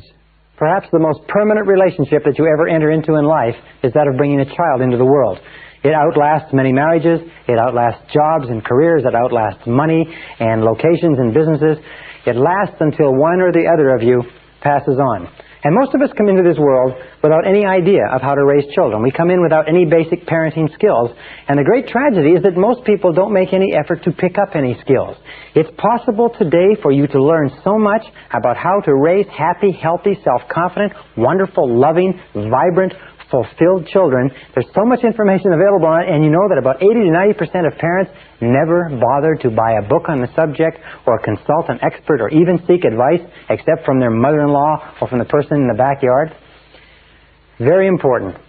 Today, in this session, we're going to talk about how to raise super kids, and I'm going to give you some key ideas that you can use. And I have 3 kids who I think are super kids. I have Christina, who's 7, I have Michael, who's 5, and I have little David, who's 1 year old. And these kids are just great. And everything that I'm going to tell you, we use on them 7 days a week. And I can promise you this, the law of sowing and reaping is true with children. What you sow in your children, you reap in your children. Everything that you put into your children, you're going to get out, positive or negative. But if you put good into your children, the wonderful thing is that they will blossom like flowers. So this starts us off with a basic question. What is the role of parenting? What is the key role of parenting? The answer to that question, in my estimation, is very simple. The role of parenting, most important job that we enter into, the role of parenting is to nurture children. That's all.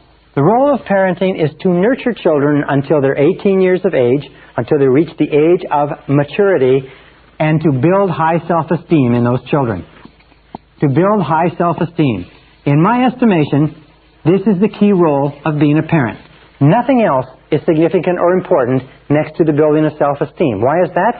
Because if you can raise a child to the age of 18 where they love themselves, they respect themselves, they unconditionally accept themselves, they consider themselves to be valuable and worthwhile and important young people, they're self-reliant, self-responsible, and capable of making their own decisions, then no matter what life can throw at them in the years to follow, you set them off on a solid, rock-hard psychological foundation, and they can make their own way and make a wonderful life for themselves and other people.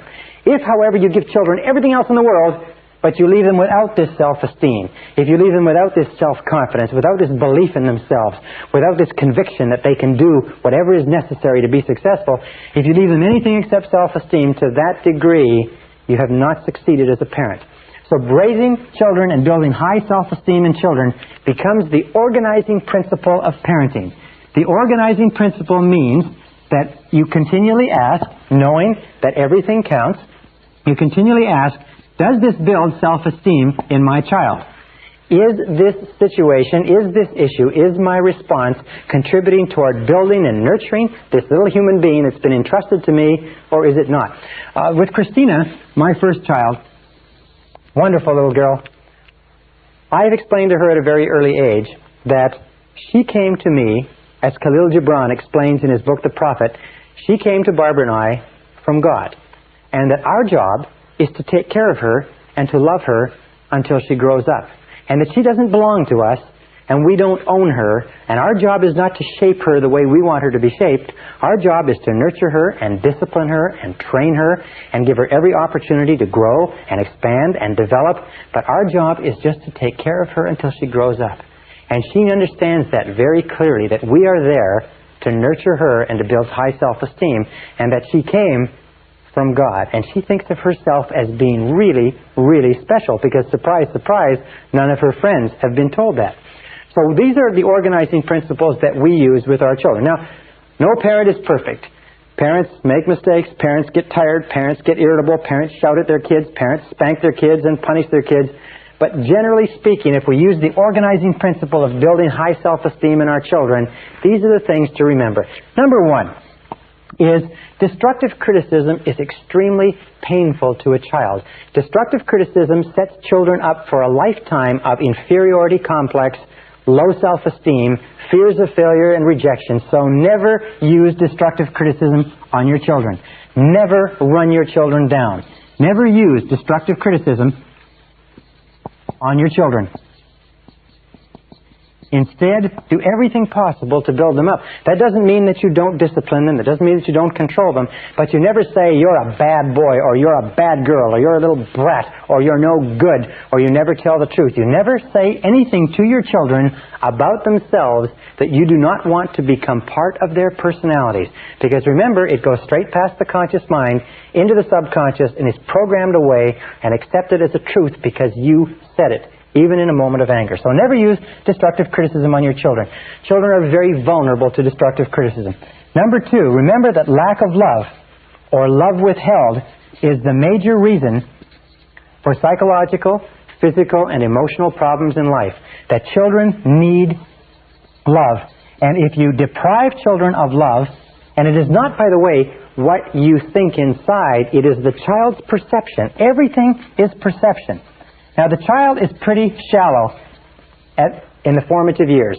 The child doesn't know that you really love the child unless you tell the child, show the child, demonstrate to the child over and over and over again. Many children have grown up and found themselves visiting psychiatrists and psychologists and trying to wrestle through the problem that they never believed that their parents loved them. And if you talk to the parents, they say, well, of course I love my kids. They say, well, did you tell my kids? Well, no, I didn't tell them, but they know I love them. No. Children don't know. They, as they say, they need the words. Number three is remember that children need a continuous flow of love and approval. Love and approval is the emotional, psychological lifeline that children have to have in order to grow. Just imagine that your children are on an intravenous. And this intravenous has the critical nutrients for the development of their personality. And the critical nutrient in that intravenous is the words and gestures of love and approval and a continuous flow. And if you cut off the flow, it's like cutting off the flow of nutrients or cutting off the oxygen flow to the emotional brain. They need it every day. They need it every night. They need it morning, noon, and night. They need it continuously. When they're growing, they're very much like growing children need a lot of food. Got to have a lot of food because they're growing. They need a lot of emotional support when they're growing too.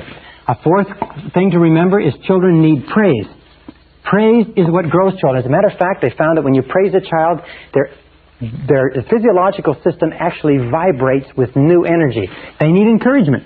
Remember, children are afraid because they're little kids in a big world. They need encouragement all the time. You can do it. You can do it. Sure, you can do it. Go ahead. Give it a try. Also, they need reinforcement. Sometimes they fall on their face. Sometimes they do it right. They need to be told, hey, you did a great job. That's wonderful. They need to be praised and reinforced. They need patience.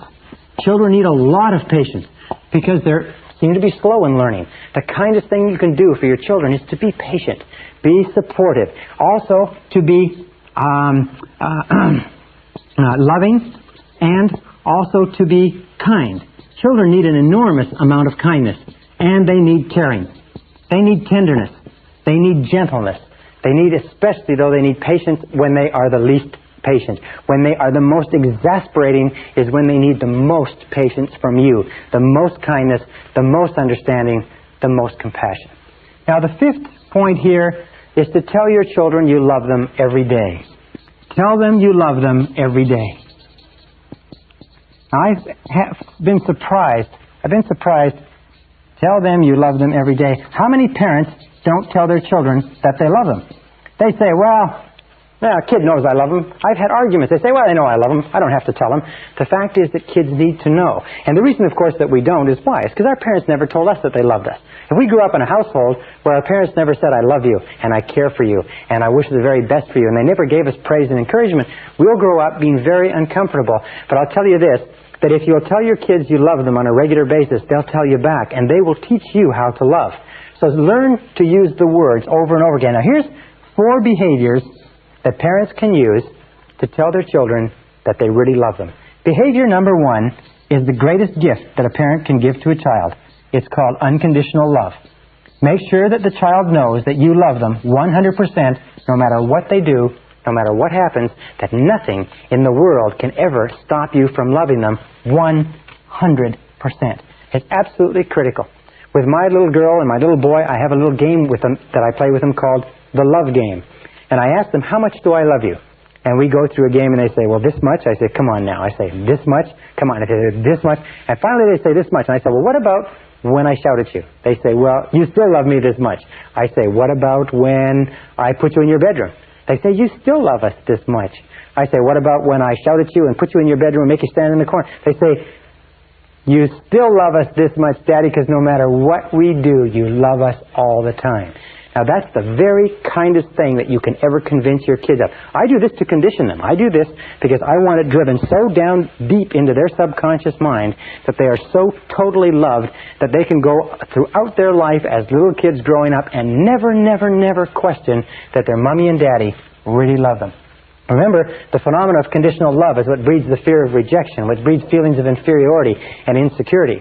Children, by the way, who are not brought up with enough love in their formative years develop what is called a deficiency need, and they spend the rest of their lives, like Demosthenes with his lamp looking for an honest man, they spend the rest of their lives looking for the love that they were deprived of in childhood. Be very alert to that. You cannot give a child too much love in the formative years. You cannot love a child too much. You can give them buckets and buckets and buckets of love.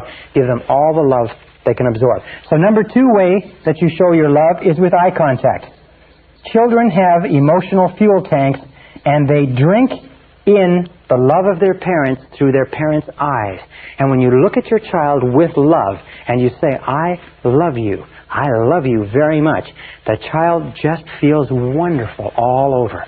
So say, I love you, but look them in the eye. Do you know that most parents only look their children in the eye when they're scolding them? That most children grow up today with a very distinct uneasiness about direct eye contact from adults.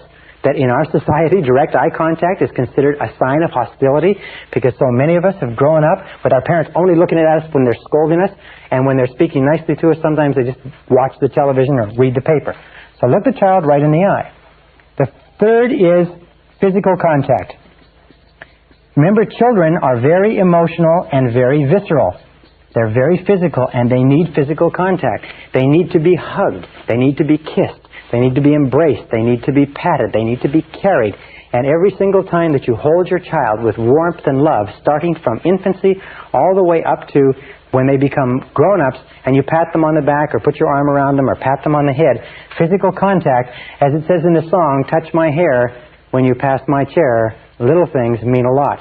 Contact with your children is one of the ways that you tell them that you love them. Now, interestingly enough, in studies that were done in the late 40s, they found that infants who were not held in hospitals and embraced while they were being fed actually began to atrophy, shrivel up, stop taking nutrition, and many of them died of a disease called marasmus, where they lacked that physical warmth and contact. So physical contact is absolutely essential to a child's healthy well-being. And number 4 is focused attention. By the way, it's interesting, many fathers have this idea that if you give a child too much hugging, a male child, a boy, too much hugging, too much kissing at an early age, you'll make them a sissy. In fact, it's exactly the opposite. The more hugging, the more kissing, the more physical contact that a little boy has with his mother and father, and especially his father, the more masculine, the more self-assured, the more self-confident he grows up. The less he gets, the more insecure, the more angry, the more stressed he is. So remember that you can't give a child, male or female, too much physical contact. And focused attention means that you spend time with the child every day, just you and the child, walking, talking, listening, no television, no newspaper, no one else, just a few minutes a day that tells the child that the child is really valuable. You see, children whose parents don't spend time with them alone are convinced that the reason Mommy and Daddy is not doing it is because there's something wrong with me. They don't know that the parents are busy or doing something else. They just feel that there's something defective about them, and that's why the parents don't spend the time with them. So be very careful. It's the perception of the child, not the reality. All right, now the next, number 6, is positive expectations. Positive expectations were found by Dr. David McClelland of Harvard University to be one of the best single determinants of peak performance as a young person. Positive expectations of the child by the parent causes the child to do everything possible to grow up and fulfill the parent's expectations. As a matter of fact, he found that there were 2 things. One was a democratic household. That in a democratic household, where the child was expected to contribute his or her opinion at an early age, and in a household where the parent said, in effect, I believe in you. No matter what you do, I believe in you. I believe you're going to do well.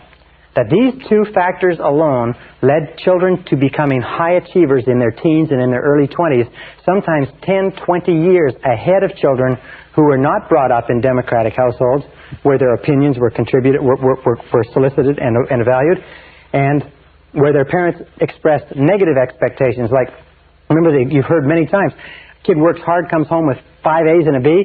First thing the parent says is, what's this B? Not, look how great the A's are, but what's the B? What this does is it completely demoralizes the child. So positive expectations are critical to the growth of a healthy personality. Number 7 is teach your children to say, I like myself, from an early age. Teach your children to say, I like myself, from an early age.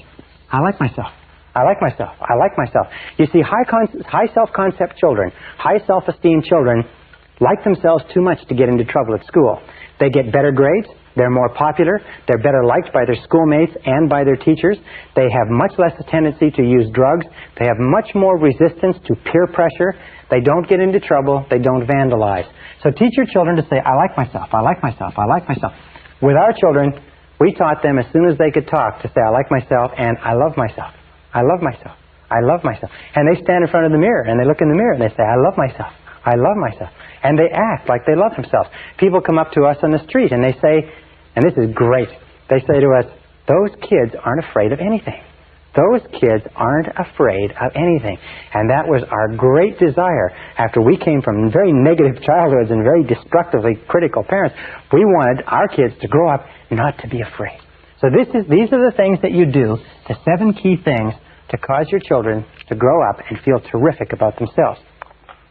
Now, this brings us to an important point. Many parents who have been through our course at this point and earlier in the course feel very guilty and uneasy. They feel a little bit tense because they know they've shouted at their kids, they've been critical of their kids, they've hurt their kids are sometimes having personality problems, their kids are having problems with grades, schools, friends, their kids have low self-esteem or feelings of inferiority, and the parents are uneasy and tense because they realize that they've done to their children what their parents did to them. And now they're looking at now they are reaping the harvest, if you like. They're looking at their children and they realize that what your children are is more a result of what you have done and said to them than any other reason. So, here is the solution to that. absolutely amazing. It is possible for you to undo the past with this very simple technique. First thing you do when you go home from this course is you gather your children around you. You bring them around you and you sit them down and you apologize to them for all of your hitherto destructive criticism. You say to them, I've been to a course, I understand the effect of destructive criticism, and I'm sorry for every single thing I ever said or ever did that caused you to feel bad about yourself. And I apologize, and I ask you to accept my apology. Now, this is the most incredible thing that a parent can do for a child, because children want to love their parents, and they want their parents to love them. But it is the destructive criticism that builds a wall of distrust and fear and insecurity. And when you as the parent, and only you can do it, when you as the parent apologize and say, I'm sorry, will you accept my apology? The children feel suddenly liberated, like a great weight has been removed from them. Now, why do you do this? Well, because the purpose is for you to accept 100% responsibility for everything guilt-producing that you've ever done or said to them. Accept 100% responsibility and say, I am responsible, I'm sorry, I apologize. Will you accept my apology? And your children will be absolutely amazed. We've seen children whose entire lives have been transformed. 15, 16-year-old children in reformatories and boys or girls' homes. Problem children that have been in trouble for years, literally transformed overnight in personality. I had a couple of parents go through this course not long ago, and they went home, and they had a 16-year-old daughter, and there was no communication. She was withdrawn, she was shy, she did not talk to the parents, and their parents went home and sat her down and apologized to her. They realized that they'd been complaining and complaining and complaining. Do you know the average parent in America complains and criticizes their child 8 times for every 1 time they praise the child? 8 times, 8 psychological lashes across the developing psyche or emotions of that child. They realized they'd gotten into a habit of criticizing and complaining. They went home and they apologized, and they said she came down to breakfast the next day and she was transformed. They said she was like a nightingale. She was happy, she was laughing, she was extroverted. She and her mother became tremendous friends. That she and her mother and her father began going out for dinner. I mean, it was just like a miracle. I saw a family once where the father had raised 10 children. He'd come from a negatively, destructively critical environment, and he had been destructively critical of all his children. Many of them had serious marital problems. Some of them had serious psychological problems, problems with their spouses. The oldest one was over 30. The youngest one was 14. At the end of the seminar, they're all in there, all the children, all the spouses, the father and mother. At the end of the seminar, he got up in the room and turned around and went from child to child and said, I apologize, will you forgive me? And as he went to each child broke down in tears and started crying. And by the time that circle had been made, everybody in the room was crying. It was absolutely phenomenal. And the family literally transformed overnight. Then the next thing you do, so logical, so obvious, promise never to do it again. Promise never to do it again. Why? To make sure that it's clear, and then finally, give them permission to remind you when you forget. Give them permission to remind you when you forget. Because you will forget, or when you slip from time to time. And let them say, Daddy, is that destructive criticism? Or Mommy, is that destructive criticism? And you say, yes, it is. You're right. I apologize.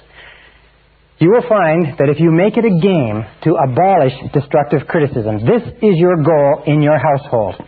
Do not allow destructive criticism in your household. Abolish destructive criticism. Do not allow anybody in your household to destructively criticize anybody else. Make it absolutely clear that you can argue, you can fight, you can disagree. All families do that. But nobody is allowed to devalue or run down the other person. Make it a game and make sure that you catch each other and get it to the point where a person says, is that destructive criticism? Or a person can say, I don't accept that. And if you've made a mistake, you back off and you say, I'm sorry. Now, with my little kids, I learned this idea before my kids came along. With my little kids, what I said to them is, do you forgive me? I'm sorry, I apologize, do you forgive me? And now sometimes we'll have an argument, or I'll send them to their bedrooms, and Michael will come to me, and he came to me the other day, and he said, Daddy, he said, I forgive you for sending me to my bedroom. And it was the cutest thing you could imagine. And I said, Michael, I'm sorry. Thank you very much. I apologize. And if you apologize all the time, you keep the decks open. Now, one final point that I don't want to forget is this, is that in order to apologize to your children, you've got to get your ego out of the way, and you have to put the mental health of your children ahead of anything else. When you apologize, it takes courage and character for you to apologize.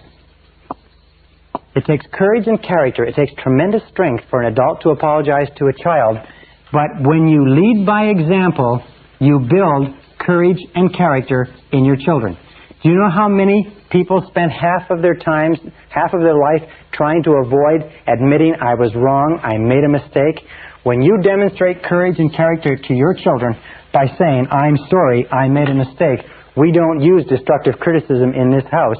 You demonstrate to them that they too can demonstrate courage and character. They too can say, I'm sorry, I was wrong, I made a mistake. They too can apologize when they say or do something that hurts someone else. And setting that example for your children, you set them off on a foundation of high self-esteem, of high self-value, and enables them to spend their entire lives realizing their potential rather than compensating for their deficiencies. It is the kindest thing that you can do for a child, and I hope you do it for yours.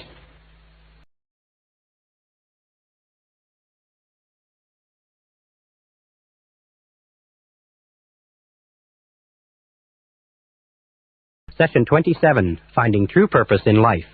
Now we come to the final question. What is the purpose of life? What is the purpose of your life? Why are you here?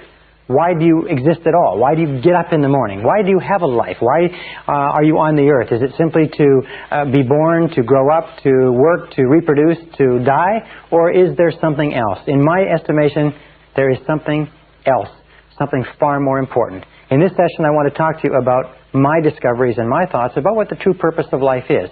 The true purpose of life, in my estimation, is to find a mission. Some of the wisest men and women of this century and of previous centuries have looked at this whole idea of why a human being is put on this earth, and they've come to the conclusion that we are put on this earth to fulfill our potential by finding our true mission in life. Emmett Fox calls this your heart's desire. What is your heart's desire? Your heart's desire is something that is placed deep down inside you, maybe even before you're born. And it's something that calls to you and sings to you and lures you on throughout your life. And the reason that we say that only 1 or 2 or 5 out of 100 people fulfill their potential in any given generation is because most people ignore the callings of this heart's desire. They push it aside. They ignore it. They pretend it isn't there. They get involved in bills and families and business and careers, and this tugs at them. Sometimes they don't get into it until later on in life. But every single person has the ability to establish for themselves a mission. So then let's look at the men and women who have affected mankind in the most positive and profound way throughout all of history.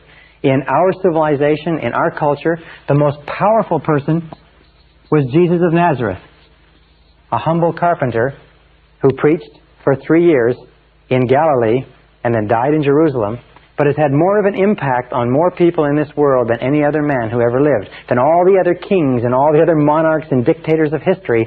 One simple man who never wrote a word, never appeared on television, never cut a record, was the man who has had more influence than anyone else.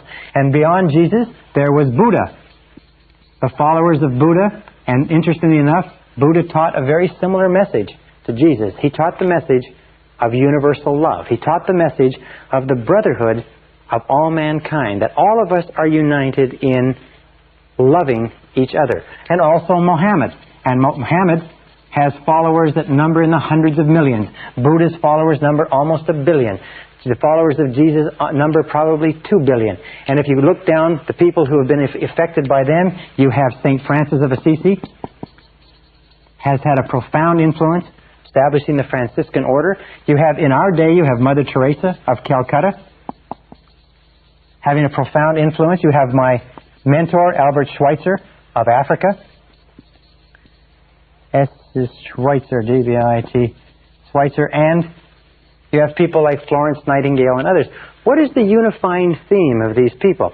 A man named Ralph Waldo Trine wrote a wonderful book many years ago called What the Whole World's A-Seekin', what the whole world is looking for. And his conclusion, very wisely, that what the whole world is looking for, what you and I are looking for, is some mission that we can lose ourselves in that somehow enriches and ennobles and benefits the lives of other people. In fact, we have found that we only become great to the degree to which you are able to lose yourself in something bigger and grander and better than yourself. That's why selfish people, for instance, people who think only of themselves, are only to be pitied because they never have any joy or happiness or fulfillment. Now, Mother Teresa or Albert Schweitzer, some of these people, maybe they never made very much money, but the contribution that they made, the model that they set, the example that they set for us, has affected more people than perhaps all the people who made money throughout all of history. It's only when you find a mission in which you can lose yourself that you achieve true greatness in life. From the time we began this seminar to now, we have been aiming it at this one simple conclusion, that the purpose of life, your purpose, your earthly purpose, is simply this. It is to develop and become a totally loving person. It is to look at the great models of mankind, and you'll find that the great models of mankind, the ones who have had an impact far beyond their times, Jesus and Buddha and Mohammed and the teachers and scholars of all the religions, have been those who have strived toward becoming totally loving toward other people. They have given their entire lives in service, and service is the word. How can you tell if you're a loving person? You can tell by the value and the quality and the quantity of the service that you give to others, unselfishly from your heart with no hope of reward. Now, by becoming totally loving persons, there's a very simple measure. We develop loving relationships. That's why we talk about how important it is with regard to our marriages. There are many people who want to go out in the world and develop loving relationships, but they haven't yet developed those beautiful loving relationships at home with their spouses and with their children, with their close friends. So developing loving relationships is the highest order of human life. How can you tell? Because at any single time in your life, if you want to take stock of your assets, if you want to take stock of your accomplishments, your most precious resources, you will find that they will always be caught up in the people that you love and have loved, and the people who love you and who have loved you. That when you look back over the landscape of your life as an adult or as an older person, you'll look back and you'll find that you won't remember the money that you made or the careers that you built or the jobs that you have. What you'll remember is the people you loved and the people who loved you and the people who still do. So developing a high quality and quantity of loving relationships is the great business of life. The people like Jesus and Buddha and Mohammed and St. Francis and others of this day and previous days are men and women who committed their lives to serving others, and they did it because they had this tremendous love to give away to mankind. Now, how do you become a totally loving person? It's not that complicated. It's not easy, but it is simple. Number one is accept yourself unconditionally. Accept yourself as a valuable and worthwhile human being. Don't be the type of person who doesn't feel that they're good enough. Just accept yourself unconditionally. Recognize that you were put here on this earth for a specific purpose, a valuable purpose, that God doesn't make anybody extra, then God don't make no junk, that there is nobody on this earth that is here for no reason. Everybody has a purpose, and your purpose is to find your purpose. Your purpose is to find your mission, the place where you can make a significant contribution. The second part of becoming a totally loving person is to accept total responsibility for everything that you are and everything that you become. Accept total responsibility, which means no blaming, no excuses. Just get on with it. Number three is learn to forgive. Again, the key to the kingdom of heaven is forgiveness. The key to the kingdom of heaven, the key to all spiritual development, the straight gate is forgiveness. The ability to freely forgive other people. No grudges. No anger. No frustration. No grudges. Just let go of all grievances against you. That's why it says in the Lord's Prayer, it says, and forgive us our sins as we forgive those who have sinned against us. Number four is feed your mind with loving thoughts. Feed your mind with loving, positive thoughts. Don't feed your mind with mental candy. Don't feed your mind with mental junk. Feed your mind with the kind of thoughts that are consistent with you becoming the very best person that you can possibly be. Number 5 is set noble goals and work toward them. Set noble goals and ideals to be the guiding lights of your life. Noble ideals and values. Say to yourself, are these the values, are these the goals, are these the ideals of the very best person that you could possibly be? Number 6 is take good care of your body. Take good care of your body. Remember, the body is the temple of the soul. Take good care of your body. Put into it good food. Give it good exercise. Give it good rest. Give it good nutrition. Take good care of your body. And number 7, practice the golden rule. Practice the golden rule in that practice kindness, patience, tolerance more than anything else. Tolerance of the diversity and difference of other people toward others. Love, understanding, compassion. Remember, everybody in the world is carrying a heavy load. Now, as you practice these principles, you will start to become a more and more loving person. As you practice these principles, you will find yourself drawn, almost inevitably, almost inexorably, you'll find yourself drawn toward your mission. You'll find yourself drawn toward the area of service. Now, believe me, one of the best areas of service in the whole world is the business world, because our free enterprise system is based on serving other human beings.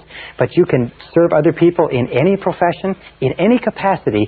You'll have an opportunity to give and to increase the quality and quantity of your service to others to enhance and enrich and uplift the lives of other people. Remember, you're put on this earth to do something for other people. The measure of how well you're doing as a human being is very simply this, is that you only have love to the degree to which you express love to others. You only have love to the degree to which you express love to others.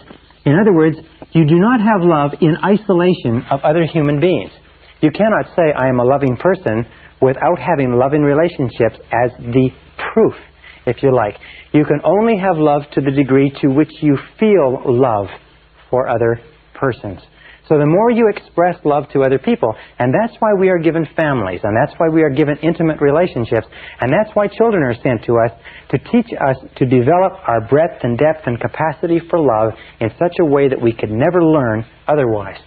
So we express love to others, and then once you develop love for yourself by accepting yourself unconditionally, practice giving your love away.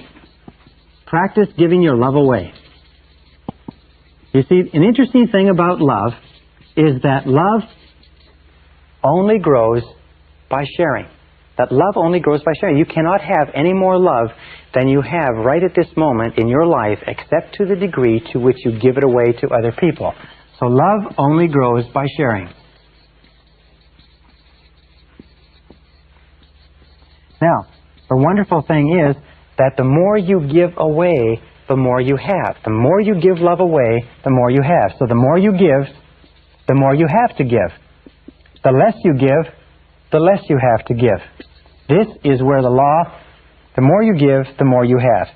You can never give it away. This is where the law of sowing and reaping comes in more than anything else. The law of compensation. In that if you give just a little bit of love away, just a little bit, it's enough. Because that alone will cause a flow to start coming back to you. If you give a little bit more, more will come back to you until you get onto the upward spiral of life. Now, many years ago, I met a beautiful grandmother who had come up in a home where her parents had taught her to be kind and compassionate and loving to others. And when her parents died, she went back and met with her other brothers and sisters to divide up their possessions. And there's only one thing that she wanted. She'd married a very rich industrialist. The only one thing she wanted was a little plaque that hung over the fireplace of that loving home all the time she was growing up. And on the plaque was a little quatrain or a little verse. And when she told it to me, I wrote it down, and I'll share it with you. And it said this. It said, only one life that soon is past. Only what's done with love will last. Only one life that soon is past. Only what's done with love will last. Now, if you understand that, you realize if you look back over your life, you'll find that only the things that you did with love have lasted. Only the things that were done with love have had any lasting value. And if you use that as your guiding, organizing principle in life, that only what's done with love will last, you will start to move and evolve more surely toward the stars. The opposite of love is fear. The opposite of fear is love. If fear is the great obstacle that holds us back from fulfilling our potential, love is the great doorway that kicks open all the possibilities of the universe for us. And if you will practice this, first of all, learn to love and accept yourself unconditionally. You are valuable. You are a valuable and worthwhile human being. No matter what happens, you are still a valuable and worthwhile human being. Love yourself unconditionally. Accept full responsibility for your life. Freely forgive others. Look for the best. Take care of yourself. Work on goals that are worthy of you. Set a mission that is challenging for you. And practice giving your love away to others. And you will develop more surely toward the stars. I wish you luck. I wish you success. I wish you love. Thank you very much.